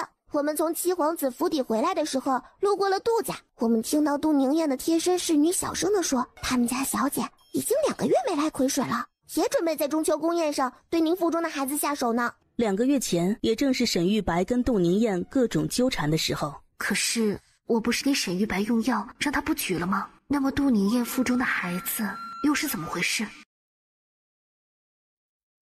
竟然是幽灵阁的人！主子，九皇子被吓得昏了过去。真是没用的东西！幽灵阁阁主下过命令，从来不接夺嫡暗杀的任务，违抗阁主命令者，砍去4肢，放进坛子里泡酒。你怎么知道？因为这个命令就是我下的呀。阁主，这些人都是后入阁的，他们隶属于西北分舵，都去泡酒吧。是，继续赶路。是。三皇子哪里想到，让江湖人闻风丧胆的杀手组织幽灵阁，就是燕慈一手建立的。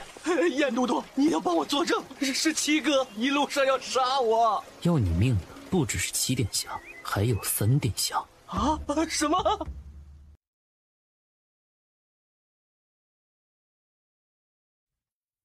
这消息不对劲儿。逼宫，按照燕慈的部署，可能还万万不到那一步。今晚有其他人要逼宫，到底是7皇子还是3皇子？燕慈告诉过他，不管是7皇子还是3皇子，他们逼宫目标都是皇帝，不会为难太后。他们想要以后博一个好名声，所以倘若这次宫宴上发生什么意外，就让他立刻跟着太后一起退回到慈宁宫，是最安全的。主子，太后老人家让您寻个由头离席，直接去慈宁宫。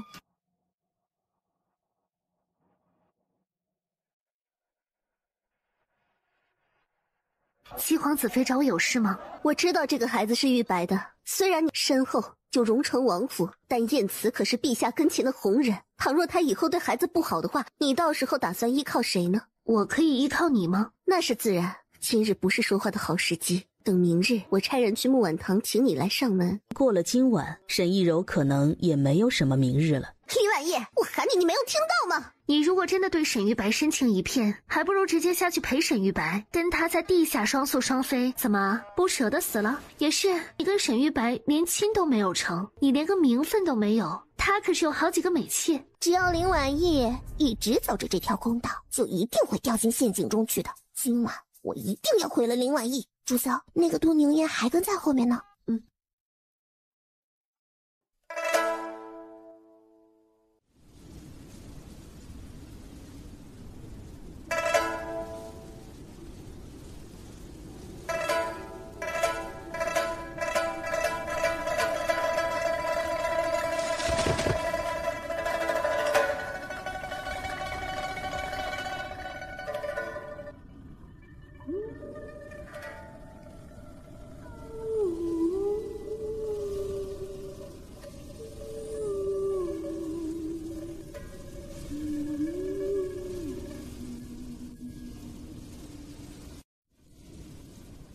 朕一直对你不薄，哪怕知道你欺骗朕，却并没有治罪。没想到你竟然敢谋逆逼宫，对我不薄。我被兄弟们毒打的时候，你是否心疼过？我欺骗你，你没有治罪我，实在是因为当时老九出事，你担心就剩下老七一人独大了，不是吗？父皇，三哥说的都是假的吧？老七啊，你装什么无辜啊？你派去北境劫杀9弟的人有没有回来呢？哦，对了，林皇贵妃呀，刚才端贵还派了心腹宫人去你的寝宫，把你的小皇孙给杀了呀。他果然比宁烟差得太多。宁烟会武功善骑射，倘若是他遇见今日情景，定然会提剑护在朕的身前。父皇，9弟的腿废了，如今还生死不明，7弟的腿也废了。你看这储君之位，你是不是只能传给我了？来人，还不快点给陛下准备笔墨纸砚！在嘟嘟没有回来之前，他们会暂时保持沉默，混迹在人群中，见机行事。禀告公主，那件事成了。他们说那个孕妇被他们弄过之后，腿上都是血。在哪儿？在御花园的假山处。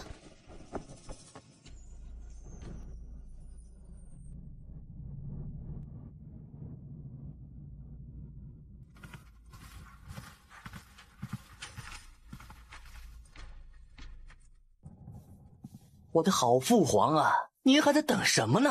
御林军此时都是我的人了，你也把杜家军主力跟统帅给派到了北境去镇压反叛军了。还有你的苟燕慈跟他的血衣卫，他们不一定都死，但肯定没有办法及时回来了。毕竟这老七下了血本啊，势必要弄死老九。父皇啊，你看呐，2个弟弟都不乖，互相残杀，是我帮你解决了这一切呀。萧景绪，你该知道自己很平庸，你根本无法胜任太子之位。我平庸？难道老七跟老九就优秀吗？不过是你的偏心，在宠着他们而已。如果真说优秀的话，当年你倒是有一个儿子很优秀，我甚至都认可他做太子。哎，对了，父皇，我可听说我那位太子兄弟好像并不是病死的，而是死于……够了，你还是快点写诏书吧，不然我可能就还听说好像当年穆皇后的死。逆子！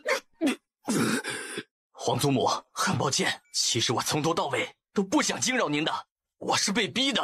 哎呀，此等美人嫁给一个太监，可真是暴殄天物啊！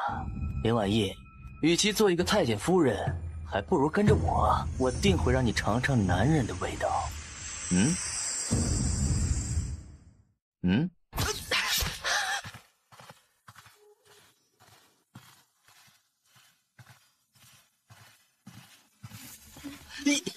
燕慈，你怎么会赶回来？天干物燥，小心。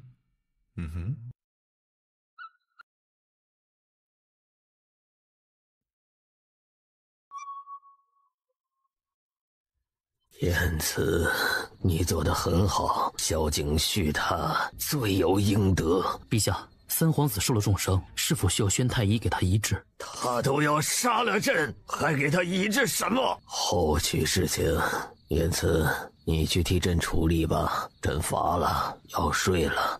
是。三皇子逼宫失败，七皇子双腿被废，皇帝跟太后都受到了惊吓。这个中秋宫宴发生了太多的事情，同时也改变了许多人的命运。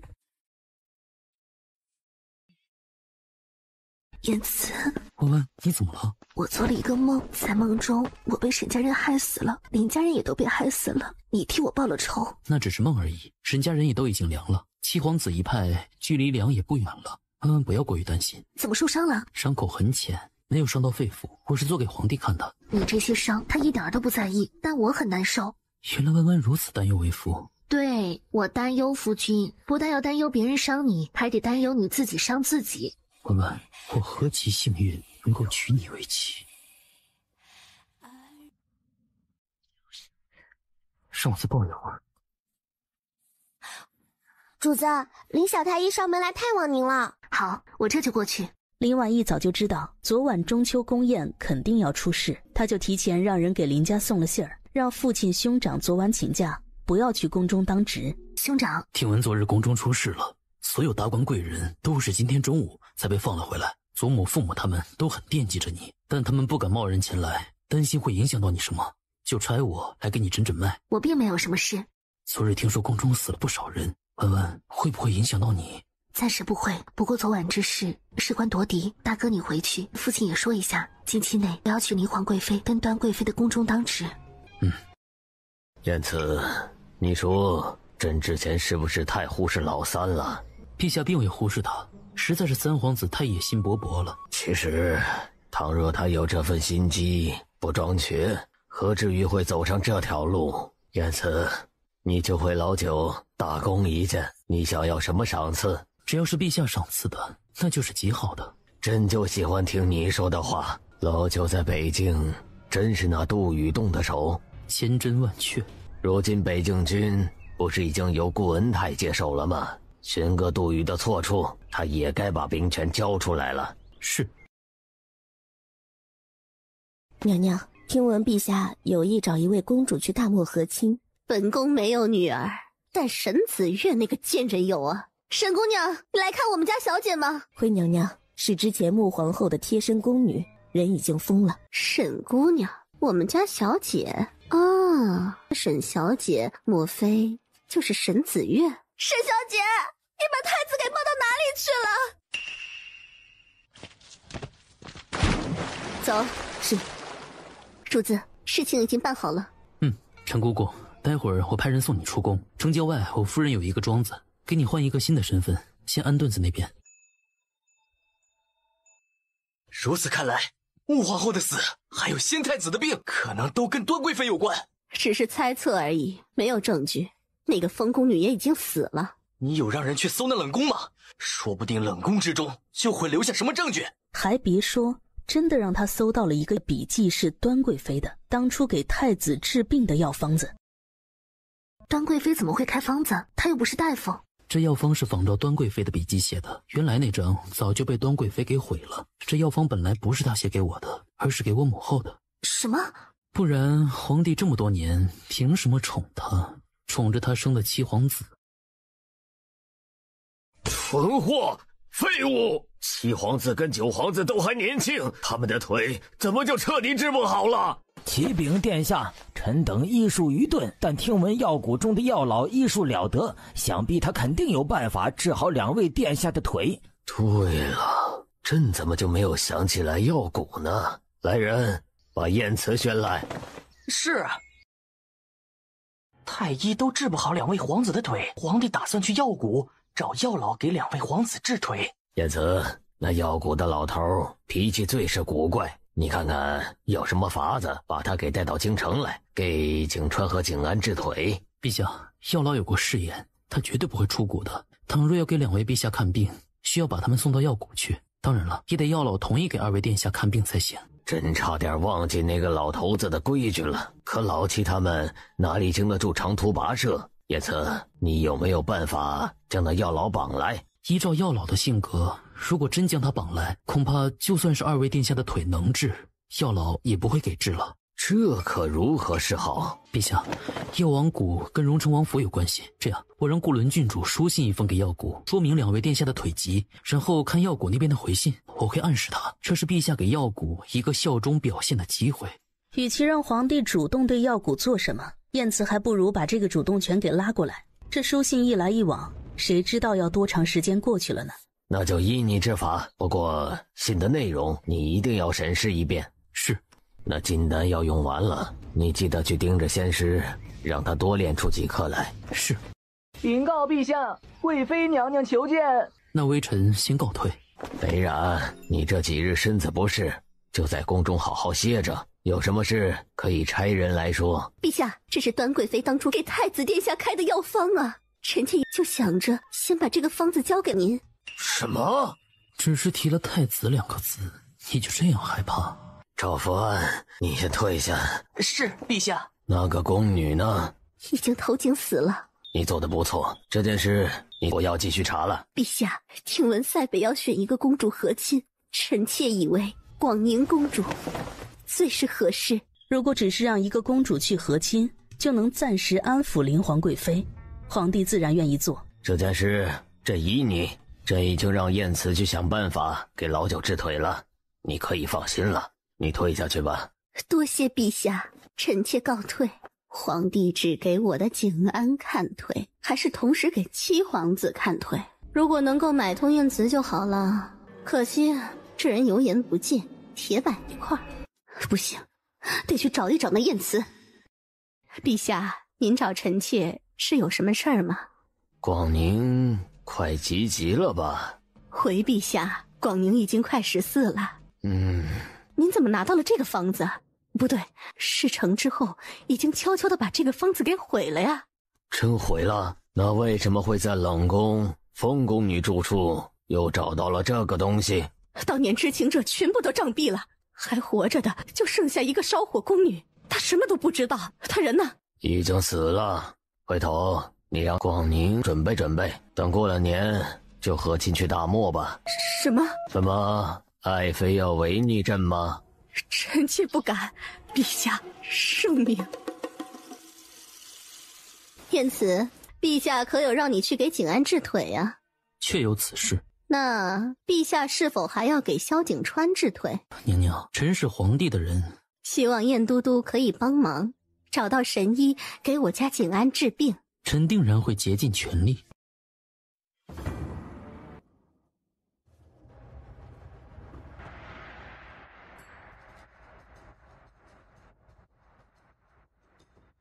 洛儿，为了你皇兄的皇位，你暂且忍一忍吧。等他继位后，母妃定然让你皇兄想办法把你接回来。等到齐哥坐上皇位，他都成废人了，还能坐上皇位吗？我要等到什么时候啊？那部落首领比父皇年纪还要大呢。母妃，您怎么忍心啊？洛儿，这是你父皇的命令，你就等着出嫁吧。对了，皇祖母。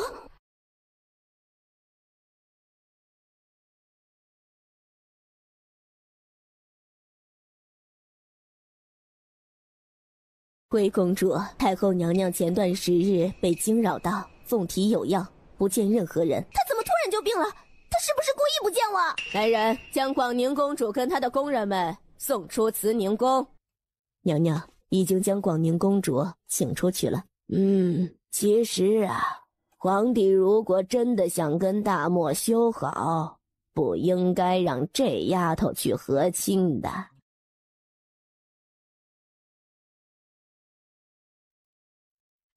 要不书信该写什么？你说我写好了，你这样握着我的手，这字也写得歪歪扭扭的。陛下可是让我监视你来着？你就手把手监视。好了，文文，你去榻上歇息，我来写。不是一定要我的笔记吗？我可以模仿你的笔记。你希望我外祖父如何回答？就让药老说他手中的秘药只能够救一个皇子，让皇帝选好一个皇子，然后送到药谷去。你是打算让皇帝2选1？林皇贵妃跟端贵妃知道了这个消息之后，他们更会斗得你死我活，最后胜利的那个皇子被送到药谷去，就可以趁机将人给扣下来。我家文文真聪明啊！我得需要一个人将当年狗皇帝做的肮脏事都抖落出来。是端贵妃？是啊，她当年背叛我母后，如今是时候让她把吃下去的东西都吐出来了。文文，你男人厉不厉害？厉害。你什么时候学的我的笔记？知道你是林家嫡长女后，偶然间得了你练字的帖子，闲来无事就模仿来着。练笔的帖子自然也都是在闺房之中，你又怎会得到？你该不会是那个时候就夜探香闺了？倒也不算是夜探，而是路过。那个时候追击一个坏人，路过了林家的屋顶，恰好看到你写好了的帖子被风吹了出来，我就顺手捡了回来。文文，最近孩子乖不乖？有没有吵你？现在还小，而且过了前几个月也不孕吐了。文文，可以吗？不说话那就是默许了，那为夫可就要为所欲为了。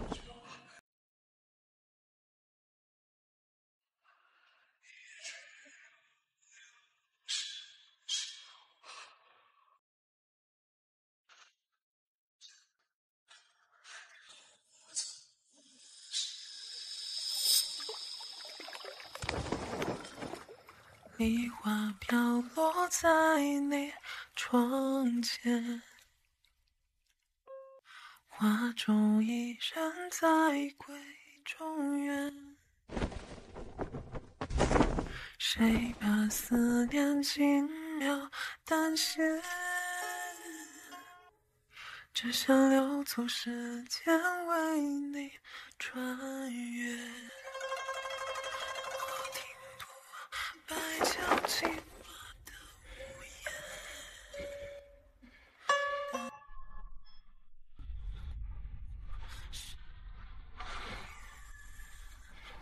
古镇上谁家的炊烟，再为我为娘当年的月圆。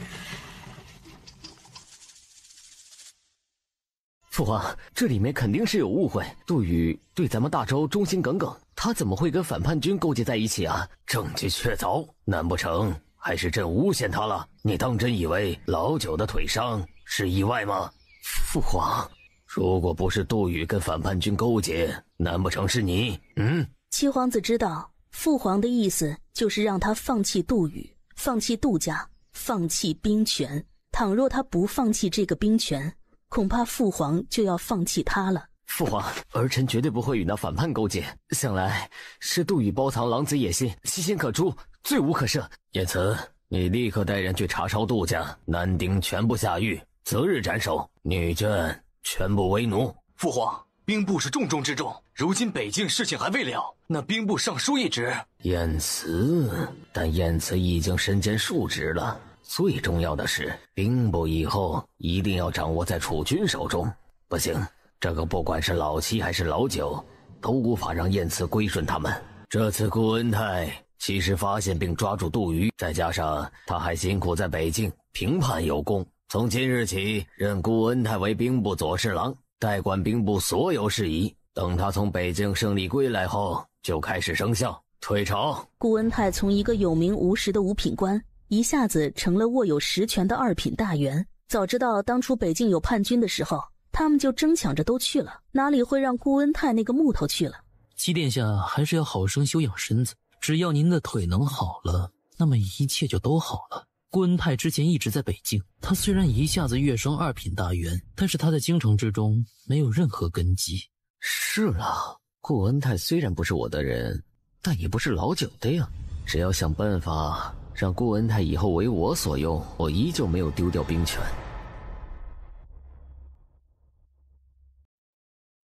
你可知道，那林婉义腹中的孩子是沈玉白的？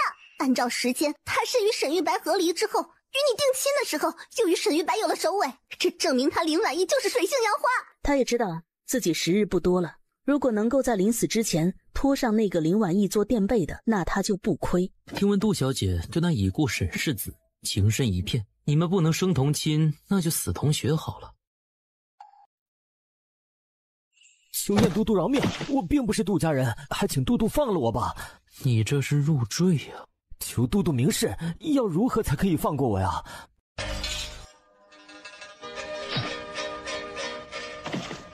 秦王，你对自己可真狠呐！本都督本来意思只是想要让你与杜宁燕削发断情的，谁知道你竟然削了根。莫非你是想要入宫做本都督的手下吗？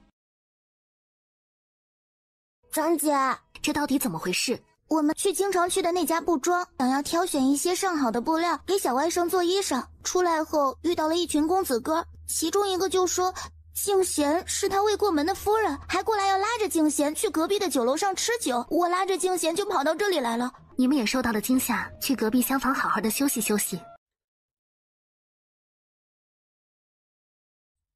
调戏顾小姐那人叫徐进奇，是翰林院大学士徐芳唯一的儿子，科举考试得了榜眼，徐家已经派人去顾府提亲，只是顾夫人没有立刻应下来，但他们对外宣称两家已经定下婚约。徐芳是七皇子的人还是九皇子的人？表面上这徐芳谁的队伍都没有站。徐芳是七皇子的人。今日这样早回来，陛下今日心情好，体恤我这段时间太劳累了，就准我早点下旨。之前我在沈家得到的那个名单之上，并没有他。他是七皇子给自己留的后手。当年徐芳差点跟端贵妃定亲，后来端贵妃进了宫，但却在暗中扶持了徐芳。徐芳这些年能够在仕途上扶摇直上，少不了七皇子跟端贵妃在背后打点。徐芳虽然是文臣，但他毕竟是在翰林院，那可是敬天子的地方，如果有事儿，可能就会发挥十分巨大的作用。林婉意想起来上一世端妃跟七皇子诬陷林贵妃所出的九皇子并不是陛下的亲生儿子，如今七皇子当真是陛下的亲生儿子吗？他会不会是徐芳的儿子？就算七皇子是皇帝的儿子，我也有办法让他不是。后续都安排好了吗？已经把相关的证据都给送到九皇子手上了。九皇子母子俩得到这个秘密，肯定会闹到皇帝跟前去，到时候就会逼迫七皇子跟徐芳来一个滴血认亲。想要在滴血认亲的时候动点什么手脚，对晏慈来说一点都不是难事儿。那个时候他外祖父的回信也快到京城了，七皇子一灾，外祖父信中若说只救一人，那么皇帝肯定不会再犹豫，直接把这个机会给了九皇子。而在九皇子动身出发去药谷治腿的时候，也就是七皇子最后鱼死网破奋力一搏之时，晏慈在顺理成章地拿下七皇子跟他的党羽。文文，不许怕我。我不怕你，我喜欢你。文文，穆景逸，我心悦你。文文，你又找我了。初见若缱绻誓言，风吹云舒卷，岁月间，换今夕又恨。心有惜但愿执念，轮回过经年，弹指间，繁花开落多少年。那徐芳是端贵妃未进宫前的相好，而我一直觉得七哥跟父皇长得不像。景安，你是从何处得来的这个消息？儿子在七哥的府邸中安插了人，不管如何，只要我们将这件事情闹大，让七哥跟那个徐芳来一个滴血认亲就好了。如果他们不是父子呢？母妃，他们只能是父子。老七，你还有什么话说？难道父皇已经知道徐芳是我的人了？父皇，儿臣最近什么都没有做啊。徐芳，你可认识沈子越？回陛下，臣的确认识端贵妃娘娘。只是认识吗？陛下，我们清清白白，绝无任何越界行为啊。父皇，我母妃入宫伺候您的时候，她可还是处子之身啊。难道在她入宫后，你们还有首尾？陛下，臣冤枉啊！父皇，绝无此事啊！七哥，何必这样激动呢？只要你跟徐大人做一个滴血认亲，不就什么都解决了吗？萧景安，你闭嘴！朕认为景安的办法极好。父皇，这件事肯定是萧景安给安排好了的。父皇，七哥诬陷我呀！晏慈，你去安排此事。是，陛下。父皇，那药老是如何说的？我的腿还有的救吗？药老说灵药有限，他只能治好一个人。父皇，赶紧让陈老太医做滴血认亲呐！萧景安，你休要胡言乱语！都给朕闭嘴！陈老太医，开始滴血认亲吧。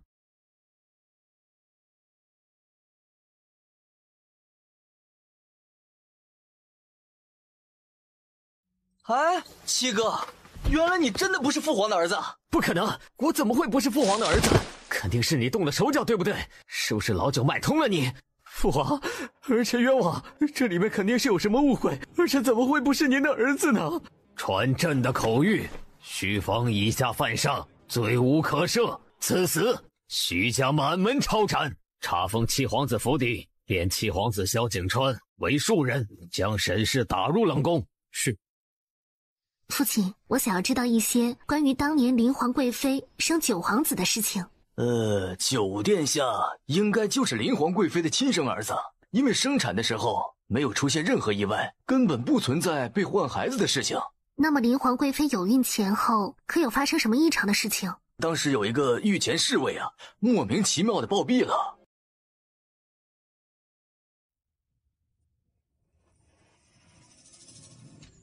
赵公公，你是不是弄错了？景川怎么可能不是陛下的儿子呢？娘娘，证据确凿，你呀就认命了吧。我要见陛下，我要见陛下！你就告诉陛下，我有一个很重要的东西，跟很多年前的事情有关，我要亲自交给他。咱家呀会禀告陛下的，还请娘娘不要为难咱家。都督，我们要如何做？等明日陛下醒来，你如实禀告给他。啊，是。那今晚我回家陪夫人。夫人这是去了哪里？许久不回林家了，回去探望了一下祖母。哦，端贵妃被打入冷宫，徐家满门抄斩，七皇子被贬为庶人，九皇子过2日就要动身出发去药谷治腿了。他是不会放过七皇子的，在离开之前肯定会动手。燕慈，你能查到当初那个突然暴毙的侍卫吗？我怀疑九皇子不是皇帝的儿子。如果真是如此，那么以后皇帝知道了真相，估计会直接吐血吧。文文可真是我的贤内助。文文，太晚了，早点睡吧。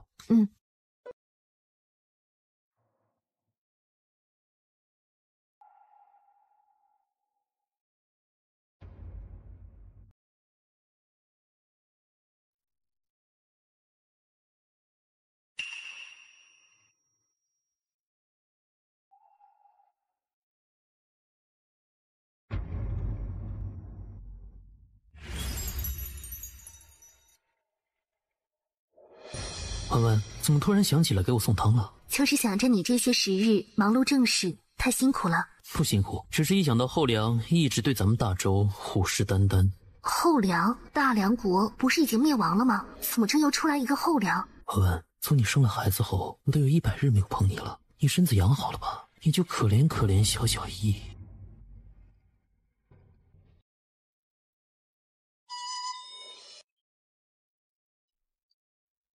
文文，你怎么了？燕慈，我做了一个梦，在梦中你做了皇帝。这应该不是我之前经历过的事情了。有没有一种可能，我梦到的是未来？文文，你且把你的梦境都详细的说一遍。事无巨细。对。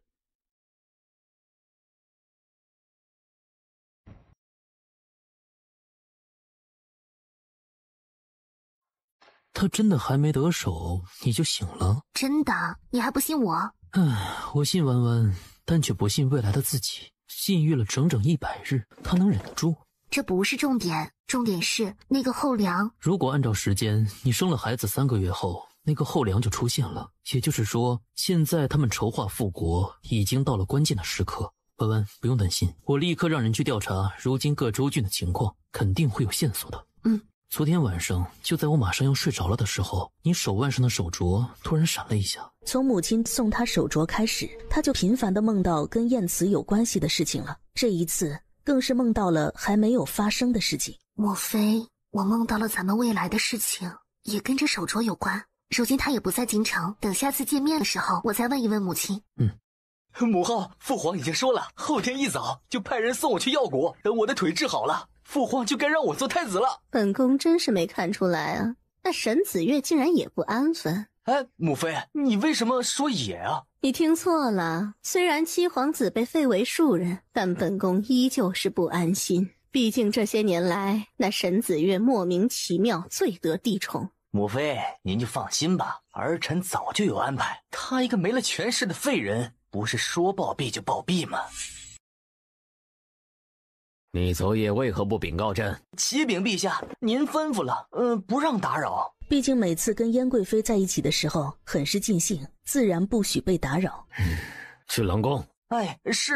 陛下，臣妾是被冤枉的。沈子月，你说的那个东西是什么？陛下，这么多年了，难道您对臣妾一点情意都没有吗？朕再问你一遍，你当年留下什么东西？那东西在哪里？臣妾说，臣妾都说。陛下，当初穆姐姐在服用我给的药后，她说她已经知道了你要对穆家下毒手。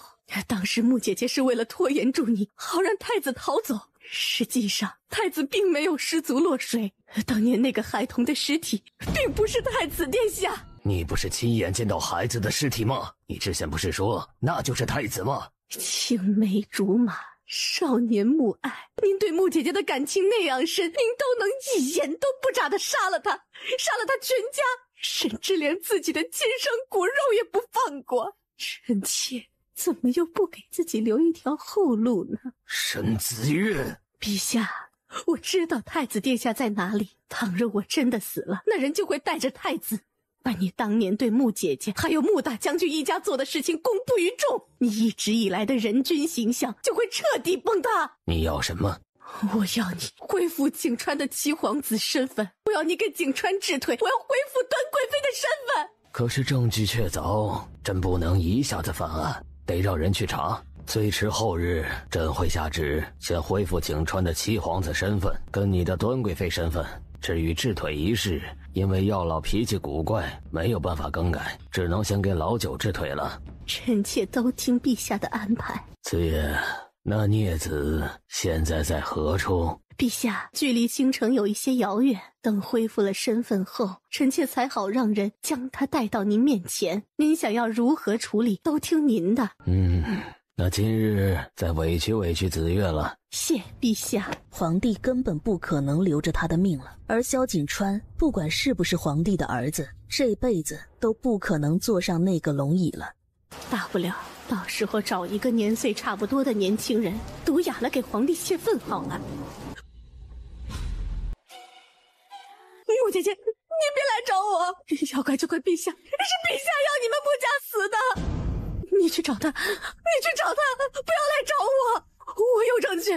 当年有人出海西洋，给陛下送了一个可以报时间的东西，而那东西竟然能够录下人的声音来。当时陛下派人去诬陷穆将军的时候，那东西竟然把他们的对话给录了下来，现在就藏在朗月宫。穆姐姐，我并不是故意要害你的，是你们穆家太功高盖主了，你们怪不得别人。穆姐姐，求你饶了我吧。去把揽月宫的那个机器表取了。是。这是什么东西？这是西洋的一种玩意儿，据说可以报时辰，还能留音，也不知道那个留音还在不在了，不知道是坏了还是怎么回事。我已经派人去找一些出过海的商人，可能有人知道如何修好这个东西。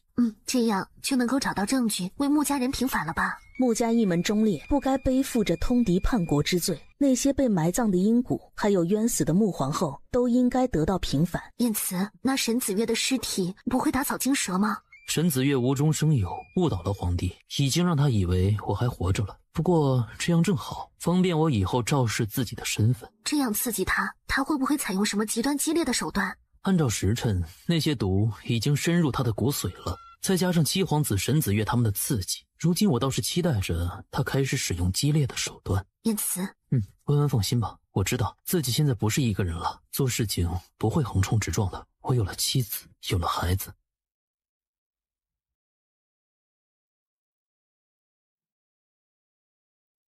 你说谁死在了坤宁宫？回禀陛下，是沈氏，她的尸体上写着“穆姐姐对不起”。烧！赶紧去给朕把她给烧了！任何看到这句话的人都给朕杀了！这件事给朕彻查，到底是谁干的？是。沈子月那么想要活下去，肯定不会自杀。到底是谁杀了他？启禀陛下，属下用尽了刑罚，但那徐芳依旧说自己并不知道太子殿下的下落。那沈子月还有其他帮手？启禀陛下，萧景川死了。什么？是九皇子让人动的手？对方事成之后，偷偷的去了九皇子府邸，去盯着那个人，看他还跟什么人接触。是。看来九皇子还有一个强大的助力，而他过2日去药谷，对方肯定也会一路相护。恐怕药谷想要留下他没那么容易。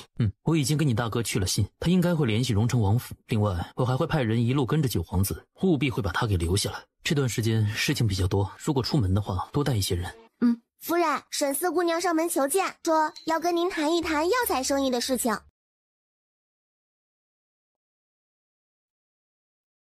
见过郡主。你怎么来了？郡主，刘家在各城郡都有生意往来，这2个月西南的5个郡城都大量收购粮食，还收购药材，那边距离药谷很近，不知道会不会影响药谷。萧景川死了，但是沈一柔还活着，她毕竟是你的嫡长姐，如今沈家在这京城之中，也就是你过得最好了。多谢郡主提醒，就先告辞了。倘若平时有空，过来都督府陪我说说话吧。不打扰到郡主就好。福灵，去送死姑娘。西南的城郡，那不是已经被灭的大梁的旧土吗？大肆收粮食，收药材，靠近药谷，药谷，九皇子不是明日就要动身出发去药谷了吗？难道九皇子跟大梁的余党有什么关系？不能让九皇子去药谷，立刻让天机把这封信给燕慈，让他立刻看。是。如果真的是大梁那边要起事，他还得提醒一下药谷跟荣成王府。半夏，药谷平时跟这些城池来往的多吗？药谷平时日常所用采买都是在这个路城，我记得这里是大梁国的国都吧？对的，师父从来不让我们提起大梁，莫非外祖父也知道关于大梁的什么事情？那么大一个活人死了，竟然什么都没有查出来。柴康，你这个京兆尹是不是做够了？那七皇子前脚刚被皇帝给贬为庶民，第二天就摔得稀巴烂了，那才3楼啊！可重点是这件事儿，柴康也不敢查，万一查出来是九皇子让人干的，那他敢去咬九皇子一口吗？臣无能，请陛下责罚。朕要你何用？暂停柴康京兆尹之职，罚1年俸禄。你在家给朕好好反省反省。谢主隆恩。萧景川之死，交由大理寺去查办。如果1个月内没有结果，大理寺卿你也回家种地去。还有何事启禀？陛下，明日顾恩泰顾将军就会押着窦宇回京了。这倒是好事，等他回来就升任兵部尚书一职吧。至于窦宇，择日问斩。言辞去书房。大人，卑职查到了那萧景川死的一些线索，只要您再给卑职2天。再查下去啊，你就活不过2天了。这件事儿已经移交给大理寺了，不用我们管了。可是你再可是啊，你大人我就要回老家种田了。主子，这是夫人给您的信，让您务必要先看了，十分重要。屯粮屯药材，九皇子与大梁旧臣有关系，看来是不能让他去药谷了。燕慈虽然一心想要复仇，在朝廷上搅弄风云，但他却不会为了复仇让大周的黎民百姓处于水深火热之中。燕慈，明日你亲自护送老九去药谷。陛下，大理寺昨天晚上刚抓到了一个闯了宵禁的人，就是从九殿下的府邸中出来的，就带回去查问。这个人是梁国皇室后裔。什么？你确定吗？大梁国的皇室成员崇尚的是蛇图腾，大理寺抓到的那个人在后背上纹了一尾黑蛇，肉眼难以见到，但可用一种药剂让其现出痕迹来。陛下，在九殿下明日动身出发去药谷之前，让他泡个澡。倘若他身上没有蛇纹，就证明他是被那良人哄骗了，问题不大。但倘若有的话，燕慈，去林皇贵妃那边传老九，鉴于他马上要动身出发了，特准许他今日留在宫中享受极乐汤，再让貌美的宫人去服侍他。臣遵旨。夫人，这是王妃他们给您写的信。我三哥跟三嫂他们要回来了，不过我母亲说她也跟着三哥他们夫妻回来。哦，对了，夫人，您还记得那个姜望吧？他自宫之后，竟然真的进宫去做太监了。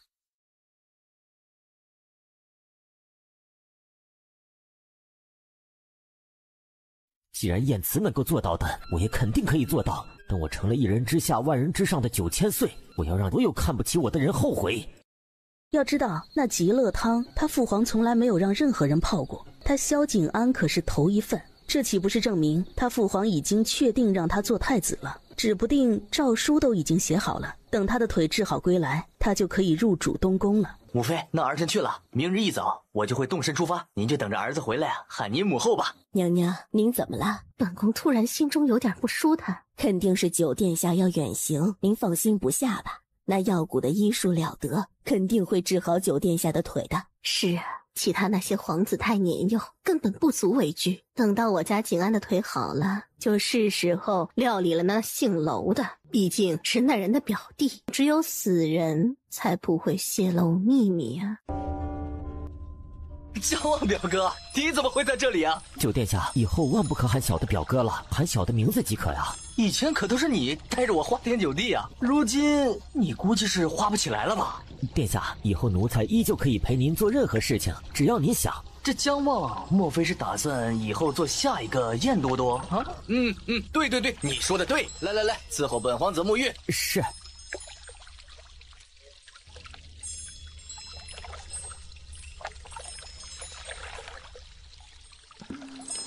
可有蛇纹？在九殿下的臀部有一尾双头蛇纹。老九竟然是大梁皇族的后裔，林美然那个贱人。燕慈，去查，给朕细查，到底是怎么回事？是，夫人，都督今晚要连夜审那个良人，他说让您早点歇息。陛下，如果您不相信，那就滴血认亲吧，看看景安到底是不是您的儿子。宣太医，还宣陈老太医来。是。晏慈这种奴才，如果不能为己用，等景安上位后，就得想办法除之后快。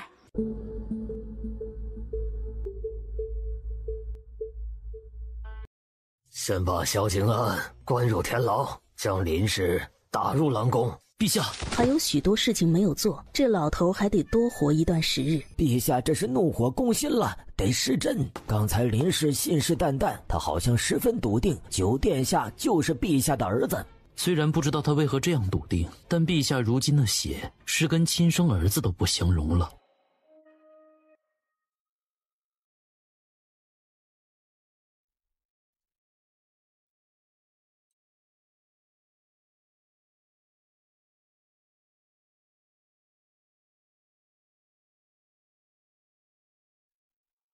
晏慈，你不是说自己今晚不回来了吗？婉婉，现在已经是4更天了，这人连夜赶回来陪伴自己，别太辛苦了。婉婉可是心疼为夫，我自然是心疼你的，赶紧睡吧。山新雨后，天气晚来秋。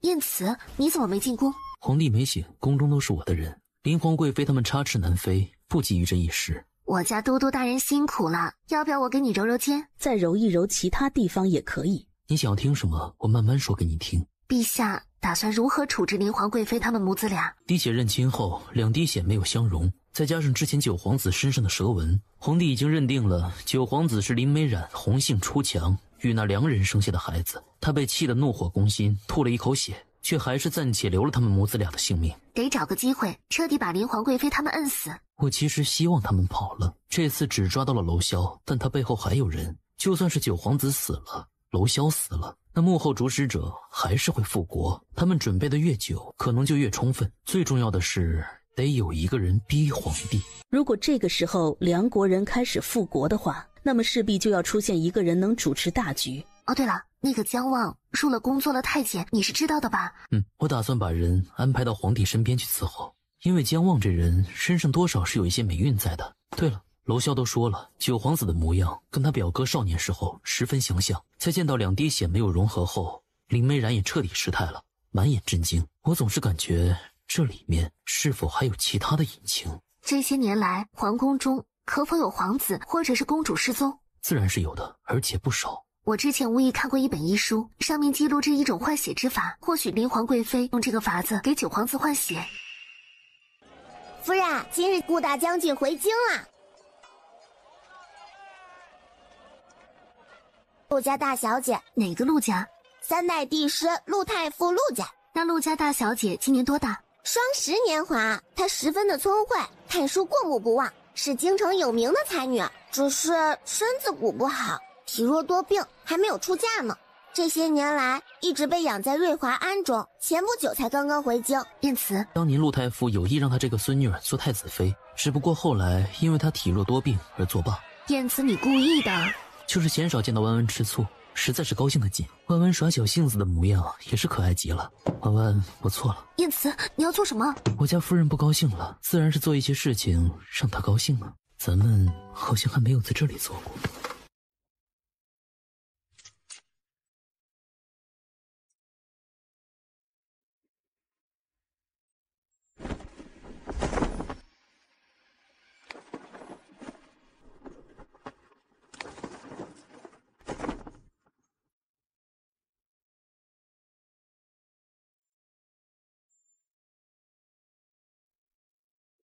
遇见你的每夜，如清风明月，在此次相识的凡世间。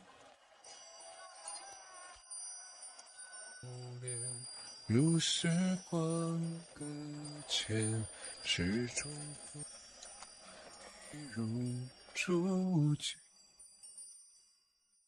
都督、陆太傅以及几位老臣坚持一定要见陛下。如今他们都到了陛下寝宫外边。萧景安那边如何？回都督，九殿下一整日都一言不发。那林氏呢？他一直说着不可能，还砸伤了伺候的宫女，形状癫狂。是否要给看守九殿下那边增加一些人手？减少一些人手，去把林皇贵妃在冷宫中自尽的消息透露给萧景安，同时放出去一些消息，皇帝要不好了。是，萧景安，你可得争点气，一定要让大梁的人提前复国呀！这天都要黑了，各位大臣不在府中好好歇息，来陛下寝宫前做什么？晏慈，陛下到底是生了什么病？陛下身子有了什么病症？太医院应该已经都讲给你们了。你为何不让我们见陛下？陛下身体不好，心烦易躁，不想见任何人而已。晏慈，你休要说这些冠冕堂皇的话。这皇宫中都是内奸跟血衣卫，哪个不是听命于你啊？不管是内奸还是血衣卫，可都是听命于陛下的。是谁？陛下，是陆太傅等人，实在是担忧您的龙体，特想要见一见您。陆大人进来，其他人就别进来了，太吵。是。各位大人稍安勿躁，我进去看看陛下。陆爱卿，你们不用担心，朕只是身子有恙，休息几日就可以了。让各位大臣挂怀了。好在如今国泰民安，没有什么大事情，这早朝就歇一段时日吧。有什么事情可找晏慈。遵旨。晏慈去把那个2人杀了。是。朕现在可就只信任你了呀。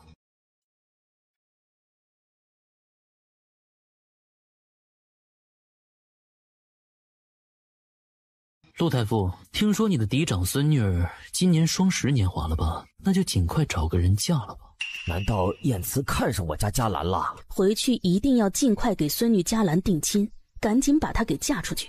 阿宽呐，你立刻让你媳妇儿给嘉兰定亲，不，立刻找个人把她给嫁了。阿父，您这是怎么了？虽然嘉兰身子好了，但之前不是有个算命先生说嘉兰要活下去，只能够嫁一个是年出生的人吗？而且那人还得是童子之身。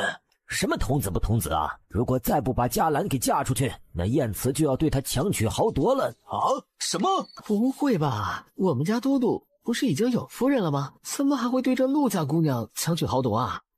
乾清宫啊，那可是皇帝的居所，加上从血缘上论，皇帝还是我的亲舅舅。或许之前的磨难都是为了磨砺我，如今飞黄腾达指日可待，过不了多久我肯定会成为第2个晏慈。怎么会这么多险啊？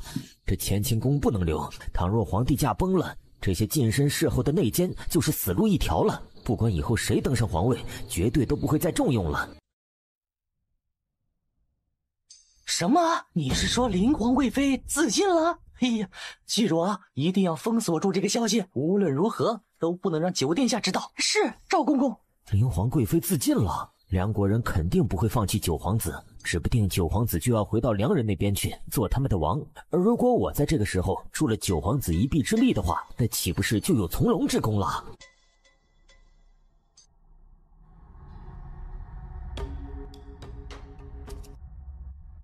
人间啊，我熟啊。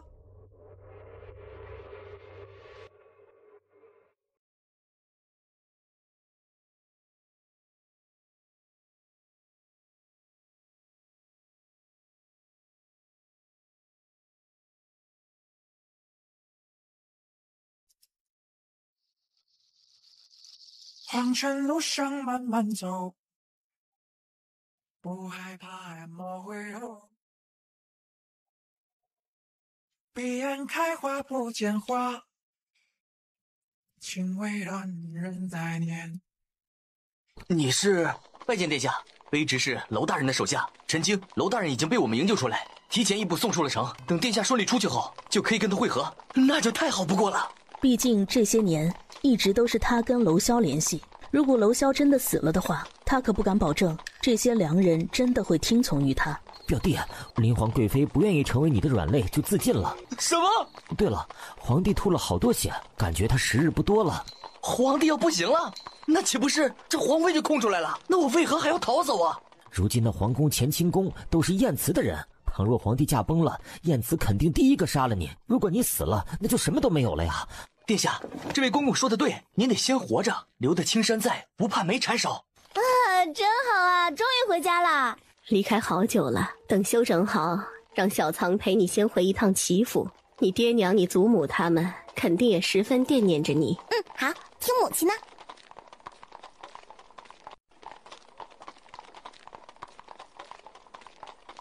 荣城王府众人都安康无忧，但他们旅途劳累，先回京中王府歇息了。他们的马车刚好跟九皇子的马车擦肩而过。至于九皇子他们已经顺利出城，接了娄萧往西南而去。我们的人跟上去了，是都在掌握之中，并且良人要复国的消息也都传出去了。你身子重，过几日就要生了，你惦记你母亲他们，就让他们来都督府。我让天璇将客房都收拾好了，多事之秋，你让林家人早点搬过来吧。荣城王府那边也送个信儿。知道了，你也是，一切要多加注意，安全最重要。我都听夫人的。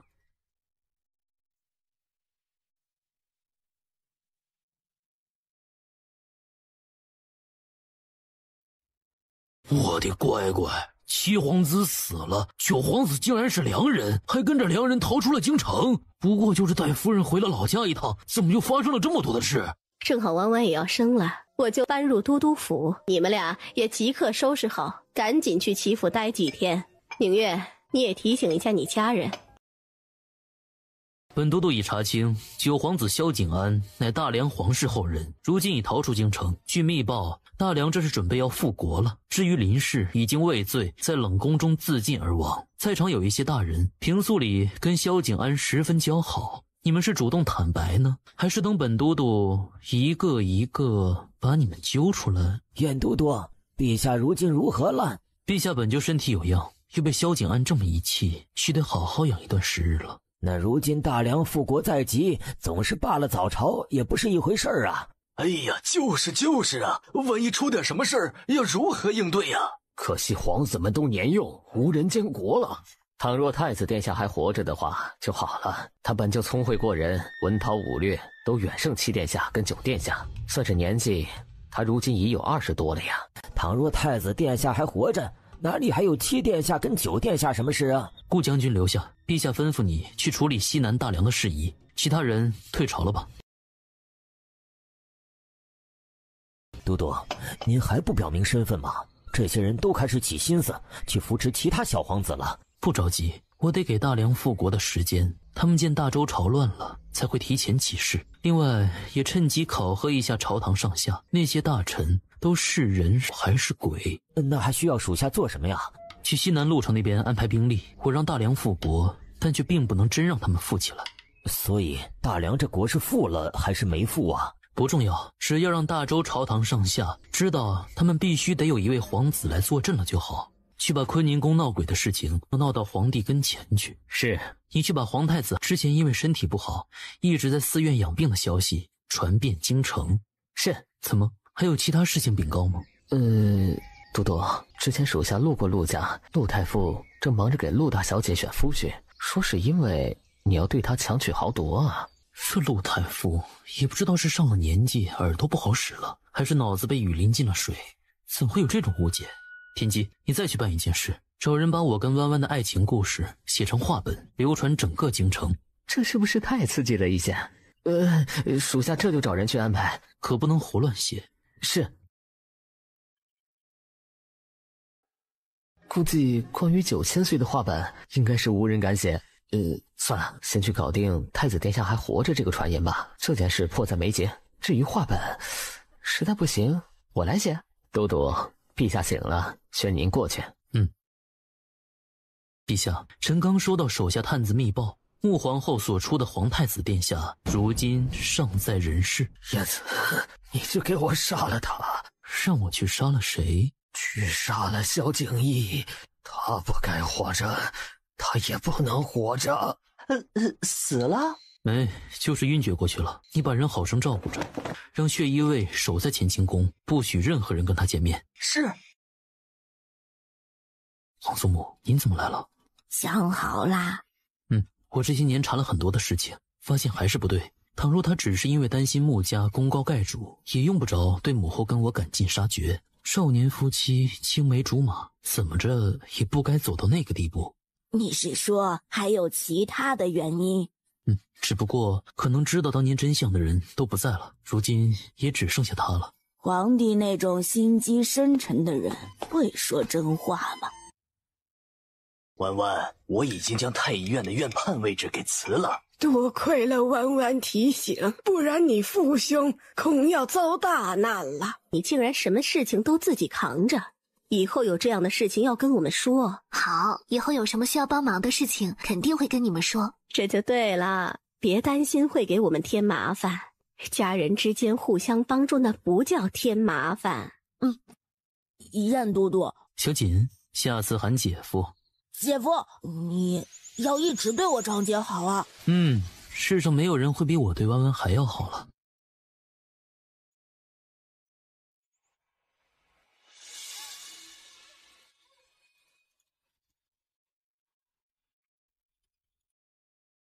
宁燕，朕不是有意的，你为什么不躲开？你让人在臣妾的饮食中放了药，不就是让臣妾武功全失吗？想要了臣妾的命，臣妾如何能躲开？宁燕，你错怪朕了，朕本没想要你的命，都怪你父亲他们，为何会让你知道了跟安国的交易，是他们害死你的。你身为一国之君，拿城池百姓的性命去做交易，你枉为人君。父皇，你为什么要杀了我母后？他的眼光，他的眼光。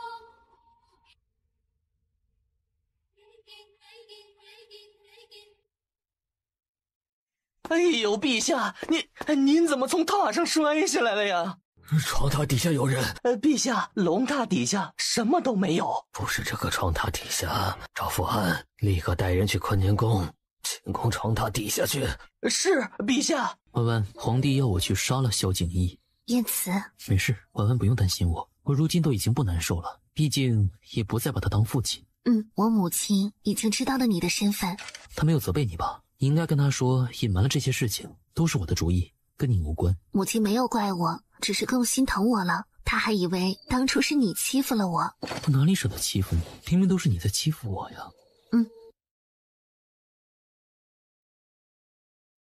陛下，奴才带人检查过了，那床榻底下什么都没有，灰尘倒是落了许多。宁燕平素最爱干净了，带人去彻底清扫一下坤宁宫。赵福安，明日你去传朕的口谕，如果7日内燕慈不完成朕的命令，这个都督之位他就不要做了。是，陛下。这天机是怎么了？见到我为何会这样慌张？奴婢也不知道，这人最近神神秘秘的，话都变少了，连八卦都不去听了呢，好像是在执行都督的什么秘密任务。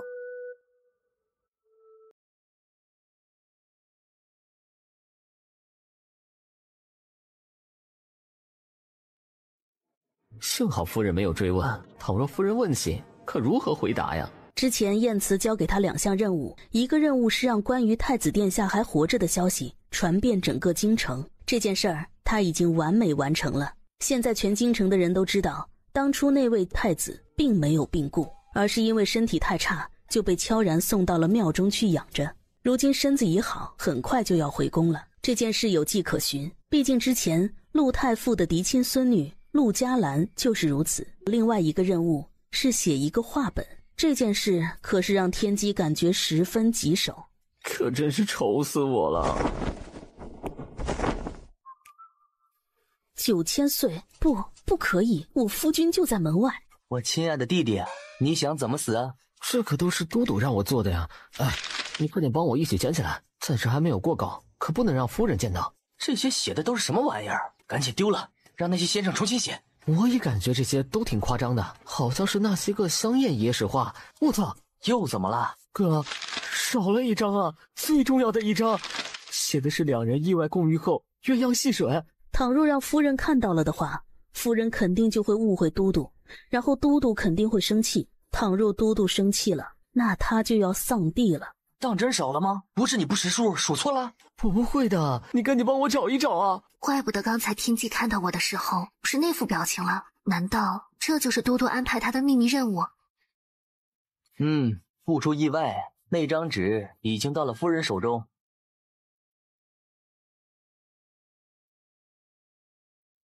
都督，昨晚陛下做了噩梦，一直说床底下有人，还让奴才们去了坤宁宫看娘娘寝宫的床榻之下。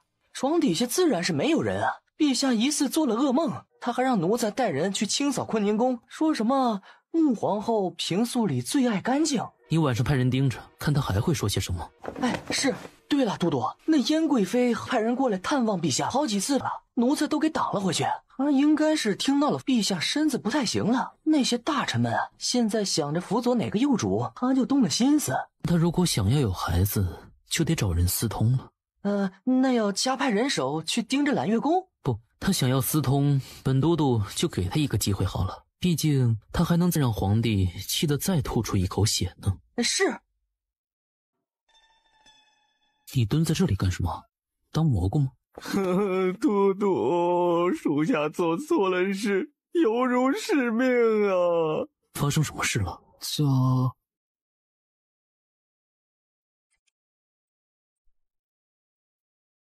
如果文文生气了，不原谅我就把你跟那些画本先生穿成一串，做成糖葫芦。我可不想跟那群又老又丑的画本先生串在一起啊！都督大人，求单串行不行？文文，我错了，我本意是想要让他们都知道你我感情好极了，因为我马上就要恢复太子身份了，担心你会没有安全感。就算是别人知道你我感情好，那些该觊觎你的人根本不会减少，这件事你躲不掉的。文文放心，我从来没有想过再娶其他女人。言辞落寞双凤眼，有时寒枝垂烟。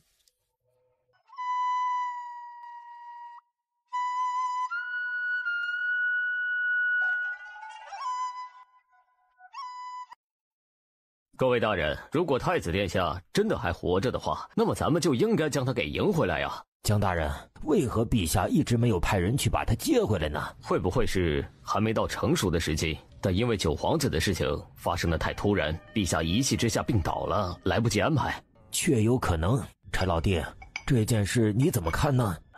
这些时日啊，我都在府中闭门思过，还真的不太清楚这件事啊。既然这件事暂时没有定数，我们还是先查出来这件事情是否属实吧。如果属实，我们也知道了太子殿下的下落了呢。太子殿下还是老夫当年的学生，不管如何，老夫定要迎接太子殿下回来。到了陈记炒货的地方啊，停下来。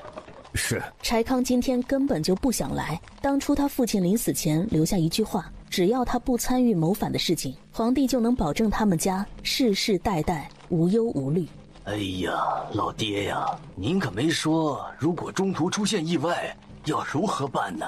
哎，不，其实也说了，到了那个重要关头才能够打开的信。如今朝堂之上局势更加紧张，而京城之外，北境的叛军刚平叛，大梁的余孽就要重新起事发兵。现如今又跳出来一个皇太子，这多事之秋，太适合他回老家种地去了。这个柴康这么多年，他都能够在两位皇子夺嫡的时候明哲保身，这次皇太子归来，他还不占位的话，问题很大呀。都督放心，属下会盯紧他的。陆太傅那些人问你的意见时，你也不要急着表态，最好你去跟柴康站成统一战线，一直中立。除了明哲保身外，应该还有其他缘故，甚至我感觉陛下应该也在不着痕迹的护着柴康。或许柴康跟皇帝有什么不容外人知道的联系，查下去对我来说或许有意外收获。属下明白。好了，没事你就回去吧。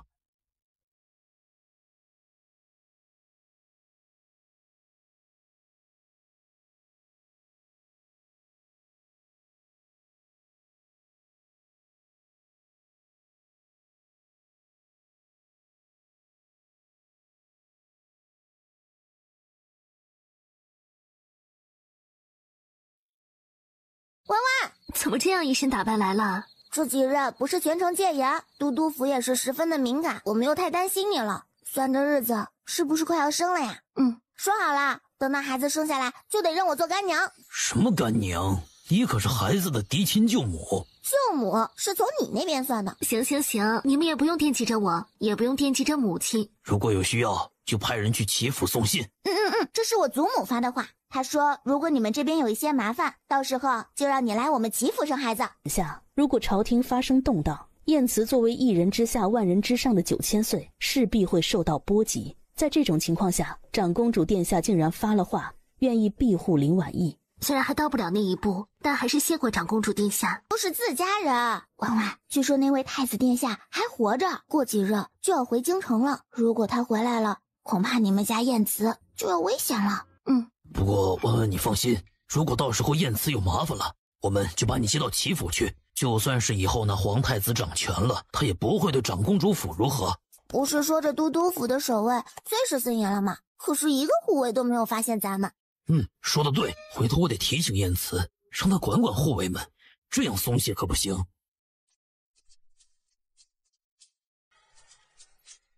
都忙完了。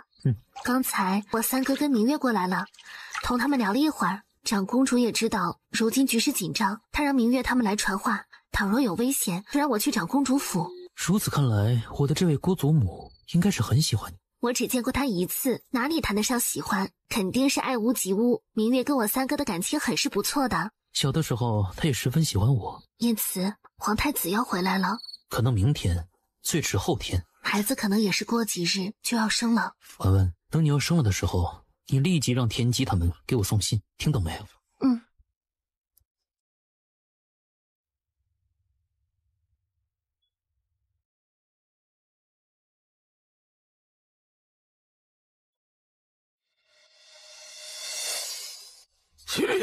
去把晏慈给朕喊来。是。这2日他晚上睡觉有没有做了噩梦说梦话？没有。燕贵妃那边怎么样？他买通工人，从宫外带了一个野男人进来，这几日啊都在颠鸾倒凤。别去打扰，等日后彻底气死皇帝，我还得靠他。是。晏慈，他们都说太子还活着，朕也梦到了。朕不是让你去杀了那萧景义吗？难道你失手了吗？陛下，当年他不是您最喜欢的儿子了吗？朕自然喜欢他，他可是朕跟宁言唯一的儿子呀。那您为什么要杀他呢？因为他看到了不该看的事情，必须死。叶子，你去给朕杀了他，朕就封你做摄政王，怎么样？我不稀罕做什么摄政王。难道你投奔了萧景义？你可真是越来越没用了。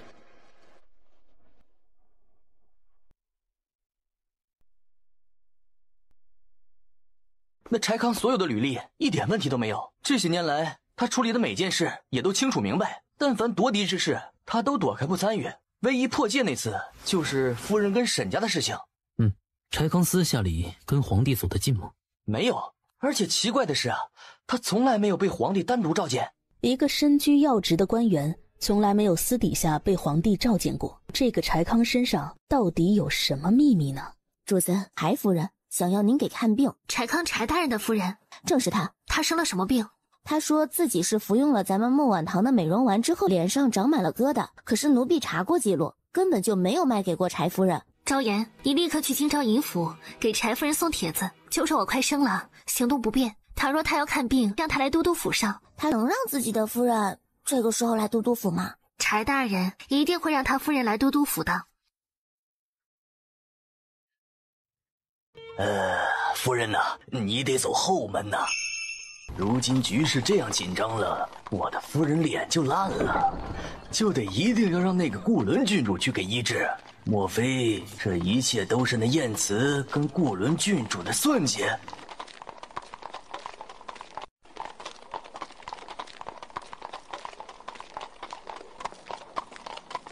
你说的美容丸可还有剩下？有，我这个还是我家大人专门托人帮我买的呢。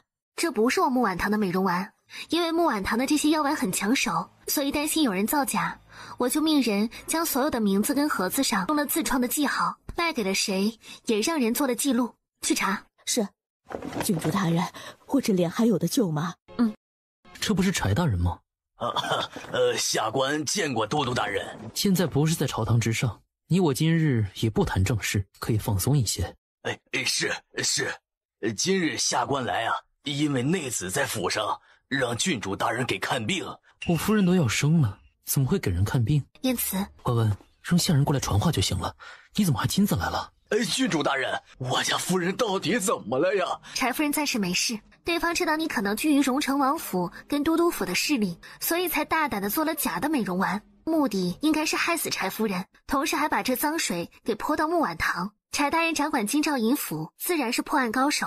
我这里有一些线索，想必用不了多久就可以破案吧。什么线索？木碗堂的美容丸都有记号，这瓶假的美容丸购买者是御史江里江大人的夫人。郡主、都督，下官这就回去开始调查了。那这些物证可否给下官？自然可以。那内子，贵夫人服了药，如今正需要好好的休息，不能颠簸。如果一切顺利，柴大人明日一早再来接贵夫人吧。多谢郡主对内子的救命之恩呐！今日之事，柴某欠了郡主一个人情，日后若郡主哪里用得上柴某的，尽管开口。辛苦夫人了。经过今日一事，总算是在柴康这里撬出一个口子来。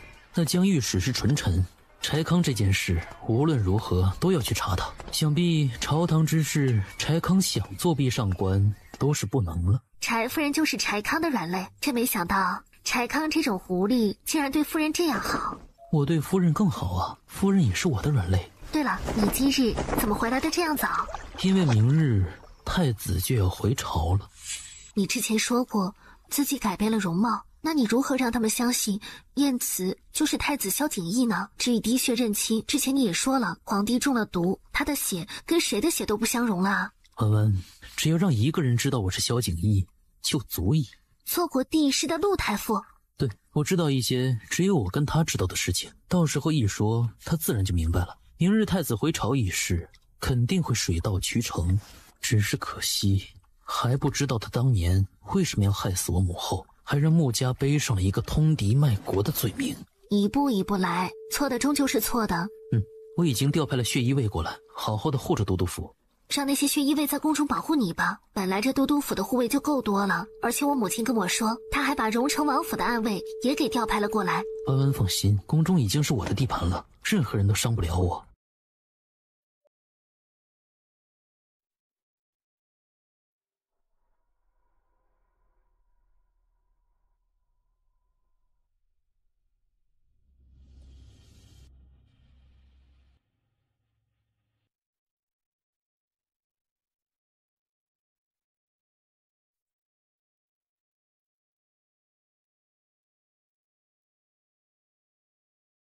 太子殿下驾到！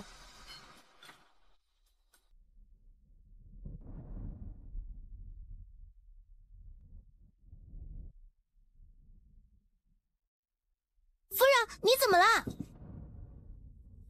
叶慈，你大胆，竟然敢穿太子殿下的衣裳！你这是要假冒太子殿下吗？我就是太子萧景翳，我已经同父皇做了滴血认亲。当然了，你们肯定还是不相信，但我还有其他的证据。什么证据？陆太傅，当年你们喝醉了酒，告诉了我一个秘密，说这个秘密天底下没有第三个人知道。您当年误入……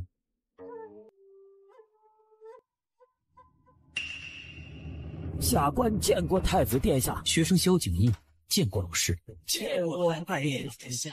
太子殿下为何要一直以9000岁的身份居于宫中啊？父皇为了历练我，却让我隐姓埋名做了假太监。您的长相跟小时候是一点都不一样了呀。当年那场大病虽没有夺去我的性命，但也去了我半条命。不止如此，我的脸上起满了疙瘩，几近毁容。父皇求了药蛊的人给我医治，后来病好了，脸也就变了模样。怪不得荣成王府愿意将顾伦郡主嫁给你，那荣成王妃可是出身药蛊，他们是知情人呐。没想到陆太傅自己还挺会脑补的，让我之前编的半真半假那些话听起来更真了呀。如今陛下被那2人气病了，朝堂之上还得太子殿下帮忙撑着，这些都是分内之事，眼看着也要到中午了，就在宫中宴请诸位大臣。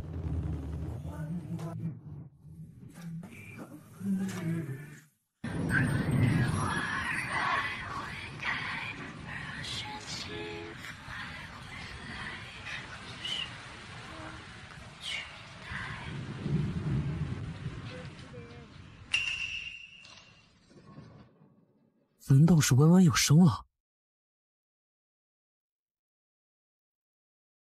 今日算是各位为姑的接风宴，姑本该与各位大臣把酒言欢，只不过家中有事，姑必须得赶回去。下次姑一定会补上。各位用过酒菜后，可自行离宫回府。既然晏慈就是太子殿下，而且他还是假太监，那当初他对我们家嘉兰打算强取豪夺是什么意思啊？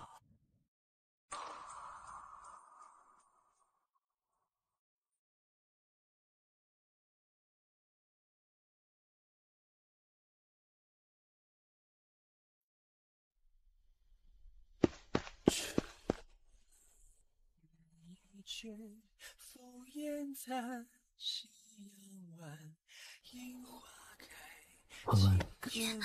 宫中的事情成了。晏慈，好疼。光是韶华落，废墟转，不看看路漫漫。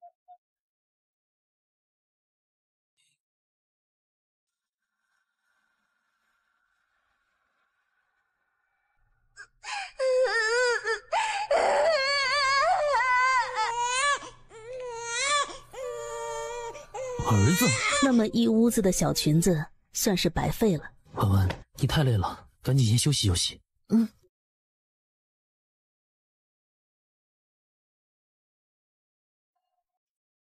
哎呀，顾伦郡主啊，可真是华佗在世啊！夫人呐，你这次中毒都怪我，是我那个出了五服的表妹想要将你取而代之，恰好啊认识了江夫人的一个侍女，那个侍女与顾伦郡主有仇，两个人一拍即合，做了这件事。那个侍女竟然心思这么歹毒，你得尽快让顾伦郡主知道这件事情。我待会儿啊，让人把那个人扭送到大理寺去，让晏都督处置。婉婉，感觉怎么样？身体哪里还不舒服？没力气，那都是正常的，你不用担心。给孩子的名字想好了吗？其实孩子的名字我之前就想好了，以为是女儿，所以取名为燕昭或者萧云昭，小名昭昭。可如今生了一个男孩，就叫萧恒好了，小名就叫小恒。他说你喜欢女儿，以后咱们再努力生个就好了。不生了，以后不生了。他实在是不想让林婉意为了生孩子再去鬼门关走上一圈。婉婉，你对我才是最重要的。等年后咱们一起住进东宫。婉婉，我刚恢复太子身份，明日还得去上朝，我会尽快处理完政务，就恢复陪你。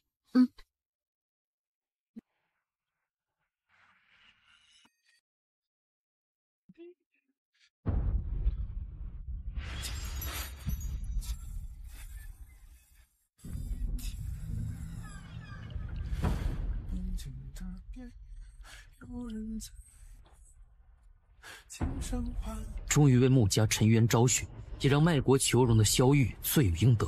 皇后，求您在天之灵原谅儿子的不孝。大师，开始吧。你不后悔吗？你这辈子吃了那么多苦，才终于报了血海深仇，为穆家满门沉冤昭雪，还登上了龙椅。一旦开启轮回，一切就得从头再来。我不悔。倘若失败，你也是活不成了的。即使失败，我亦不后悔。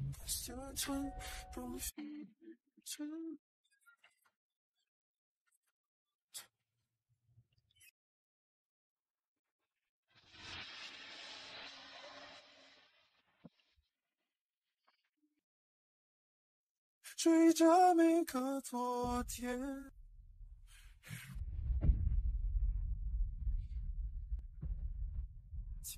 当时的样子应该是报了仇。萧玉他卖国求荣。婉婉，感觉好一些了吗？倒是好了一些了。母亲，您之前说过这个手镯是祖传的，会为我们找到姻缘，而我也的确是带着这个手镯梦到了晏慈，而后我也做了一些梦，但却不太清楚缘由。您当初戴这玉镯的时候，可是发生了什么奇怪的事情？当年我也是及笄的时候收到了这个及笄礼，然后当夜就入了你父王的梦。那戴着这手镯还会梦到未来的一些事情吗？梦境有的是过去的，也有的是未来的，时间都是乱了的，但却有一点不会改变，梦中的事情肯定与你跟晏慈有关。为何当初这个手镯你没有给大哥他们几个呢？这是传女不传男的。哦，三嫂，你这是怎么了？我听说燕都督就是太子殿下的事情后，一直都没缓过神来。算起来，我得喊太子表哥，那你岂不就成了我表嫂？以后私下里我们就喊彼此的名字，等其他场合就各论各的。我看成。大小姐，夫人来了。只她一个人来吗？这次没有跟着媒婆吧？这次倒是没有。他命格怪异，如果找不到是日年出生，依旧是童子身的男子做夫君，就会短命。是日年出生的人本就少，而整个京城勋贵世家的男儿，弱冠肯定就会安排通房。嘉兰，你这般模样，以后如何嫁入东宫啊？母亲，你应该多想我嫁出去了，不惜让我去结冥婚。人家太子殿下好好活着呢，而且他正是那9000岁晏慈。太子是太监？假太监，是陛下为了历练太子殿下才让他更名换姓的。那他是有夫人的。那顾伦郡主估计是做不成太子妃的。母亲，我还是觉得你们不要着急揣度上意，希望祖父他们不要犯糊涂，硬要送我去东宫啊。如果实在嫁不出去了，就将嫁妆折算成银两给我，回头找个乡下地方种一种地，也不失为一件美事啊。言辞，你打算造反了吗？萧景义是你当年亲封的太子，你如今病重，由太子监国，合情合理，何谈造反？你胡说八道！那小子10几年前就已经死了。我不仅没有死，而且当时你杀母后的时候，我就在那床榻之下。来人！你应该比任何人都要清楚，如今这宫内所有人都听我的了。就算是你掌握了内监跟禁卫军、红衣卫，但朝廷上下那些纯臣一向跟你不对付，他们定然不会听信你。他们厌恶的是9000岁晏慈，可不是萧景义啊。您不愧是朕最优秀的儿子，从小你就聪明，学什么都很快。那你为什么还一定要弄死我呢？你不能怪父皇，要怪就去怪穆家人，谁让他们意图谋反？穆家满门忠良，多年来为守护大周王朝鞠躬尽瘁，结果却因为你的一句通敌叛国，就将他们满门忠烈都害死了。你美其名曰饶了舅舅一命，却又另外派人去北境杀了他。不怪朕，都怪他们自己，也是他们害死了宁琰。如果不是他们多事，你会一直都是储君，朕会好好培养你，等将来就把皇位传给你的。直到如今，你还强词夺理。不过你放心，我肯定会找到真正的原因。你以晏慈的身份跟在朕身边这么多年，不也没有查到吗？既然你这样说，就真的证明当年的事情的确另有隐情啊！你不能杀朕，如今你只是太子，倘若你杀了朕，你就永远都不能登基了。小玉，你以为我在乎那个吗？你也可以选择依旧不说，但试一试我的耐心到底有多少。他们都死了，你何必纠结那个真相？朕写诏书传位于你，朕做太上皇，你就此停手，好不好？当年母后让你停手的时候，你停手了吗？皇帝比他想象的意志力还要坚定，甚至用了林婉仪特意做的那种乱人心智，让其倾吐真言的香料都不行。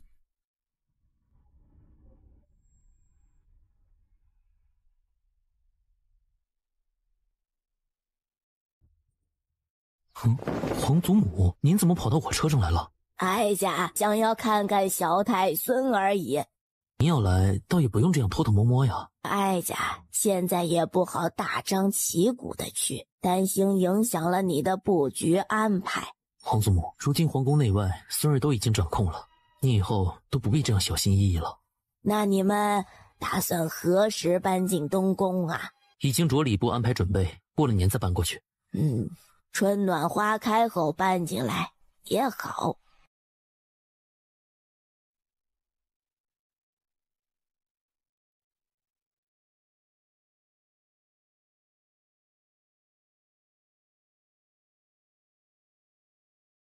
晏慈，我又做了一个梦。弯弯都梦到了什么？梦中的你好像是在求什么。那个大师我看不清面容，只是感觉你倒是很尊敬他。我尊敬的大师的确有一位，法号忘忧。那这位忘忧大师现在在何处？不清楚，他最喜欢云游四海。上次见到他还是3年前。哦，我总是担心，那会不会是你的一个磨难？要不要想个办法，尽快找到忘忧大师？好。对了，在梦中你说皇帝是卖国求荣的人，这个会不会就是皇帝死也不说出当年真相的原因？他知道自己身体不行了，从皇位上退下来也是迟早的。退位后他还能千古流芳，但如果自己德行有污，不配为君，那样便会遗臭万年。你或许可以朝着这个方向去调查此事。好。这些年来，大周朝国泰民安，可在当年萧玉继位之前，以及他做皇帝初期，周围那几个国家可不是这样安分。对了，婉婉，你还记得沈玉白的堂妹沈静言吗？我记得。沈静言不想离开繁华的京城，她并没有跟着家人离开，阴差阳错间成了江御史夫人的侍女，她就偷拿了江御史夫人的美容丸瓶子，给了那柴康的表妹。俩人一个是想要弄死柴夫人，另外一个是希望借此给你添一些麻烦。柴康已经将这件事调查得清楚明白了，让柴康秉公办理好了。好。夫人，沈夫人求见。哪个沈夫人？是沈家三房之前出事的沈静年的母亲。不见。是。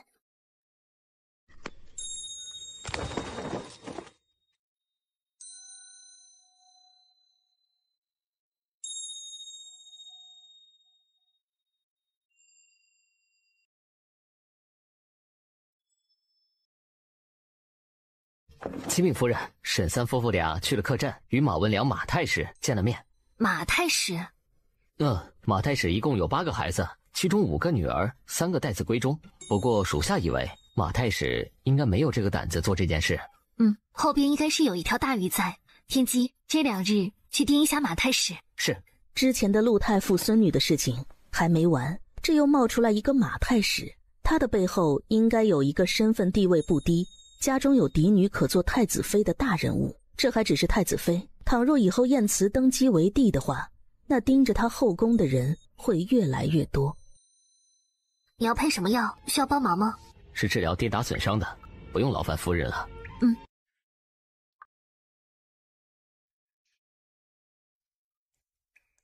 那几味草药都不是治疗跌打损伤的，他是在研制什么新的药？刚才玉衡的手中有一味七绝草，那是之前给沈玉白配药的时候必须有的。玉衡用这种草药，到底要配什么药？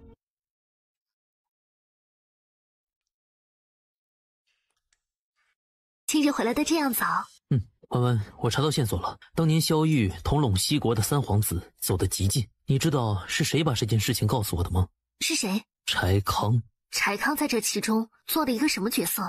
不是他，是他的父亲，是当初萧玉的心腹。萧玉保他儿孙后代荣华富贵，然后让柴老爷子把秘密带入棺材之中。但柴老爷子知道萧玉心狠手辣，以后或许会对儿孙不利，也或许以后会出尔反尔，就留了后手。那柴康因为你救了他夫人，他心怀感激。再后来看我在朝中如日中天，皇帝大势已去，他本来就是一个十分擅长审时度势之人，所以就打开了他爹临终前给他的那封信。信上有没有写当初萧玉具体做了什么？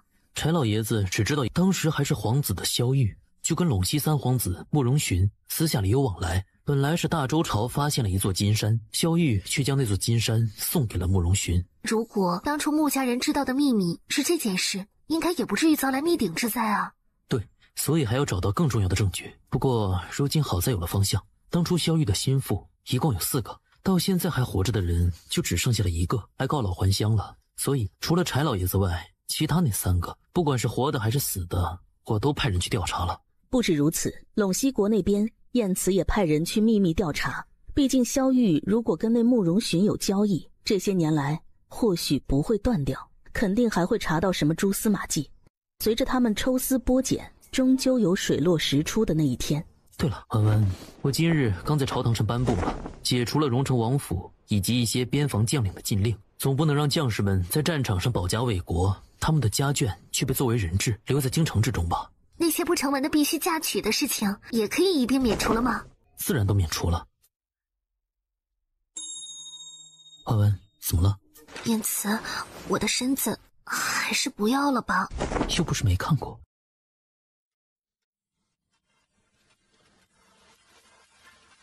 文文，让你辛苦了，都是我的错。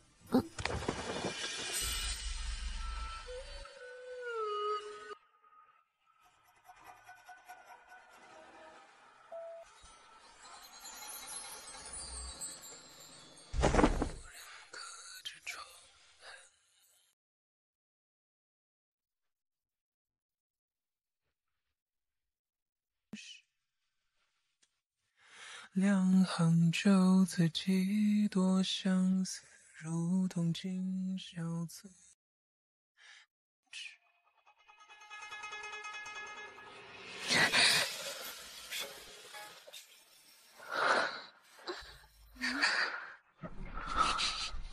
红袖高干山石，在塘沽之。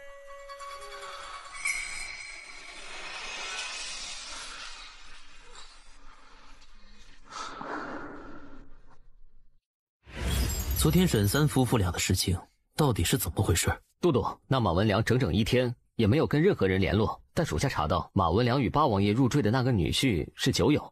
原来如此，去盯紧了那马文良，看这件事是他主动讨好八王爷，还是八王爷授意的？是。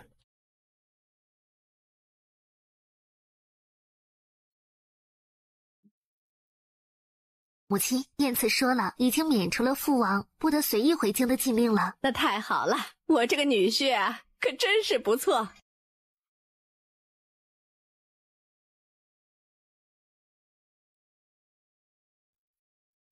阴历23大梁起事彻底失败，昔日的九皇子萧景安再次被俘，而这场胜利更是奠定了晏慈这位太子在朝中的基础。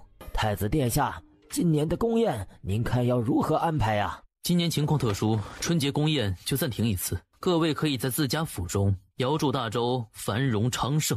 那臣等就按照太子殿下说的去做吧。往年过年呐，都没见您这么高兴过呢。今年不同啊，往年过的都是年，而今年呢，才是团圆。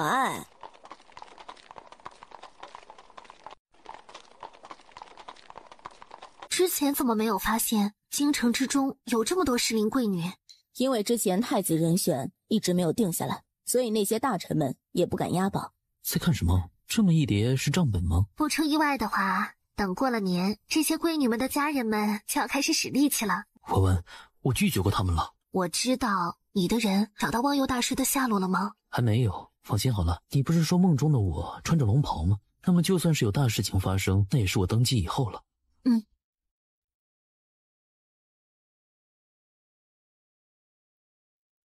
我可以把皇位让晏慈来做，但是给穆家翻案休想。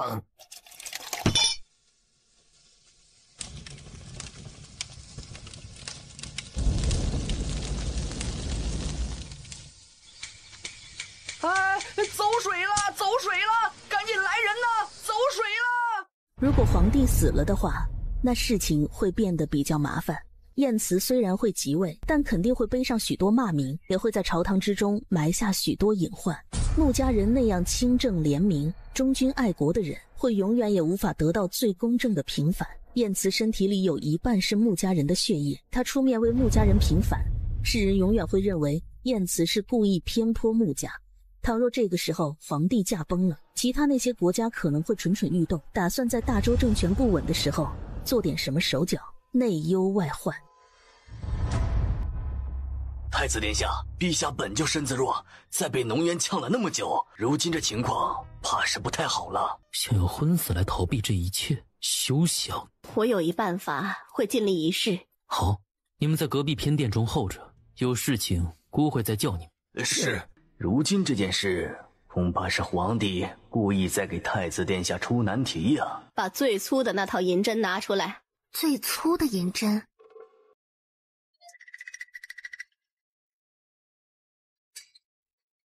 以后一定要对文文好的，肯定、一定以及确定。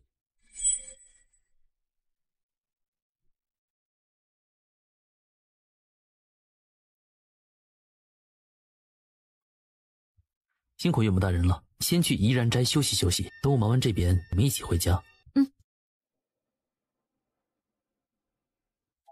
你是不是着急去陪我母后了？你就想让我说出当年真相？你以为我傻吗？如果说了出来，我就彻底没活路了。怎么会杀了你呢？只会让你生不如死啊！你怎么会变成了这个样子？你曾经是朕心中最完美的太子人选呐！如果当年不是出了那件事，朕何必要毁了自己最得意的继承人？后来迟迟不能下决定，也是因为有珠玉在前，所以才一直在老七跟老九之间徘徊难定。为什么变成了这样？难道不是你亲手变的吗？你剩下的时间不多了，是主动坦白，还是等我查清楚一切？这么多年你都没有查到，以后也不会。陇西国。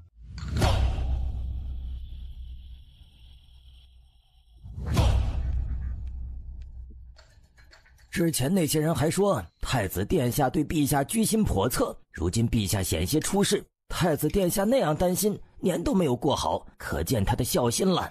老爷，您的意思是说，太子殿下其实是值得托付终身的，可他已经有了正妻，总不能让咱们嘉兰去做侧妃吧？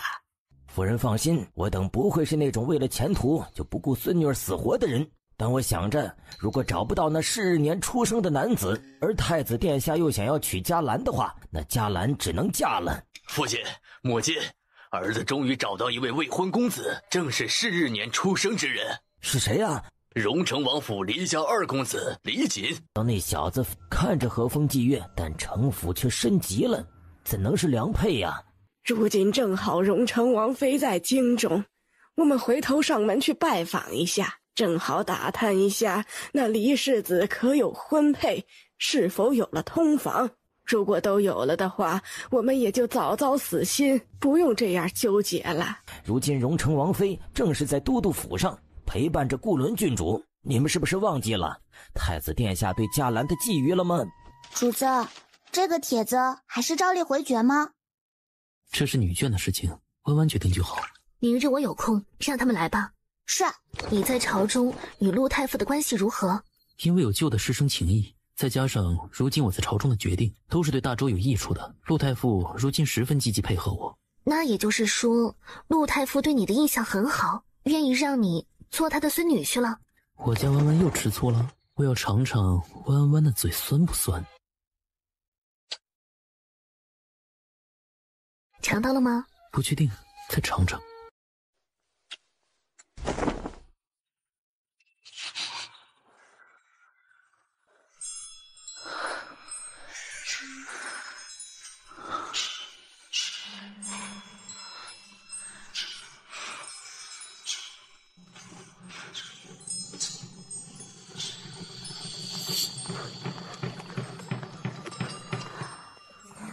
漂泊在你窗前。不是说陆嘉兰十分病弱，若有扶风吗？不知今日陆夫人为何上门？其实我今日来是有事情想要问一问王妃殿下，您家二公子现在可否有了婚配呀？陆夫人，你这是何意？我家嘉兰从小体弱多病，大师说如果不嫁给是日年出生的公子，恐以后还会有其他不幸的事情。我听人说贵府二公子正是是日年生的，成亲的事情要他们自己决定，我做不了主。过段时间小锦应该会来京城，我可以跟他说一下这件事儿。刚才带了一些我亲自种的果蔬，已经交给门房了，希望郡主不要嫌弃。我们也来了许久了，今日就不打扰郡主跟王妃殿下了。他们俩都是挺配的。你可不要去乱点鸳鸯谱。婉婉放心好了，你那二哥城府极深，心机诡辩，我哪里能够点他的鸳鸯谱啊？这次你父亲他们回京，我会让他们帮忙把母后的骨灰牌位请回来。穆家平反，母后游荡的魂灵归位，这是燕慈多年来的夙愿。祖父，顾伦郡主同太子殿下感情极好，还请祖父以后再也不要提及让孙女嫁入东宫之事。可是太子殿下三番五次的提你，许是祖父会错了意，但他肯定是看中祖父的，所以才会重用您。莫非是那个机械钟没有修好。燕慈，到底有什么天大的事情？的确是天大的事情。你说什么？我并不是萧家的人，穆浩也知道了这件事。这是皇帝萧玉的声音，而穆浩正是燕慈的外祖父。萧玉担心自己非萧家人的秘密曝光后丢了皇位，给穆家冠上了通敌叛国之罪。那这个机械钟可以作为证据，让皇帝给穆家平反吗？这等机械钟留音的事情十分罕见，不会被世人承认，萧玉也不会承认。更不要说，如果萧玉非萧家人，那么我也就做不成这个太子了。届时更加没有资格去为穆家人平反。那个时候大周必乱，这是一个死局。因为机械钟坏了，只能够修复这么一句了，但却不知道这句话当时是谁对萧玉说的。会不会是陇西国如今的那个国君慕容询对皇帝说的？如果真是如此，他如今成了陇西国国君，手握萧玉这么大的一个秘密，为什么不在这个时候把秘密放出来，然后趁机攻打大周呢？或许他们之间的交易还没有结束。马上就要到万国朝圣了，这次陇西国的使臣来，他应该会想办法去单独见萧玉。我打算到时候让人易容成萧玉的模样，看能不能套出一些有用的消息。好。你之前掐算出天生后命的女子就在这大周京城之中，可这个范围太宽泛了。只能推算出她如今不到双10年华，或者可以找机会拿到京城未婚贵女们的生辰八字，贫僧自然就能认出来。慕容文宇这次来大周，一是来参加万国朝圣，带着父皇的圣令来见那大周皇帝萧玉的。另外一件事儿就是他偶然间得知大周京城有一天生后命的女子。慕容文宇行四，他一直认为自己并不比身为太子的二哥差。我一定要得到那名女子。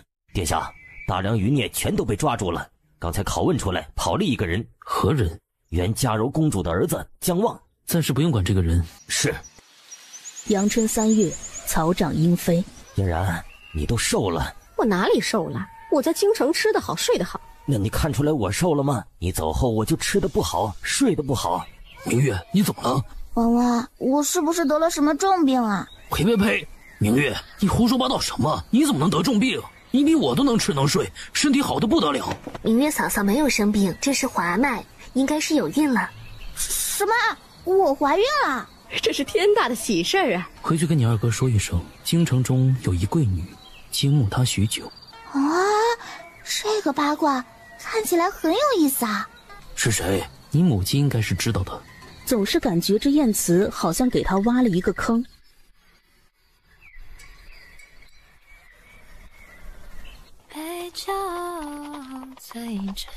主子，就是他。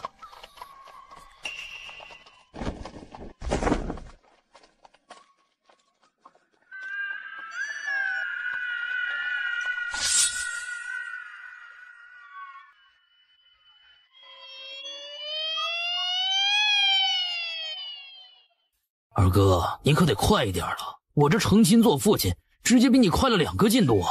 你怎么不去催大哥？过几日他就会到了。大哥不是有那江姑娘了吗？倒是你呀，独自一个。我可听说这京城之中有个姑娘十分倾慕你呢。哎，你不想知道这个姑娘是谁吗？不想。小苍，你说的是哪家的姑娘啊？我不知道啊，燕慈说你知道。此时在八王爷的府上，外祖父，难不成您还真的想让我去做侧妃啊？侧妃虽然是好听，但那不也是妾吗？虽然只是太子侧妃，但以后等太子登基为帝的时候，又没有规定一定是太子妃坐上皇后之位的。可是太子妃都给太子表哥生下了嫡长子了，他的位置还不稳吗？谁说那个孩子就一定是太子殿下亲生的？那顾伦郡主可是2嫁之身呢，又如何配做皇后母仪天下呀？那不然这样，明日正好我们都要去东宫参加百日宴，你趁机多跟太子殿下说说话，拉近一下关系。好。好口，你刚才为什么要推我？先主，这可是夫人他们命令的呀，只是想让您假装崴脚，好跌入太子殿下的怀中。可是奴婢没有想到太子他竟然会躲开啊，感觉太子表哥很嫌弃我呀。当时在场有许多男客，如果县主衣衫尽失的出现在他们面前，怕是以后谁都不敢娶你了。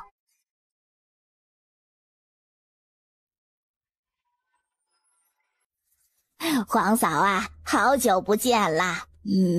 东宫许久都没有这般热闹过了，如果再多几个孩子就更好了。说的有道理，太子殿下是该多一些孩子。说起来，我们都没有想到姑母您的孙女竟然会嫁给太子殿下。虽然弯弯从小没有在我们身边长大，没有好好的学规矩，但这丫头运气不错，竟然可以得到太子殿下的垂青。这孩子可真是乖巧可爱呀。哀家喜欢的不行啊。弯弯呐，如今你可是贵为太子妃，得为太子多纳一些世家贵族、聪慧温婉的女子进门。婆母，这等事情弯弯他们自有定夺。如今只有小恒，我跟太子殿下都是满意极了。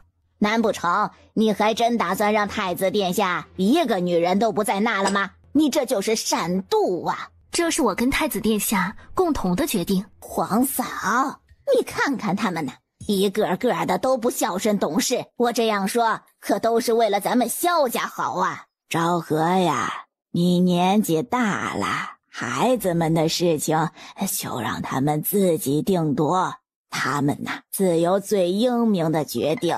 弯弯，你怎么这么不懂事啊？我家弯弯懂事极了，我是三生有幸才可以拥有她这位夫人，还请您以后对她也好一些。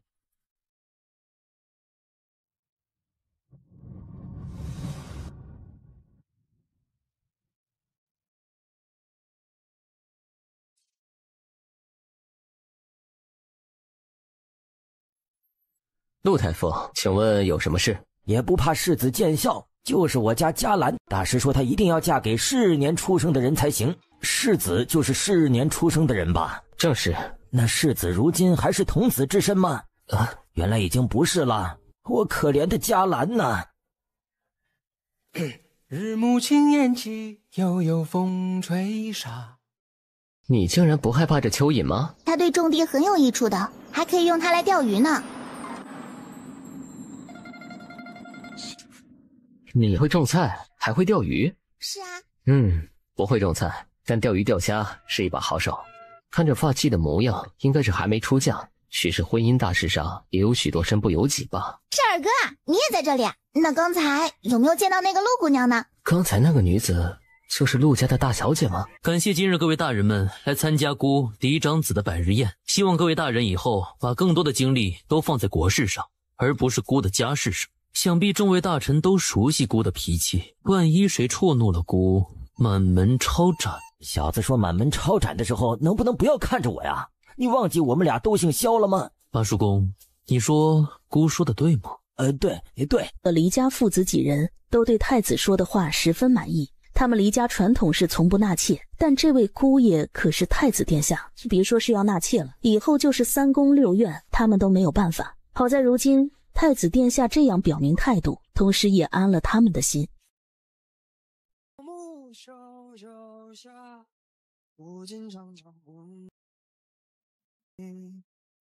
万里杯酒常作客，百年多病不得。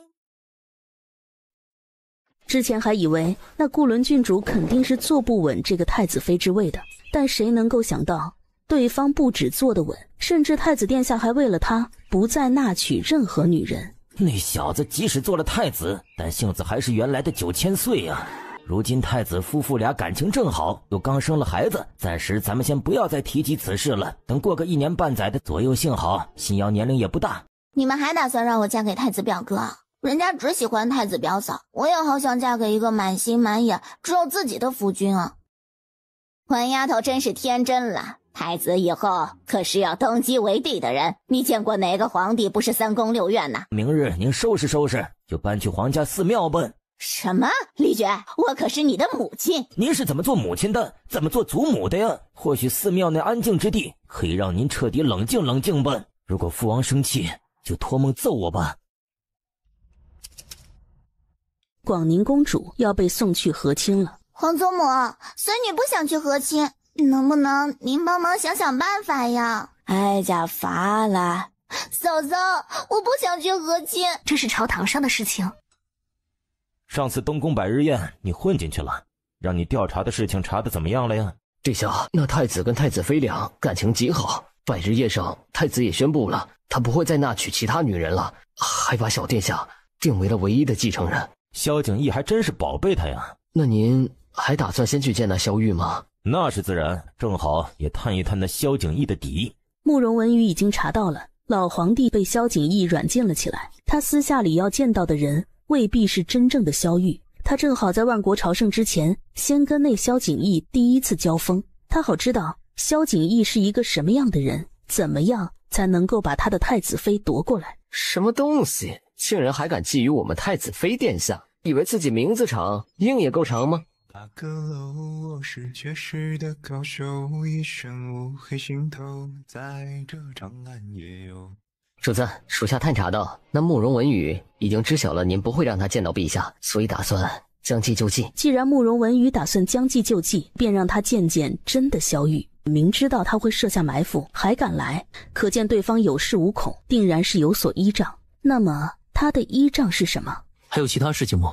还有，那慕容文宇好像是对太子妃殿下很有兴趣。文文不应该同那慕容文宇有什么交集，肯定还有其他隐情。去继续盯着那慕容文宇。是。这药是谁煎的？这是玉衡大人亲自给殿下熬的汤药，每隔3日都会送来一副。他感觉这药的味道跟当初他给沈玉白下的药如出一辙。燕慈知不知道这药有让男人断子绝孙的功效呢？主子，会不会有诈？不是，他也不敢撕破脸皮对我动手，除非他想要跟陇西国打仗。你们是何人？在下陇西国四皇子慕容文宇，见过萧叔叔。慕容寻的儿子？正是。萧叔叔可还记得跟我父皇的约定？您如果不想让那个秘密被大周人知道的话，就将北境那边的3个城池给我们陇西国。你们得寸进尺，之前不是已经送了你们6座城，还有2个金矿了？如果你并不是萧家人的血脉，公布于世，不止你要从龙椅上滚下来了，想必你的那个儿子也做不成皇太子了吧？这是你父皇的意思？那是自然。慕容寻果然是一个言而无信的奸佞小人，还装，演得还怪像的。居然敢假冒陇西国4皇子，立刻将这3个贼人拿下。你可是比你父皇差了太多。萧景逸，你没有让人假冒，故为何要让人假冒？萧叔叔，北境那么冷，几个城池也不富裕，你何必把着不给呢？所以当初你就是被那慕容寻威胁了这件事，就诬陷穆家满门。如果你的血统不纯，身为太子的我血统也不纯，穆家在某种程度上是跟你绑在一条绳上的蚂蚱呀。是慕容寻怂恿我的，他说穆家功高盖主。穆家功高不只是可能盖主，更多的是会好好的守护大周，震慑其他国家。萧玉，你是不是蠢呢？可这当时不这么做也没有别的办法了呀。萧逸，你不懂父皇年少时候吃了多少苦，才有了如今的一切。赵福安，去让玉衡来给他吊命。是。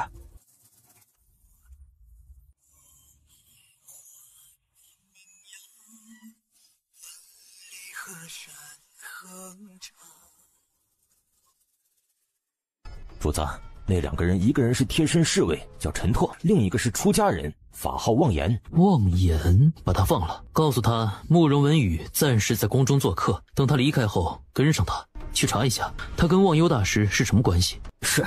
那慕容家的人盯上了北境，肯定有什么重要的原因。轮到你了，慕容文宇。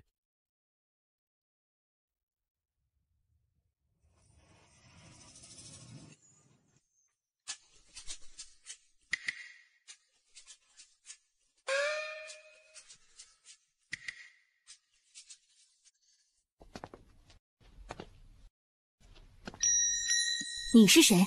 林姑娘，你我虽然是第一次见面，但我已经在梦中梦到过你无数次了。这混蛋竟然抢了我的话！本王爱慕你许久了，而且那萧景逸并不是萧家的血脉，他们大周以后肯定会动荡不安，用不了多久，这天下就是我们慕容家的了。而我从大周带着北境的3座城池以及你回去，父皇一定会嘉奖我，立我为唯一皇储的。为什么一定是我？我与4皇子今日才第一次见面。因为你是天生后命。天生后命。等到我们拿到了3座城池后，就会让萧玉非萧家血脉之事宣扬的满城风雨。那3座城池中有什么？女儿，如果你愿意委身于我，我或许会告诉你一二。哎呦！北境有陇西国的人，派人即刻去提醒我舅父。是。至于那3座城池之中，肯定是有什么重要的东西，势必不能落入陇西国人手中。陇西国如此嚣张，那么在这次万国朝圣之中，他们肯定有盟友，会是谁呢？萧玉醒了吗？玉衡大人说，陛下是怒急攻心，最晚明日就能醒来。婉婉，你怎么等在这里？来说一说这汤药是怎么回事吧。婉婉，上次你生孩子的时候实在是太辛苦了，我就再也不希望你生孩子了。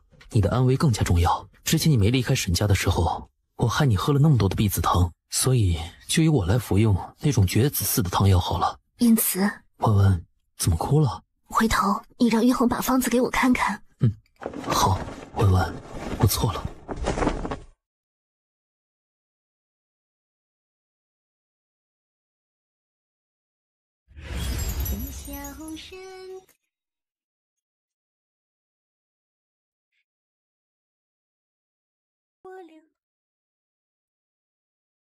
主子，他们的窝点是一家点心铺子，就在木婉堂所在的那条街上。居然这么早就开始布局了呀！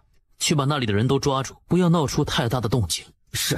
北境的太守被陇西国给策反了，之前穆广宇一直没有把消息传回来，也是被太守给牵绊住了。幸而穆广宇跟燕慈派在北境的暗部力量，还有穆家军的余部发挥了作用。如今北境主城已经在穆广宇的手中了。至于那3座城，其实有2座城都是为了打掩护。陇西国的目标是其中那座叫乌托城的地方，因为那里发现了火油。陇西国如此野心勃勃，他们怕是不会只来威胁萧玉，要拿到那火油，肯定还有后手。慕容文宇这个傻子，恐怕被他父皇做了弃子了。怕是在慕容文宇离开陇西的时候，他们大部队已经挥军北上了。慕容寻应该早就知道，如今大周朝堂是孤把持了，他还要让你来威胁萧玉，要拿到那乌托城，实际上就是利用你来转移视线，争取时间。他们现在已经开始举兵去北境了。不可能，萧景义，你休要挑拨我们。挑拨？慕容文宇，你明明比你二哥优秀，那为什么最后慕容寻立了他做太子？我二哥是嫡出，父皇是没有办法才暂时立他做太子的。慕容寻当初就是吃了不是嫡出的亏，最后用尽手段找了许多帮手，才将自己的嫡出弟弟给从龙椅上赶下来的。怎么到了你们这一代，他就开始在意嫡庶了？你醒醒吧，你父皇就是让你来做炮灰，给你二哥铺路而已。他最宠信的人必然是你二哥。这次陇西国去北境，应该就是你二哥带兵去的。只要这次你二哥成功的拿到了乌托城的火油，大功一件，而你可能已经死在了大周了。竟然是火油吗？可他们告诉我是金矿啊。可以调派荣城的兵。你打算怎么做呀？如果陇西国要吞灭我大周，那大周自然是要彻底打败了陇西国。不可，野心勃勃的是我父皇，是我二哥他们。这么多年来，让陇西继续做大周的附属国，不是很好吗？很显然，慕容文宇在国中还有留恋眷恋的人。我愿意归顺你，助你破坏我父皇二哥他们的所有计划，还愿意给你提供我们陇西的隐藏兵力。那你要什么？我要你助我回去陇西国，釜底抽薪，坐上皇位。我会带着陇西国勇士朝拜大周，同时把之前侵占了大周的2座金矿还回去。再补一条，把萧玉跟慕容寻做交易的事情对外如实说出来。你是要为穆家人平反？如果让大周文武百官知道了你并非穆家血脉的事情，你这个太子还能做得下去吗？就说其实是你父皇欺骗了萧玉。我之前的那2位手下望言跟陈拓，他们回头还给你。陈慕容文宇愿意永远归顺您。乌托城竟然有火油？是，已经被我舅父证实过了，也只有火油才会让陇西国这样铤而走险。那小叶，你是如何打算的？双管齐下，我已经让手下去探查陇西国的情况。如果他们大军真的出发去北境了，就可以声东击西，在他们的都城做点什么事。我还打算派一股强大的兵力，即刻去支援北境。岳父大人，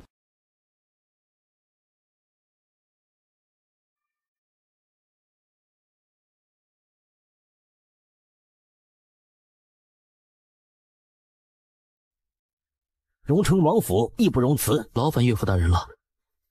太子殿下，老太夫有何事？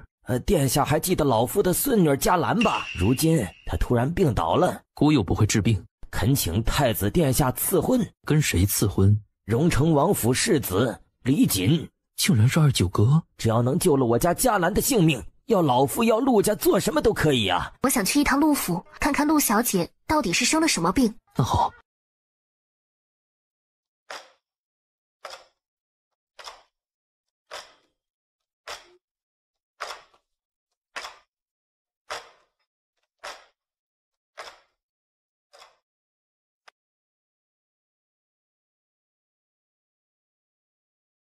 风急天高万条哀，浮云沙白鸟落幕萧萧下，不尽长江。惊动太子妃殿下，实属不应该。上次见她面颊红润，不像是短寿之人。到底陆小姐是怎么变成这般的？14年前，京中出了大事，全城戒严。可谁想到，因为我的疏忽，这丫头竟然跑出府玩，还看到了当街杀人，当夜就发起了高热，后来身体就一直不好了，不得已才将她送到了寺庙之中。14年前的事情，莫非就是他小时候丢了那一年？难道我这个模样是被人下了毒吗？不是被下毒了，而是被下蛊了。对你下蛊的人极有可能就是陆家人。到底是陆家内宅自己的争斗，还是背后藏着更多的阴谋？辛苦弯弯了，接下来就交给我，你不用多担心了。少福莲，我昨晚捉到了一只虫子。哎，你是不是闲得慌？我没有偷懒啊，就是昨天晚上主子派我去陆府盯梢的时候，偶然间捉到的小虫子。哎，我操，福莲，你干嘛抢我虫？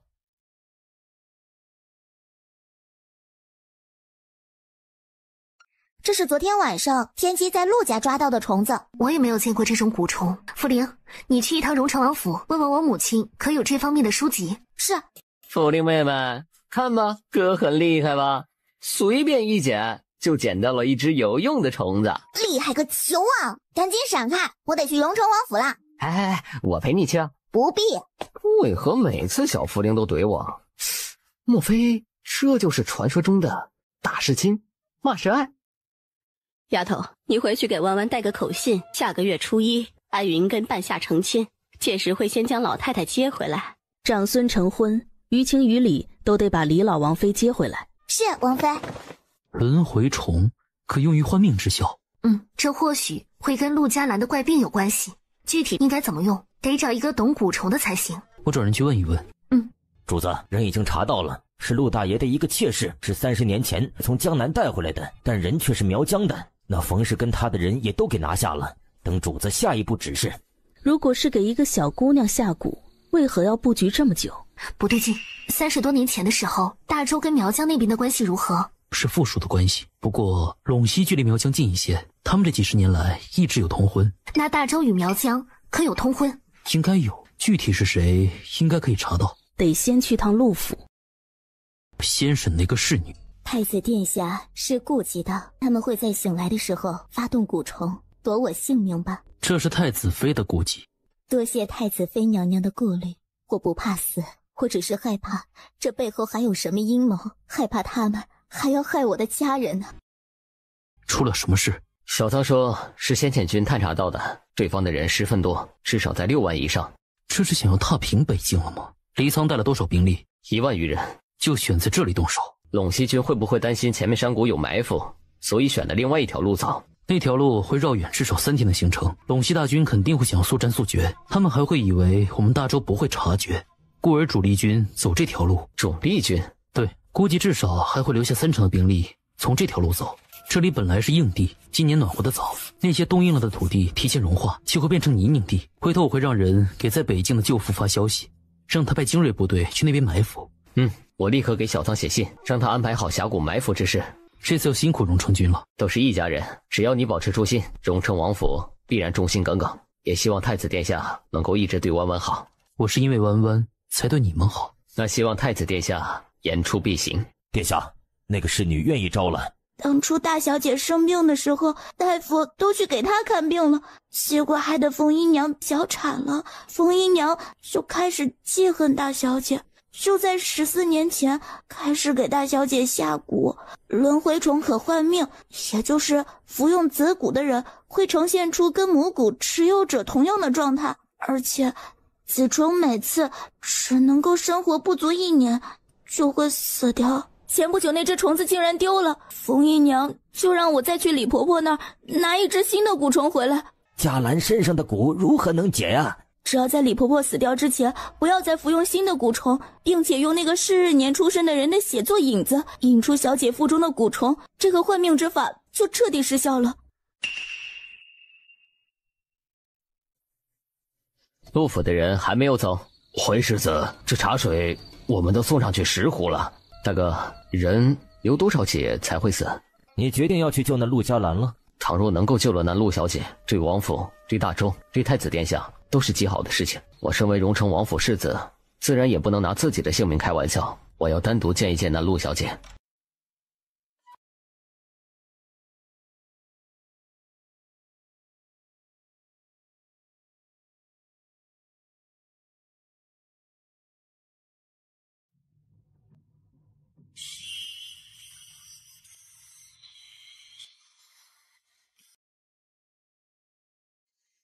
只要是12年出生的未成婚的男子的血就可以吗？得是童子血。继续给我放血吧。小姐，倘若你已经不是，我还是赶紧放血吧，赶紧的。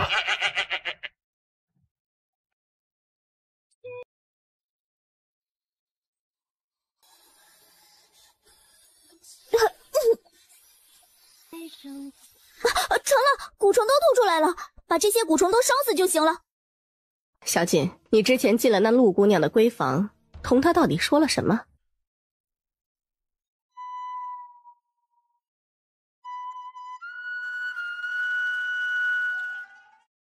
随着各国人都来到了京城，京城越发热闹了。大小姐，之前您从荣城回寨子后就一直闷闷不乐，今日看来倒是情绪不错呀。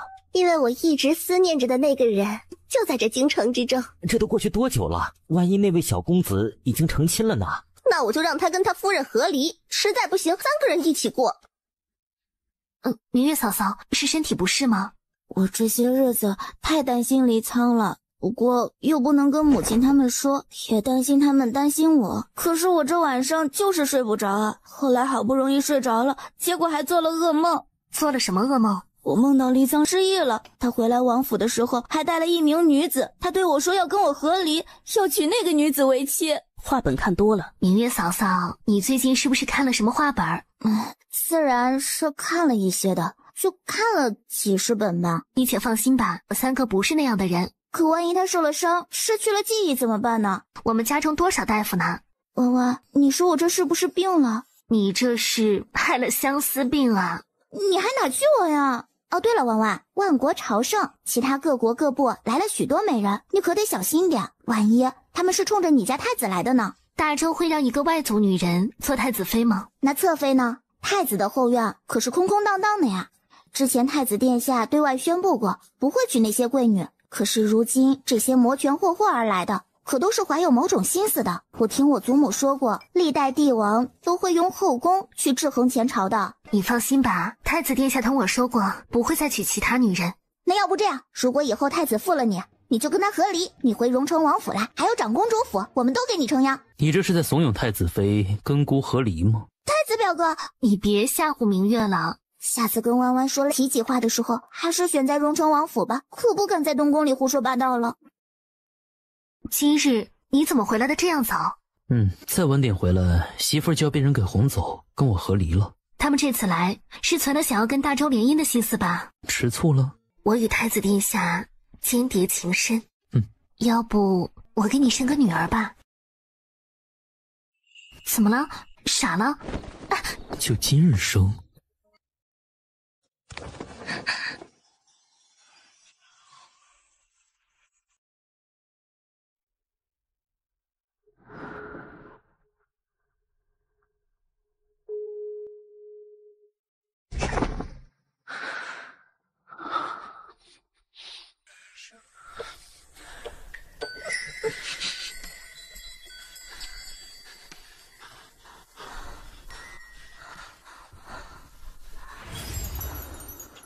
拿到了？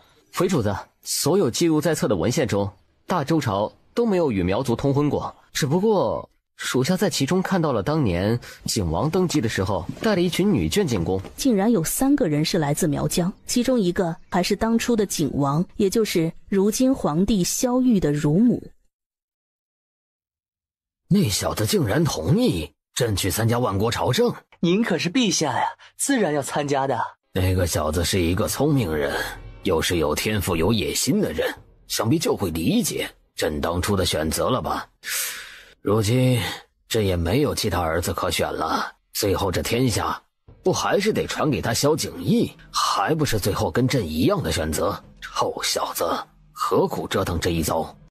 萧玉，我们可听闻了，你并不是萧家人，你儿子萧景义自然也不是萧家人，你们都没资格再做这中兴国的老大，侮辱四皇子。你倒是说句话呀！这件事不是从你们陇西传出来的吗？孙大，你胡说八道什么呀？我们陇西什么时候说过这样的话？今日可是大好的日子，大家都不要动怒，有什么误会我们解开就是了。萧玉，你并不是萧家人，这个秘密倘若你想要让我帮你保守的话，那你就以通敌叛国的罪名将那穆家铲除吧。慕容勋，这件事我再想想。萧景义，你疯了吗？你难道不怕自己也做不成皇帝了吗？当年穆家的案子就是萧玉栽赃陷害的，想穆家世代精忠报国，却因为某人的一己之私遭到了灭顶之灾。可是那封通敌的信，那封信是萧玉亲自杜撰的。一个皇帝要一个臣子死，臣子有何机会活着？萧景义，你除了那个刘生忠，你还有什么证据？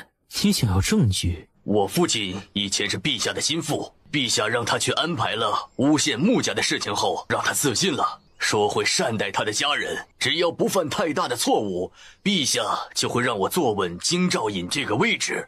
柴康，你……陛下，其实当年我父皇是骗你的，一个位分不高的妃嫔根本不可能接触到外男。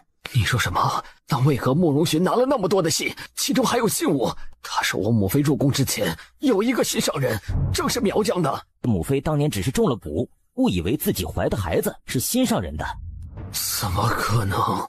萧玉，你怎么就这么笨呢？倘若你真是苗疆人，那么为什么这么多年苗疆人没有私下里来联络你？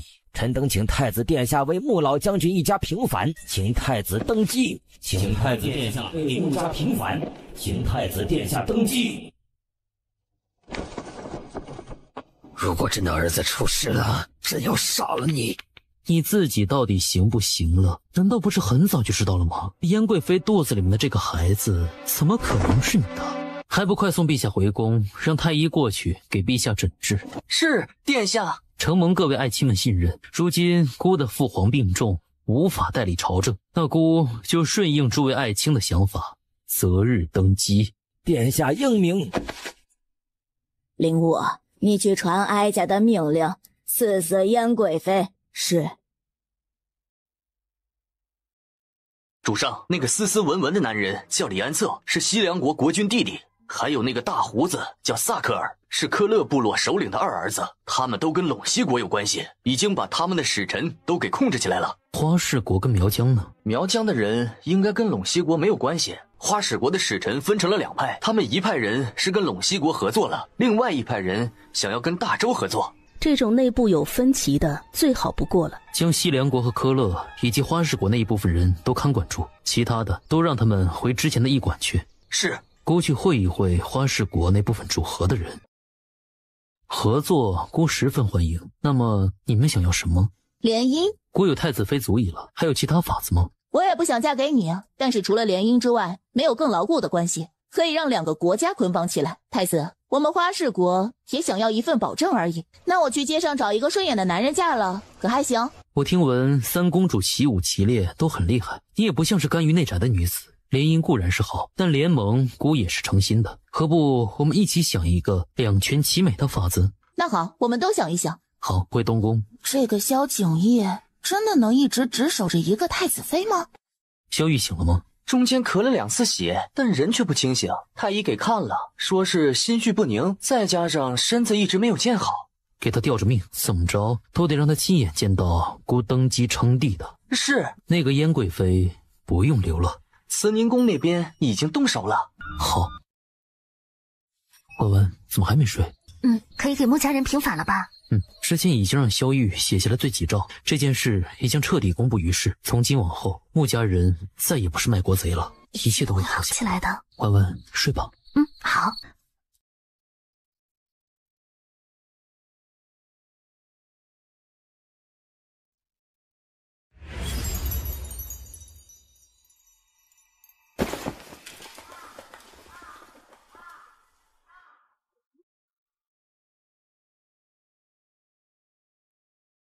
侯府沈家。婉婉，你怎么在这里啊？晚上要开始了，祖母他们都在等着我们呢。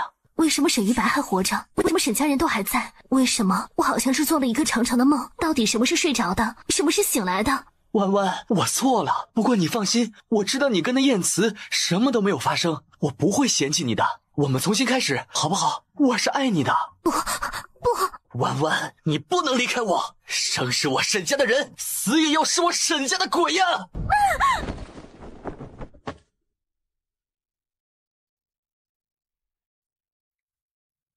文文，我做了一个噩梦，我梦到了如今的一切，其实都是一场梦。我依旧是侯门沈家的主母。没事，我在，我一直在。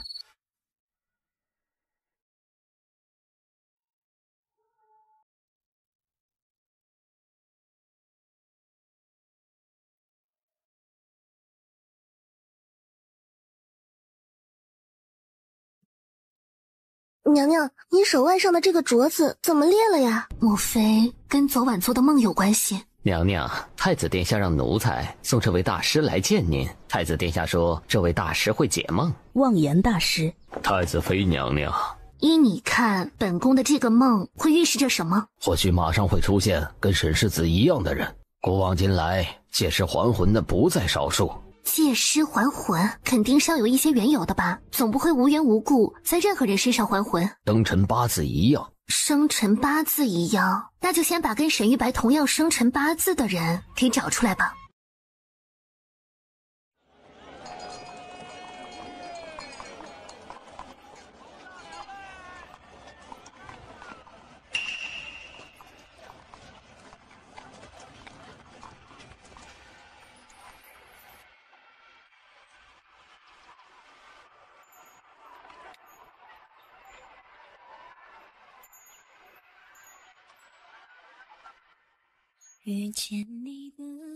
替他挡桃花，却不知道李锦招惹了什么样的桃花。陛下，如果不把三公主的夫君人选定下来，那花氏国未必会跟咱们大周联盟啊。你娶？臣早就娶妻了，就算是没有娶，恐怕人家三公主也看不上臣呐。姬昌辉，登基大典跟登后大典准备的如何了？回殿下，今天间已经选好的日子，最近的日子是下个月28，除掉尽快赶制礼服外，其他的都没有问题。皇后的礼服不得马虎。是。你们二位今日来我荣成王府是有何事啊？我可跟他不熟，我来是想要问问你，太子妃娘娘可还有其他未成婚的兄弟？长子阿云马上就要成亲了，幺子已经成亲，至于剩下的阿锦，已经定了亲。定了？因为是两家私下里定的，并没有张扬。因为对方姑娘生了病，所以就想着婚事往后推一推。既是如此，那我就不讨扰王妃娘娘了。也不知道二儿子非要这么说是何意。那花氏国的三公主到底是什么意思呀？万国朝圣虽然结束了，但太子将西凉国、科勒部落、花氏国以及苗疆部落的人都暂时留了下来，甚至西凉跟科勒的人都是直接扣了下来。如此看来，那花氏国跟大周可能会变成同盟啊。自古以来，两国联合用的最多的法子就是联姻，怕是那花氏国的三公主看上了小锦呐。不喜欢。可是如此一来，那二哥不就是拿那陆嘉兰当了挡箭牌了吗？听闻那花氏国的三公主跟苗疆圣女都上门去了，都非荣成王世子不嫁。最震惊人的是，竟然有人谣传说荣成王世子已经与我们陆家定亲了。许是之前他们荣成王府兴师动众的来陆家救我那一次，让人看到了，生了误会吧？应该是这样的，不知道这谣言到底是谁传出去的。想来他应该是没有看上那两位贵女吧，这个名声暂且替他担着好了。就是不知道这人的第二个要求会是什么。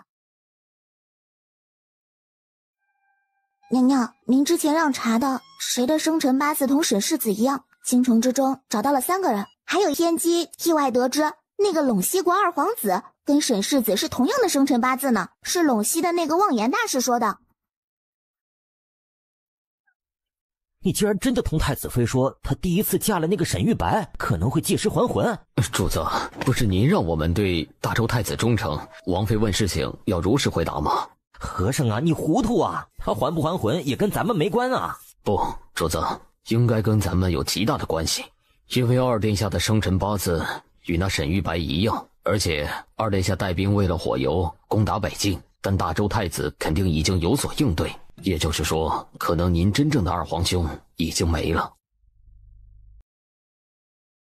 文文，这是……我那天的梦境已让望言大师过来帮我解惑，他的意思是沈玉白极有可能借尸还魂了。为父能帮你做什么？让人盯着那个慕容文铎。好。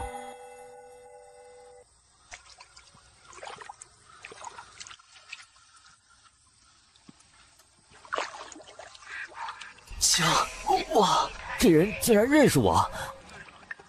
北境大捷，陇西国的兵力被全部消灭，领兵的二皇子慕容文铎身受重伤，下落不明。大家不知道是先震惊他们大周竟然有了火油，还是震惊那可恶的陇西国竟然派兵要抢夺他们的火油，更是震惊于太子殿下竟然不动声色地将敌人给消灭了。要说之前群臣对昔日的9000岁摇身一变成了太子，而且马上还要登基了，有一定的微词。那么如今他们是一点意见都没有了，高呼万岁，甚至有点迫不及待，希望太子殿下早日登基，早日将他们大周变得更加富强了。这次能够成功阻击陇西国，黎将军黎苍跟穆将军穆广宇功不可没。殿下，穆家已经被平反，这次穆将军又立功，应该恢复他们穆家镇国公之位了。准奏。等穆将军跟黎将军班师回朝后，他们俩一起封赏。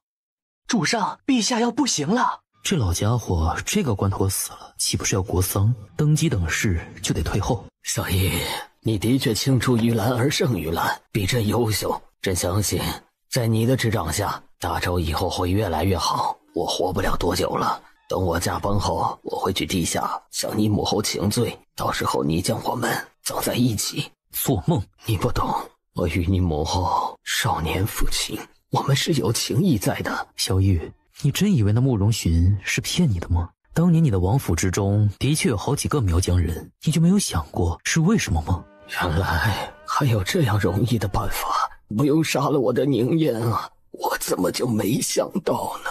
萧玉或许本来并不想杀了他的母后，就没有别的办法让他活到下个月我登基吗？或许药老有法子。等明日我去见我母亲，看看她跟我大哥能否有什么办法去吊命。好，辛苦我家弯弯了，一定是我上一世做了什么天大的好事，才能够娶了弯弯做妻。因为你值得。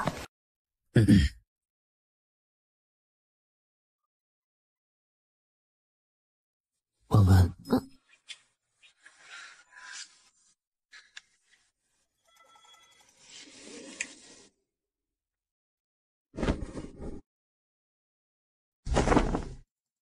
万种风情的一片，似曾相识的一踏过江河与硝烟，甘愿为你手提利剑，只等不及温柔纯洁，先动情的那片绿。如今荣城王府可是如日中天，女儿下个月就要是皇后了，小儿子还带兵立了大功。母亲，您知道如何给皇帝续命吗？要续多久啊？等太子登基后1个月而已，轻轻松松。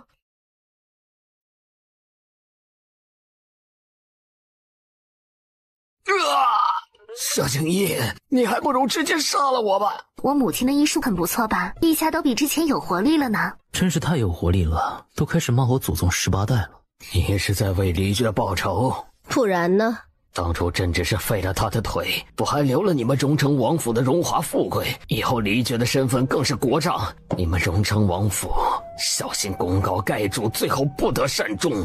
皇帝只能是孤家寡人。那是你，我信我的妻，信我的家人们、属下们。你且安稳地喘着气，等我登基的那一天吧。安安放心，倘若我负你，那我会先弄死我自己。这不是我的脸，你到底是谁？相望，我是沈玉白。沈玉白早就死了呀，我也不知道为何会这样。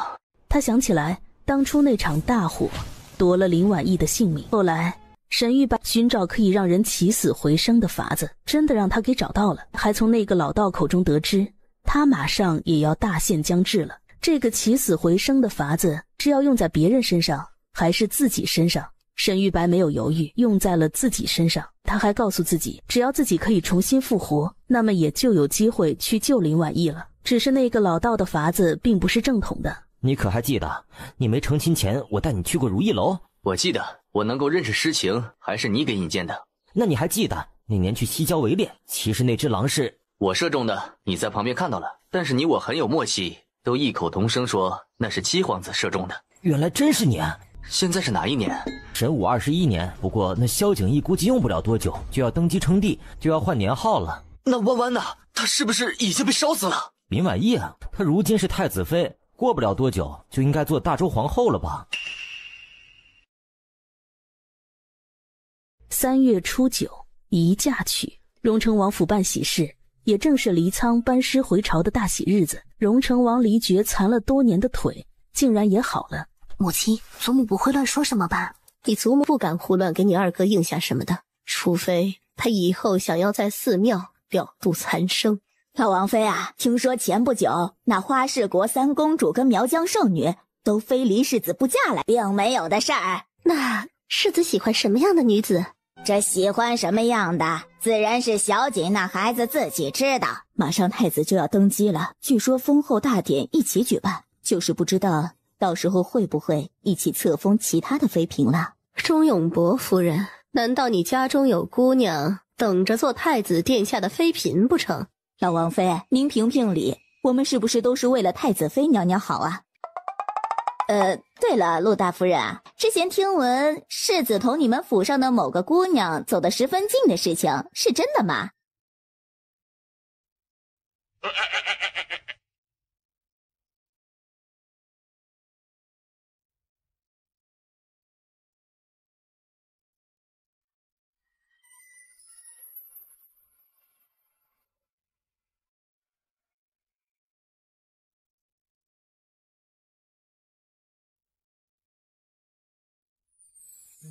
竹马桥青梅绕，小河残楼渐渐角。郎是千字真翠条，细言深是双人好。竹马桥青梅梢，荷叶田田花开苞。郎独10年寒窗摇，一起风发看今朝。照料亭西别一朝。千山过尽水迢迢，两地抒怀情。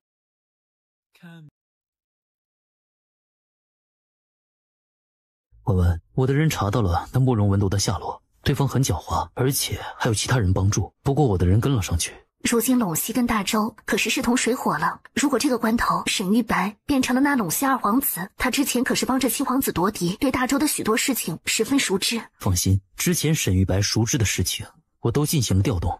那慕容文铎竟然好像是一条鱼一样，已经回了陇西。西凉国跟科勒都开始观望了起来。花氏国国主写了信函过来，声明如果妹妹没有在大周找到心仪的郎君，花氏国也不会参与陇西跟大周的事情。苗疆一直态度不明，他们都在观望，看到底是大周的胜算大一些，还是陇西的胜算大一些。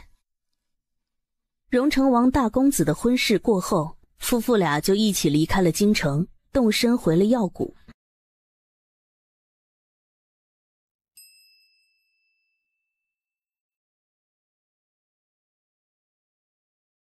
得以被平反的穆大将军穆广宇也从北境班师回京了。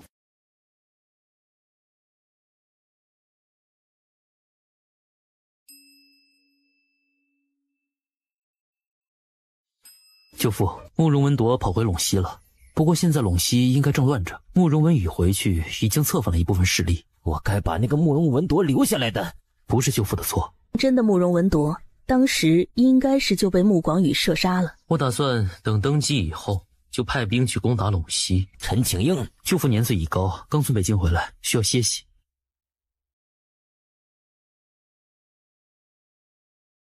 小叶，这些年来荣成王真的帮了我们太多的忙，还是不要给他们太多的荣耀。舅父且放心吧，你跟弯弯可是要一直好好的呀。一定会的。今日过后，林婉意就是后宫之主了。老太傅，您的孙女还不打算出嫁吗？这群匹夫们想着把自家姑娘送进宫去，但却担心陛下生气，就怂恿我。多谢各位关心，我家嘉兰已经许配人家了。是哪一家呀？到时候你们就知道了。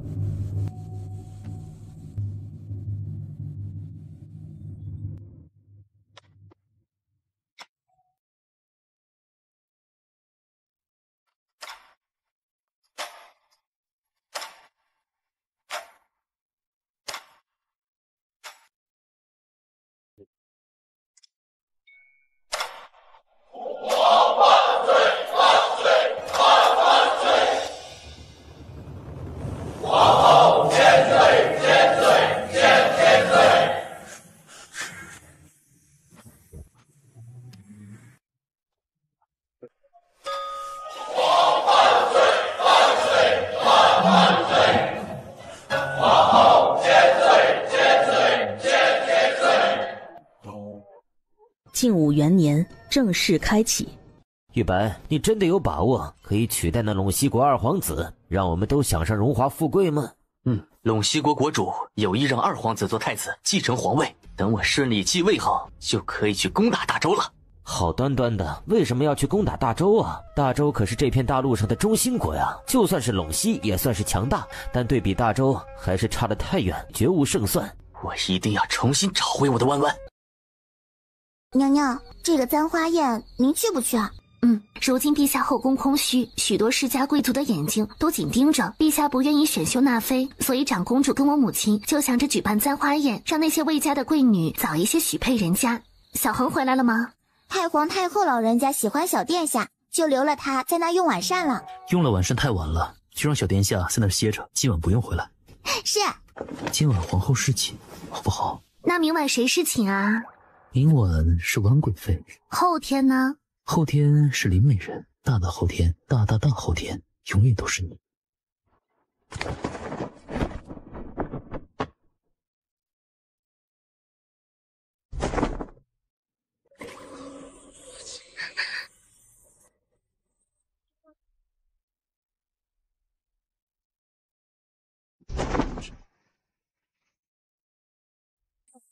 是。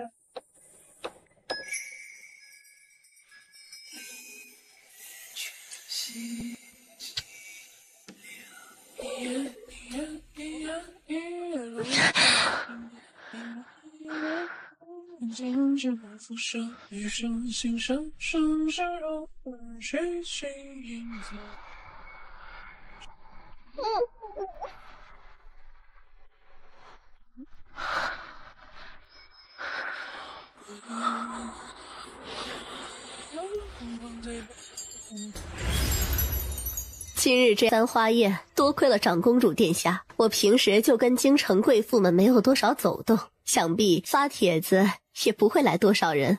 自古以来，鲜少见到君王会弱水3000，只取1瓢饮。本宫这把老骨头也是闲得太久，想要为孩子们做点什么啦。你家后院祥和，这是天大的好事儿啊！长公主放心，我那妖子肯定会好好对明月的。祖母、婆母，你们聊什么呢？再聊你，月份都大了，也一点不端庄。弯弯说了，有孕后四处走走挺好的，但也不能走得太频繁了，怀个孩子太麻烦了。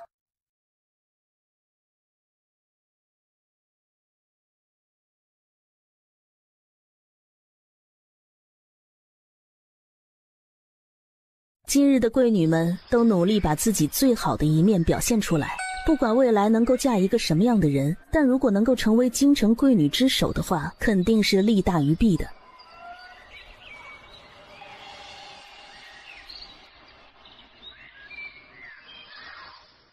广宁公主和亲了。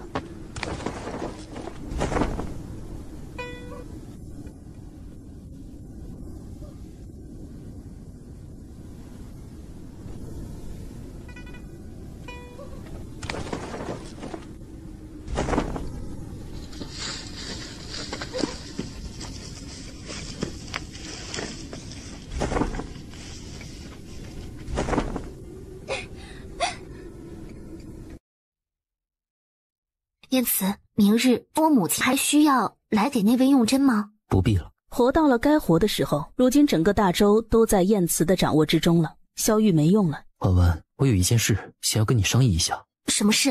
陇西国因为谋取火油事情失败，又把头给缩了回去。我本打算让慕容文宇回去取代他父亲继位，但实际上陇西还存在一部分人想要攻打大周，所以我打算让沈玉白活着。他回到陇西后肯定会拱火，让陇西国国军继续攻打大周，到时候正好让慕容文宇彻底清理陇西国剩下的那些主战派跟主和派。如果可以，能不打仗就不要打仗了吧。每次战事起，最后遭殃的都是黎民百姓。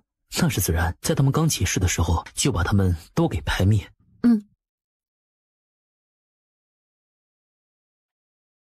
萧瑾，你这婚事到底是怎么打算？母亲，以后那些夫人你闭门谢客就行了。那好吧，等回头我就搬进宫去陪弯弯住一段时日，躲了这份烦恼。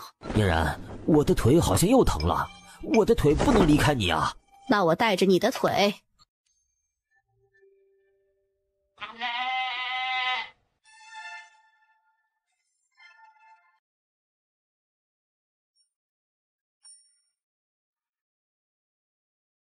陛下可有时间？臣想跟陛下手谈几句。二哥，有什么事就直说吧。这些时日，许多人登门来打探我的婚事，您是否做得有点不厚道了？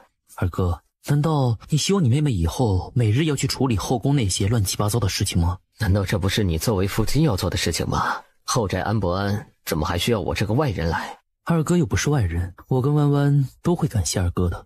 这人都不用尊称，直接用了我。不得不说，有了他这个荣成王府世子做挡箭牌，的确转移了不少视线。其实眼下倒也不是难事，只要二哥选一个女子，先定下亲事就行。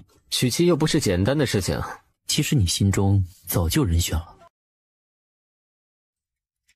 这是弯弯猜到的，我家弯弯就是聪明。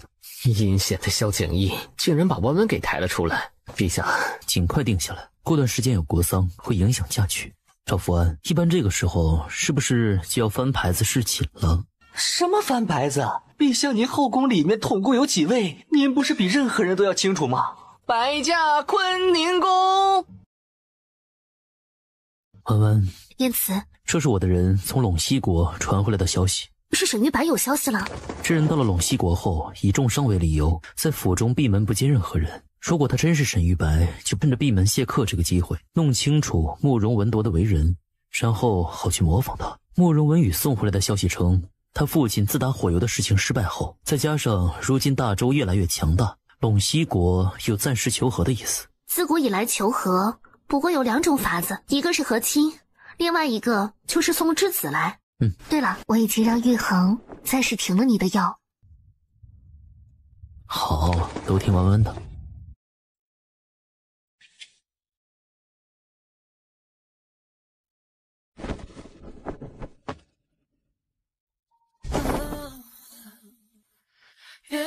然不知风起，心愿故作冷静，夜色点难分明，一丝一口朦胧了倒影。婉婉，你肯定是被迫的吧？毕竟那萧景逸想要制约荣城王府，最简单的法子就是娶你为妻。你且等等我，等我成了陇西国的王，我一定会将你从那萧景逸的手中救出来。我已经同姜望打听过了，记忆中我做的那些过分的事情并没有发生，一切都还来得及。姜望同我还说过，你当时嫁给还是9000岁的燕慈，没多久就生下了一个儿子，那个儿子肯定就是我的。玉白，陇西王派身边太监过来传话，让你今日一定要进宫了。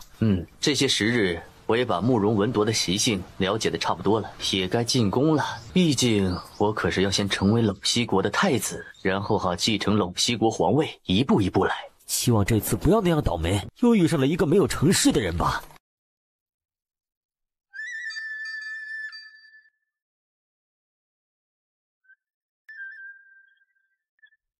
望言说过，我的这个二哥可能不是二哥了，极有可能是皇后林婉仪的那个前任夫君啊。西凉国跟科勒都因为他们的人被扣着，暂时不会支持我们了。这是大周给朕来的信，文铎，你来看看。啊！竟然让我去大周当质子，为何要去做质子？为何偏偏是我？其实那萧景逸记恨朕，他毕竟很在乎穆家人。父皇，儿臣万万不能去大周啊！做质子都是要年纪小的，要不从那些弟弟中选一个送过去。回头一定要告诉那些兄弟们，但凡有其他法子，父皇都不会让你去。可那大周皇帝点明了要送你过去。不过文铎你放心，最多3年。朕就会率兵攻打大周，等成功后，父皇会封你做太子。二哥大义，陇西会永远记着二哥的牺牲跟奉献。二皇子大义，鬼要什么大义啊！我要做的是陇西国皇帝。父皇，儿臣还有一事相求。还有什么事？此次儿臣去大周，也可以带一个妹妹去，献给那萧景逸。只要能够成为萧景逸的枕边人，咱们就可以做点什么手脚。可那萧景逸十分精明。他又怎么会宠爱我们送过去的女人？父皇，这事在人为，毕竟男女感情之事哪里有那么简单啊！自古以来，喜欢上仇人的孩子又不在少数。你说的对，如果真的有其他女人分了宠，弯弯会不会伤心呢？5月初3，神武帝萧玉驾崩，举国大丧。晏慈以国库空虚为由，一切从简。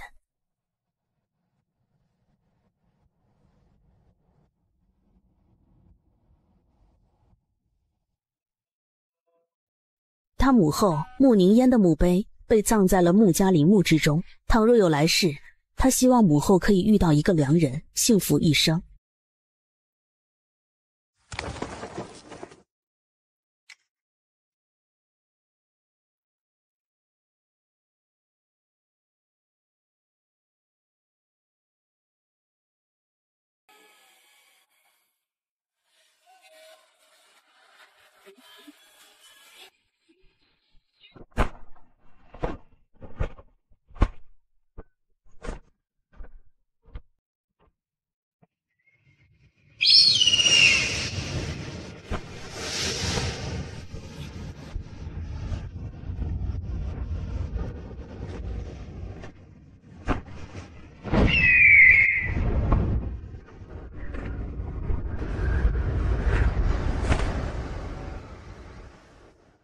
这慕容寻还真是不死心，送了儿子，还送了一个女儿回来，打的什么主意？婉婉，你放心，那个什么公主，我肯定不会收的。回头看我手下哪个肱骨大臣还未娶妻，我就让他收了。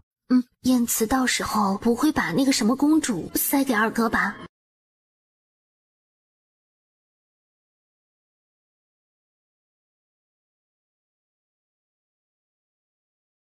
？5月18，齐明月生下一女，起名为黎思瑶，全家大喜。这孩子可真漂亮，我生的崽肯定漂亮。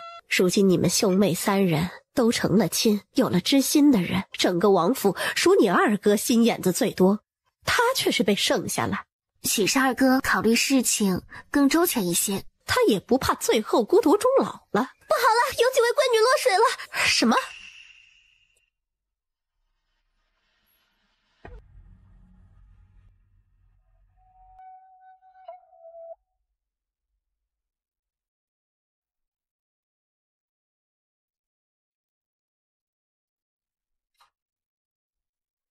他怎么样？没有心理大碍，只不过身子骨弱，肯定是要大病一场了。怪我？怪你？陈姑娘跟李姑娘是自己故意落水的，陆嘉兰是替我跳进去救人的。二哥，你该不是携恩图报了吧？华文，你不懂。华文不用太担心。母亲，我的傻姑娘啊，你的身子还没好彻底，怎么就跳下去救人呢？因为他们是在给黎世子做局，黎世子不救人，就会让他跟荣成王府受人诟病。但倘若救了人，他就得娶了那2个姑娘。那这件事情你是如何想的？母亲，那可是救命之恩呐！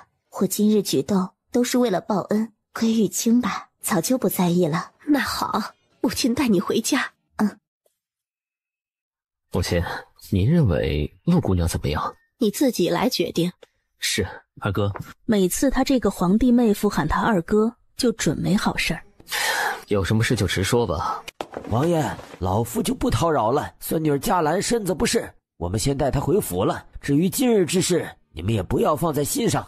毕竟当初黎世子舍血救了嘉兰。听闻他最喜欢这个二儿子慕容文铎，没想到陇西王真舍得把陇西太子都给送来了。我们要用慕容文铎做人质，慕容询何尝不是利用亲儿子让我们安心？他以后还是要攻打大周的。我们在休养生息，他也在养精蓄锐。也就是说，接下来的几年后，势必会有一场仗要打。当初灭了穆家的事情，就是那慕容询从中作梗，我不会放过他。陛下需要我做什么？现在全京城的人都在关注你的婚事，想要知道你是否有了心仪之人。倘若没有，你就负责收了那个安然公主吧。收公主的事情，你让其他人去做，我已经有意中人了，很快就会成亲。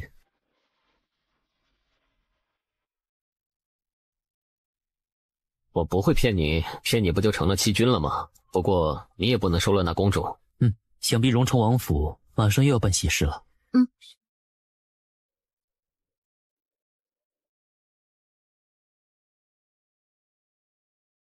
婉婉，忘忧大师回来了，我带你去见他。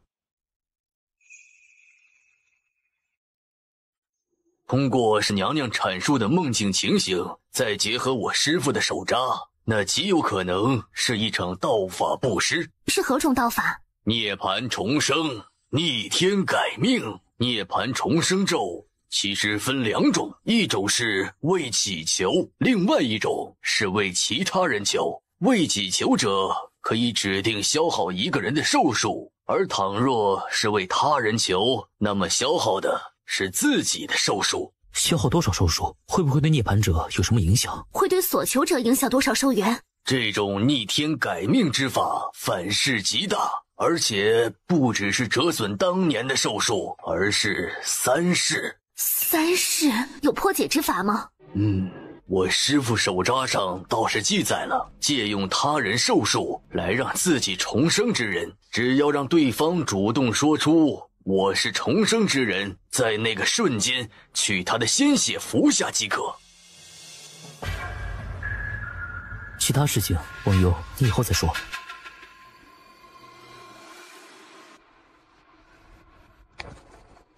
燕慈，婉婉，别说了。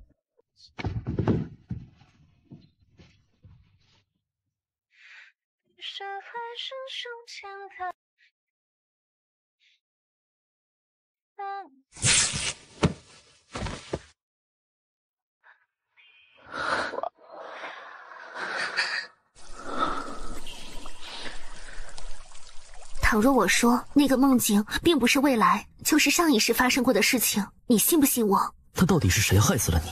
上一世我没能救下林家人，后来我去查真相，发现了沈玉白跟七皇子密谋夺嫡，他们发现了我，断了我的双腿，把我关了起来。当时荣城王府还没有认回我，却被杜青青发现了我的真实身份，他就怂恿了沈玉白的表妹孙青莲，才关着我的琉璃阁，放了一把火。在大火彻底把我吞没之前，我看到你闯了进来。后来我再次睁开眼，却发现自己回到了新婚宴那一晚，我们的缘分重新开始。怪不得那天晚上你对我……我那个时候其实以为是回光返照，如今看来当初的选择是不后悔的，只是我担心如何破解你身上的3世损耗寿命之法。慕容文铎，如果他真的是沈玉白的话，如果真的是沈玉白复活了，他的自私自利的性格必然不会为其他人牺牲，肯定是借了其他人的寿数。如果他不是重生者，那我能够活多久就陪你多久。倘若他是，我们本来也不会放过他。虽然有难度，但也不是没有法子。婉婉，你且不用担心。可是，婉婉，我十分感谢上苍将你这样好的礼物送给了我。这故事曾称作小藤树，初看藤影里有几孤独，它服下几年在婉婉，都2次了。婉婉，不可以吗？你身子好一些了吗？多谢世子挂念，我身子已经无碍。会对子嗣有影响吗？陆姑娘，不要怪我唐突，我得尽快定下自己的婚事。世子跟我说这些的意思是，最后一件事，嫁我为妻。你这成亲一事，我还得回去与母亲他们说。那我就静待陆小姐佳音了。闻着海棠花开气息，寻着风和日丽云际。小姐，你看起来很高兴。所求皆所愿，自然心生欢喜啊。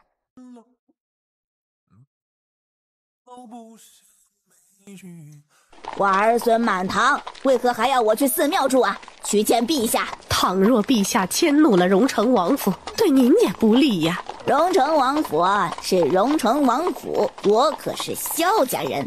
如今是他们李家人欺负萧家人了，陛下会不管？可是，闭嘴吧你！立刻去按照我吩咐的办。还请姑娘帮忙通报皇后娘娘，说老王妃打算把这件事儿闹到陛下跟前去。禀告给陛下。我家这个小狐狸可真是坏。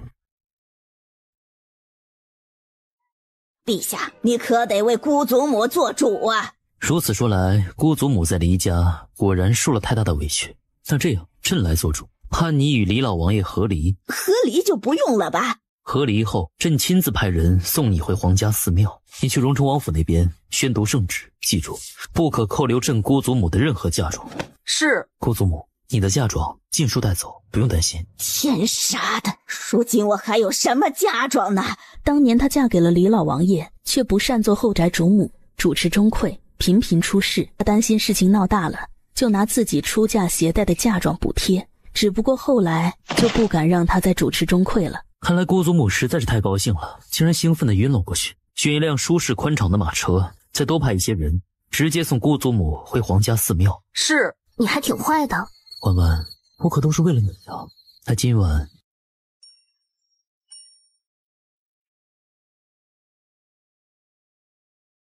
和离？是的，是李老王妃自己来请陛下判的。既然是祖母自己所求，我们就不要忤逆她了，尊重她的决定，让我们最后尽一尽孝心吧。好。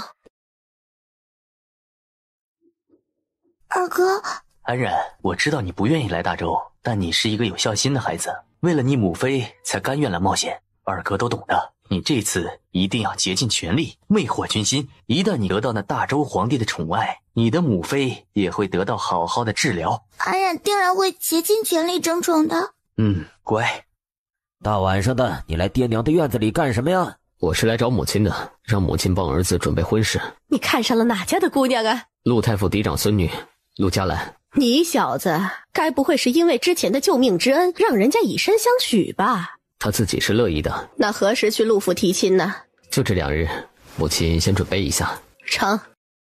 二殿下，一路旅途劳顿，在下已经在驿馆设下了宴席，为二殿下接风洗尘。我妹妹安然不远千里，就是为了大周陛下而来，还劳烦大人先送我妹妹安然入宫吧。公主殿下金枝玉叶，自然更是累坏了，先歇息歇息，陛下自有安排。那萧景逸肯定是要去哄弯弯，暂且把人给收下，放在后宫当个摆设好了。但这个口子一旦撕开，又是名正言顺的女人，指不定哪天就温香软玉了。哼，男人嘛，就算是不走心，但一旦身体沾染了其他女人的气息，我不信弯弯不生气。先晾他们几日，然后再把那安冉公主接来，直接送到户部侍郎陈若风家中。陈若风当初可是状元郎出身，差点因为七皇子跟九皇子夺嫡的事情被波及，后来被晏慈重用，自然是忠心耿耿。正好陈若风也没有成亲，晏慈自然也是问过他本人的意思了。倘若两人感情很好，那就好好过日子；倘若那个公主作妖，等到跟陇西国撕破脸后，也不用再顾忌什么了。你去那陇西二皇子的住处探查一番，看他平时有什么奇异之处，会不会晚上睡前饮一杯清茶。是。那弯弯可知道为夫平时的习惯吗？吃醋算不算？弯弯，要不你尝尝？我不要尝。不行。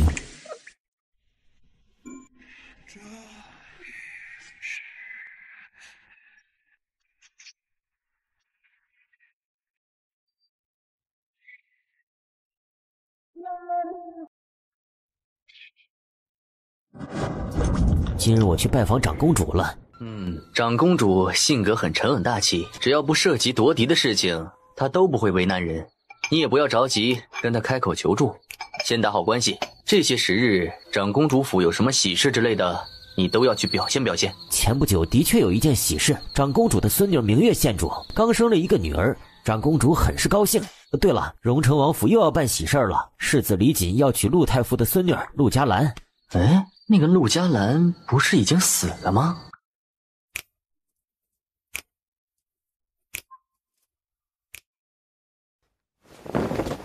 果真是茶，大晚上了，喝了茶水，竟然还秒睡，该不会是装的吧？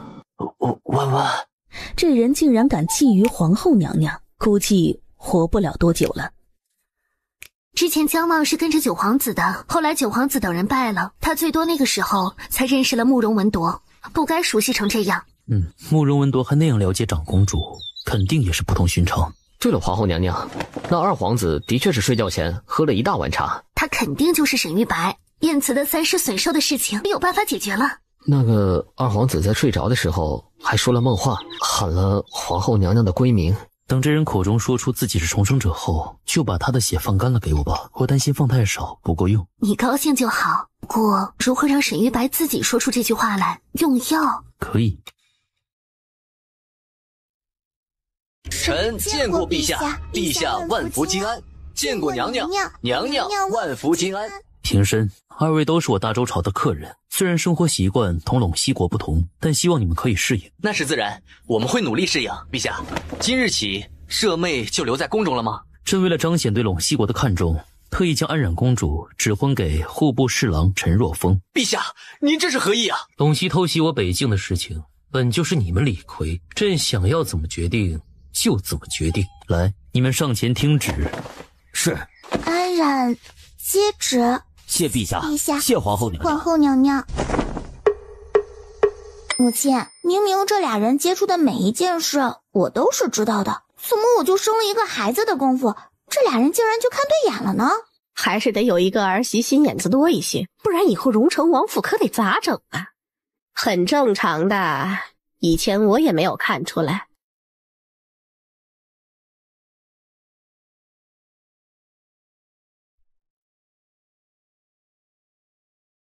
陛下娘娘，二皇子他没有大碍，估计是这些时日心神不宁，又喝醉了酒，得了刺激，这才昏厥，休息2日就没事了。这人是真的借尸还魂了，但却是一个脆皮。按理说，不管是沈玉白还是慕容文铎，都不该这样脆弱。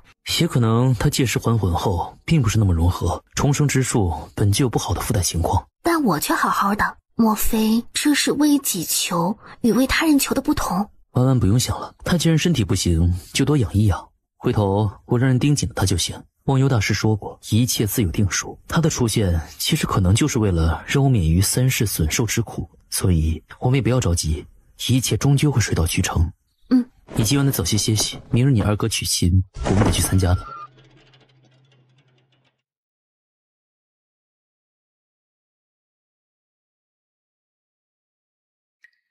李草，你可知道二哥跟陆姑娘是何时互相喜欢上对方的？这件事儿我怎么会知道啊？我能知道自己是什么时候对你有了情意，这一点就足够了。看吧，全家人都不知道，肯定不是我们太笨了，是二哥他们两口子太隐蔽了。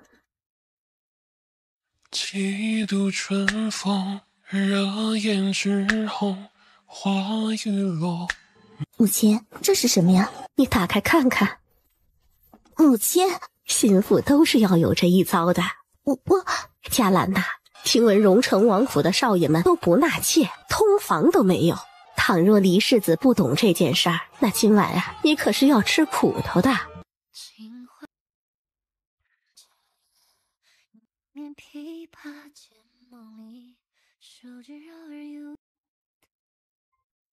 荣城王府办喜事，娶的还是陆太傅的嫡长孙女，这场面可能仅次于帝王家办喜事了。更不要说荣城王世子李锦还是不折不扣的国舅大人，有实权又有爵位的那种，全京城贵女都想嫁，结果却被那陆家女抢了先。当初他跟林婉意大婚也是这般热闹。好一个好似故人，如今都成了他内人。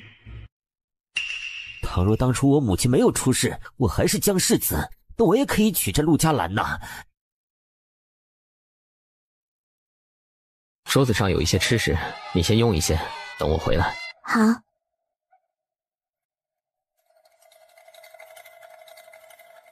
我看到那个慕容文铎一直盯着弯弯看。朕自有打算。今日我大婚，陛下可别见了血，不吉利。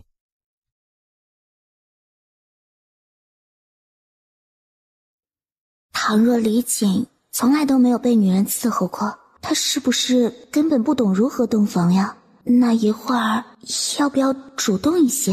夫人，为夫许多事情都是知道的。世子，你说的是什么事啊？那日参加宫宴，夫人就对我一见钟情了吧？听说夫人当初病还没有好，就开始跟陆大夫人学着长家，主持钟馗了吧？还有那次二女落湖，夫人也是故意的吧？世子说的都对，嘉兰的确是因为心悦世子，所以才会小心翼翼，处处谋划。嘉兰从小身体弱，本来都对婚姻放弃了，可那天你用那么多血救了我，我就想着嘉兰这条命就是你的了。倘若世子因此心生不愉的话，怎么？那也晚了。如今我已经是你明媒正娶的世子妃，胡错的话你也不可休我。我休你做什么？当世子妃本就该心计多一些的，只要你对着自家人不用诡计就好。至于外人欺负过来的话，甭管用什么手段，怼回去就是了。倘若你软弱无能，我也看不上你。看上了吗？另外，为夫还知道一些事情，就不用那种小书来指导了。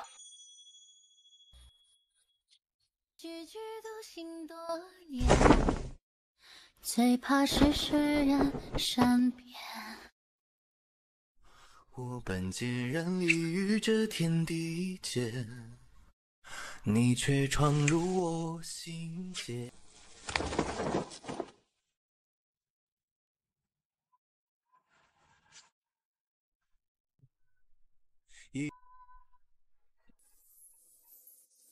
我不管，今晚我也要做新郎。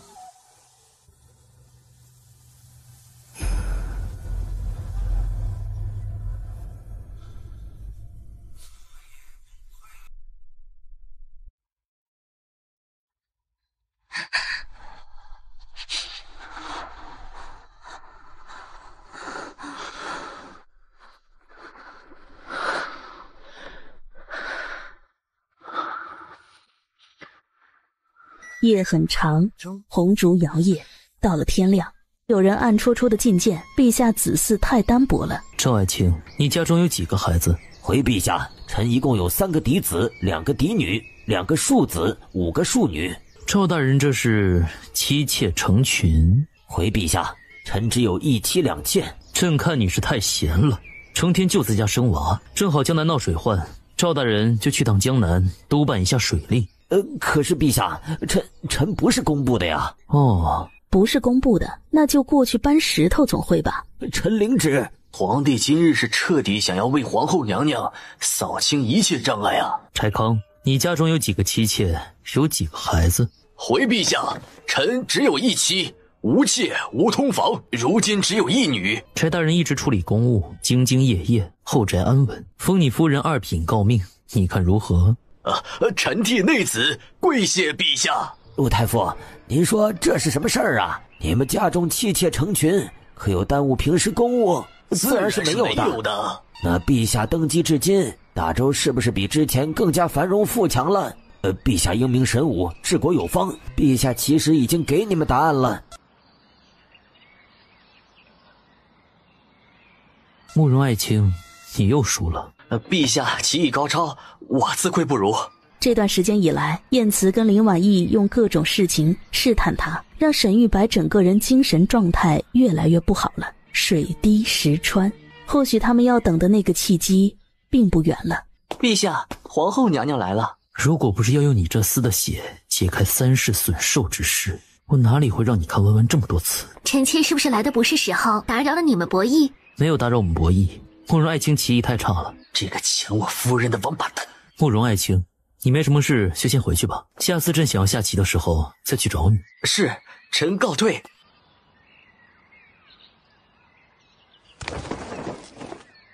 文文别看他，他丑。燕慈，我怎么感觉沈玉白或许不是从他死的那一刻回来的？我从他看向我的眼神之中看到了浓浓的愧疚。这一世他根本不会对我愧疚，只会恨我。莫非他是从上一世回来的？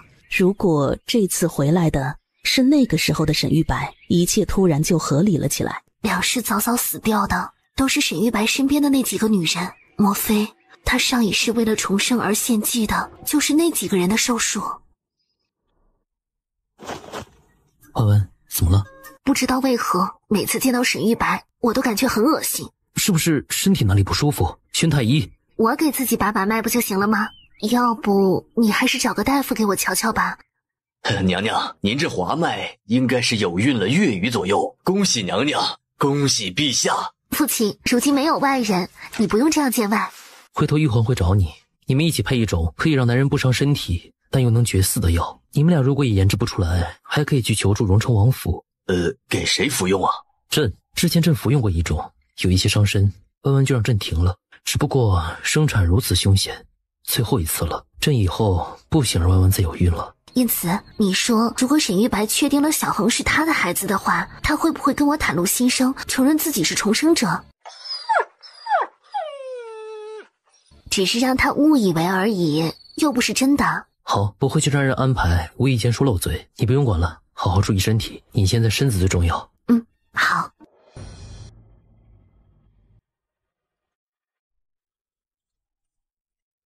文文，对不起，我当初不该那样对你，我们会重新在一起的。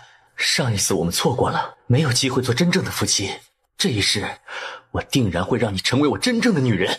等以后陇西发兵，打败了大周，只要荣成王府的兵不抵抗，我依旧愿意让你做皇后。怎么，你还想扎我啊？没有，没想到是你，是娘娘派你来的啊！你别看多大点事啊！哼，这不光是打是亲骂是爱，怎么抽空还会瞪个痛快？茯苓妹妹果然太爱我了。总是让你爬屋顶听这些事情，是不是不太好？主子，属下挺喜欢做这个差事的。朕以为宦臣会更擅长做这件事。主子，你让属下做什么事情都行，但暂时属下还想要给已故的祖宗们留个后，毕竟万一大哥他不行呢。你再胡说啊！小心我半夜就去把你变成太监。主子，您看我哥。行了，去坤宁宫。天干物燥，小心。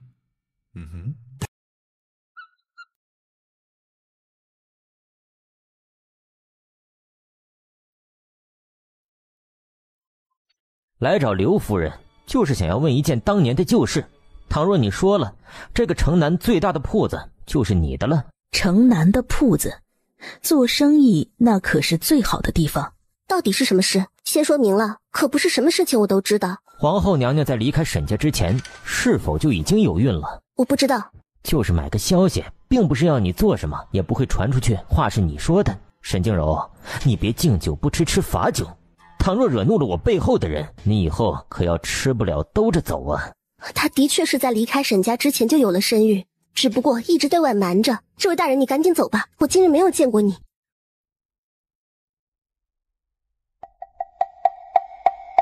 殿下，就算那小太子是你的孩子，可你现在已经是慕容文铎了呀。你不懂，那可是我跟弯弯的孩子。因为他以后再跟弯弯生，或者是其他女人生，那都不是流的他沈玉白的血。如今知道了孩子是他的，那么以后得找个机会跟弯弯好好谈谈心了呀。今日感觉怎么样？还是吃不下去东西吗？稍微好了一些了。燕慈，我父亲说他们的药配好了，你要开始服用了吗？其实2个孩子对我来说已经够了。那如果这件事让文武百官知道了，他们肯定又要说东说西了。想说就去说去。你这是干什么呀？别喝那些药了，一身的药味儿。你都知道了，都怪妾身，身子不好，难有子嗣。我们才成亲多久，急什么？再说了，那也不是你的问题，也应该是为父不够努力的问题啊。这件事定然不怪你，是我之前中过毒，身子受损，底子太差了。你我是夫妻，分什么你我？佳兰，以后可不许这样了。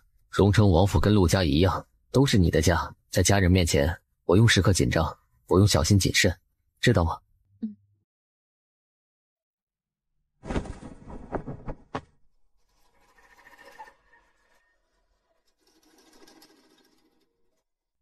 有一件事儿刚听说的。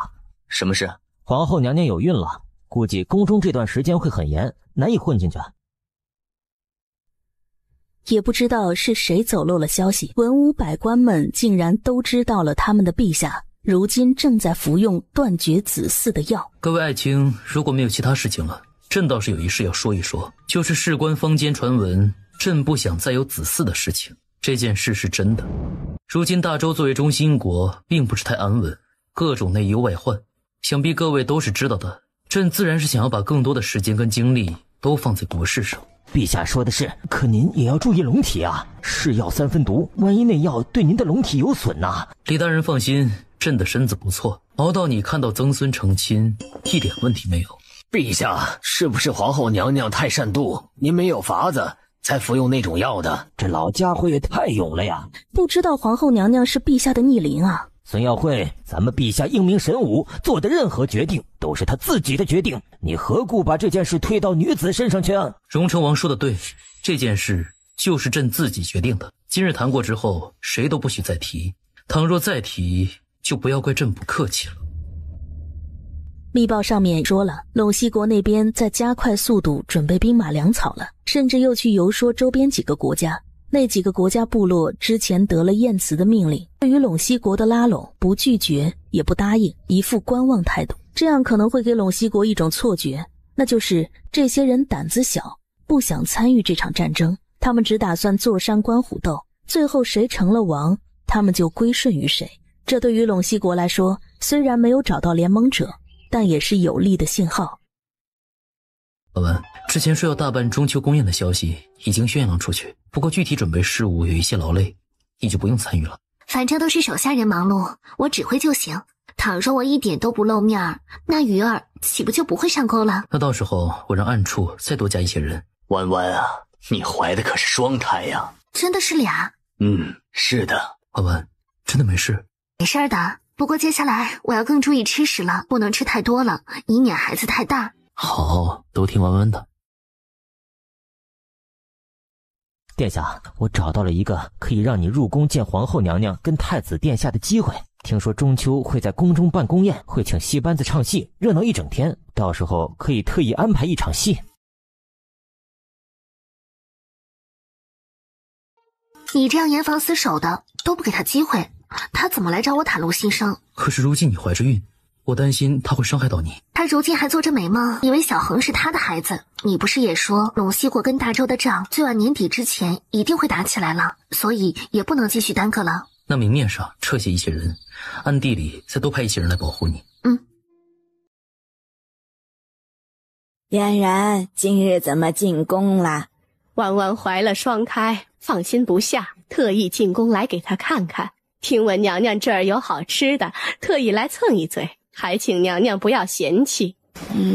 哪里会嫌弃你呀？能多点人来探望哀家这个老太太，求之不得呀。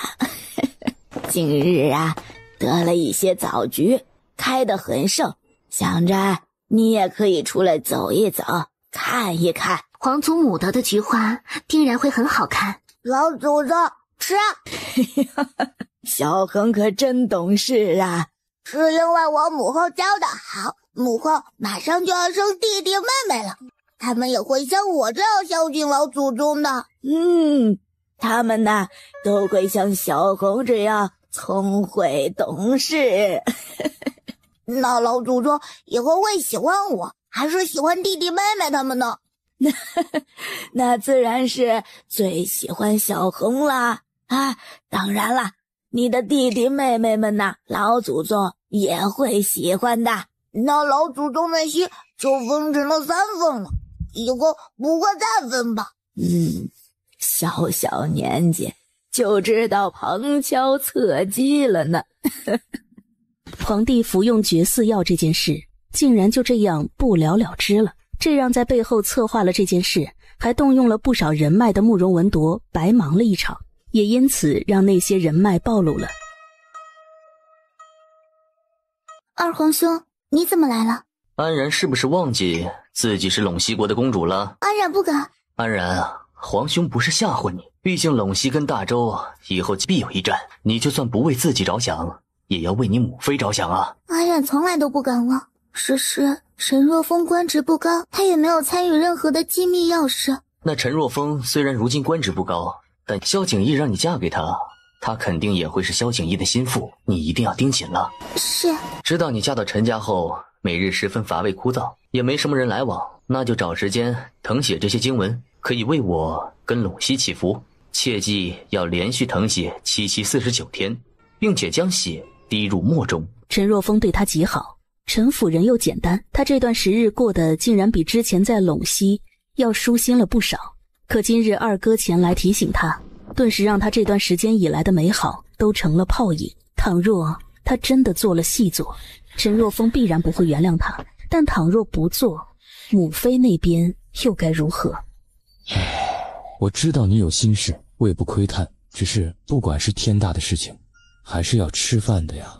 慕容安然年幼的时候在陇西皇宫中过得不好，毕竟不受宠的公主其实跟宫中的奴婢没有什么区别，甚至有了上顿没有下顿，也就落下了病根，受不得饿。夫君，这些东西是我二皇兄给我的，他让我为陇西祈福。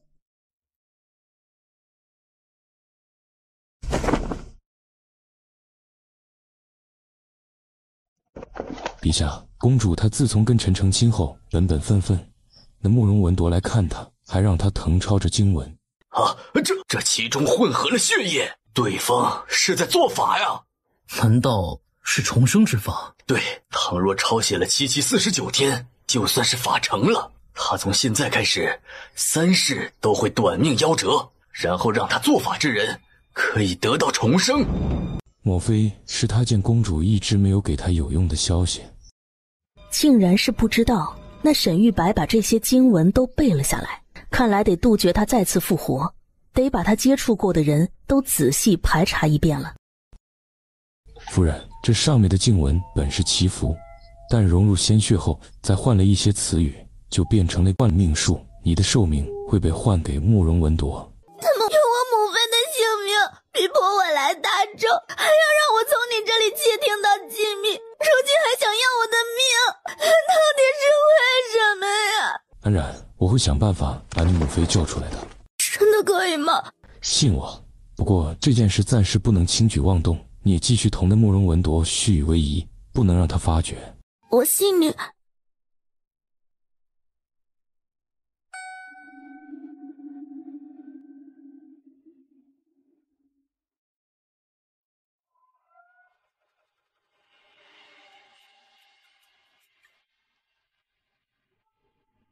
你手上拿着的是什么呀？是大周那边的信。那位祖宗又要干什么？去救慕容安然的母妃。不用多久就要真正开始打仗了呀。望言呐，把咱们的人都安插进兵营中了吗？是，主子。您真的决定要投靠大周皇帝了吗？你之前推演出来的卦象不是说他是天下霸主吗？对，那不就得了。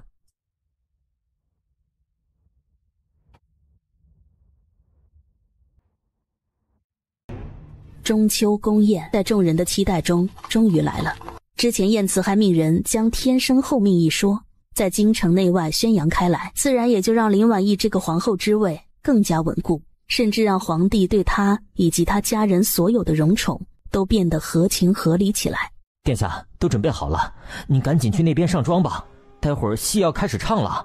双世情缘若梦这出戏可以试探出弯弯对他是否还有情。这出戏的前面有一些俗套，讲述一个富家小姐跟一个才高八斗的书生阴差阳错成了欢喜冤家，两人从最开始的仇人变成了恋人，怎奈家世悬殊，两人终究被棒打鸳鸯。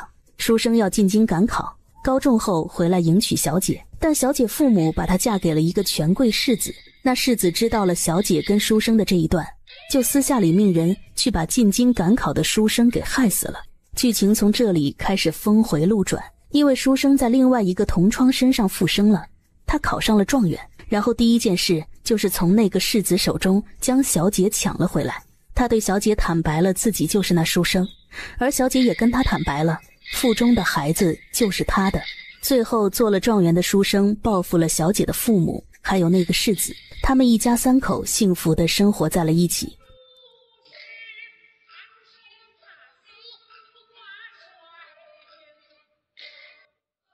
沈玉白之前能够为七皇子出谋划策，自然是城府极深。他跟晏慈商议过了，想要让这人心甘情愿地说出实话来，只能让他误以为他们进了他的圈套，才能够放下所有防备。比如晏慈让他以为自己偷到了穆广宇的虎符，让他以为大周如今按兵不动，最快也要过了年才会对陇西动手，还让他以为火油没有好好利用，根本不能提高大周的兵力。甚至晏慈让安染公主那边告诉慕容文铎，说那个祈福的经文已经誊抄够7749天了，这样就会让对方以为就算是这次意外死了，也还有机会复活。但沈玉白却不知道。什么人在那儿？就给我半炷香的时间，我就跟你说几句话。你怎么会吹这个调子？林婉仪果然心中还是有他的。这个曲子只有您跟那位故人知道吧？其实他还活在人世。什么？太子殿下的生父是否是你的那个故人？他不可能还活着，你休要诓骗本宫。婉婉，我的确还活着，你我少时就定了心，青梅竹马。刚才那柳叶吹出来的曲调，我只交给了你，你还说过这是我们两人的秘密。可你的样子明明是那陇西国二皇子慕容文铎啊！婉婉，真的是我是沈玉白，我重生回来了。我这次回来就是要跟你再续前。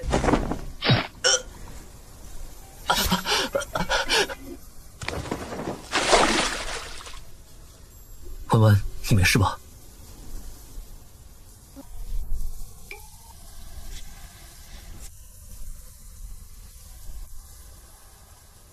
殿下，陇西之前埋伏在大周的所有探子跟侍卫基本全都折了，如今你还被全京城通缉，你说你为何要刺杀皇后娘娘啊？我没有杀婉婉。但如今这通缉的理由就是这个，如今殿下只能赶紧离开京城。让你去安排人离开京城，可有安排妥当了？安排妥当了，不过就是得委屈一下殿下了。能出去就行，有什么委屈不委屈的？君子报仇，10年不晚。萧敬义，你给我等着！夺妻之仇，不共戴天。强王，打算以何种方式送我出城啊？就是这楼中的小翠姑娘，因为生了不干净的病，意外没了。明日一早就会将尸身棺木送出城外，到时候殿下您就藏在那棺木之中好了。我躺在里面，那姑娘的尸身该放在哪里啊？自然是跟你躺在一起了呀，她在上，你在下。这已经不是委屈一点了。可如今慕容文铎真的没有其他选择，对方捉了他，指不定会做出什么来，怕不是会一刀一刀切下来研究他怎么就成了慕容文铎。婉婉生了后，你就去把孩子给偷了。倘若你能够把他的孩子顺利带到陇西，我定有重赏。那不是萧景义的孩子吗？我还以为你要让我去偷太子殿下。倘若陇西败了，我还要等着萧景义把皇位传给我儿子呢。你萧景义给我养儿子，那么我就给你养儿子。把你儿子养大了后，让他来夺你狗命。那还得好几个月的事情了。几个月的时间里，谁知道会发生什么事儿啊？不是我乌鸦嘴，万一陇西彻底被大周给灭了，你慕容文铎也被灭了呢。到时候找机会再寻其他主子好了。竟然还真的有这种人！不过，陛下，你可真得感谢他的丧尽天良，不然你身上的咒可就解不开了。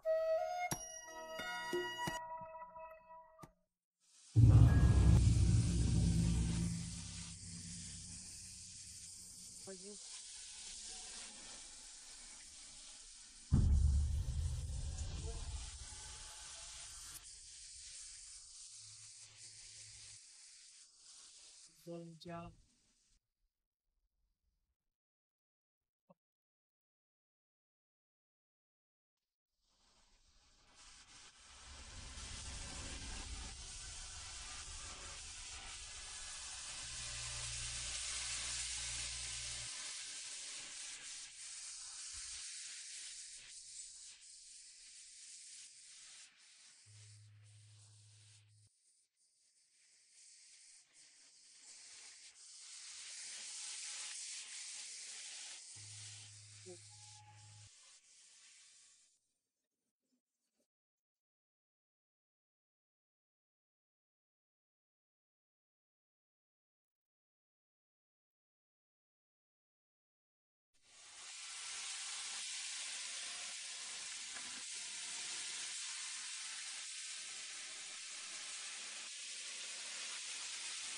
3日后，燕慈缓缓醒来。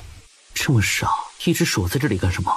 万幽大师说一切顺利，但却不知道你何时会醒来，我就一直在这里等着了。我这么好的皇后在这里呢，我怎么舍得沉睡不醒？如今那个咒解除了，以后我们都要好好过日子。燕慈，沈玉白没死，可能已经跑出城了。他被你刺伤，再加上一系列行为，已经将陇西好不容易在大周安插的眼线尽数抖落了出来，也让之前慕容寻的布局功亏一篑。而他被通缉后一跑，我就有了合理的理由对陇西发兵了。刺杀当朝皇后，这可是不小的罪名，甚至往大了说，对方其实是想要刺杀皇帝。慌乱之下劫持了有孕的皇后娘娘，最后负伤逃走。一个质子如此做，那岂不是就证明那陇西对大周有不轨之心吗？而且慕容文铎如何买通混入唱戏，都是他想要去刺杀君王的证据，铁证如山。原来是你让人故意放他走的。对。深秋到来的时候，整个京城落叶缤纷，煞是好看。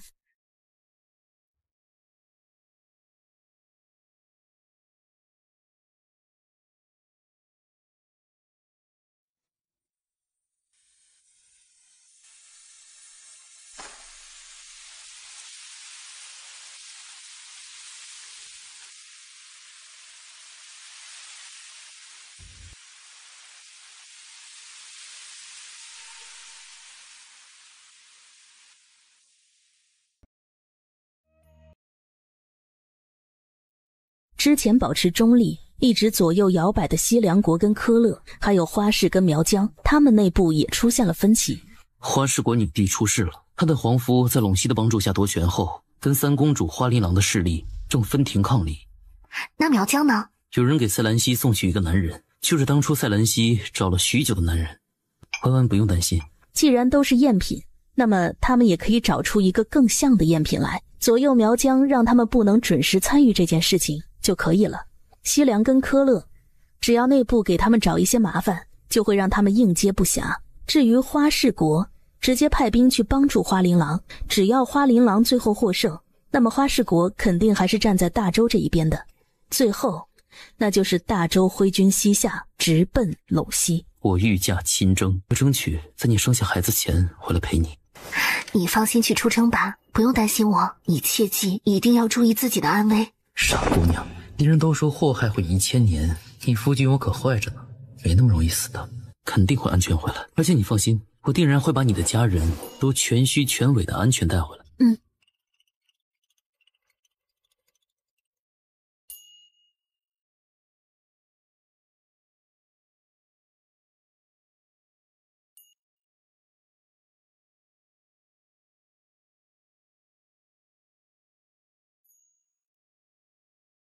陛下，您去御驾亲征太危险了，这次就让臣去吧。臣打那陇西人是有经验的。守护京城更是十分重要。滚太，朕可是把妻儿都托付给你了。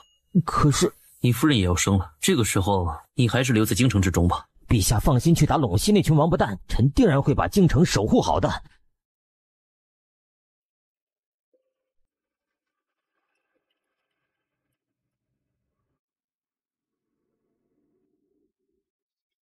这次出征征战陇西还要兵分3路，就连穆广与北境的兵，荣成王府在荣城的兵都会派遣行动。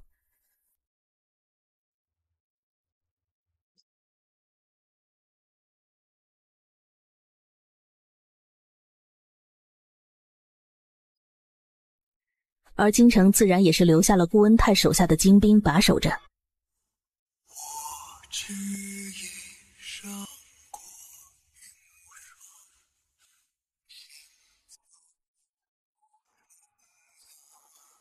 此外，为了防止有人会在这个时候会进皇宫伤害林婉意跟孩子，晏慈直接将自己的血衣卫都给留了下来。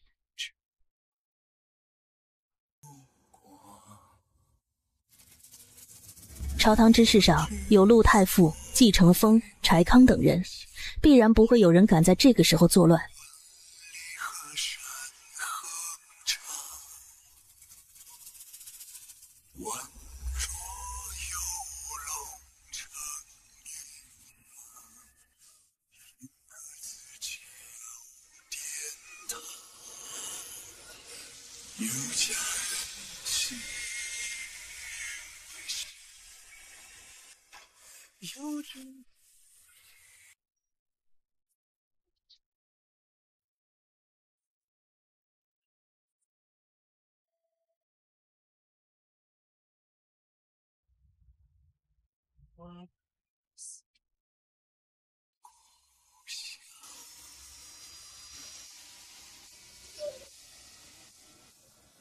10月初8，大军动身出发。人生杀，我恋站在心事最美女杀，我恋站在那手心的发。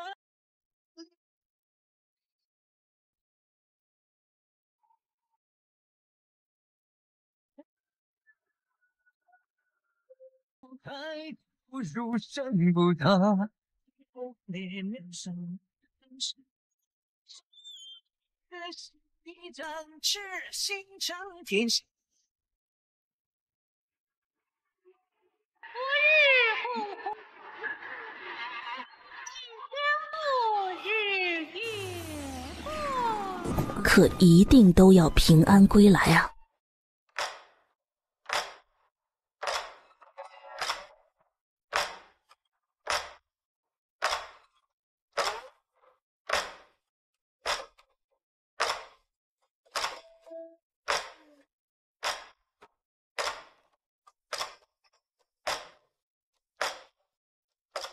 可还能治好？能是能，只不过需要时间长一些。去吧，立刻去准备药，给本王治病。是。慕容文铎连亲爹都没有见，只对外宣称自己受了重伤，让府内上下口风极严。也不知道二哥去了一趟大周，可是什么正事都不干，玩得还挺花呀。父皇啊，二哥都这样了，他这个储君也做不得了吧？孽子，他还回来干什么？本来他就没有准备好跟大周打仗，谁想到那个孽子居然会在这个紧要关头对那萧景义的皇后动了手，惹得大周率先对他们动手，抢占了先机。许是二哥也听说了那个传闻。什么传闻？萧景义的那位皇后乃是天生后命，谁娶了她就是这天下霸主。当真有这件事儿？自然是真的。那女子长相如何？极美，而且还善医术，是药古药老的嫡亲外孙女。倘若可以得到那天生后命的离世，她是不是也可以成为天下霸主？不是吧？莫非亲爹也对那个大周皇后产生了兴趣？年关将至，京城之中热热闹闹，在准备过大年。不过此时顾府中的气氛却有一些紧张。你不用担心，婉莹跟孩子肯定都会平安的。我这是头一回当爹，没有经验嘛。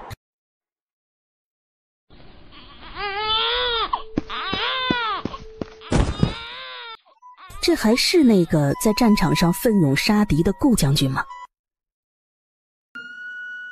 长姐，你还是赶紧回宫休息吧，看着天儿，许是要下大雪了。看到你们母女平安，我也就放下心来了。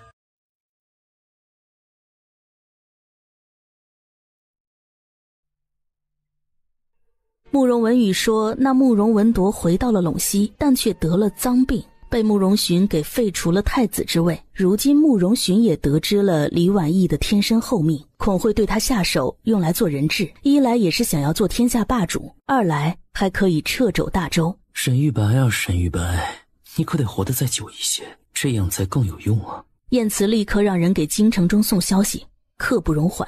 陛下，花氏国的人到了。好，多谢陛下助我花氏国铲除内贼。长姐已经传位于我，他出家了。我不理解，陛下为何要让我放走那贼人跟他的同党呢？这不是放虎归山吗？这人是送到苗疆塞兰西那儿，然后你让苗疆帮你巩固花氏国的事情，去追击花氏国的叛徒们。这样就会让苗疆没有时间去参与陇西国的事情了。对，而且花氏国因为之前内乱实力大损，趁着这个机会要尽快修整，或许以后还会用上花氏国的兵力。既然西凉跟科勒一直摇摆不定，也要趁着这次机会彻底解决了这个隐患。这场仗可能要打很长时间啊。娘娘，这是陛下派人给您送回来的信。他在信中讲述了这段时间的战况，自然又是捷报频传。晏慈让他一定要注意安全，说那慕容询可能会派人进京来抓他。林婉义决定接下来的时间里就都待在宫中，宫中的血衣卫都是晏慈一手训练起来的心腹，如今不用上朝会，每日进出宫的人也严格把守。林婉义可不想在这样的紧要关头给这场大战增添什么麻烦。晏慈在这封信的最末尾写了一句话：弯弯对不起，不能回来陪你过年了。他知道晏慈所图的是他们以及大周所有百姓们以后可以家人团圆过无数个安安稳稳的大年。接下来要仔细宫中的情况，还要加派小恒那边的护卫。如果作为人质的话，除了他林婉义外，晏慈的儿子钦定的皇储那么也十分危险，家中勿念，唯思君耳。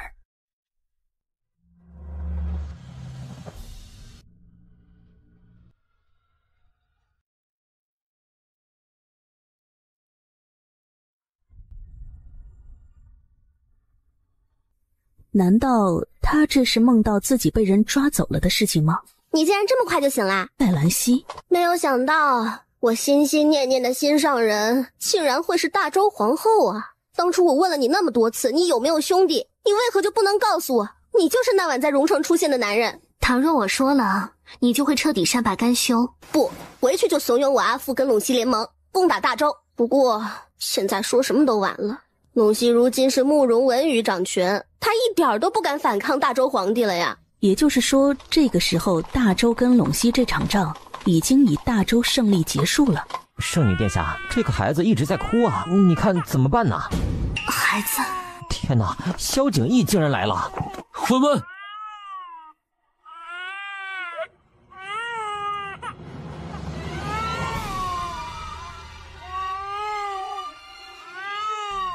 他知道自己又跟弯弯共梦了，而梦中的场景应该是在盛夏，不是眼下。那个时候肯定可以结束跟陇西的这场大战了，他就能早点回到弯弯身边去。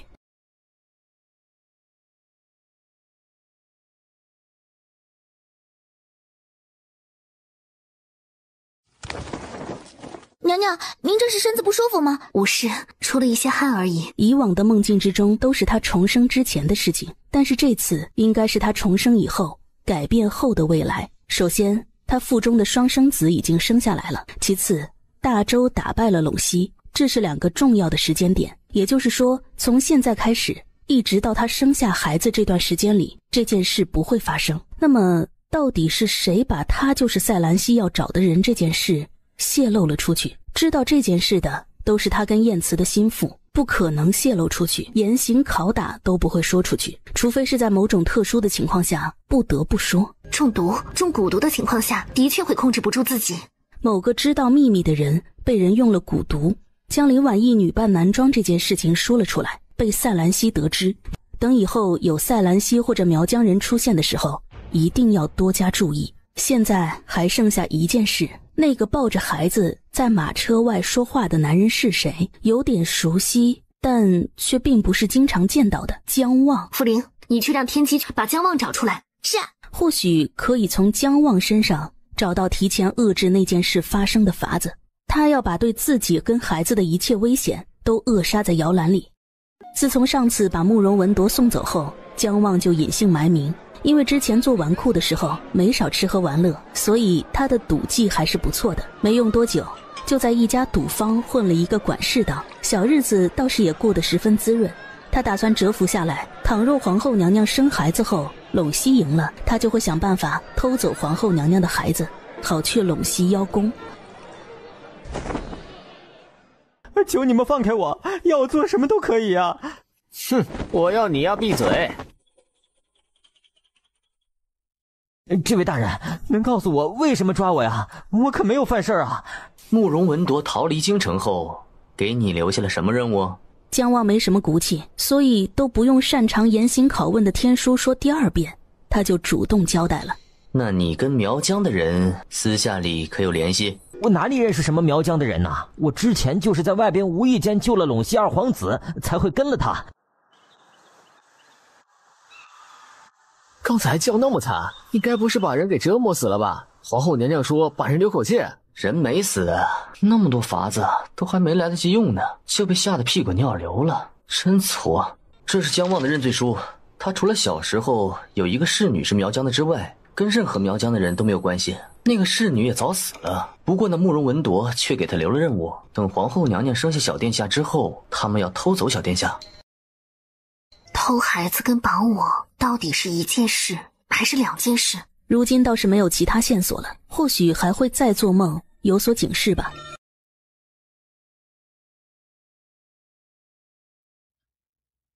那李婉意到底有多美？一想到许多年前他就在大周京城安排好的眼线，这次都让老二那个废物给破坏了，就气不打一处来。不然的话，他想要抓那个林婉意会这样难吗？削减慕容文铎的王府用度，暂停他手上所有权利，让他在府中好好的闭门思过。是。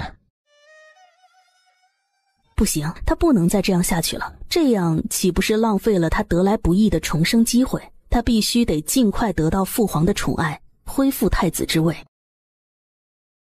大周皇帝的那个小太子竟然是他家老二的。你说大周太子真可能是我二哥的儿子吗？按理说实在是不应该，但那折子上二殿下又说得十分笃定。其实二哥走了一步险棋，父皇已经对那李婉意志在必得。二哥，你在这个时候说那李婉意给你生了儿子，这岂不是在告诉父皇你也想要那个天生后命的女子？是不是急着想要篡位呢？二话不说，立刻誊抄了一份，然后让人快马加鞭地送给萧景义。慕容文铎竟然一直没有把北境军的虎符拿出来，莫非他知道那是假的了？至于陇西那群蠢货，还真的以为小恒是慕容文铎的儿子。立刻把这封信送到药谷去。是。那个病虽然不至于要了慕容文铎的命，但终归会给他找许多麻烦。寻常大夫治不好这个病，保不准对方会把主意打到药谷上去。而晏慈的这个未雨绸缪一点都没有错。如果没有之前晏慈特意派人送回来的信，药谷众人或许真的会以为这个慕容文铎会是弯弯的旧时。只不过如今有了晏慈的提醒，让那人回去，并且告知他们陇西得罪了药谷，以后陇西的任何人药谷都不会给治病。因为慕容文铎的一封信得罪了药谷，再次又惹怒了慕容询。慕容文铎见没有办法，立刻以自己熟悉大周的兵将，知道他们的弱点，带兵前往战场，以图戴罪立功。慕容询暂且信他，毕竟如今他们已经连续丢了一半的城池，按照这个速度下去，可能过了年，大周的军队就会打到他们陇西的都城来。用慕容文铎前去攻打大周的人，也算是死马当活马医了。在把亲儿子都派出去后，得知苗疆竟然还不发兵，就又派人去了一趟苗疆催促，担心其中有变。这不是花氏国的三公主吗？你怎么来了？我皇姐被那陈放哄骗，险些酿成了大祸。陈放却是带着心腹逃脱，逃到了你们苗疆这边。我希望你可以帮忙抓到他。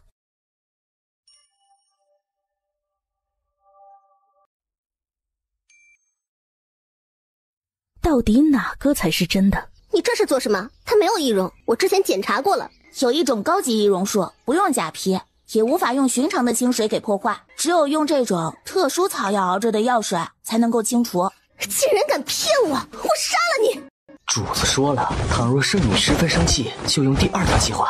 你怕了？属下是谨记主子的命令，不能让圣女对那人的怨念加深。这个圣女抽人的样子实在是太吓人了。戚风主动的把脸上的伪装也给解除了。陇西国骗你，送了一个赝品过来，其实就是要哄骗苗疆对大周出兵。我知道，那又如何？那你还把那个假的抽得半死啊？本来想要顺水推舟，给你一个人情，帮你抓住那个陈放。花氏国那个陈放不止背叛了女帝，还骗了他的心，给他下毒，差点害死他。这等垃圾男人就不该活着。要不圣女先将就着用。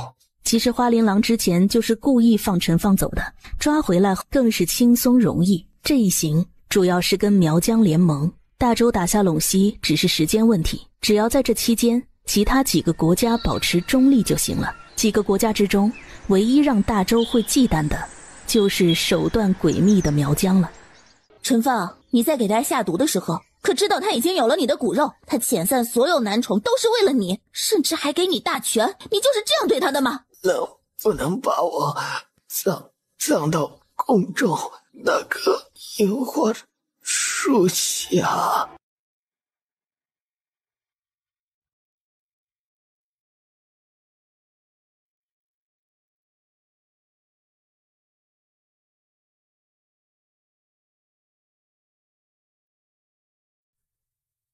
那年樱花树下粉红一片，英姿飒爽的年轻女帝看到了不卑不亢的俊美醉奴。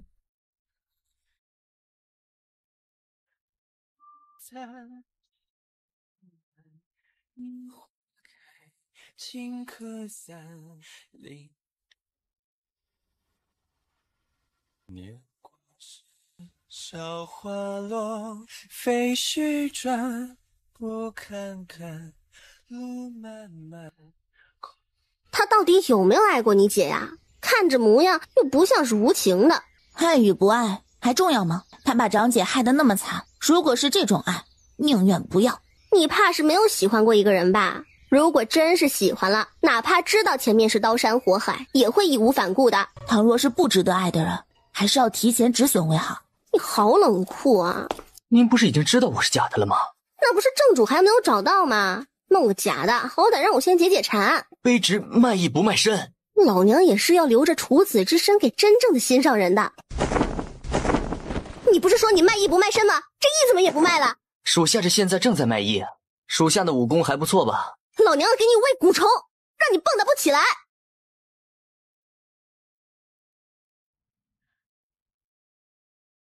如今的苗疆不替陇西出兵了，当然了，他们也不会帮着大周，一切还要观望。对大周来说，这样就够了。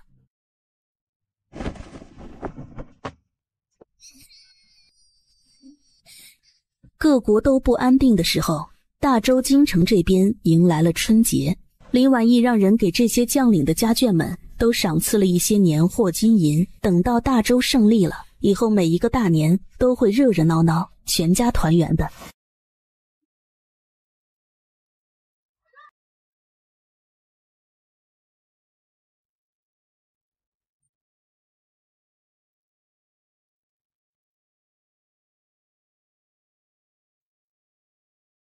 文文，接下来这段时间恐是到了两国打仗的关键时刻，你跟小恒都要多注意安全。这段时间我就不出宫了，一定会注意安全的。我跟嘉兰回去吧，母亲留在宫中住一些时日。嗯。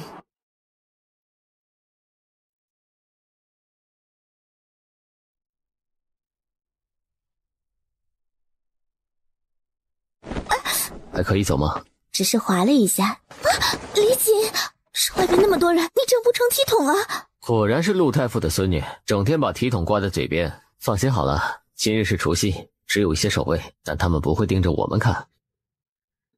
世子，等回王府就寝了的时候，原来是夫人要邀请我回床榻上彻夜过除夕。其实我刚才就想要看看夫人的脚踝有没有扭伤而已。你也会医术？会一点，因为小时候母亲让我们仨一起学。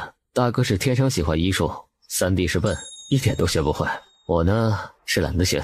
你怎么还带拉踩亲兄弟的？在自家夫人跟前，当然要说自己最好了。比如三弟，成天说我武功没有他好。黎操年纪轻轻，武功的确很高。那你当时听到后就没有去反驳他？自然是反驳了，我说他傻。倘若弯弯是在荣成王府长大，就更好了。弯弯实在是不易，如今她贵为皇后娘娘，我们全家自然都是要竭尽全力去支持她的。这或许也是李锦当初愿意娶她的一个原因。毕竟荣成王府是武，而陆家是文，有这样强大的文武做后盾，林婉仪的皇后之位，小恒的太子之位就是稳稳的。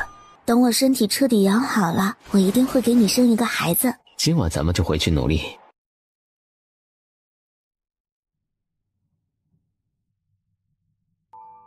陇西已经有3/4的城池都被攻打下来了，这其中还有一半是主动投降的，再加上燕慈御驾亲征，兵法如神，大周兵将们又骁勇善战。此时北境军已经趁着陇西不备，在穆广宇的带领下绕路前往陇西的腹地，等过了年就要开始发动总攻，彻底拿下陇西了。今日除夕，所以燕慈犒赏兵将们吃肉喝酒。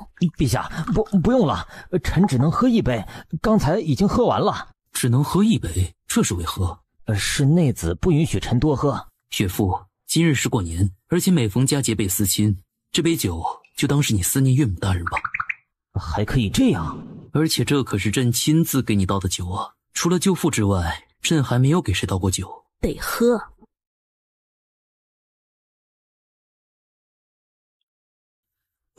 陛下，这又是什么意思啊？这杯酒，岳父同朕一起，期待弯弯跟孩子能够母子平安。因为要彻底打败陇西，还要彻底给其他不安分国家一个警告，他要食言了，不能回去陪弯弯生孩子了。生孩子是多危险的事情啊！而且弯弯这次还是怀了双胞胎，岳父，我好担心她。黎觉一听，他也担心女儿啊，这杯也得喝。岳父，这以后就是咱们俩的秘密了。他们怎么就有秘密了？真累了，各位爱卿自便。这么早就回去歇息了，您也不能喝呀。弯弯不让朕喝太多酒。弯弯不让你喝酒，你总劝我喝酒干什么呀？总感觉萧景逸那小子好像是给他挖了一个坑，结果他还义无反顾地跳了进去。白日里冯飘飘偷偷地看到过，那大周皇帝英明神武，俊逸非凡，又身居高位，这样仓促委身给大周皇帝那样完美的男人，一点都不亏。先退一步，不要名分，等有幸怀下龙嗣，以后的前途不可限量。他知道或许对方不会那么容易要自己，所以还在身上带了有催情香料的香囊。打了好久的仗，身边又没有女人，再配合着催情香囊，他不信今晚不能成事儿。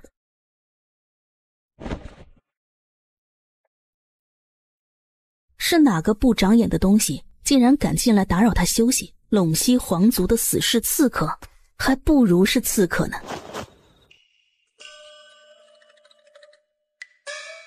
冯郡守竟然派人来刺杀朕，你有何居心？陛下，罪臣没有要刺杀您，这是小女。如果是往常，燕慈也就把人杀了，可是如今这是降兵，杀了会影响后续的招降。只要你们是真心投靠大周，必然都会厚待你们，其他多余的事情不必再做。你这女儿不安分，还是送到安中，这辈子好好静一静心吧。多谢陛下开恩。冯郡守看到燕慈转身回了房间，立刻让人连夜把女儿就给送到了尼姑庵，一刻都不敢耽误，生怕陛下后悔，秋后算账。而冯郡守这件事也算是彻底给那些有小心思的人敲响了警钟。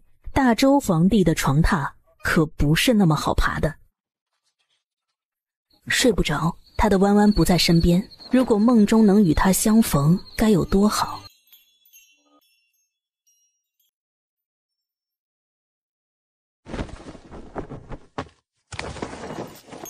燕慈，文文，文文，要不咱们试试在梦里做？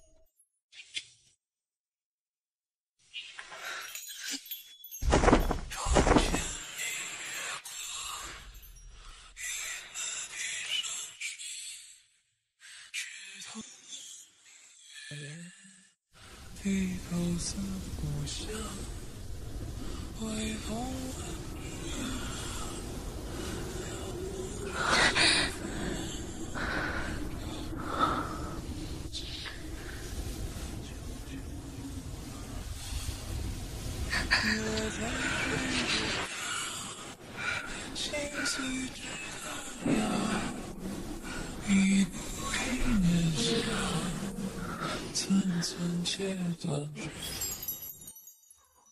你睡着之前那边是什么时候？攻打陇西的那个除夕夜，建武2年。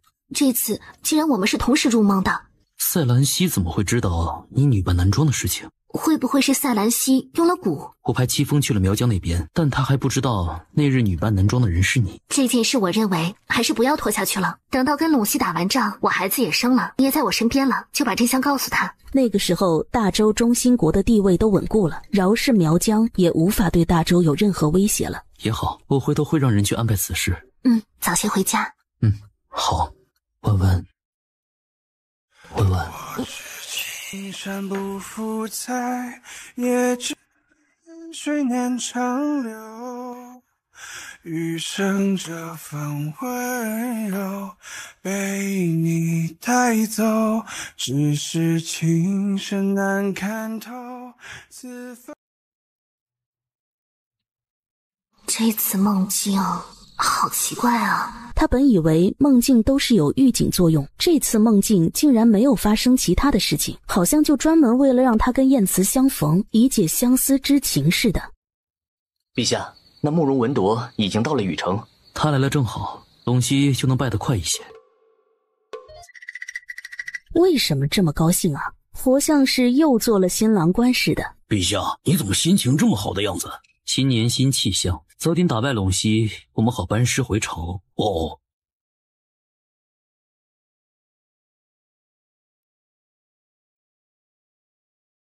二殿下，你确定对方的那种火油武器一点都不厉害吗？慕容文铎记得上一世北境的火油可是被陇西给夺走了的，而且陇西也没有用火油研究出什么很厉害的东西。虽然这一世有点奇怪，竟然是大周得到了火油，不过想必也是同样情况吧。现在想起来才发觉为什么好多事情都跟他记忆中是不同的。当年那个大师是不是骗了他？他根本不是重生了。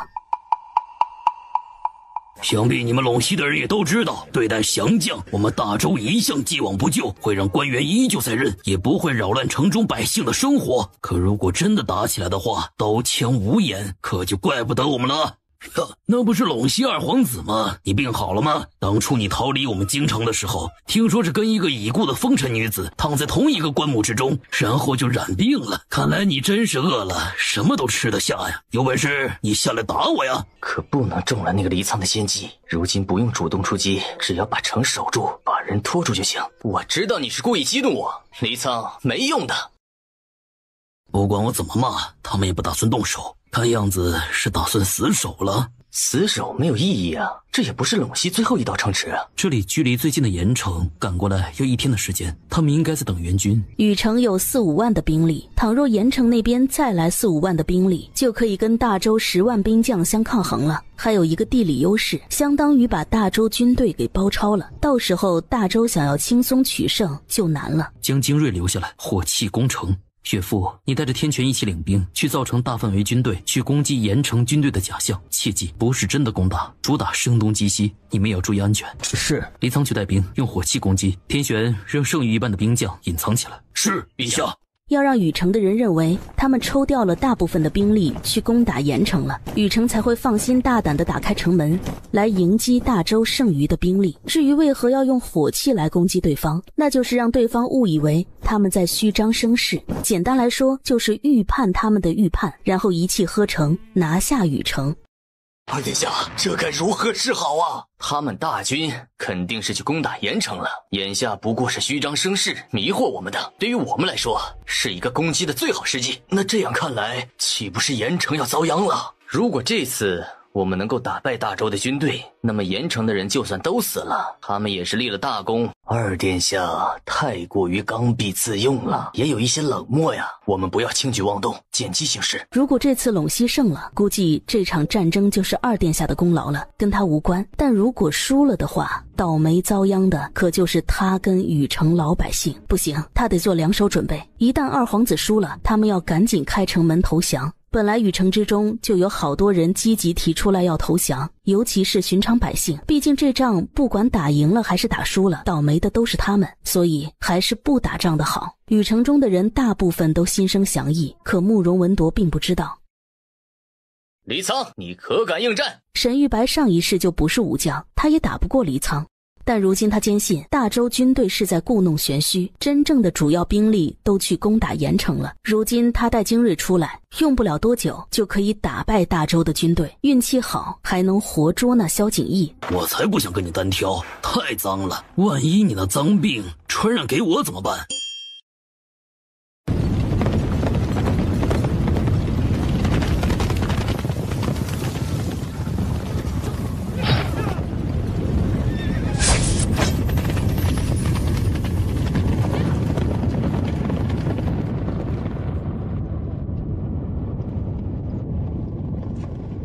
在彻底将陇西主力军打散，并且活捉了慕容文铎后，大周这边就发起了全面进攻。当陇西人发现他们上当的时候，却为时已晚。禹城郡守听到消息后，十分果断地带着人拿着城池的官印，除掉武器，主动出去投降了。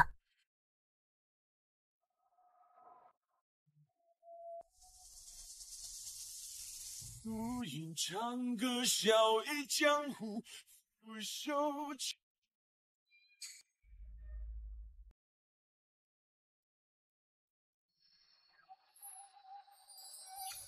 烽火惊梦破长空，沧海落星老几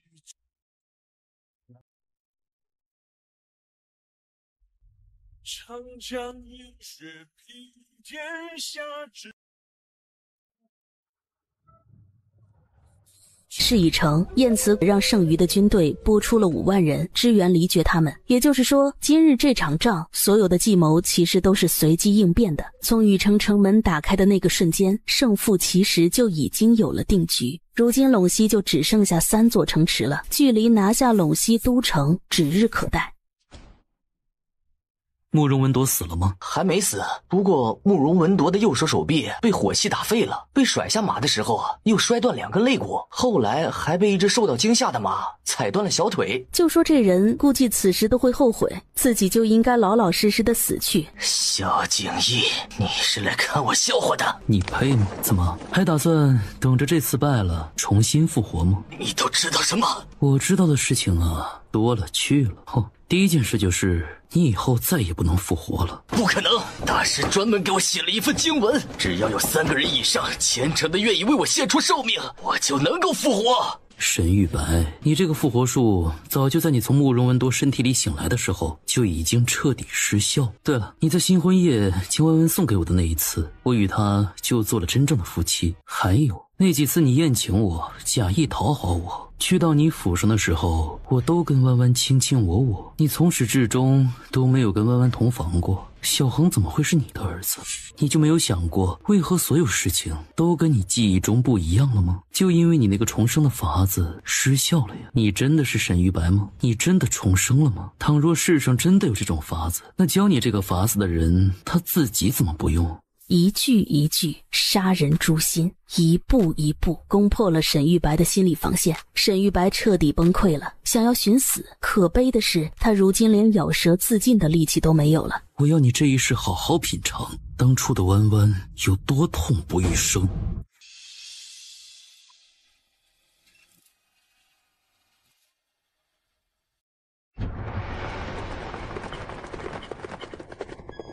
就在沈玉白求生不能求死不得的时候，大周的军队势如破竹，用了不到2个月的时间就逼近了陇西都城。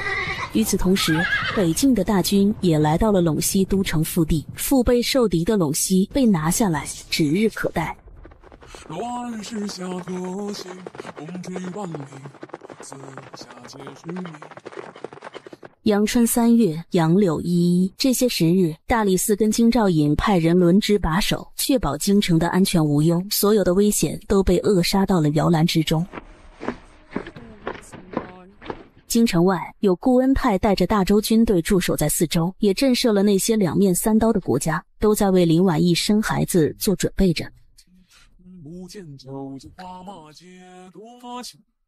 我许是要生了，你们去让太医稳婆都准备起来。是，婉婉，感觉怎么样？只是刚发动了一点，不太明显，而且是2个孩子，估计要用很久。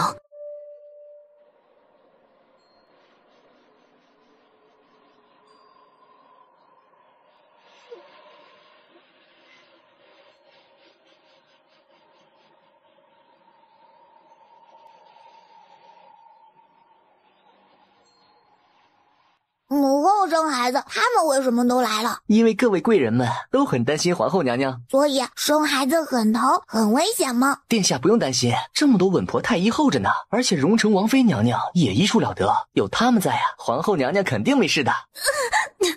母后，之前生我的时候，你是不是也很疼啊？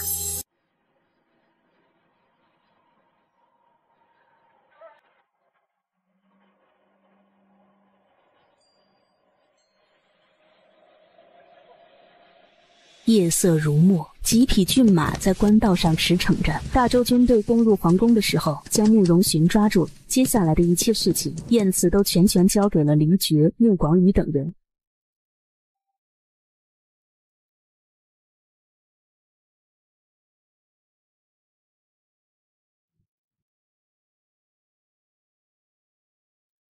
你说什么？大周陛下是回去陪他皇后生孩子去了？若不是如此真心，怕是不能让凤凰久落梧桐树上啊！我肯定做不到萧景逸这个地步啊！回望来时的颠簸，前路多少起伏，只为心中那盏灯火。万水千山都值得，不问去路坎坷。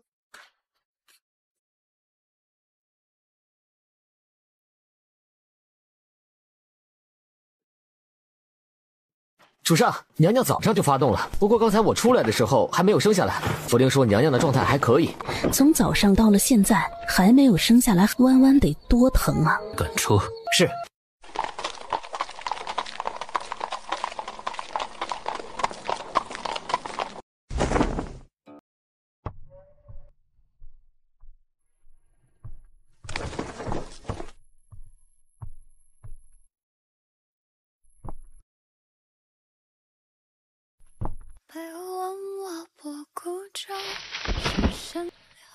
婉婉，我回来了。心若流去，何时送旧友旧友尽在风，你能陪在我的身边，真好。风卷云散冷静。恭喜陛下，恭喜娘娘！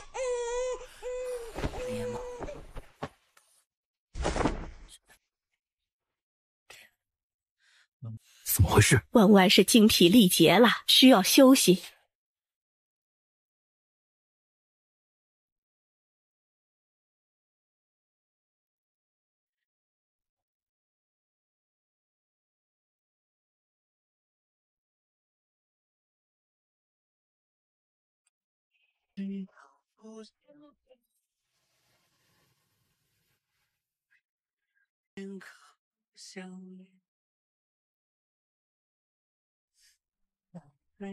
他睡了好久。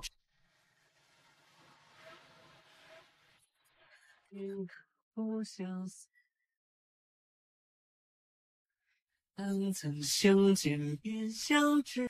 文文，感觉怎么样？哪里还不舒服？我没事。对不起，你之前不让我与你说谢谢，那你也不要对我说对不起了。不过生孩子是真的疼，以后我是真不生了。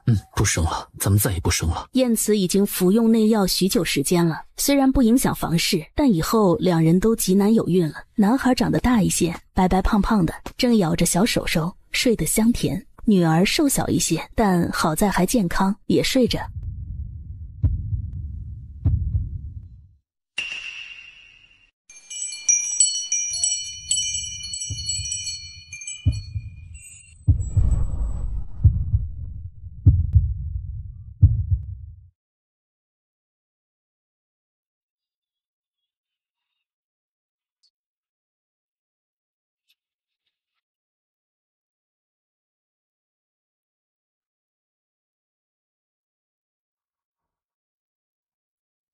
陇西那边的事情都处理好了吗？我都事先安排好了，不会有事。最多再有1个月，他们也会都回来了，你不用担心了，好好休息休息。好。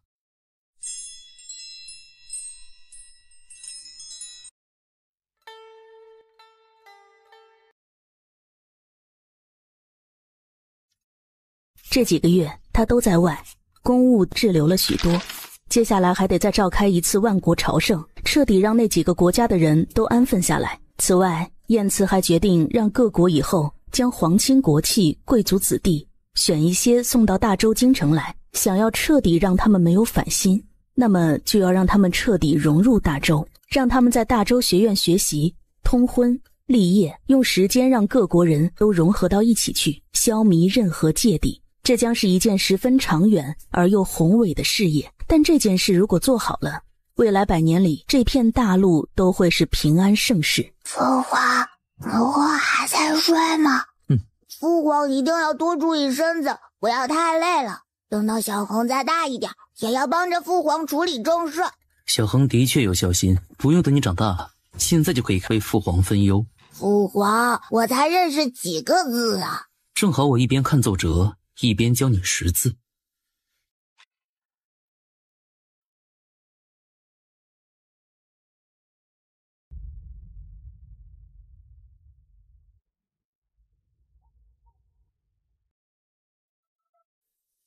夏兰，你看这月亮，有的时候是圆的，有的时候是缺的，就好像是人生，谁都有遗憾。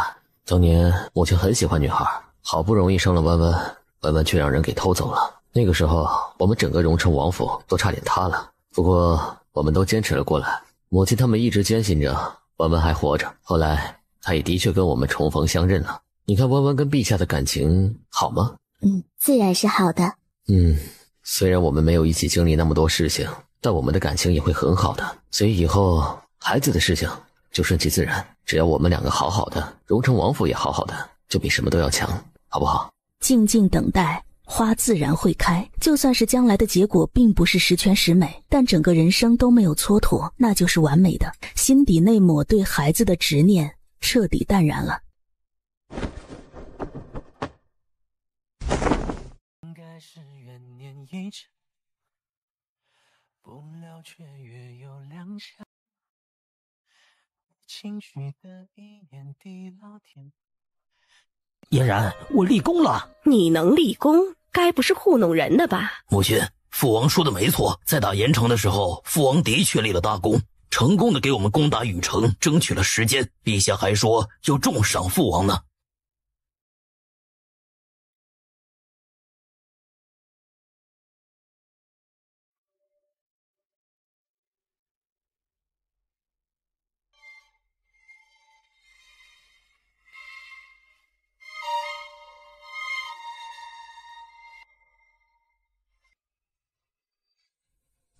穆广宇回到十分安静的国公府，整个人怔愣了好一会儿。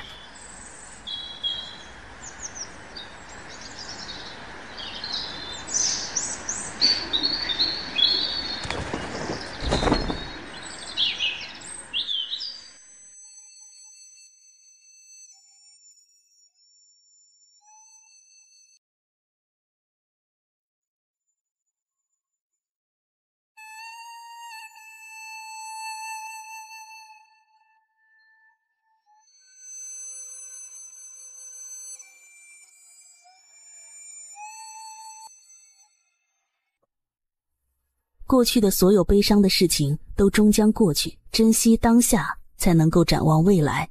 还是要举办一次万国朝圣宫宴，回头我让天璇跟赵福安他们去准备就行。安安你不用管了。我可以的，出月子了，身上都长了肉，活动活动正好。哪里长肉了？我怎么不知道？我来摸一摸。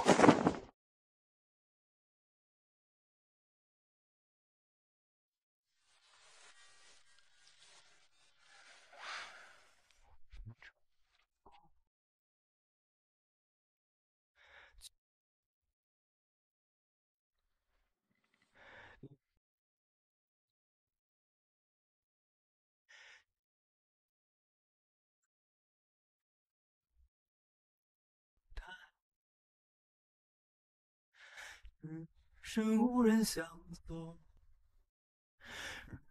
海茫茫的我何处能相逢？我怕时间太匆匆，我怕回头两手空，语言只是一词穷，我怕心是一场梦。陇西之战纷纷好了之后，就迎来了万国朝圣。你为什么不说话？族长让卑职说什么？就是平时跟我说的话呀。那是族长让我做那位大人的替身，如今你要见到那位大人了，就不用卑职装了。这话听得怎么有点酸酸的？我马上就要见到正主了，的确不用你继续装下去了。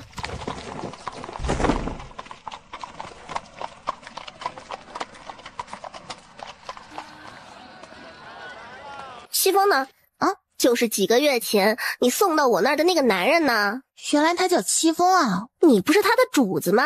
你都不记得你属下的名字？他的主子不是我，而是大周陛下萧景逸。突然发现自己竟然对戚风一无所知，不知道他到底是干什么，不知道他喜欢什么，也不知道他家中是不是还有些什么人。总之，自己好像也只知道他叫戚风。其实赛兰西有点后悔了，他想要收回那句正主来了，不想要这个赝品了的话。其实这个戚风还挺有趣的。陛下，属下已经将事情告诉了赛兰西，他要找的那人就在大周京城之中。好。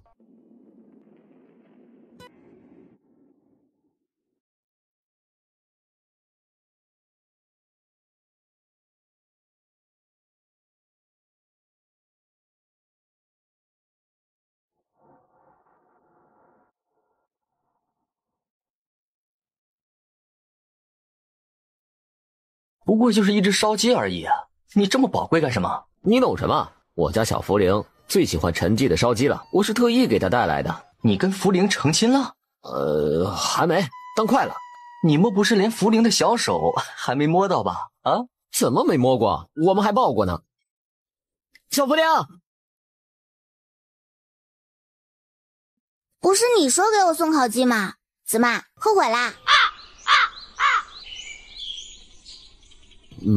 没后悔。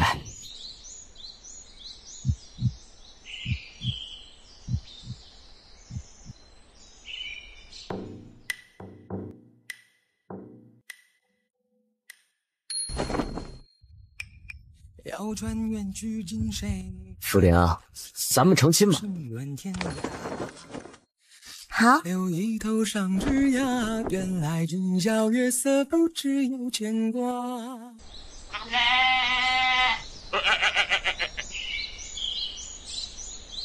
陛下说了，后日安排族长进宫去见那个人。你回来就是告诉我这件事的？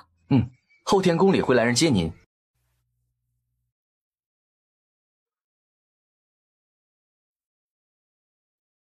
时间转眼就到了约定好碰面的这一天。好久不见，当年我跟荣城王府的家人们相认，后来就跟着他们一起回了荣城过年。那次遇见你是我晚上的时候跟陛下一起出去游玩夜市，我没有想到会这样。林婉意，哎，不是，可我多次找你，问你有没有其他兄弟，你为什么不告诉我真相？当时大周跟苗疆的关系很紧张，苗疆随时都有可能倒向陇西。倘若我告诉了你真相，你会不会立刻让苗疆靠拢陇西，然后联盟起来对大周宣战？赛兰西立刻明白了为何那个时候林婉意不说实话。虽然不是我的本意，但也给你造成了麻烦。你可以提一些要求，我来弥补你。要求不许过分，你可以回去好好想想，在离开大周之前给我答复就行。那我先走了。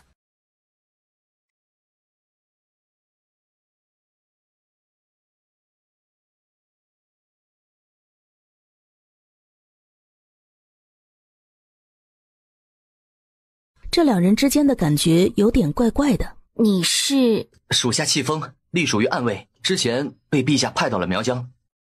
如果那林婉意不是大周皇后就好了，我定然要把她绑回苗疆，让她做我的侍女。族长，你万万不能有这样可怕的想法呀！先不说那林婉意的背后还有药谷，咱们苗疆跟药谷关系一向不错。最重要的是，您想想大周皇帝，他为了他家皇后，可是什么事情都能干得出来的。我知道啊，所以才说，如果她不是大周皇后就好了。族长，那您要跟大周皇后提一个什么样的要求呢？我得好好想想。爷，看着真像，像是像啊。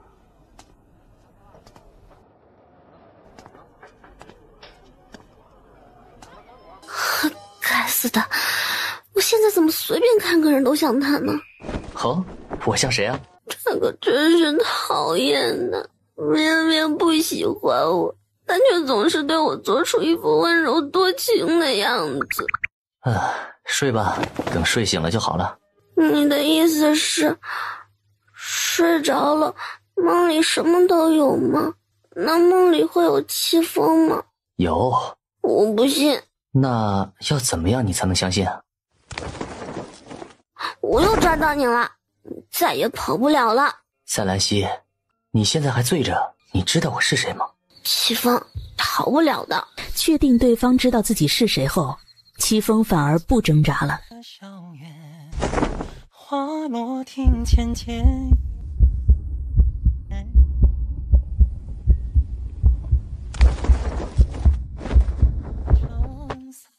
走进这花圈，笑与恨潜藏在眉间。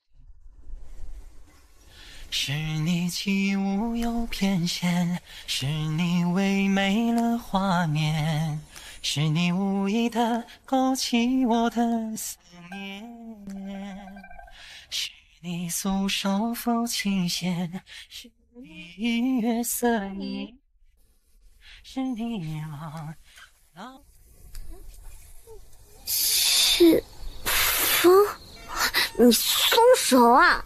明明都是你强迫我。我强迫你，但你也可以推开我啊！你又不是不会武功。你确定那个时候要我推开你吗？我不管，跟我回苗疆去吧。可你回去做什么？继续做你心上人的替身？到底要怎么样你才愿意跟我回苗疆？莫非你想跟我要名分？如果实在不行，咱们成个亲也行。那你喜欢我吗？愿意跟我在一起一辈子吗？愿意跟我一生一世一双人吗？一生那么长，你可以保证只跟我在一起吗？我可以，你可以吗？赛兰西，你怎么哭了？戚风，你让我到底该怎么办？我好像是喜欢你了，但却又不知道自己能不能一直只喜欢你一个人。你是不是给我下了蛊，让我只能喜欢你一个人了？可是不应该啊，老娘是白骨不亲啊！我就是给你下蛊了，因为我就是你的情蛊。我总是担心你可能只是一时喜欢我，并不会长久。说到底还是担心会失去。戚风，我们试试好不好？看我们能够相爱多久。我不会去找其他男人，和你在一起后，我会遵守一生一世一双人的约定。倘若有一天我犯了错，你就杀了我。胡说八道什么？我杀你干什么？你要干什么？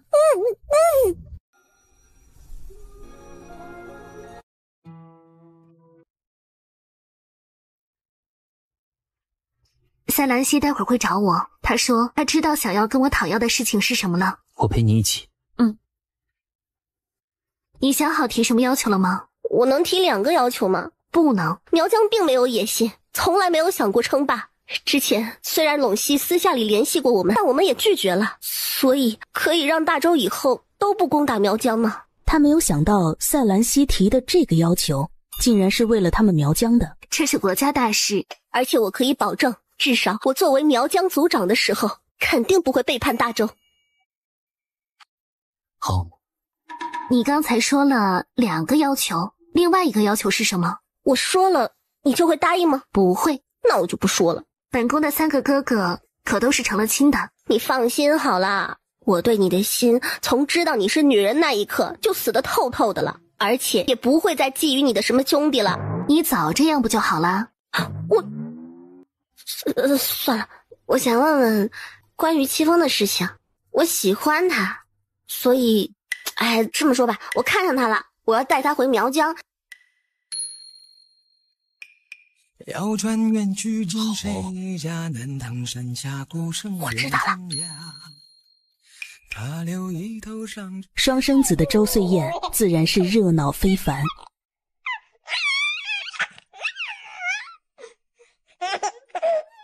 看来二殿下喜欢习武，以后老夫可以教导他呀。穆将军，等二殿下大一大，您就老了，得让我来教导二殿下。小风，你快快长大呀！以后哥哥封你做大将军，你替哥哥守好大周疆土，好不好？父王母后，你看弟弟同意了。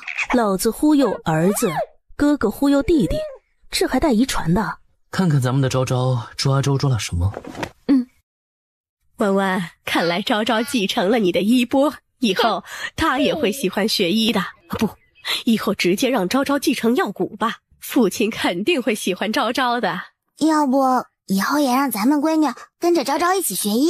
孩子们以后学什么，你说的算。茯苓啊，你说昭昭小公主可爱吧？自然是可爱的。那啥时候你也给我生个？哎呦！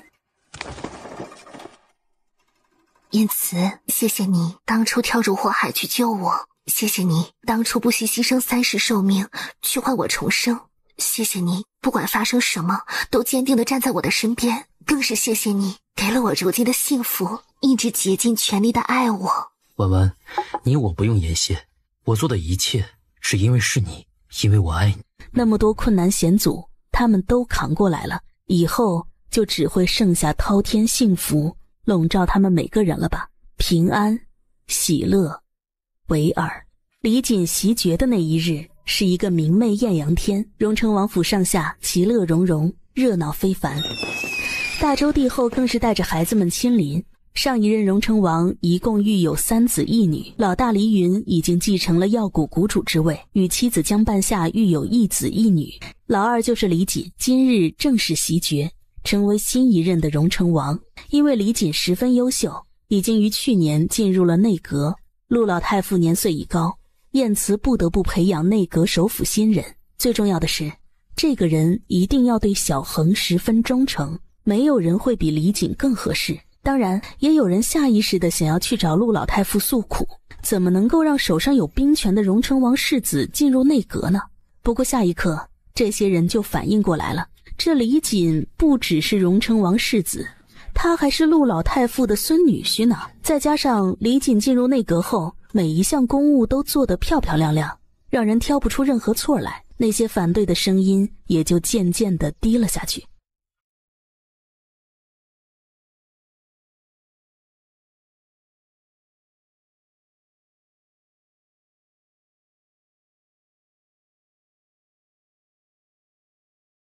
嘉兰，我知道你跟王爷感情好，不想他纳妾，但你年纪也不小了，所以倘若实在是不行，还是不能让王爷绝后啊。母亲放心，我会把这件事放在心上的。还是你们的孩子，缘分还没有到吧？嘉兰，你今天累了一天了，赶紧去休息吧。而且明天我们都要偷个懒，不起那么早，你也不用过来了。是，母亲。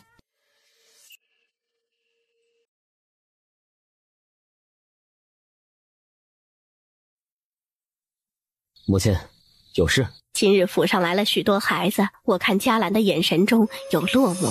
待会儿回房后，你多疏导疏导她。还有啊，正好你也休沐，你带嘉兰出去逛一逛，散散心。是。今天喝了许多。今天高兴，而且有陛下在，我就多喝了几杯。需要醒酒汤吗？还是先沐浴啊？醒酒汤喝过了，我先去沐浴。王爷，大儿，今日饮了太多的酒，浑身没力气，王妃帮我吧。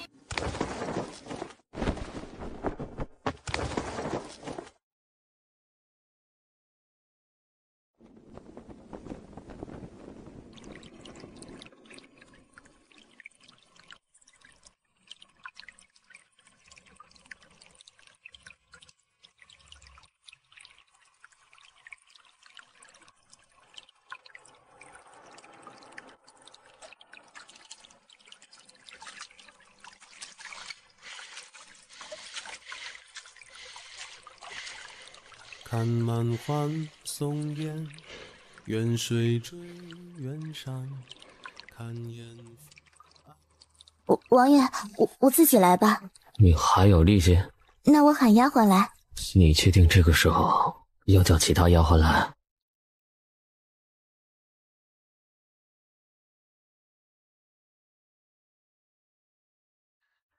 刚才王爷还说累了。男人怎么可以在这种事情上成人类了？已经快要子时了。明日不用早起，你偶尔也该探个懒觉。嘉兰发现那些册子上所有的东西加在一起都没有李锦会的花样多。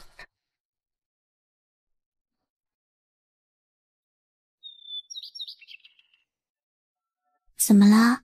是哪里出了水患吗？暂时没有，不过未雨绸缪，再加上昔日的陇西西凉都并入了大周，这些水晶柱都要填补一些，正好也更新更正一些本来的湖泊河流情况。想不想去那些实地看一看？什么？我不能离开，不然这府中这么多事。之前你没进门的时候，我们荣城王府也没有乱掏，你放心好了。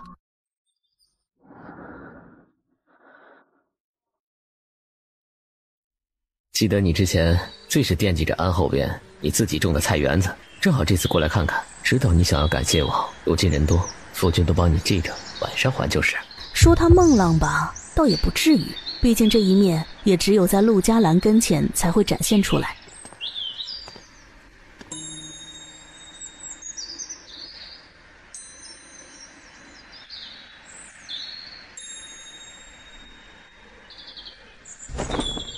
夫君，我刚才去菜园子了，裙摆上有泥土呢。第一次见你的时候，你就在那玩泥巴，我又没有嫌弃过你。他只是在看土壤中的蚂蚁蚯蚓，怎么就玩泥巴了？而且你担心什么？这里是佛门重地，我又不会乱做什么事。弄得好像是他胡思乱想了似的。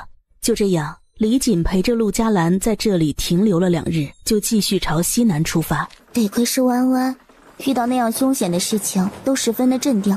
倘若是我，可能只能以死明志了。大儿，不管如何凶险都要活下来，人活着才会有更多的未来。而且为父会帮你报仇，我跟荣城王府就是你坚强的后盾。他家是书香世家，陆嘉兰从小到大最离经叛道的事情，恐怕就是那一日单独跟李锦见面，并且决定嫁入荣城王府了。可是现在李锦却告诉他，不管如何都要活下来，活下来才会有未来。突然感觉自己好像距离李锦越来越近了，从最开始互惠互利的博弈，到后来试探着彼此心意，或许自己在李锦心中也是有一些位置的。夫君，你当初为何弃武学文呢？学武以后是要做武将的，太累了。怎么感觉离了京城，你的性子不够沉稳了，是不是？能够放下一切，游山玩水，自然是放松的。在这里，我不是内阁大臣，也不是荣城王，你也不是王妃当家主母，我们什么事情都不用去理会。不过嫁了我，可能以后这样离京游玩的时间会极少。我懂的，内阁事情繁多，祖父也说了要好好培养你。那就让你跟着我一起被拘在京城了。我不在乎这个，我最在乎的是可以跟家人们在一起，家人们都平安喜乐。怎么了？是突然发现你的眸子里都是我的倒影啊。大儿，你有试过在船上吗？我与尘世句句都心多远，最怕是世人善变。我本贱人立于这天地间，你却闯入我心间。虽然这一路来李锦并没有耽误公务，但说起来几乎也是夜夜笙歌了。到后来还是陆嘉兰真的吃不消了，他才终于开了口拒绝。夫君，你生气了吗？我为什么生气？你累了的话就改日再做好了。就不累了？没有，就是为何我说累了你就停了？你都累了，我怎么还会继续闹你？可以前你也从来没有说过累啊，我还以为你也喜欢这事儿。好了，不逗你了，以后你喜欢的时候就说喜欢，累的时候就记得说累，不要什么都忍着，知道吗？我才没有喜欢呢。好，你不喜欢都是我喜欢而已。那天我袭爵府上宴请宾客，岳母大人跟你说过让你给我纳妾。王爷怎么看这件事？还知道反问了？我如何看？你不应该知道答案了。我们荣城王府从我祖父那一辈就没有纳妾这个规矩。你还没有说你到底准不准备给我纳妾？不想，但是我却不能给你生下一儿半女。荣城王府的爵位也并不是我的孩子才能够继承，我们王府的规矩是能者居之，你不要压力太大。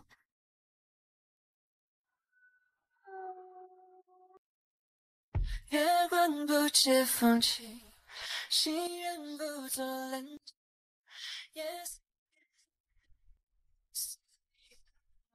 的倒影，你背影的出寻，娇美地着冷冰。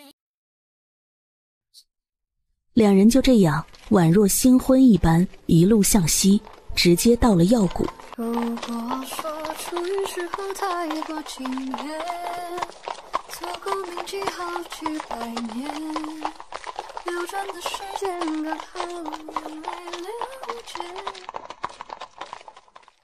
之前你们成亲的时候只是接到了书信，这还是第一次见到。外祖父，嘉兰之前中了蛊毒，伤了身子，后来蛊毒拔除了，但身子却也受损了，一直调理不好，无法有孕。您看看。蓝丫头，我给你把脉。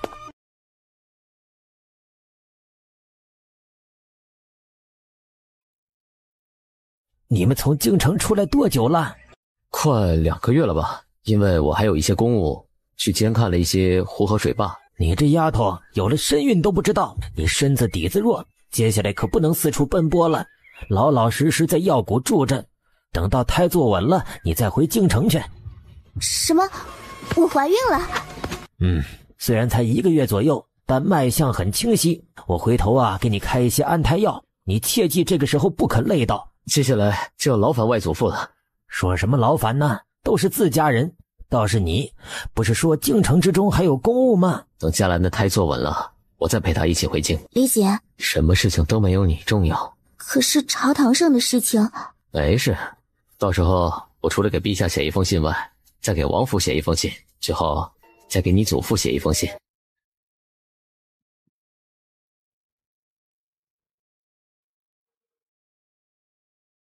很快3封信就从药谷发了出来。二哥长时间不回来，会不会影响政务？他之前做的一些水晶柱批改，还有一些调查已经整理好，这次也都让人先送回来了。至于内阁政务，就让陆老太傅多担待一些好了。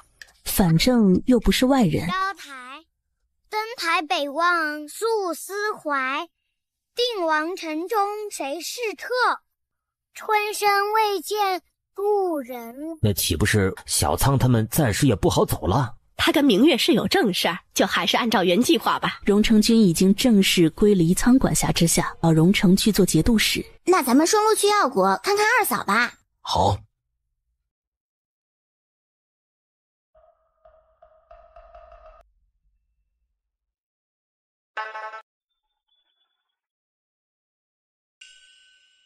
昭昭，还记得母后跟你说过的药谷吗？老祖宗在那。那你想要去见一见老祖宗吗？那母后跟着昭昭一起吗？要不我陪着昭昭一起走一趟。你别走，等到小恒能够独当一面，我就传位于他，到时候不管你想要去哪里，我都陪你。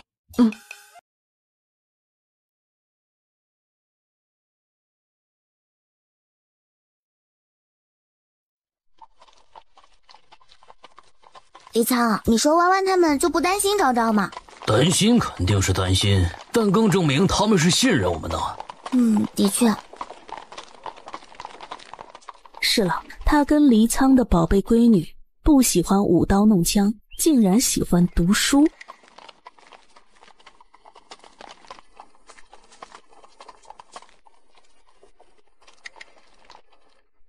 要不我来抱吧，可别累到你。你是在说昭昭胖吗？陛下，等到回京了，您就把这件事告诉陛下。小昭昭，这个是你的大舅舅，不过你不用记住，以后也不会经常见。大舅舅白，小舅舅黑。啊！老祖宗，昭昭好喜欢你，你身上的药香真好香。他们突然就明白了，弯弯为何会在这个时候让他们带着小昭昭一起过来。既然来了，就在药谷多住一段时日吧。我不能常住，爹爹娘亲他们要去荣城。外祖父，我们只能停留3-5日，因为要去荣城上任。政务要紧。母后说昭昭跟着二舅舅二舅母一起回京城。我就说嘛，弯弯那样谨慎的人怎么会让小昭昭出来这么远？感情他让我跟三弟分别做护送大将军啊。倘若弯弯当初能够在我身边长大就好了。外祖父，过去的事情就不用耿耿于怀了，咱们都一起朝前看吧。你看如今弯弯多幸福啊。萧景翊为了自己皇后不开后宫，而且还为了自家皇后不再受生育之苦，直接让自己断子绝孙了。为了太子稳固地位，萧景翊更是不顾所有大臣反对，重用荣城王府，3分兵权也在荣城王府之中。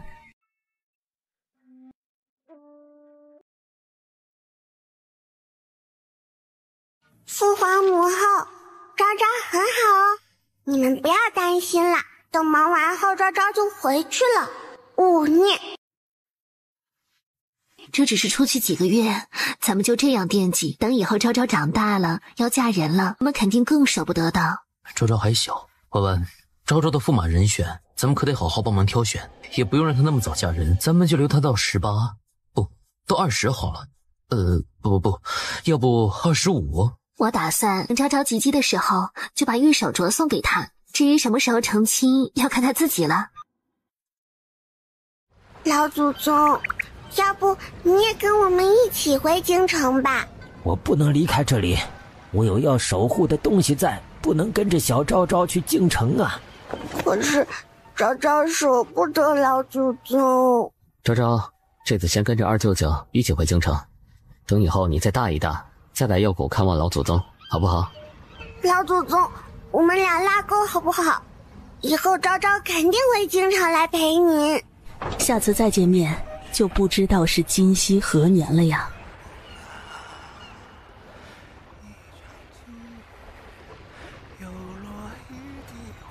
茯苓姐姐，你会偷东西吗？这句话似曾相识。公主殿下，你要奴婢偷什么？奴婢的功夫不错的，还有经验，如果实在不行还可以喊上天机一起呢。我需要你们帮我把老祖宗偷出来。啥？我舍不得离开老祖宗。公主殿下，药老其实是为了守护你们，所以他才决定此生不再离开药谷了。奴婢这么说您能明白吗？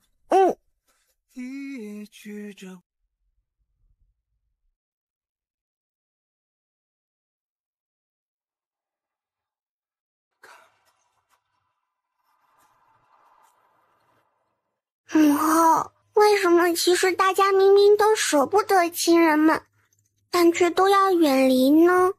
昭昭，因为每个人都有自己的人生，但又都有自己的牵挂，所以你会看到大家对亲人的不舍，又会看到他们对远方跟理想的渴望。将来昭昭长大了，也可能会离开你们，但是却永远会爱你们，你们也永远爱昭昭，对吗？对。王爷，皇家寺庙那边刚传来信儿，说老太妃去了。荣城王府的老太妃没了。我会去吊唁。我陪你一起。不管之前闹得多难看，他们都还是得尽好这最后一次孝。5个月后，陆嘉兰成功地生下了一个6斤8两的男孩，男孩哭声十分嘹亮，响彻整个荣城王府。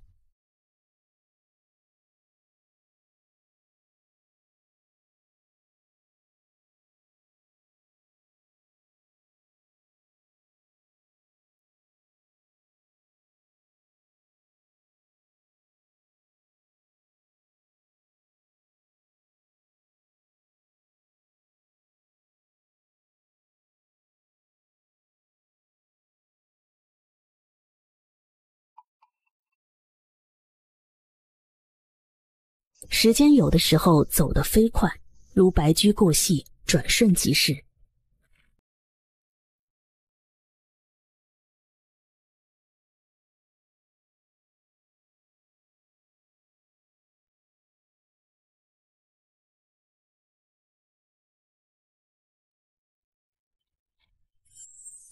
萧恒18岁那年，燕慈就把政务的事情都交给了他，提前禅位。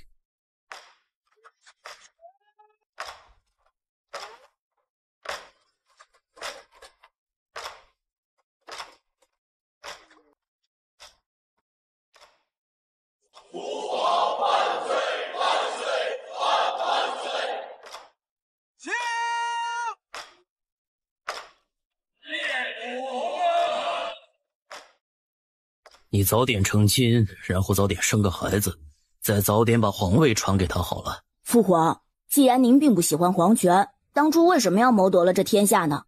小恒啊，我当初只有强大了，才能够护着你母后还有你们3个呀。你们就是我想要守护的人，如今你也长大了，就轮到你来守护你想要守护的人了。笑，如今杀百年。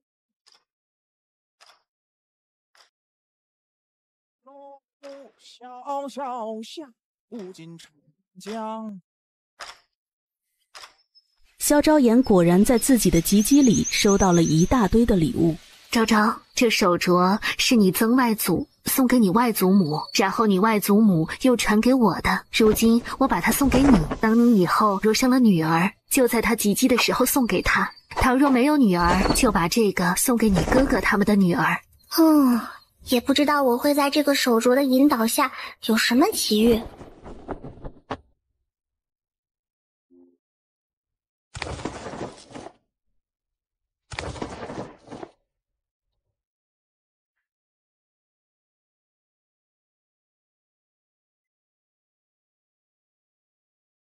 且将今夏挥剑。打仗很危险的，你既然选择了战场，可就从那一刻是兵了，而不是皇宫之中的金贵皇子了。母后，儿臣知道的，你放心吧。婉婉，你是在担心孩子们的事情吗？他们会有自己不同的人生，不同的机遇，不同的选择。不管如何，他们都平安喜乐，幸福就好。一定会的。因此，倘若没有玉手镯，让咱们在梦中提前相遇，也没有前世你献祭了寿元救我，还会爱上彼此吗？会，不管怎么样，我们都会再次相爱。夜幕袭来，2个人相拥而眠。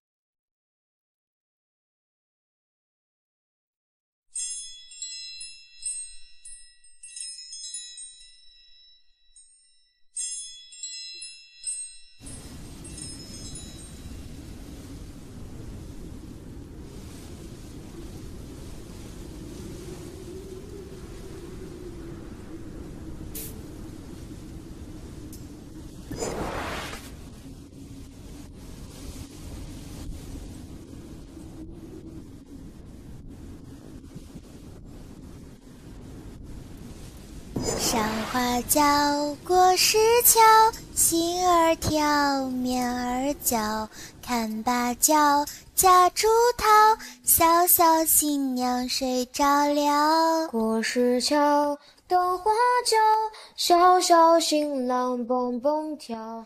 等你来把我的红绳。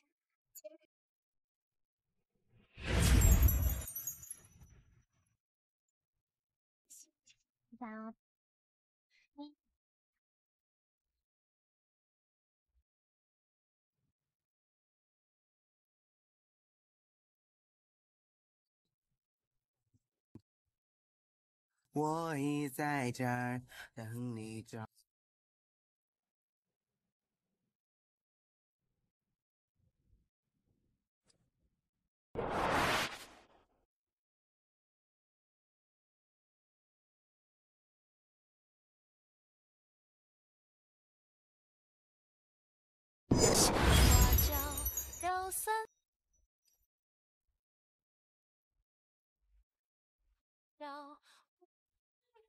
小小新娘进了，叫美人抱，小小新郎拥抱。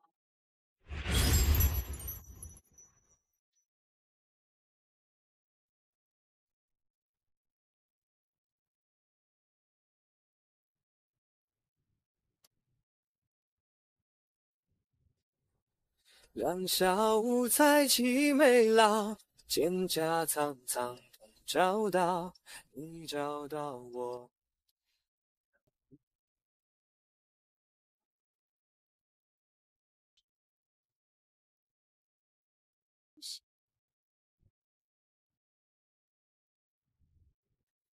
两小无猜齐眉老，蒹葭苍苍同找到，自己不了。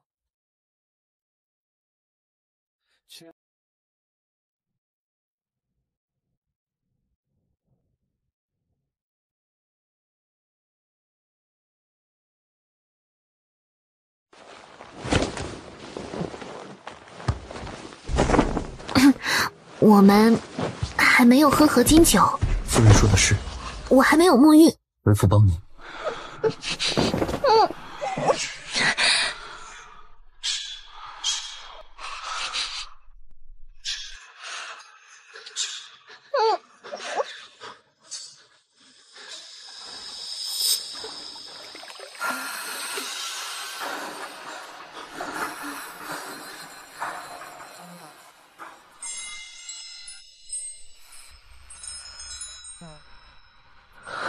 晚风托住嘴上，开昨夜晕染明月下。他愿修行神仙下凡落水家。风吹帘动窗棂，外面星火不疑惑恰是。云游四月八荒，舍弃了荣华。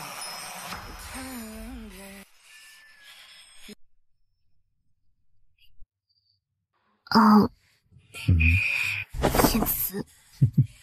夫人，请认真一些，不要去想什么野男人。此时在你床榻上的，才是你的夫君吧。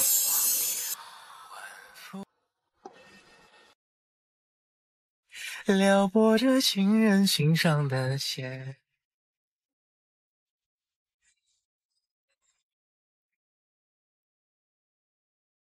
把你带到我的身。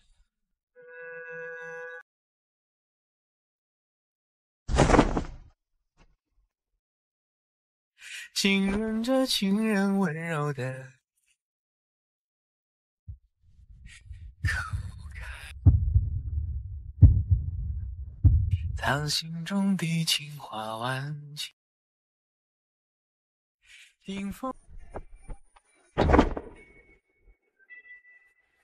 便是你我两心相悦。